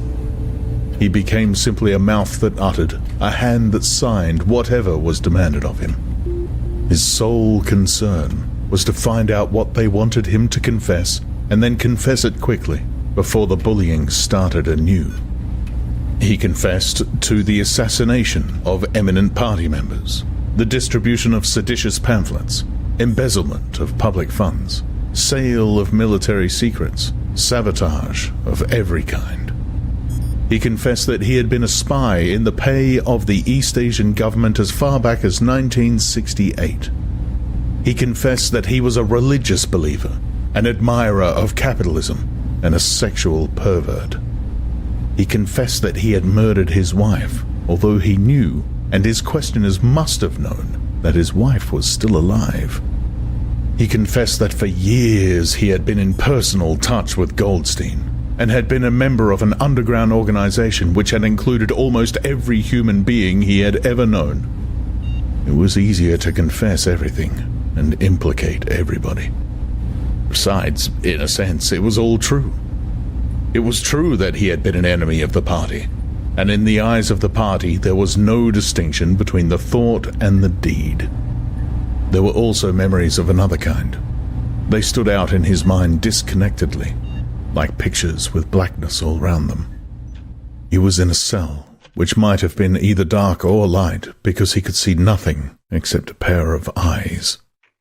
Near at hand, some kind of instrument was ticking, slowly and regularly. The eyes grew larger and more luminous. Suddenly he floated out of his seat, dived into the eyes, and was swallowed up. He was strapped into a chair surrounded by dials under dazzling lights. A man in a white coat was reading the dials. There was a tramp of heavy boots outside. The door clanged open. The wax-faced officer marched in, followed by 2 guards. "Room 101, said the officer. The man in the white coat did not turn round. He did not look at Winston either. He was looking only at the dials.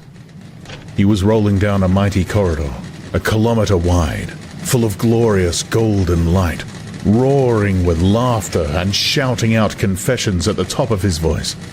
He was confessing everything, even the things he had succeeded in holding back under the torture.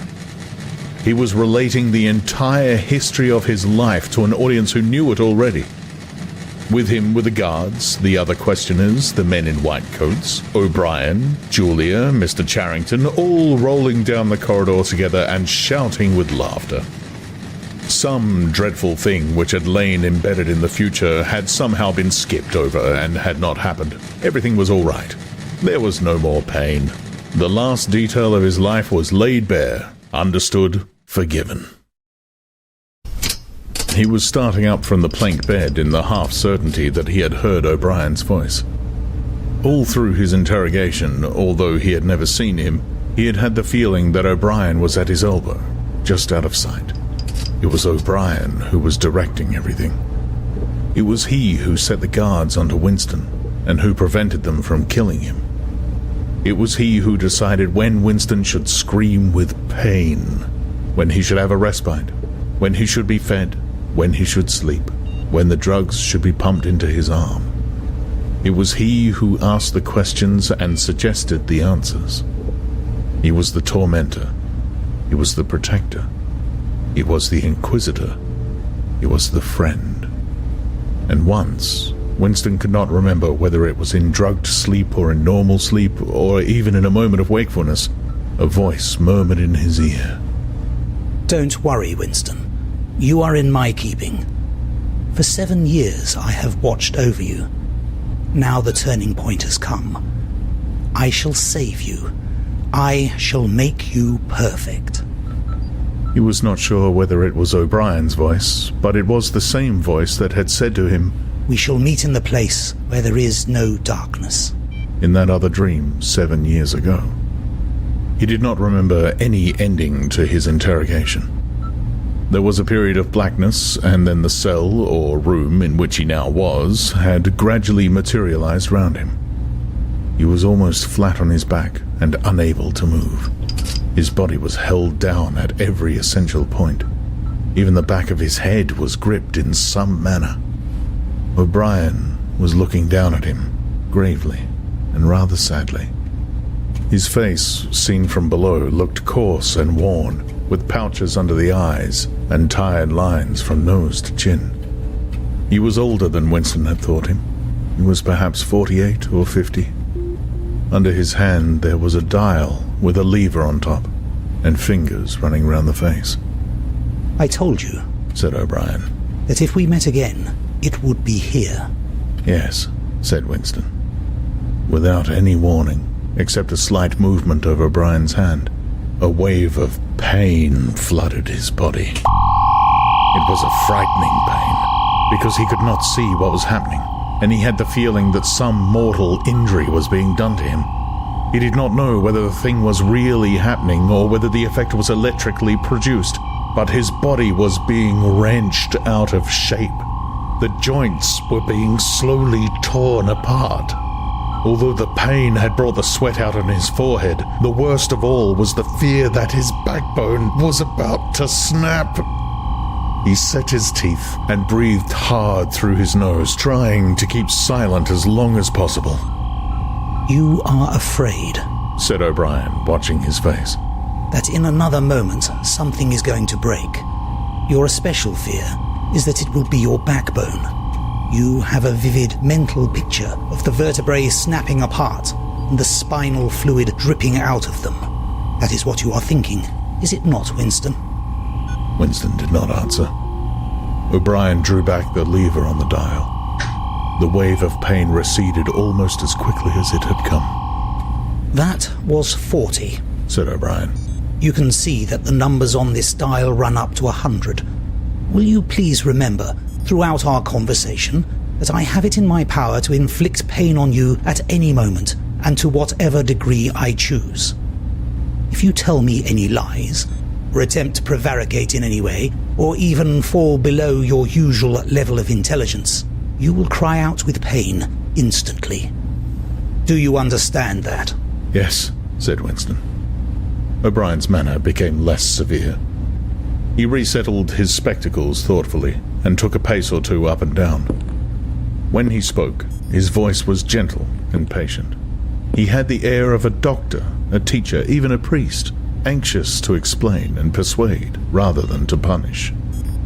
I am taking trouble with you, Winston, he said, because you are worth trouble.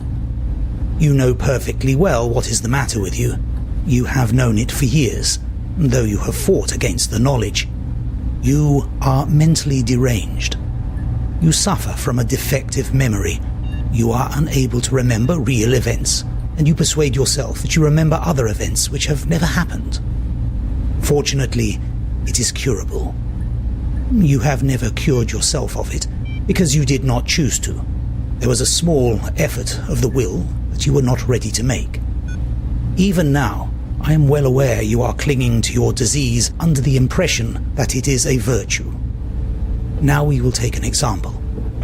At this moment, which power is Oceania at war with? When I was arrested, Oceania was at war with East Asia. With East Asia, good. And Oceania has always been at war with East Asia, has it not? Winston drew in his breath. He opened his mouth to speak, and then did not speak. He could not take his eyes away from the dial. The truth, please, Winston. Your truth. Tell me what you think you remember. I remember that until only a week before I was arrested, we were not at war with East Asia at all. We were in alliance with them. The war was against Eurasia. That had lasted for 4 years. Before that... O'Brien stopped him with a movement of the hand. Another example, he said. Some years ago, you had a very serious delusion indeed. You believed that 3 men, 3 one-time party members named Jones, Aronson, and Rutherford, men who were executed for treachery and sabotage after making the fullest possible confession, were not guilty of the crimes they were charged with. You believed that you had seen unmistakable documentary evidence proving that their confessions were false. There was a certain photograph about which you had a hallucination. You believed that you had actually held it in your hands. It was a photograph, something like this. An oblong slip of newspaper had appeared between O'Brien's fingers. For perhaps 5 seconds it was within the angle of Winston's vision. It was a photograph, and there was no question of its identity. It was the photograph. It was another copy of the photograph of Jones, Aronson, and Rutherford at the party function in New York, which he had chanced upon 11 years ago and promptly destroyed. For only an instant it was before his eyes, then it was out of sight again. But he had seen it. Unquestionably, he had seen it. He made a desperate, agonizing effort to wrench the top half of his body free. It was impossible to move so much as a centimeter in any direction. For the moment, he had even forgotten the dial. All he wanted was to hold the photograph in his fingers again, or at least to see it. "It exists!" he cried. "No," said O'Brien. He stepped across the room. There was a memory hole in the opposite wall. O'Brien lifted the grating. Unseen, the frail slip of paper was whirling away on the current of warm air. It was vanishing in a flash of flame. O'Brien turned away from the wall. Ashes, he said. Not even identifiable ashes. Dust. It does not exist. It never existed. But it did exist. It does exist. It exists in memory. I remember it. You remember it. I do not remember it, said O'Brien. Winston's heart sank. That was doublethink. He had a feeling of deadly helplessness. If he could have been certain that O'Brien was lying, it would not have seemed to matter. But it was perfectly possible that O'Brien had really forgotten the photograph, and if so, then already he would have forgotten his denial of remembering it, and forgotten the act of forgetting. How could one be sure that it was simple trickery? Perhaps that lunatic dislocation in the mind could really happen. That was the thought that defeated him. O'Brien was looking down at him speculatively. More than ever, he had the air of a teacher taking pains with a wayward but promising child. There is a party slogan dealing with the control of the past, he said. Repeat it, if you please. Who controls the past controls the future. Who controls the present controls the past, repeated Winston obediently. Who controls the present controls the past, said O'Brien, nodding his head with slow approval. Is it your opinion, Winston, that the past has real existence? Again, the feeling of helplessness descended upon Winston. His eyes flitted towards the dial. He not only did not know whether yes or no was the answer that would save him from pain, he did not even know which answer he believed to be the true one. O'Brien smiled faintly. You are no metaphysician, Winston, he said. Until this moment, you had never considered what is meant by existence. I will put it more precisely. Does the past exist concretely in space? Is there somewhere or other a place, a world of solid objects where the past is still happening? No. Then where does the past exist, if at all? In records, it is written down. In records and... In the mind, in human memories. In memory. Very well then. We, the party, control all records, and we control all memories. Then we control the past, do we not? But how can you stop people remembering things? Cried Winston, again momentarily forgetting the dial. It is involuntary. It is outside oneself. How can you control memory? You have not controlled mine. O'Brien's manner grew stern again. He laid his hand on the dial. On the contrary, he said, you have not controlled it. That is what has brought you here. You are here because you have failed in humility, in self-discipline. You would not make the act of submission, which is the price of sanity. You preferred to be a lunatic, a minority of one. Only the disciplined mind can see reality, Winston. You believe that reality is something objective, external, existing in its own right. You also believe the nature of reality is self-evident. When you delude yourself into thinking that you see something, you assume that everyone else sees the same thing as you. But I tell you, Winston, that reality is not external. Reality exists in the human mind and nowhere else. Not in the individual mind, which can make mistakes, and in any case soon perishes. Only in the mind of the party, which is collective and immortal. Whatever the party holds to be the truth is truth. It is impossible to see reality except by looking through the eyes of the party. That is the fact that you have got to relearn, Winston. It needs an act of self-destruction, an effort of the will. You must humble yourself before you can become sane. He paused for a few moments as though to allow what he had been saying to sink in. Do you remember, he went on, writing in your diary, freedom is the freedom to say that 2 + 2 make 4? Yes, said Winston. O'Brien held up his left hand, its back towards Winston, the thumb hidden and the 4 fingers extended. How many fingers am I holding up, Winston? 4. And if the party says that it is not 4, but 5, then how many? 4. The word ended in a gasp of pain. The needle of the dial had shot up to 55. The sweat had sprung out all over Winston's body. The air tore into his lungs and issued again in deep groans, which even by clenching his teeth he could not stop. O'Brien watched him, the 4 fingers still extended. He drew back the lever. This time the pain was only slightly eased. How many fingers, Winston? 4. The needle went up to 60. How many fingers, Winston? 4. What else can I say? 4. The needle must have risen again, but he did not look at it. The heavy, stern face and the 4 fingers filled his vision. The fingers stood up before his eyes like pillars, enormous, blurry, and seeming to vibrate, but unmistakably 4. How many fingers, Winston? 4! Stop it! How can you go on? 4! How many fingers, Winston? 5! No, Winston, that is no use. You are lying. You still think there are 4. How many fingers, please? 4! 5! 4! Anything you like! Only stop it! Stop the pain! Abruptly, he was sitting up, with O'Brien's arm round his shoulders. He had perhaps lost consciousness for a few seconds. The bonds that had held his body down were loosened. He felt very cold. He was shaking uncontrollably. His teeth were chattering. The tears were rolling down his cheeks. For a moment he clung to O'Brien like a baby, curiously comforted by the heavy arm round his shoulders. He had the feeling that O'Brien was his protector, that the pain was something that came from outside, from some other source, and that it was O'Brien who would save him from it.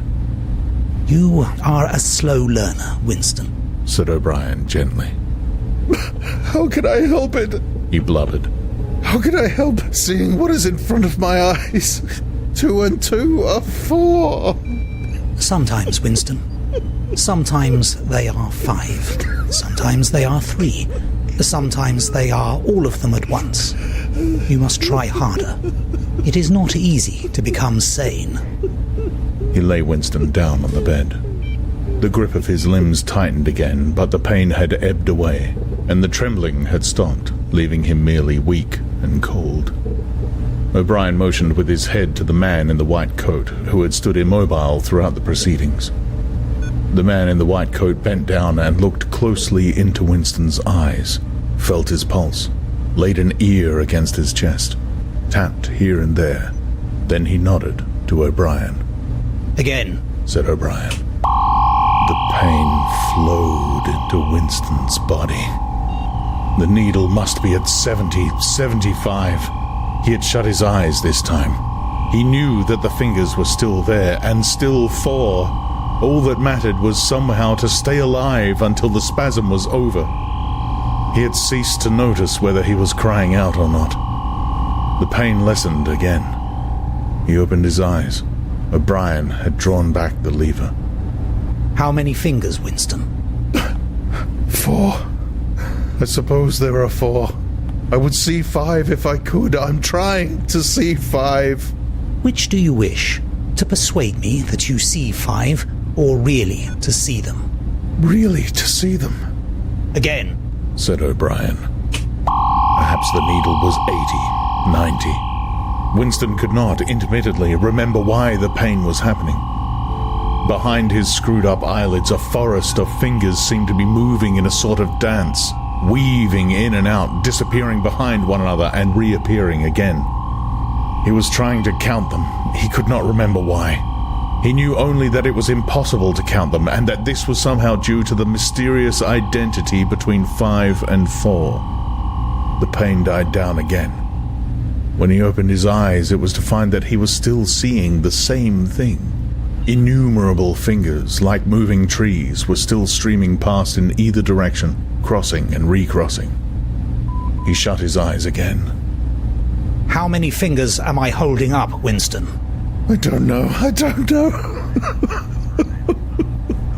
You will kill me if you do that again. 4. 5, 6, in all honesty, I don't know. Better, said O'Brien. A needle slid into Winston's arm. Almost in the same instant, a blissful, healing warmth spread all through his body. The pain was already half forgotten. He opened his eyes and looked up gratefully at O'Brien. At sight of the heavy, lined face, so ugly and so intelligent, his heart seemed to turn over. If he could have moved, he would have stretched out a hand and laid it on O'Brien's arm. He had never loved him so deeply as at this moment, and not merely because he had stopped the pain. The old feeling that at bottom it did not matter whether O'Brien was a friend or an enemy had come back. O'Brien was a person who could be talked to. Perhaps one did not want to be loved so much as to be understood. O'Brien had tortured him to the edge of lunacy, and in a little while it was certain he would send him to his death. It made no difference. In some sense that went deeper than friendship, they were intimates. Somewhere or other, although the actual words might never be spoken, there was a place where they could meet and talk. O'Brien was looking down at him with an expression which suggested that the same thought might be in his own mind. When he spoke, it was in an easy, conversational tone. Do you know where you are, Winston? He said. I don't know. I can guess. The Ministry of Love. Do you know how long you have been here? I don't know. Days, weeks, months. I think it is months. And why do you imagine that we bring people to this place? To make them confess. No, that is not the reason. Try again. To punish them. No! Exclaimed O'Brien. His voice had changed extraordinarily, and his voice had suddenly become both stern and animated. No! Not merely to extract your confession, not to punish you. Shall I tell you why we have brought you here? To cure you, to make you sane. Will you understand, Winston, that no one whom we bring to this place ever leaves our hands uncured? We are not interested in those stupid crimes that you have committed. The party is not interested in the overt act. The thought is all we care about. We do not merely destroy our enemies, we change them. Do you understand what I mean by that? He was bending over Winston. His face looked enormous because of its nearness, and hideously ugly because it was seen from below. Moreover, it was filled with a sort of exultation, a lunatic intensity. Again, Winston's heart shrank. If it had been possible, he would have cowered deeper into the bed. He felt certain that O'Brien was about to twist the dial out of sheer wantonness. At this moment, however, O'Brien turned away. He took a pace or two up and down. Then he continued, less vehemently. The first thing for you to understand is that in this place there are no martyrdoms. You have read of the religious persecutions of the past. In the Middle Ages there was the Inquisition. It was a failure. It set out to eradicate heresy and ended by perpetuating it. For every heretic it burned at the stake, thousands of others rose up. Why was that? Because the Inquisition killed its enemies in the open, and killed them while they were still unrepentant. In fact, it killed them because they were unrepentant. Men were dying because they would not abandon their true beliefs. Naturally, all the glory belonged to the victim, and all the shame to the inquisitor who burned him. Later, in the 20th century, there were the totalitarians, as they were called. There were the German Nazis, the Russian communists. The Russians persecuted heresy more cruelly than the Inquisition had done, and they imagined that they had learned from the mistakes of the past. They knew, at any rate, that one must not make martyrs. Before they exposed their victims to public trial, they deliberately set themselves to destroy their dignity. They wore them down by torture and solitude until they were despicable, cringing wretches confessing whatever was put into their mouths, covering themselves with abuse, accusing and sheltering behind one another, whimpering for mercy. And yet, after only a few years, the same thing had happened over again. The dead men had become martyrs, and their degradation was forgotten. Once again, why was it? In the first place, because the confessions that they had made were obviously extorted and untrue. We do not make mistakes of that kind. All the confessions that are uttered here are true. We make them true. And above all, we do not allow the dead to rise up against us. You must stop imagining that posterity will vindicate you, Winston. Posterity will never hear of you. You will be lifted clean out from the stream of history. We shall turn you into gas and pour you into the stratosphere. Nothing will remain of you, not a name in a register, not a memory in a living brain. You will be annihilated in the past as well as in the future. You will never have existed. Then why bother to torture me? Thought Winston, with a momentary bitterness. O'Brien checked his step as though Winston had uttered the thought aloud. His large, ugly face came nearer, with the eyes a little narrowed. You are thinking, he said, that since we intend to destroy you utterly so that nothing that you say or do can make the smallest difference, in that case, why do we go to the trouble of interrogating you first? That is what you were thinking, was it not? Yes, said Winston. O'Brien smiled slightly. You are a flaw in the pattern, Winston. You are a stain that must be wiped out. Did I not tell you just now that we are different from the persecutors of the past? We are not content with negative obedience, nor even with the most abject submission. When finally you surrender to us, it must be of your own free will. We do not destroy the heretic because he resists us. So long as he resists us, we never destroy him. We convert him. We capture his inner mind. We reshape him. We burn all evil and all illusion out of him. We bring him over to our side. Not in appearance, but genuinely, heart and soul. We make him one of ourselves before we kill him. It is intolerable to us that an erroneous thought should exist anywhere in the world, however secret and powerless it may be. Even in the instant of death, we cannot permit any deviation. In the old days, the heretic walked to the stake still a heretic, proclaiming his heresy, exulting in it. Even the victim of the Russian purges could carry rebellion locked up in his skull as he walked down the passage waiting for the bullet. But we make the brain perfect before we blow it out. The command of the old despotisms was "thou shalt not." The command of the totalitarians was "thou shalt." Our command is "thou art." No one whom we bring to this place ever stands out against us. Everyone is washed clean, even those 3 miserable traitors in whose innocence you once believed, Jones, Harrison and Rutherford. In the end, we broke them down. I took part in their interrogation myself. I saw them gradually worn down, whimpering, grovelling, weeping, and in the end it was not with pain or fear, only with penitence. By the time we had finished with them, they were only the shells of men. There was nothing left in them except sorrow for what they had done, and love of Big Brother. It was touching to see how they loved him. They begged to be shot quickly so that they could die while their minds were still clean. His voice had grown almost dreamy.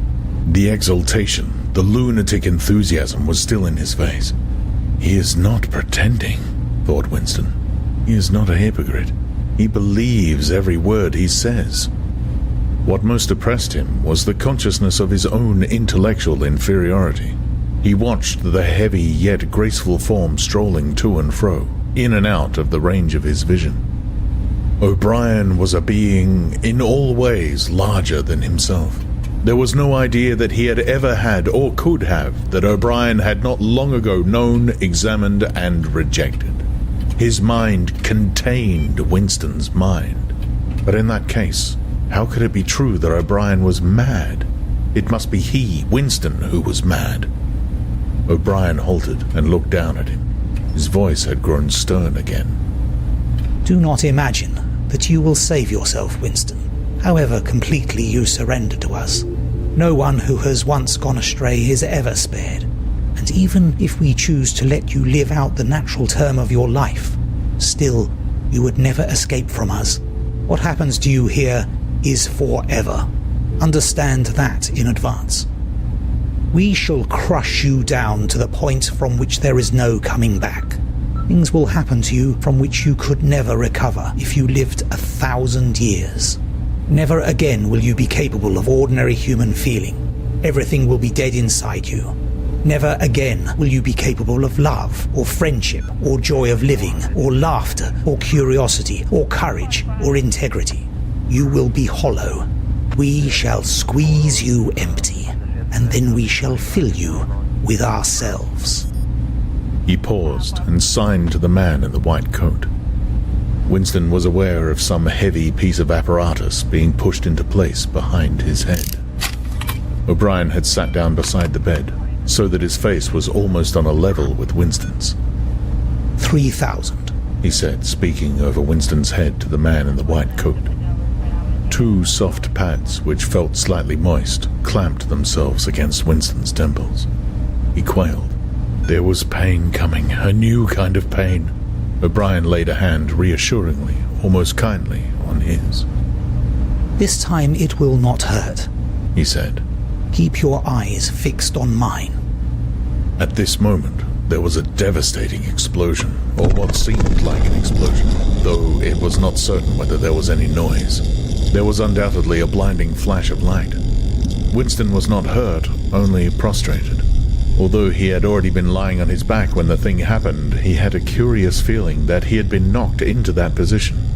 A terrific, painless blow had flattened him out. Also, something had happened inside his head. As his eyes regained their focus, he remembered who he was and where he was, and recognized the face that was gazing into his own, but somewhere or other there was a large patch of emptiness, as though a piece had been taken out of his brain. It will not last, said O'Brien. Look me in the eyes. What country is Oceania at war with? Winston thought. He knew what was meant by Oceania, and that he himself was a citizen of Oceania. He also remembered Eurasia and Eastasia, but who was at war with whom he did not know. In fact, he had not been aware that there was any war. I don't remember. Oceania is at war with Eastasia. Do you remember that now? Yes. Oceania has always been at war with Eastasia. Since the beginning of your life, since the beginning of the party, since the beginning of history, the war has continued without a break. Always the same war. Do you remember that? Yes. 11 years ago, you created a legend about 3 men who had been condemned to death for treachery. You pretended that you had seen a piece of paper which proved them innocent. No such piece of paper ever existed. You invented it, and later you grew to believe in it. You remember now the very moment at which you first invented it. Do you remember that? Yes. Just now, I held up the fingers of my hand to you. You saw 5 fingers. Do you remember that? Yes. O'Brien held up the fingers of his left hand, with the thumb concealed. There are 5 fingers there. Do you see 5 fingers? Yes.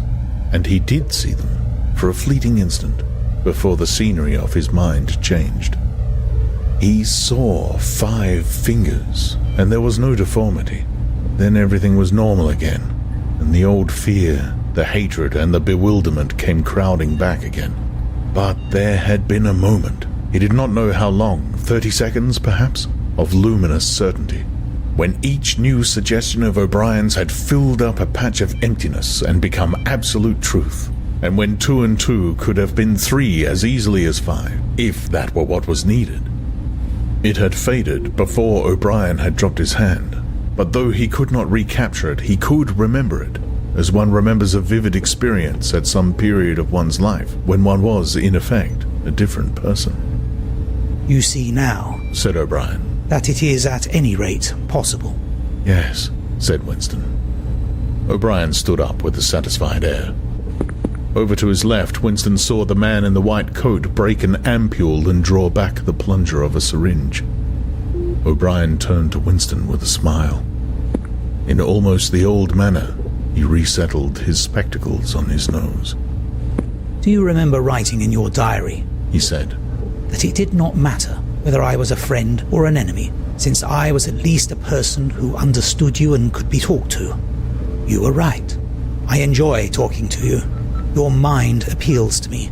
It resembles my own mind, except that you happen to be insane. Before we bring the session to an end, you can ask me a few questions if you choose. Any question I like. Anything. He saw that Winston's eyes were upon the dial. It is switched off. What is your first question? What have you done with Julia? Said Winston. O'Brien smiled again. She betrayed you, Winston. Immediately, unreservedly. I have seldom seen anyone come over to us so promptly. You would hardly recognize her if you saw her. All her rebelliousness, her deceit, her folly, her dirty-mindedness. Everything has been burned out of her. It was a perfect conversion. A textbook case. You tortured her? O'Brien left this unanswered. Next question, he said. Does Big Brother exist? Of course he exists. The party exists. Big Brother is the embodiment of the party. Does he exist in the same way that I exist? You do not exist, said O'Brien. Once again the sense of helplessness assailed him. He knew, or he could imagine, the arguments which proved his own non-existence. But they were nonsense. They were only a play on words. Did not the statement, "You do not exist," contain a logical absurdity? But what use was it to say so? His mind shriveled as he thought of the unanswerable, mad arguments with which O'Brien would demolish him. I think I exist, he said wearily. I am conscious of my own identity. I was born and I shall die. I have arms and legs. I occupy a particular point in space. No other solid object can occupy the same point simultaneously. In that sense, does Big Brother exist? It is of no importance. He exists. Will Big Brother ever die? Of course not. How could he die? Next question. Does the Brotherhood exist? That, Winston, you will never know. If we choose to set you free when we have finished with you, and if you live to be 90 years old, still you will never learn whether the answer to that question is yes or no. As long as you live, it will be an unsolved riddle in your mind. Winston lay silent. His breast rose and fell a little faster. He still had not asked the question that had come into his mind the first. He had got to ask it, and yet it was as though his tongue would not utter it. There was a trace of amusement in O'Brien's face. Even his spectacles seemed to wear an ironical gleam. He knows, thought Winston suddenly. He knows what I'm going to ask. At the thought, the words burst out of him. What is in room 101? The expression on O'Brien's face did not change. He answered dryly. You know what is in room 101, Winston. Everyone knows what is in room 101. He raised a finger to the man in the white coat. Evidently, the session was at an end. A needle jerked into Winston's arm. He sank, almost instantly, into deep sleep.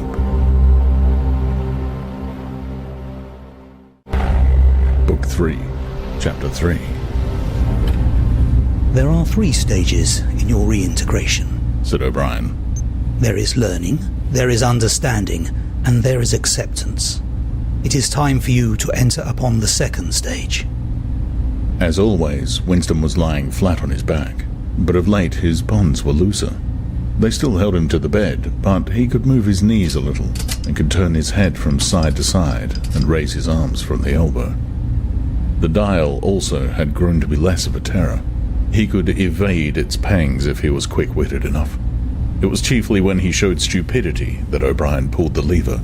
Sometimes they got through a whole session without use of the dial. He could not remember how many sessions there had been. The whole process seemed to stretch out over a long, indefinite time, weeks, possibly, and the intervals between the sessions might sometimes have been days, sometimes only an hour or 2. As you lie there, said O'Brien, you have often wondered, you have even asked me, why the Ministry of Love should expend so much time and trouble on you. And when you were free, you were puzzled by what was essentially the same question. You could grasp the mechanics of the society you lived in, but not its underlying motives. Do you remember writing in your diary, "I understand how, I do not understand why"? It was when you thought about why that you doubted your own sanity. You have read the book, Goldstein's book, or parts of it at least. Did it tell you anything that you did not know already? "You have read it?" said Winston. I wrote it. That is to say, I collaborated in writing it. No book is produced individually, as you know. "Is it true, what it says?" As description, yes. The program it sets forth is nonsense. The secret accumulation of knowledge, a gradual spread of enlightenment, ultimately a proletarian rebellion, the overthrow of the party. You foresaw yourself that that was what it would say. It is all nonsense. The proletarians will never revolt. Not in 1,000 years or 1,000,000. They cannot. I do not have to tell you the reason. You know it already. If you have ever cherished any dreams of violent insurrection, you must abandon them. There is no way in which the party can be overthrown. The rule of the party is forever. Make that the starting point of your thoughts. He came closer to the bed. Forever, he repeated. And now let us get back to the question of how and why. You understand well enough how the party maintains itself in power.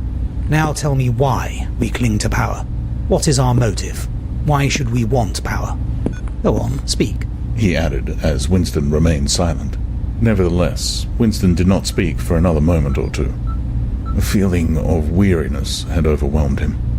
The faint, mad gleam of enthusiasm had come back into O'Brien's face. He knew in advance what O'Brien would say, that the party did not seek power for its own ends, but only for the good of the majority.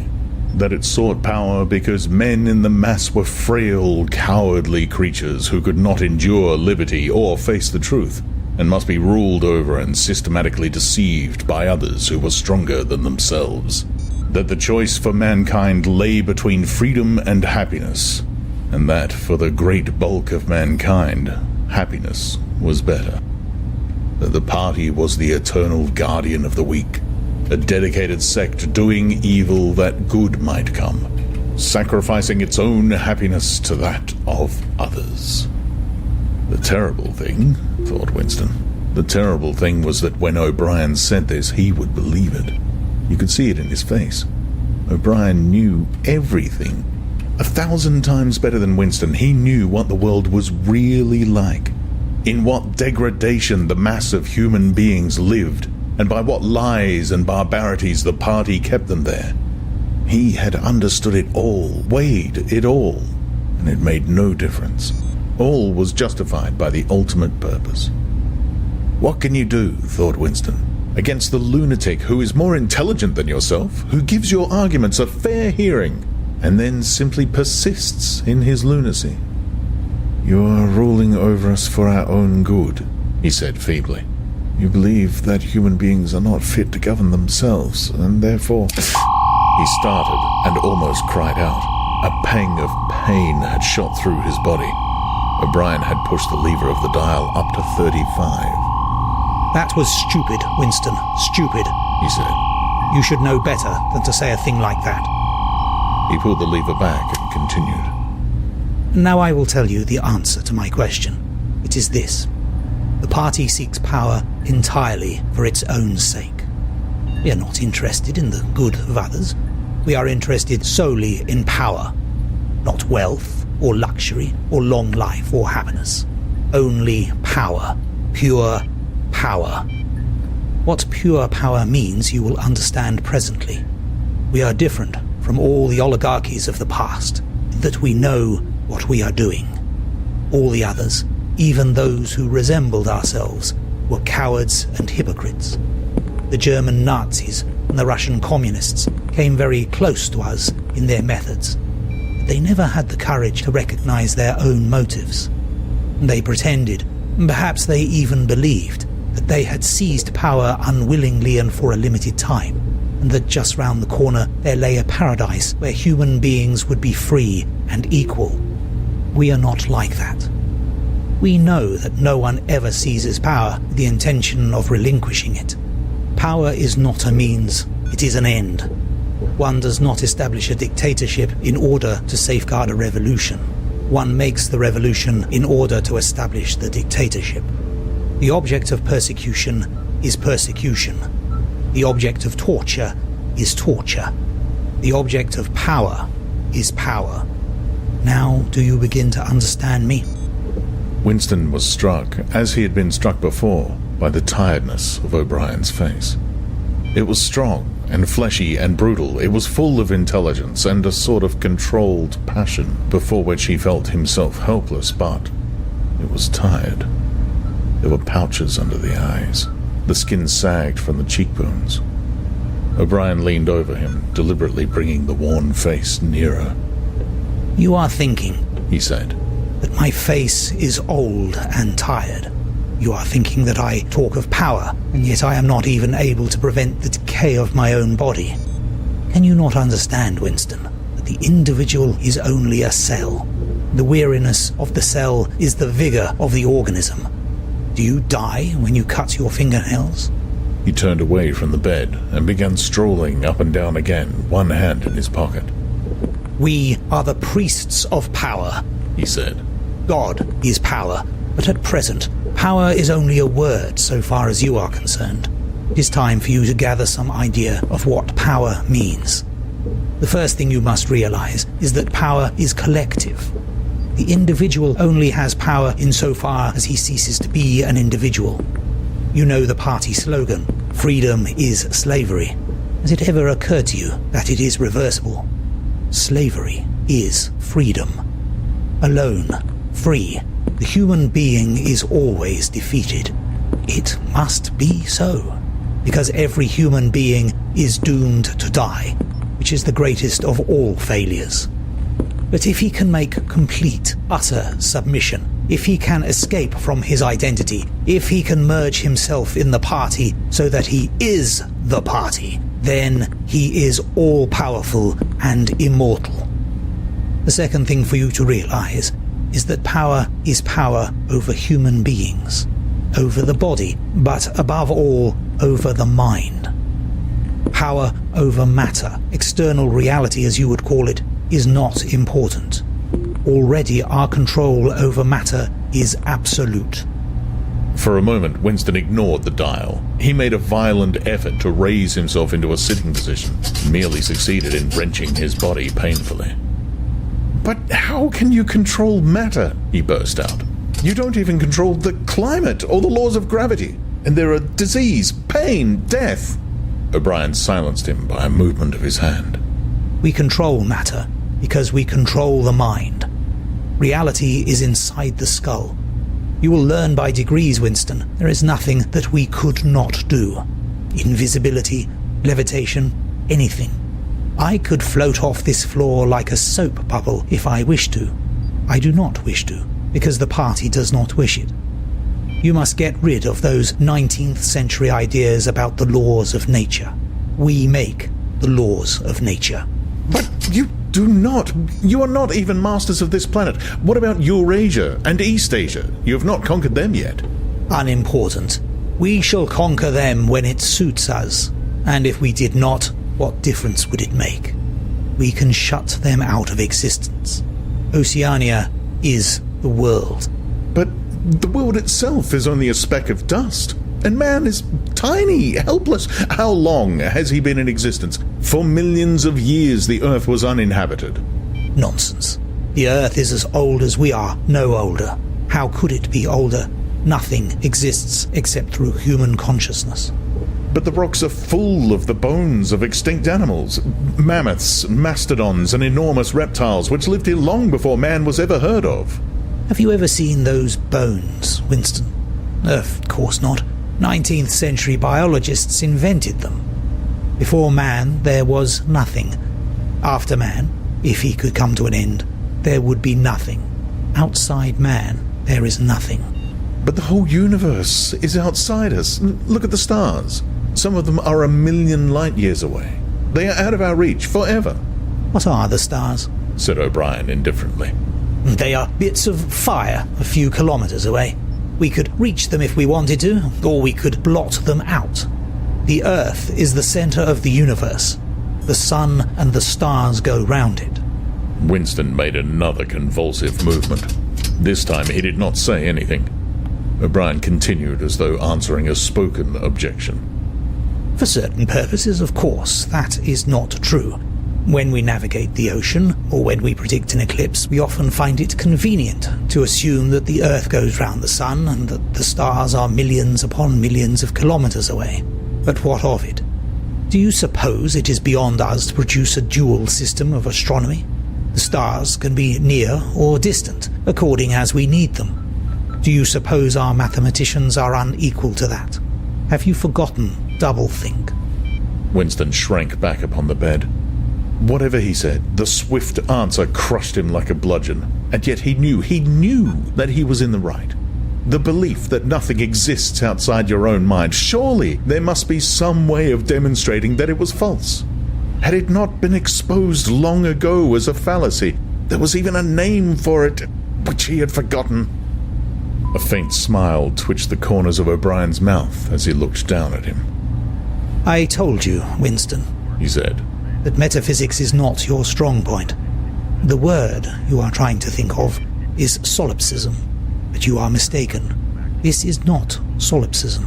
Collective solipsism, if you like, but that is a different thing. In fact, the opposite thing.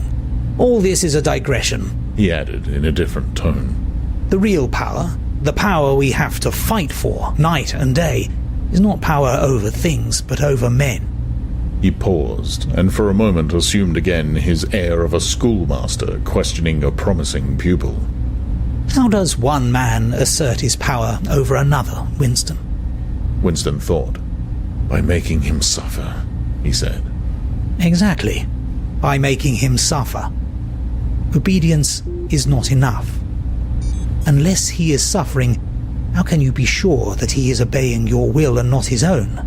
Power is inflicting pain and humiliation. Power is in tearing human minds to pieces and putting them together again in new shapes of your own choosing. Do you begin to see, then, what kind of world we are creating? It is the exact opposite of the stupid, hedonistic utopias that the old reformers imagined. A world of fear and treachery and torment, a world of trampling and being trampled upon, a world which will grow not less but more merciless as it refines itself. Progress in our world will be progress towards more pain. The old civilizations claimed that they were founded on love or justice. Ours is founded upon hatred. In our world, there will be no emotions except fear, rage, triumph, and self-abasement. Everything else we shall destroy. Everything. Already we are breaking down the habits of thought which have survived from before the revolution. We have cut the links between child and parent, and between man, and between man and woman. No one dares trust a wife, or a child, or a friend any longer. But in the future there will be no wives and no friends. Children will be taken from their mothers at birth, as one takes eggs from a hen. The sex instinct will be eradicated. Procreation will be an annual formality like the renewal of a ration card. We shall abolish the orgasm. Our neurologists are at work upon it now. There will be no loyalty, except loyalty towards the party. There will be no love, except the love of Big Brother. There will be no laughter, except the laugh of triumph over a defeated enemy. There will be no art, no literature, no science. When we are omnipotent, we shall have no more need of science. There will be no distinction between beauty and ugliness. There will be no curiosity, no enjoyment of the process of life. All competing pleasures will be destroyed. But always, do not forget this, Winston, always there will be the intoxication of power, constantly increasing and constantly growing subtler. Always, at every moment, there will be the thrill of victory, the sensation of trampling on an enemy who is helpless. If you want a picture of the future, imagine a boot stamping on a human face forever. He paused as though he expected Winston to speak. Winston had tried to shrink back into the surface of the bed again. He could not say anything. His heart seemed to be frozen. O'Brien went on. And remember that it is forever. The face will always be there to be stamped upon. The heretic, the enemy of society, will always be there, so that he can be defeated and humiliated over again. Everything that you have undergone since you have been in our hands, all that will continue, and worse. The espionage, the betrayals, the arrests, the tortures, the executions, the disappearances will never cease. It will be a world of terror, as much as a world of triumph. The more the party is powerful, the less it will be tolerant. The weaker the opposition, the tighter the despotism. Goldstein and his heresies will live forever. Every day, at every moment, they will be defeated, discredited, ridiculed, spat upon, and yet they will always survive. This drama that I have played out with you during 7 years will be played out over and over again, generation after generation, always in subtler forms. Always we shall have the heretic here at our mercy, screaming with pain, broken up, contemptible, and in the end utterly penitent, saved from himself, crawling to our feet of his own accord. That is the world that we are preparing, Winston. A world of victory after victory, triumph after triumph after triumph, an endless pressing upon the nerve of power. You are beginning, I can see, to realize what that world will be like. But in the end, you will do more than understand it. You will accept it, welcome it, become part of it. Winston had recovered himself sufficiently to speak. "You can't," he said weakly. What do you mean by that remark, Winston? "You could not create such a world as you have just described. It is a dream. It is impossible." Why? It is impossible to found a civilization on fear and hatred and cruelty. It would never endure. Why not? It would have no vitality. It would disintegrate. It would commit suicide. Nonsense. You are under the impression that hatred is more exhausting than love. Why should it be? And if it were, what difference would that make? Suppose we choose to wear ourselves out faster. Suppose that we quicken the tempo of human life till men are senile at 30. Still, what difference would it make? Can you not understand that the death of the individual is not death? The party is immortal. As usual, the voice had battered Winston into helplessness. Moreover, he was in dread that if he persisted in his disagreement, O'Brien would twist the dial again, and yet he could not keep silent. Feebly, without arguments, with nothing to support him except his inarticulate horror of what O'Brien had said, he returned to the attack. "I don't know. I don't care. Somehow you will fail. Something will defeat you. Life will defeat you." We control life, Winston, at all its levels. You are imagining that there is something called human nature, which will be outraged by what we do and will turn against us. But we create human nature. Men are infinitely malleable. Or perhaps you have returned to your old idea that the proletarians or the slaves will arise and overthrow us. Put it out of your mind. They are helpless, like the animals. Humanity is the party. The others are outside. Irrelevant. "I don't care. In the end, they will beat you. Sooner or later, they will see you for what you are, and then they will tear you to pieces." Do you see any evidence that that is happening? Or any reason why it should? No, I believe it. I know that you will fail. There is something in the universe, I don't know, some spirit, some principle that you will never overcome. Do you believe in God, Winston? No. Then what is it, this principle that will defeat us? I don't know. The spirit of man. And do you consider yourself a man? Yes. If you are a man, Winston, you are the last man. Your kind is extinct. We are the inheritors. Do you understand that you are alone? You are outside history. You are non-existent. His manner changed, and he said more harshly, And you consider yourself morally superior to us with our lies and our cruelty? Yes, I consider myself superior. O'Brien did not speak. Two other voices were speaking. After a moment, Winston recognized one of them as his own. It was a soundtrack of the conversation he had had with O'Brien on the night when he had enrolled himself in the Brotherhood. He heard himself promise to lie, to steal, to forge, to murder, to encourage drug-taking and prostitution, to disseminate venereal diseases, to throw vitriol in a child's face. Yes. O'Brien made a small, impatient gesture, as though to say that the demonstration was hardly worth making. Yes. Then he turned a switch, and the voices stopped. Get up from that bed, he said. The bonds had loosened themselves. Winston lowered himself to the floor and stood up unsteadily. You are the last man, said O'Brien. You are the guardian of the human spirit. You shall see yourself as you are.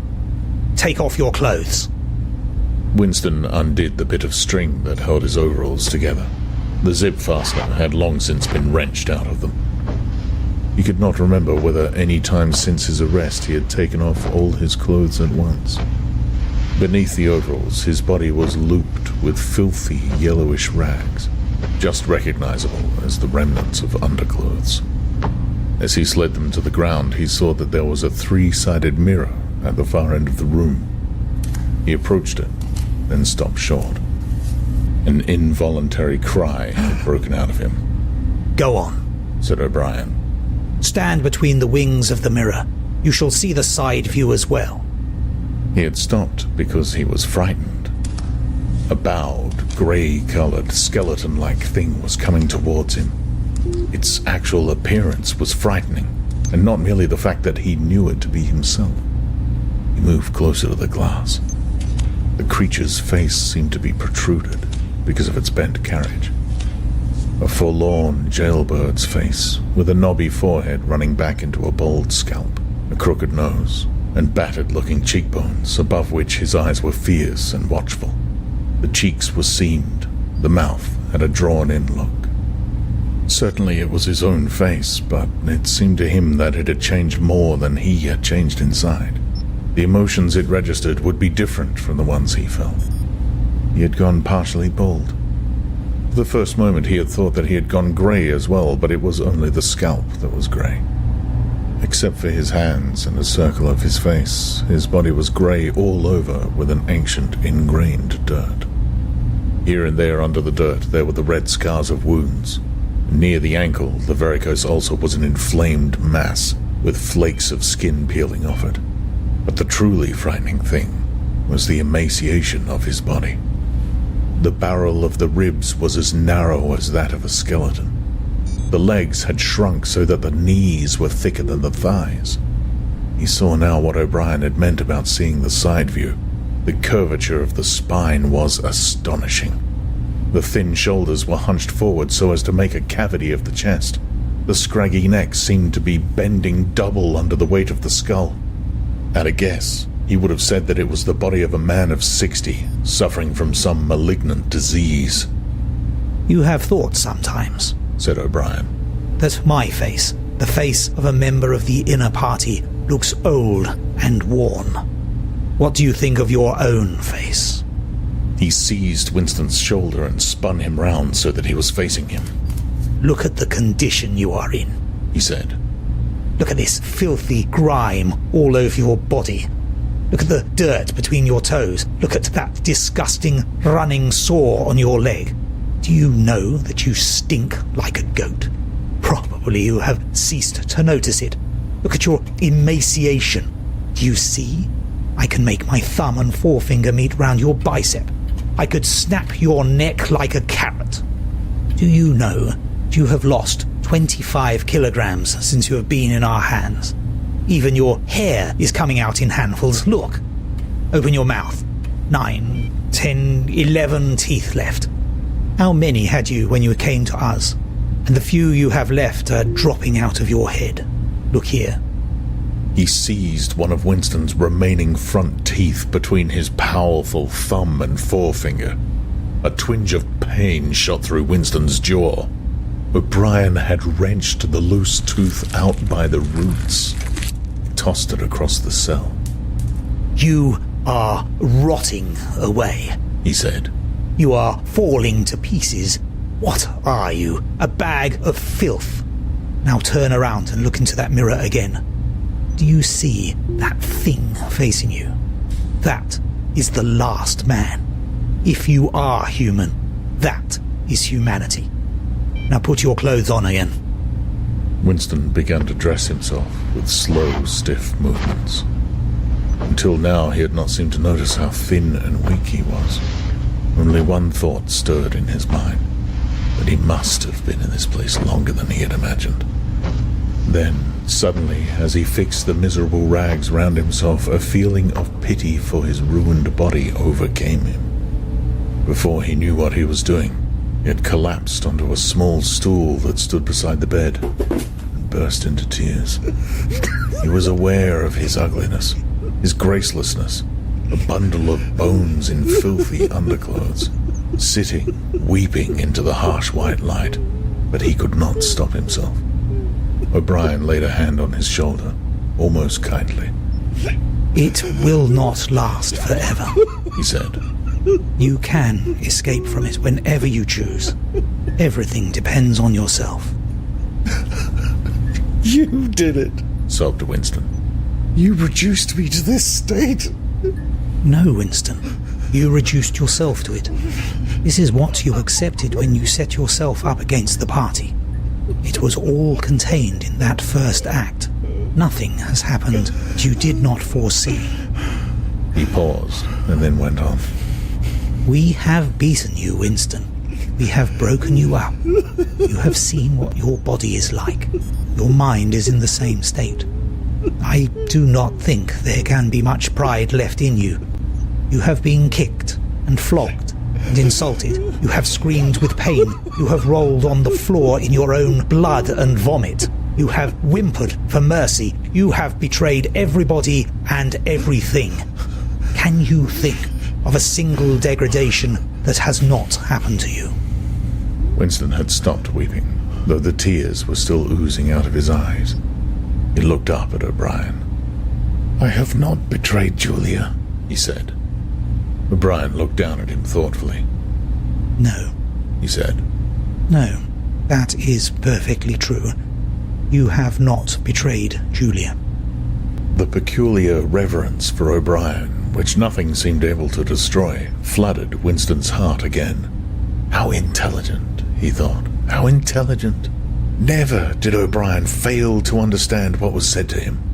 Anyone else on Earth would have answered promptly that he had betrayed Julia. For what was there that they had not screwed out of him under torture? He had told them everything he knew about her habits, her character, her past life. He had confessed in the most trivial detail everything that had happened at their meetings. All that he had said to her and she to him. Their black market deals, their adulteries, their vague plottings against the party, everything. And yet, in the sense in which he intended the word, he had not betrayed her. He had not stopped loving her. His feelings towards her had remained the same. O'Brien had seen what he meant without the need for explanation. Tell me, he said, how soon will they shoot me? It might be a long time, said O'Brien. You are a difficult case, but don't give up hope. Everyone is cured sooner or later. In the end, we shall shoot you.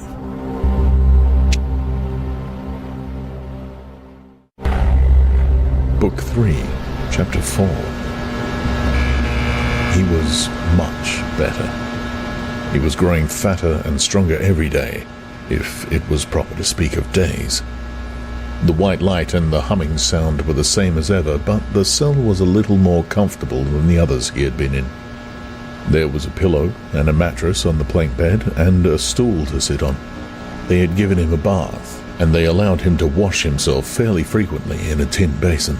They even gave him warm water to wash with. They had given him new underclothes and a clean suit of overalls. They had dressed his varicose ulcer with soothing ointment. They had pulled out the remnants of his teeth and given him a new set of dentures. Weeks or months must have passed. It would have been possible now to keep count of the passage of time, if he had felt any interest in doing so, since he was being fed at what appeared to be regular intervals. He was getting, he judged, 3 meals in the 24 hours. Sometimes he wondered dimly whether he was getting them by night or by day. The food was surprisingly good, with meat at every 3rd meal. Once there was even a packet of cigarettes. He had no matches, but the never-speaking guard who brought his food would give him a light. The first time he tried to smoke, it made him sick, but he persevered and spun the packet out for a long time, smoking half a cigarette after each meal. They had given him a white slate with a stump of pencil tied to the corner. At first, he made no use of it. Even when he was awake, he was completely torpid. Often he would lie from one meal to the next almost without stirring. Sometimes asleep, sometimes waking into vague reveries in which it was too much trouble to open his eyes. He had long grown used to sleeping with a strong light on his face. It seemed to make no difference except that one's dreams were more coherent. He dreamed a great deal all through this time, and they were always happy dreams. He was in the Golden Country, or he was sitting among enormous, glorious sunlit ruins with his mother, with Julia, with O'Brien, not doing anything, merely sitting in the sun, talking of peaceful things. Such thoughts as he had when he was awake were mostly about his dreams. He seemed to have lost the power of intellectual effort now that the stimulus of pain had been removed. He was not bored. He had no desire for conversation or distraction, merely to be alone, not to be beaten or questioned, to have enough to eat, and to be clean all over was completely satisfying. By degrees, he came to spend less time in sleep, but he still felt no impulse to get off the bed. All he cared for was to lie quiet and feel the strength gathering in his body. He would finger himself here and there, trying to make sure that it was not an illusion, that his muscles were growing rounder and his skin tauter. Finally, it was established beyond a doubt that he was growing fatter. His thighs were now definitely thicker than his knees. After that, reluctantly at first, he began exercising himself regularly. In a little while, he could walk 3 kilometers, measured by pacing the cell, and his bowed shoulders were growing straighter. He attempted more elaborate exercises and was astonished and humiliated to find what things he could not do. He could not move out of a walk. He could not hold his stool out at arm's length. He could not stand on one leg without falling over. He squatted down on his heels and found that with agonizing pain in thigh and calf, he could just lift himself to a standing position. He lay flat on his belly and tried to lift his weight by his hands. It was hopeless. He could not raise himself a centimeter. But after a few more days, a few more meal times, even that feat was accomplished. The time came when he could do it 6 times running. He began to grow actually proud of his body, and to cherish an intermittent belief that his face was also growing back to normal. Only when he chanced to put his hand on his bald scalp did he remember the seamed, ruined face that had looked back at him out of the mirror. His mind grew more active. He sat down on the plank bed, his back against the wall and the slate on his knees, and set to work deliberately at the task of re-educating himself. He had capitulated. That was agreed. In reality, as he saw now, he had been ready to capitulate long before he had taken the decision. from the moment when he was inside the Ministry of Love. And yes, even during those minutes when he and Julia had stood helpless while the iron voice from the telescreen told them what to do, he had grasped the frivolity, the shallowness of his attempt to set himself up against the power of the party.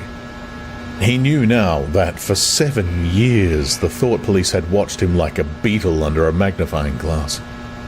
There was no physical act, no word spoken aloud that they had not noticed, no train of thought that they had not been able to infer. Even the speck of whitish dust on the corner of his diary they had carefully replaced. They had played soundtracks to him, showed him photographs. Some of them were photographs of Julia and himself. Yes, even... He could not fight against the party any longer. Besides, the party was in the right. It must be so. How could the immortal collective brain be mistaken? By what external standard could you check its judgments? Sanity was statistical. It was merely a question of learning to think as they thought. Only... The pencil felt thick and awkward in his fingers. He began to write down the thoughts that came into his head. He wrote first in large, clumsy capitals, "Freedom is slavery." Then, almost without a pause, he wrote beneath it, 2 and 2 make 5. But then there came a sort of check. His mind, as though shying away from something, seemed unable to concentrate. He knew that he knew what came next, but for the moment he could not recall it. When he did recall it, it was only by consciously reasoning out what it must be. It did not come of its own accord. He wrote, "God is power." He accepted everything. The past was alterable. The past never had been altered. Oceania was at war with Eastasia. Oceania had always been at war with Eastasia. Jones, Aronson, and Rutherford were guilty of the crimes they were charged with. He had never seen the photograph that disproved their guilt. It had never existed. He had invented it.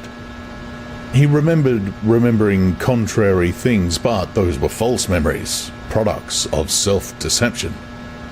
How easy it all was. Only surrender, and everything else followed. It was like swimming against a current that swept you backwards, however hard you struggled, and then suddenly deciding to turn round and go with the current instead of opposing it. Nothing had changed except your own attitude. The predestined things happened in any case. He hardly knew why he had even rebelled. Everything was easy. Except... anything could be true. The so-called laws of nature were nonsense. The law of gravity was nonsense. "If I wished," O'Brien had said, "I could float off this floor like a soap bubble." Winston worked it out. If he thinks he floats off the floor, and if I simultaneously think I see him do it, then the thing happens.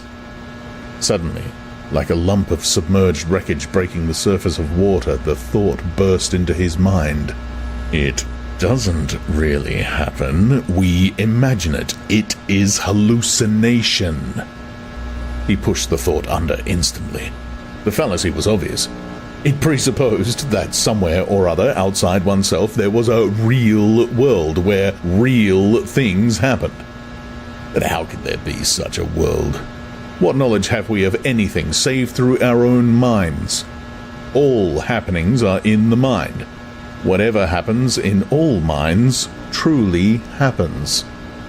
He had no danger in disposing of the fallacy, and he was in no danger of succumbing to it. He realized, nevertheless, that it ought never to have occurred to him. The mind should develop a blind spot whenever a dangerous thought presented itself. The process should be automatic, instinctive. Crime stop, they call it in newspeak. He set to work to exercise himself in crime stop. He presented himself with propositions. The party says the earth is flat. The party says that ice is heavier than water, and trained himself in not seeing or not understanding the arguments that contradicted them. It was not easy. It needed great powers of reasoning and improvisation. The arithmetical problems raised, for instance, by such a statement as 2 and 2 make 5 were beyond his intellectual grasp. It needed also a sort of athleticism of mind, an ability at one moment to make the most delicate use of logic, and at the next to be unconscious of the crudest logical errors. Stupidity was as necessary as intelligence, and as difficult to attain. All the while, with one part of his mind, he wondered how soon they would shoot him. Everything depends on yourself, O'Brien had said, but he knew there was no conscious act by which he could bring it nearer. It might be 10 minutes hence, or 10 years. They might keep him for years in solitary confinement. They might send him to a labor camp. They might release him for a while, as they sometimes did. It was perfectly possible that before he was shot, the whole drama of his arrest and interrogation would be enacted all over again. The one certain thing was that death never came at an expected moment. The tradition, the unspoken tradition, somehow you knew it, though you never heard it said, was that they shot you from behind, always in the back of the head, without warning, as you walked down a corridor from cell to cell. One day, but one day was not the right expression, just as probably it was in the middle of the night. Once, he fell into a strange, blissful reverie. He was walking down the corridor, waiting for the bullet. He knew that it was coming in another moment. Everything was settled, smoothed out, reconciled. There were no more doubts, no more arguments, no more pain, no more fear. His body was healthy and strong. He walked easily, with a joy of movement and with a feeling of walking in sunlight. He was not any longer in the narrow white corridors in the Ministry of Love. He was in the enormous sunlit passage, a kilometre wide, down which he had seemed to walk in the delirium induced by drugs. He was in the golden country, following the foot tracks across the old rabbit-cropped pasture. He could feel the short, springy turf under his feet and the gentle sunshine on his face. At the edge of the field were the elm trees faintly stirring, and somewhere beyond that was the stream where the dace lay in the green pools under the willows. Suddenly, he started up with a shock of horror. The sweat broke out on his backbone. He had heard himself cry aloud, "Julia! Julia! Julia, my love! Julia!" For a moment, he had had an overwhelming hallucination of her presence. She had seemed to be not merely with him, but inside him. It was as though she had got into the texture of his skin. In that moment, he had loved her far more than he had ever done when they were together and free. Also, he knew that somewhere or other she was still alive and needed his help. He lay back on the bed and tried to compose himself. What had he done? How many years had he added to his servitude by that moment of weakness? In another moment, he would hear the tramp of boots outside. They would not let such an outburst go unpunished. They would know now, if they had not known before, that he was breaking the agreement he had made with them. He obeyed the party, but he still hated the party. In the old days, he had hidden a heretical mind beneath an appearance of conformity. Now, he had retreated a step further. In the mind, he had surrendered, but he had hoped to keep the inner heart inviolate. He knew that he was in the wrong, but he preferred to be in the wrong. They would understand that. O'Brien would understand it. It was all confessed in that single foolish cry. He would have to start all over again. It might take years. He ran a hand over his face, trying to familiarize himself with the new shape. There were deep furrows in the cheeks. The cheekbones felt sharp, the nose flattened. Besides, since last seeing himself in the glass, he had been given a complete new set of teeth. It was not easy to preserve inscrutability when you did not know what your face looked like. In any case, mere control of the features was not enough. For the first time he perceived that if you want to keep a secret, you must also hide it from yourself. You must know all the while that it is there, but until it is needed, you must never let it emerge into your consciousness in any shape that could be given a name. From now onwards, he must not only think right, he must feel right, dream right. And all the while, he must keep his hatred locked up inside himself like a ball of matter, which was part of himself and yet unconnected with the rest of him, a kind of cyst. One day, they would decide to shoot him. You could not tell when it would happen, but a few seconds beforehand, it should be possible to guess. It was always from behind, walking down a corridor. 10 seconds would be enough. In that time, the world inside him could turn over, and then suddenly, without a word uttered, without a check in his step, without the changing of a line in his face, suddenly the camouflage would be down, and bang would go the batteries of his hatred. Hatred would fill him like an enormous roaring flame. And almost in the same instant, bang, would go the bullet. Too late or too early, they would have blown his brain to pieces before they could reclaim it. The heretical thought would be unpunished, unrepented, out of their reach forever. They would have blown a hole in their own perfection. To die hating them, that was freedom. He shut his eyes. It was more difficult than accepting an intellectual discipline. It was a question of degrading himself, mutilating himself. He had got to plunge into the filthiest of filth. What was the most horrible, sickening thing of all? He thought of Big Brother. The enormous face. Because of constantly seeing it on posters, he always thought of it as being a meter wide, with its heavy black moustache and the eyes that followed you to and fro, seemed to float into his mind of its own accord. What were his true feelings towards Big Brother? There was a heavy tramp of boots in the passage. The steel door swung open with a clang. O'Brien walked into the cell. Behind him were the waxen-faced officer and the black uniformed guards. "Get up," said O'Brien. "Come here." Winston stood opposite him. O'Brien took Winston's shoulders between his strong hands and looked at him closely. "You have had thoughts of deceiving me," he said. "That was stupid. Stand up straighter. Look me in the face." He paused and went on in a gentler tone. "You are improving. Intellectually, there is very little wrong with you. It is only emotionally that you have failed to make progress. Tell me, Winston, and remember, no lies. You know that I am always able to detect a lie. Tell me, what are your true feelings towards Big Brother?" "I hate him." "You hate him? Good. Then the time has come for you to take the last step. You must love Big Brother. It is not enough to obey him. You must love him." He released Winston with a little push towards the guards. "Room 101, he said.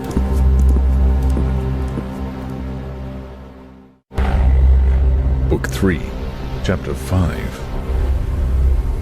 At each stage of his imprisonment, he had known, or seemed to know, whereabouts he was in the windowless building.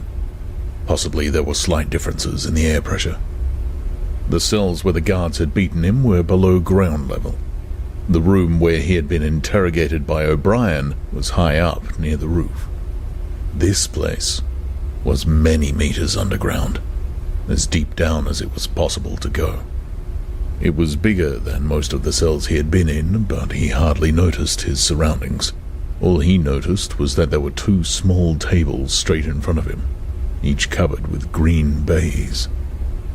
One was only a meter or 2 from him, the other was further away, near the door. He was strapped upright in a chair, so tightly that he could move nothing, not even his head. A sort of pad gripped his head from behind, forcing him to look straight in front of him. For a moment he was alone, then the door opened, and O'Brien came in. "You asked me once," said O'Brien, "what was in room 101.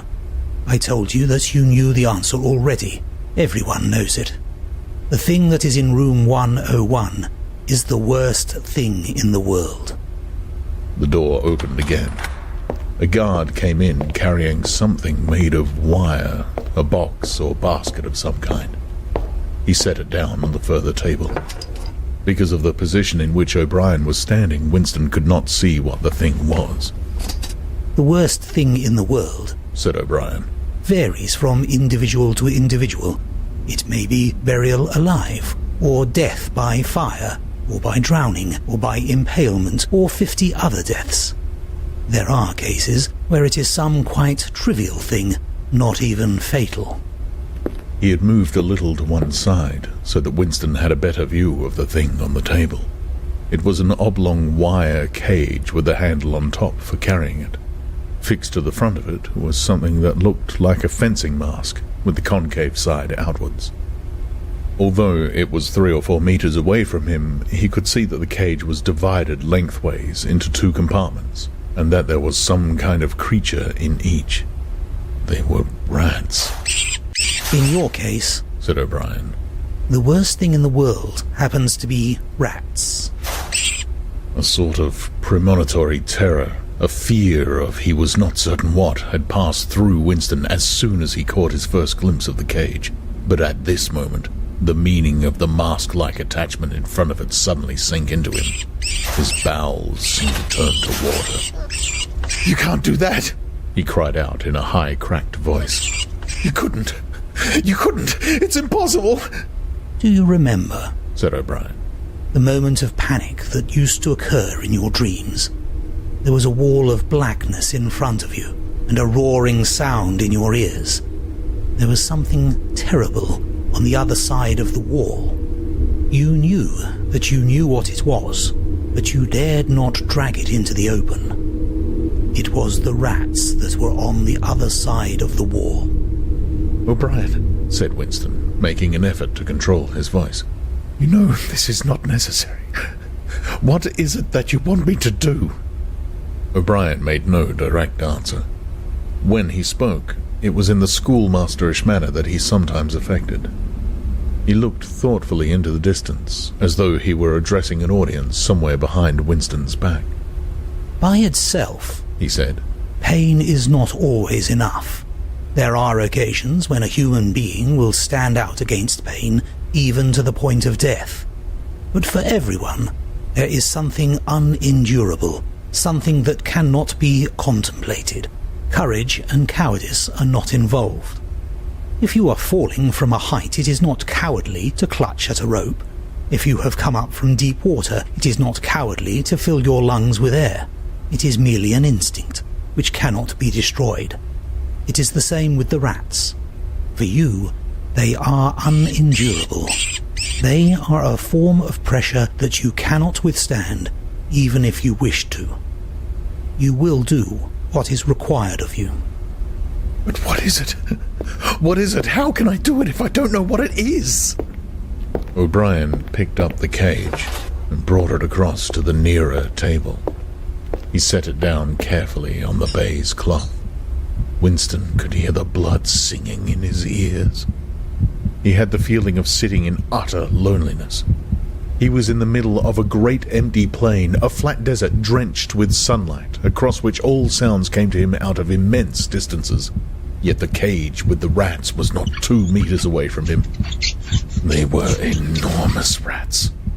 They were at the age when a rat's muzzle grows blunt and fierce and his fur brown instead of grey. The rat, said O'Brien, still addressing his invisible audience, although a rodent, is carnivorous. You are aware of that. You will have heard of the things that happen in the poor quarters of this town. In some streets, a woman dare not leave her baby alone in the house, even for 5 minutes. The rats are certain to attack it. Within a quite small time, they will strip it to the bones. They also attack sick or dying people. They show astonishing intelligence in knowing when a human being is helpless. There was an outburst of squeals from the cage. It seemed to reach Winston from far away. The rats were fighting. They were trying to get at each other through the partitions. He heard also a deep groan of despair. That, too, seemed to come from outside himself. O'Brien picked up the cage. and as he did so, pressed something in it. There was a sharp click. Winston made a frantic effort to tear himself loose from the chair. It was hopeless. Every part of him, even his head, was held immovably. O'Brien moved the cage nearer. It was less than a meter from Winston's face. I have pressed the first lever, said O'Brien. You understand the construction of this cage. The mask will fit over your head, leaving no exit. When I press this other lever, the door of the cage will slide up. These starving brutes will shoot out of it like bullets.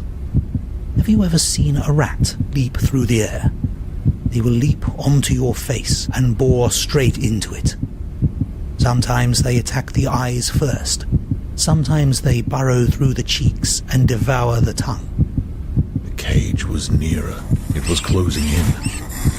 Winston heard a succession of shrill cries which appeared to be occurring in the air above his head, but he fought furiously against his panic.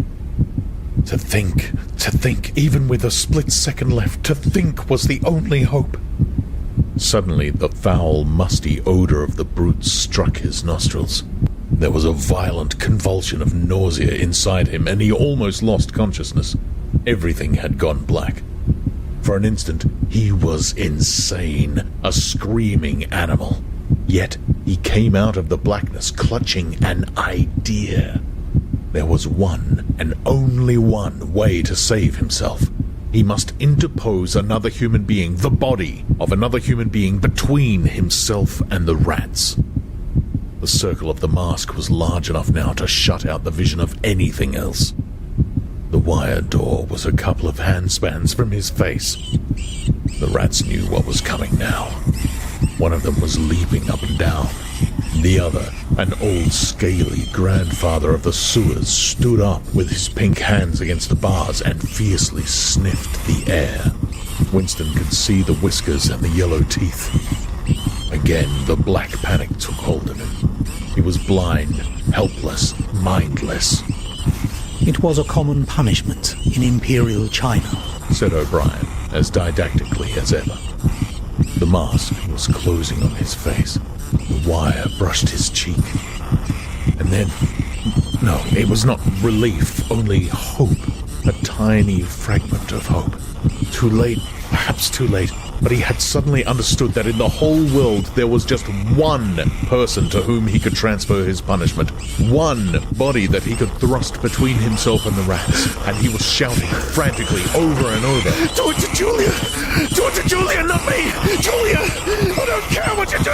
Tear her face off, strip out of the bones! Not me! Julia! Not me! He was falling backwards into enormous depths, away from the rats. He was still strapped in the chair, but he had fallen through the floor, through the walls of the building, through the earth, through the oceans, through the atmosphere, into outer space, into the gulfs between the stars, always away, away, away from the rats. He was light years distant, but O'Brien was still standing at his side. There was still the cold touch of wire against his cheek, but through the darkness that enveloped him he heard another metallic click and knew that the cage door had clicked shut and not open.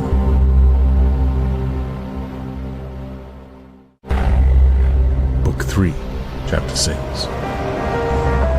The chestnut tree was almost empty. A ray of sunlight slanting through a window fell on dusty tabletops. It was the lonely hour of 15. A tinny music trickled from the telescreens.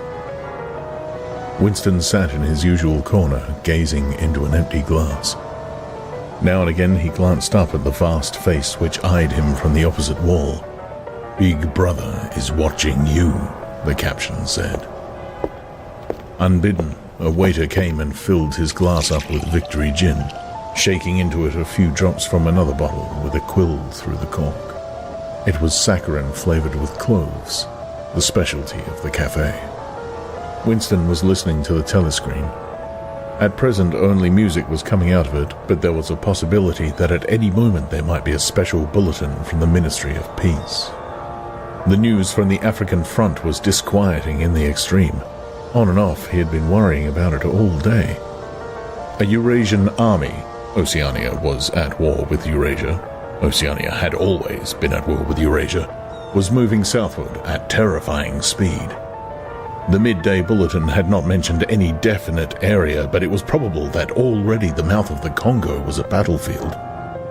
Brazzaville and Leopoldville were in danger. One did not have to look at the map to see what it meant. It was not merely a question of losing Central Africa. For the first time in the whole war, the territory of Oceania itself was menaced. A violent emotion. Not fear exactly, but a sort of undifferentiated excitement flared up in him, then faded again. He stopped thinking about the war. In these days, he could never fix his mind on any one subject for more than a few moments at a time. He picked up his glass and drained it at a gulp. As always, the gin made him shudder and even retch slightly. The stuff was horrible. The cloves and saccharin, themselves disgusting enough in their sickly way, could not disguise the flat, oily smell. And what was worst of all was that the smell of gin, which dwelt with him night and day, was inextricably mixed up in his mind with the smell of those... He never named them, even in his thoughts. And so far as it was possible, he never visualized them. They were something he was half aware of, hovering close to his face. A smell that clung to his nostrils. As the gin rose in him, he belched through purple lips.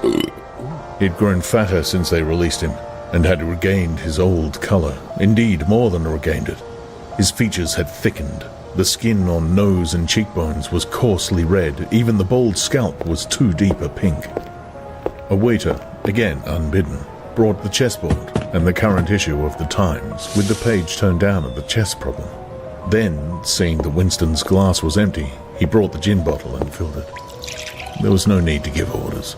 They knew his habits. The chessboard was always waiting for him. His corner table was always reserved.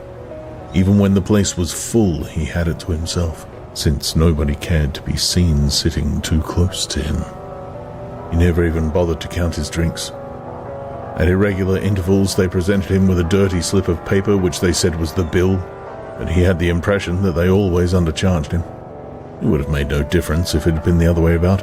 He had always plenty of money nowadays. He even had a job, a sinecure, more highly paid than his old job had been. The music from the telescreen stopped, and a voice took over. Winston raised his head to listen. No bulletins from the front, however. It was merely a brief announcement from the Ministry of Plenty. Preceding quarter, the 10th three-year plan's quota for bootlaces has been overfulfilled by 98%. He examined the chess problem and set out the pieces. It was a tricky ending, involving a couple of knights. White to play and mate in 2 moves. Winston looked up at the portrait of Big Brother. White always mates, he thought, with a sort of cloudy mysticism. Always, without exception, it is so arranged. In no chess problem since the beginning of the world has black ever won. Did it not symbolize the eternal, unvarying triumph of good over evil? The huge face gazed back at him, full of calm power. White always mates. The voice from the telescreen paused and added in a different and much graver tone. You are warned to stand by for an important announcement at 15:30. 15:30. This is news of the highest importance. Take care not to miss it. 15:30. The tinkling music struck up again. Winston's heart stirred. That was the bulletin from the front.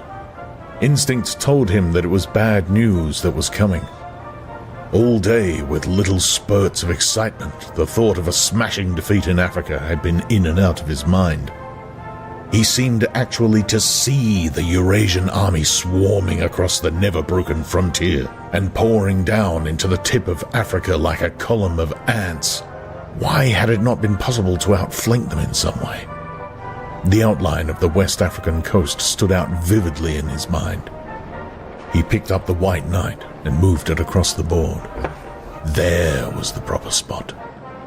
Even while he saw the black horde racing southward, he saw another force, mysteriously assembled, suddenly planted in their rear, cutting their communications by land and sea. He felt that by willing it, he was bringing that other force into existence, but it was necessary to act quickly. If they could get control of the whole of Africa, if they had airfields and submarine bases at the Cape, it would cut Oceania in two. It might mean anything. Defeat, breakdown, the redivision of the world, the destruction of the party. He drew a deep breath. An extraordinary medley of feeling. But it was not a medley exactly. Rather, it was successive layers of feeling, in which one could not say which layer was undermost, struggled inside him. Spasm passed. He put the White Knight back in its place, but for the moment he could not settle down to serious study of the chess problem. His thoughts wandered again. Almost unconsciously, he traced with his finger in the dust on the table, 2 + 2 = 5. They can't get inside you, she had said, but they could get inside you. What happens to you here is forever, O'Brien had said. That was a true word. There were things, your own acts, from which you could never recover. Something was killed in your breast, burned out, cauterized out. He had seen her. He had even spoken to her. There was no danger in it. He knew, as though instinctively, that they now took almost no interest in his doings. He could have arranged to meet her a second time if either of them had wanted to. Actually, it was by chance that they had met. It was in the park, on a vile, biting day in March, when the earth was like iron, and all the grass seemed dead, and there was not a bud anywhere except a few crocuses which had pushed themselves up to be dismembered by the wind. He was hurrying along with frozen hands and watering eyes when he saw her, not 10 meters away from him. It struck him at once that she had changed in some ill-defined way. They almost passed one another without a sign. Then he turned and followed her, not very eagerly. He knew that there was no danger. Nobody would take any interest in him. She did not speak. She walked obliquely away across the grass as though trying to get rid of him, and seemed to resign herself to having him at her side. Presently, they were in among a clump of ragged, leafless shrubs, useless either for concealment or as protection from the wind. They halted. It was vilely cold. The wind whistled through the twigs and fretted the occasional dirty-looking crocuses. He put his arm round her waist. There was no telescreen. They must be hidden microphones. Besides, they could be seen. It did not matter. Nothing mattered. They could have lain down on the ground and done that if they had wanted to. His flesh froze with horror at the thought of it. She made no response whatever to the clasp of his arm. She did not even try to disengage herself. He knew now what had changed in her. Her face was sallower, and there was a long scar, partly hidden by the hair, across her forehead and temple. But that was not the change. It was that her waist had grown thicker, and in a surprising way had stiffened. He remembered how once, after the explosion of a rocket bomb, he had helped to drag a corpse out of some ruins, and had been astonished not only by the incredible weight of the thing, but by its rigidity and awkwardness to handle, which made it seem more like stone than flesh. Her body felt like that. It occurred to him that the texture of her skin would be quite different from what it had once been. He did not attempt to kiss her, nor did they speak. As they walked back across the grass, she looked directly at him for the first time. It was only a momentary glance, full of contempt and dislike. He wondered whether it was a dislike that came purely out of the past, or whether it was inspired also by his bloated face and the water that the wind kept squeezing from his eyes. They sat down on 2 iron chairs, side by side, but not too close together. He saw that she was about to speak. She moved her clumsy shoe a few centimeters and deliberately crushed a twig. Her feet seemed to have grown broader, he noticed. "I betrayed you," she said boldly. "I betrayed you," he said. She gave him another quick look of dislike. "Sometimes," she said, "they threaten you with something you can't stand up to, can't even think about. And then you say, don't do it to me, do it to somebody else. Do it to so-and-so. And perhaps you might pretend afterwards that it was only a trick, and that you just said it to make them stop and didn't really mean it, but that isn't true. At the time when it happens, you do mean it. You think there's no other way of saving yourself, and you're quite ready to save yourself that way. You want it to happen to the other person. You don't give a damn what they suffer. All you care about is yourself." "All you care about is yourself," he echoed. "You don't feel the same towards the other person any longer." "No," he said. "You don't feel the same." There did not seem to be anything more to say. The wind plastered their thin overalls against their bodies. Almost at once it became embarrassing to sit there in silence. Besides, it was too cold to keep still. She said something about catching her tube and stood up to go. "We must meet again," he said. "Yes," she said. "We must meet again." He followed irresolutely for a little distance, half a pace behind her. They did not speak again. She did not actually try to shake him off, but walked at just such a speed as to prevent his keeping abreast of her. He had made up his mind that he would accompany her as far as the tube station, but suddenly this process of trailing along in the cold seemed pointless and unbearable. He was overwhelmed by a desire not so much to get away from Julia as to get back to the Chestnut Tree Cafe, which had never seemed so attractive as at this moment. He had a nostalgic vision of his corner table, with the newspaper and the chessboard and the ever-flowing gin. Above all, it would be warm in there. The next moment, not altogether by accident, he allowed himself to become separated from her by a small knot of people. He made a half-hearted attempt to catch up, then slowed down, turned, and made off in the opposite direction. When he had gone 50 meters, he looked back. The street was not crowded, but already he could not distinguish her. Any one of a dozen hurrying figures might have been hers. Perhaps her thickened, stiffened body was no longer recognizable from behind. "At the time when it happens," she had said, "you do mean it." He had meant it. He had not merely said it, he had wished it. He had wished that she and not he should be delivered over to the... Something changed in the music that trickled from the telescreen. A cracked and jeering note, a yellow note, came into it. And then, perhaps it was not happening. Perhaps it was only a memory taking on the semblance of sound. A voice was singing. Under the spreading chestnut tree, I sold you and you sold me. Tears welled up in his eyes. A passing waiter noticed that his glass was empty and came back with the gin bottle. He took up his glass and sniffed at it.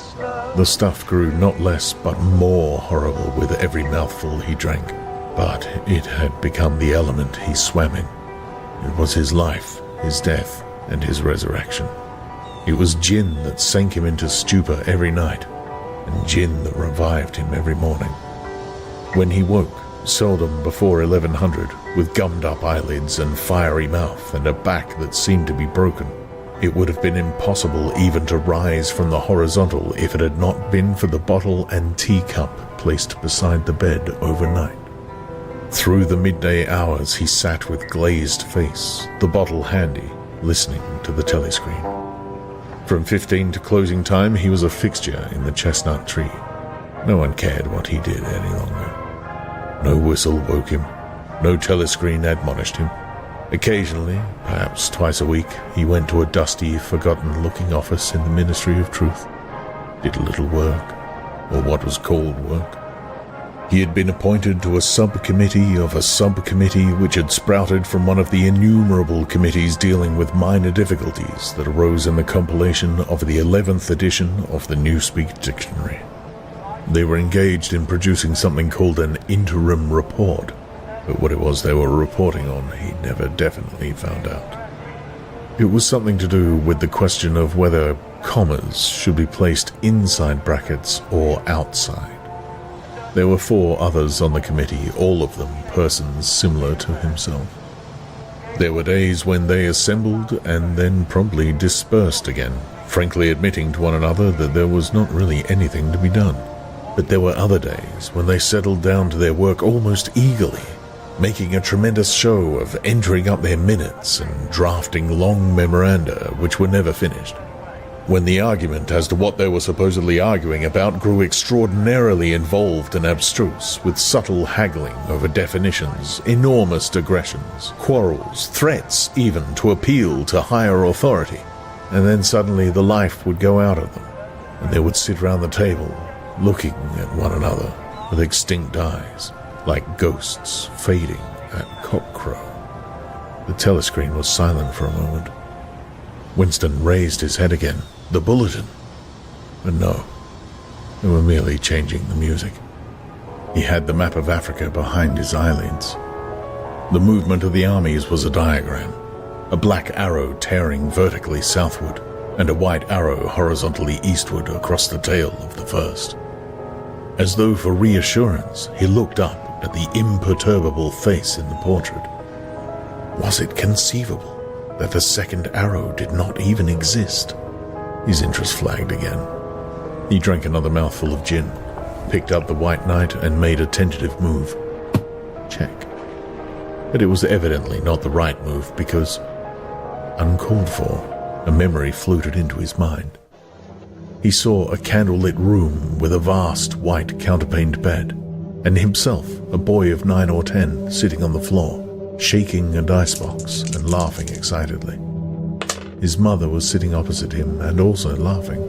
It must have been about a month before she disappeared. It was a moment of reconciliation, when the nagging hunger in his belly was forgotten, and his earlier affection for her had temporarily revived. He remembered the day well. A pelting, drenching day when the water streamed down the window pane, and the light indoors was too dull to read by. The boredom of the 2 children in the dark, cramped bedroom became unbearable. Winston whined and grizzled, made futile demands for food, fretted about the room, pulling everything out of place, and kicking the wainscoting until the neighbors banged on the wall, while the younger child wailed intermittently. In the end, his mother said, "Now be good, and I'll buy you a toy, a lovely toy. You'll love it." And then she had gone out in the rain to a little general shop which was still sporadically open nearby, and came back with a cardboard box containing an outfit of snakes and ladders. He could still remember the smell of the damp cardboard. It was a miserable outfit. The board was cracked and the tiny wooden dice were so ill-cut that they would hardly lie on their sides. Winston looked at the things sulkily and without interest. But then his mother lit a piece of candle, and they sat down on the floor to play. Soon he was wildly excited, and shouting with laughter as the tiddlywinks climbed hopefully up the ladders, and then came slithering down the snakes again, almost to the starting point. They played 8 games, winning 4 each. His tiny sister, too young to understand what the game was about, had sat propped up against the bolster, laughing because the others were laughing. For a whole afternoon, they had all been happy together, as in his earlier childhood. He pushed the picture out of his mind. It was a false memory. He was troubled by false memories occasionally. They did not matter so long as one knew them for what they were. Some things had happened, others had not happened. He turned back to the chessboard and picked up the White Knight again. Almost in the same instant it dropped onto the board with a clatter. He had started as though a pin had run into him. A shrill trumpet call had pierced the air. It was the bulletin. Victory! It always meant victory when a trumpet call preceded the news. A sort of electric drill ran through the cafe. Even the waiters had started and pricked up their ears. The trumpet call had let loose an enormous volume of noise. Already an excited voice was gabbling from the telescreen, but even as it started, it was almost drowned by a roar of cheering from outside. The news had run round the streets like magic. He could hear just enough of what was issuing from the telescreen to realize that it had all happened as he had foreseen.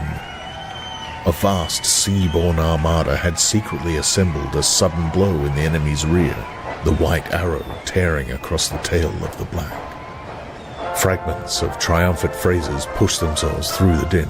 Vast strategic maneuver, perfect coordination, utter rout, 500,000 prisoners, complete demoralization, control of the whole of Africa, bring the war within measurable distance of its end, victory, greatest victory in human history, victory, victory, victory.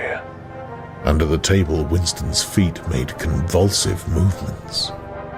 He had not stirred from his seat, but in his mind he was running, swiftly running. He was with the crowds outside, cheering himself deaf. He looked up again at the portrait of Big Brother, the colossus that bestrode the world, the rock against which the hordes of Asia dashed themselves in vain. He thought how 10 minutes ago, yes, only 10 minutes, there had still been equivocation in his heart as he wondered whether the news from the front would be of victory or defeat. It was more than a Eurasian army that had perished. Much had changed in him since that first day in the Ministry of Love. But the final, indispensable healing change had never happened until this moment. The voice from the telescreen was still pouring forth its tale of prisoners and booty and slaughter, but the shouting outside had died down a little. The waiters were turning back to their work. One of them approached with the gin bottle. Winston, sitting in a blissful dream, paid no attention as his glass was filled up. He was not running or cheering any longer. He was back in the Ministry of Love, with everything forgiven, his soul white as snow. He was in the public dock, confessing everything, implicating everybody. He was walking down the white-tiled corridor, with the feeling of walking in sunlight, and an armed guard at his back. The long-hoped-for bullet was entering his brain. He gazed up at the enormous face. 40 years it had taken him to learn what kind of smile was hidden beneath that dark moustache. Oh, cruel, needless misunderstanding. Oh, stubborn, self-willed exile from the loving breast. 2 gin-scented tears trickled down the sides of his nose. But it was all right. Everything was all right. The struggle was finished. He had won the victory over himself. He loved Big Brother. The end.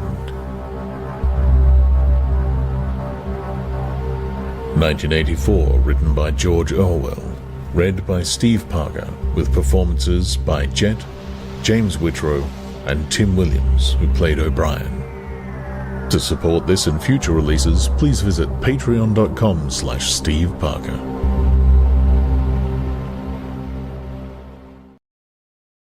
You look like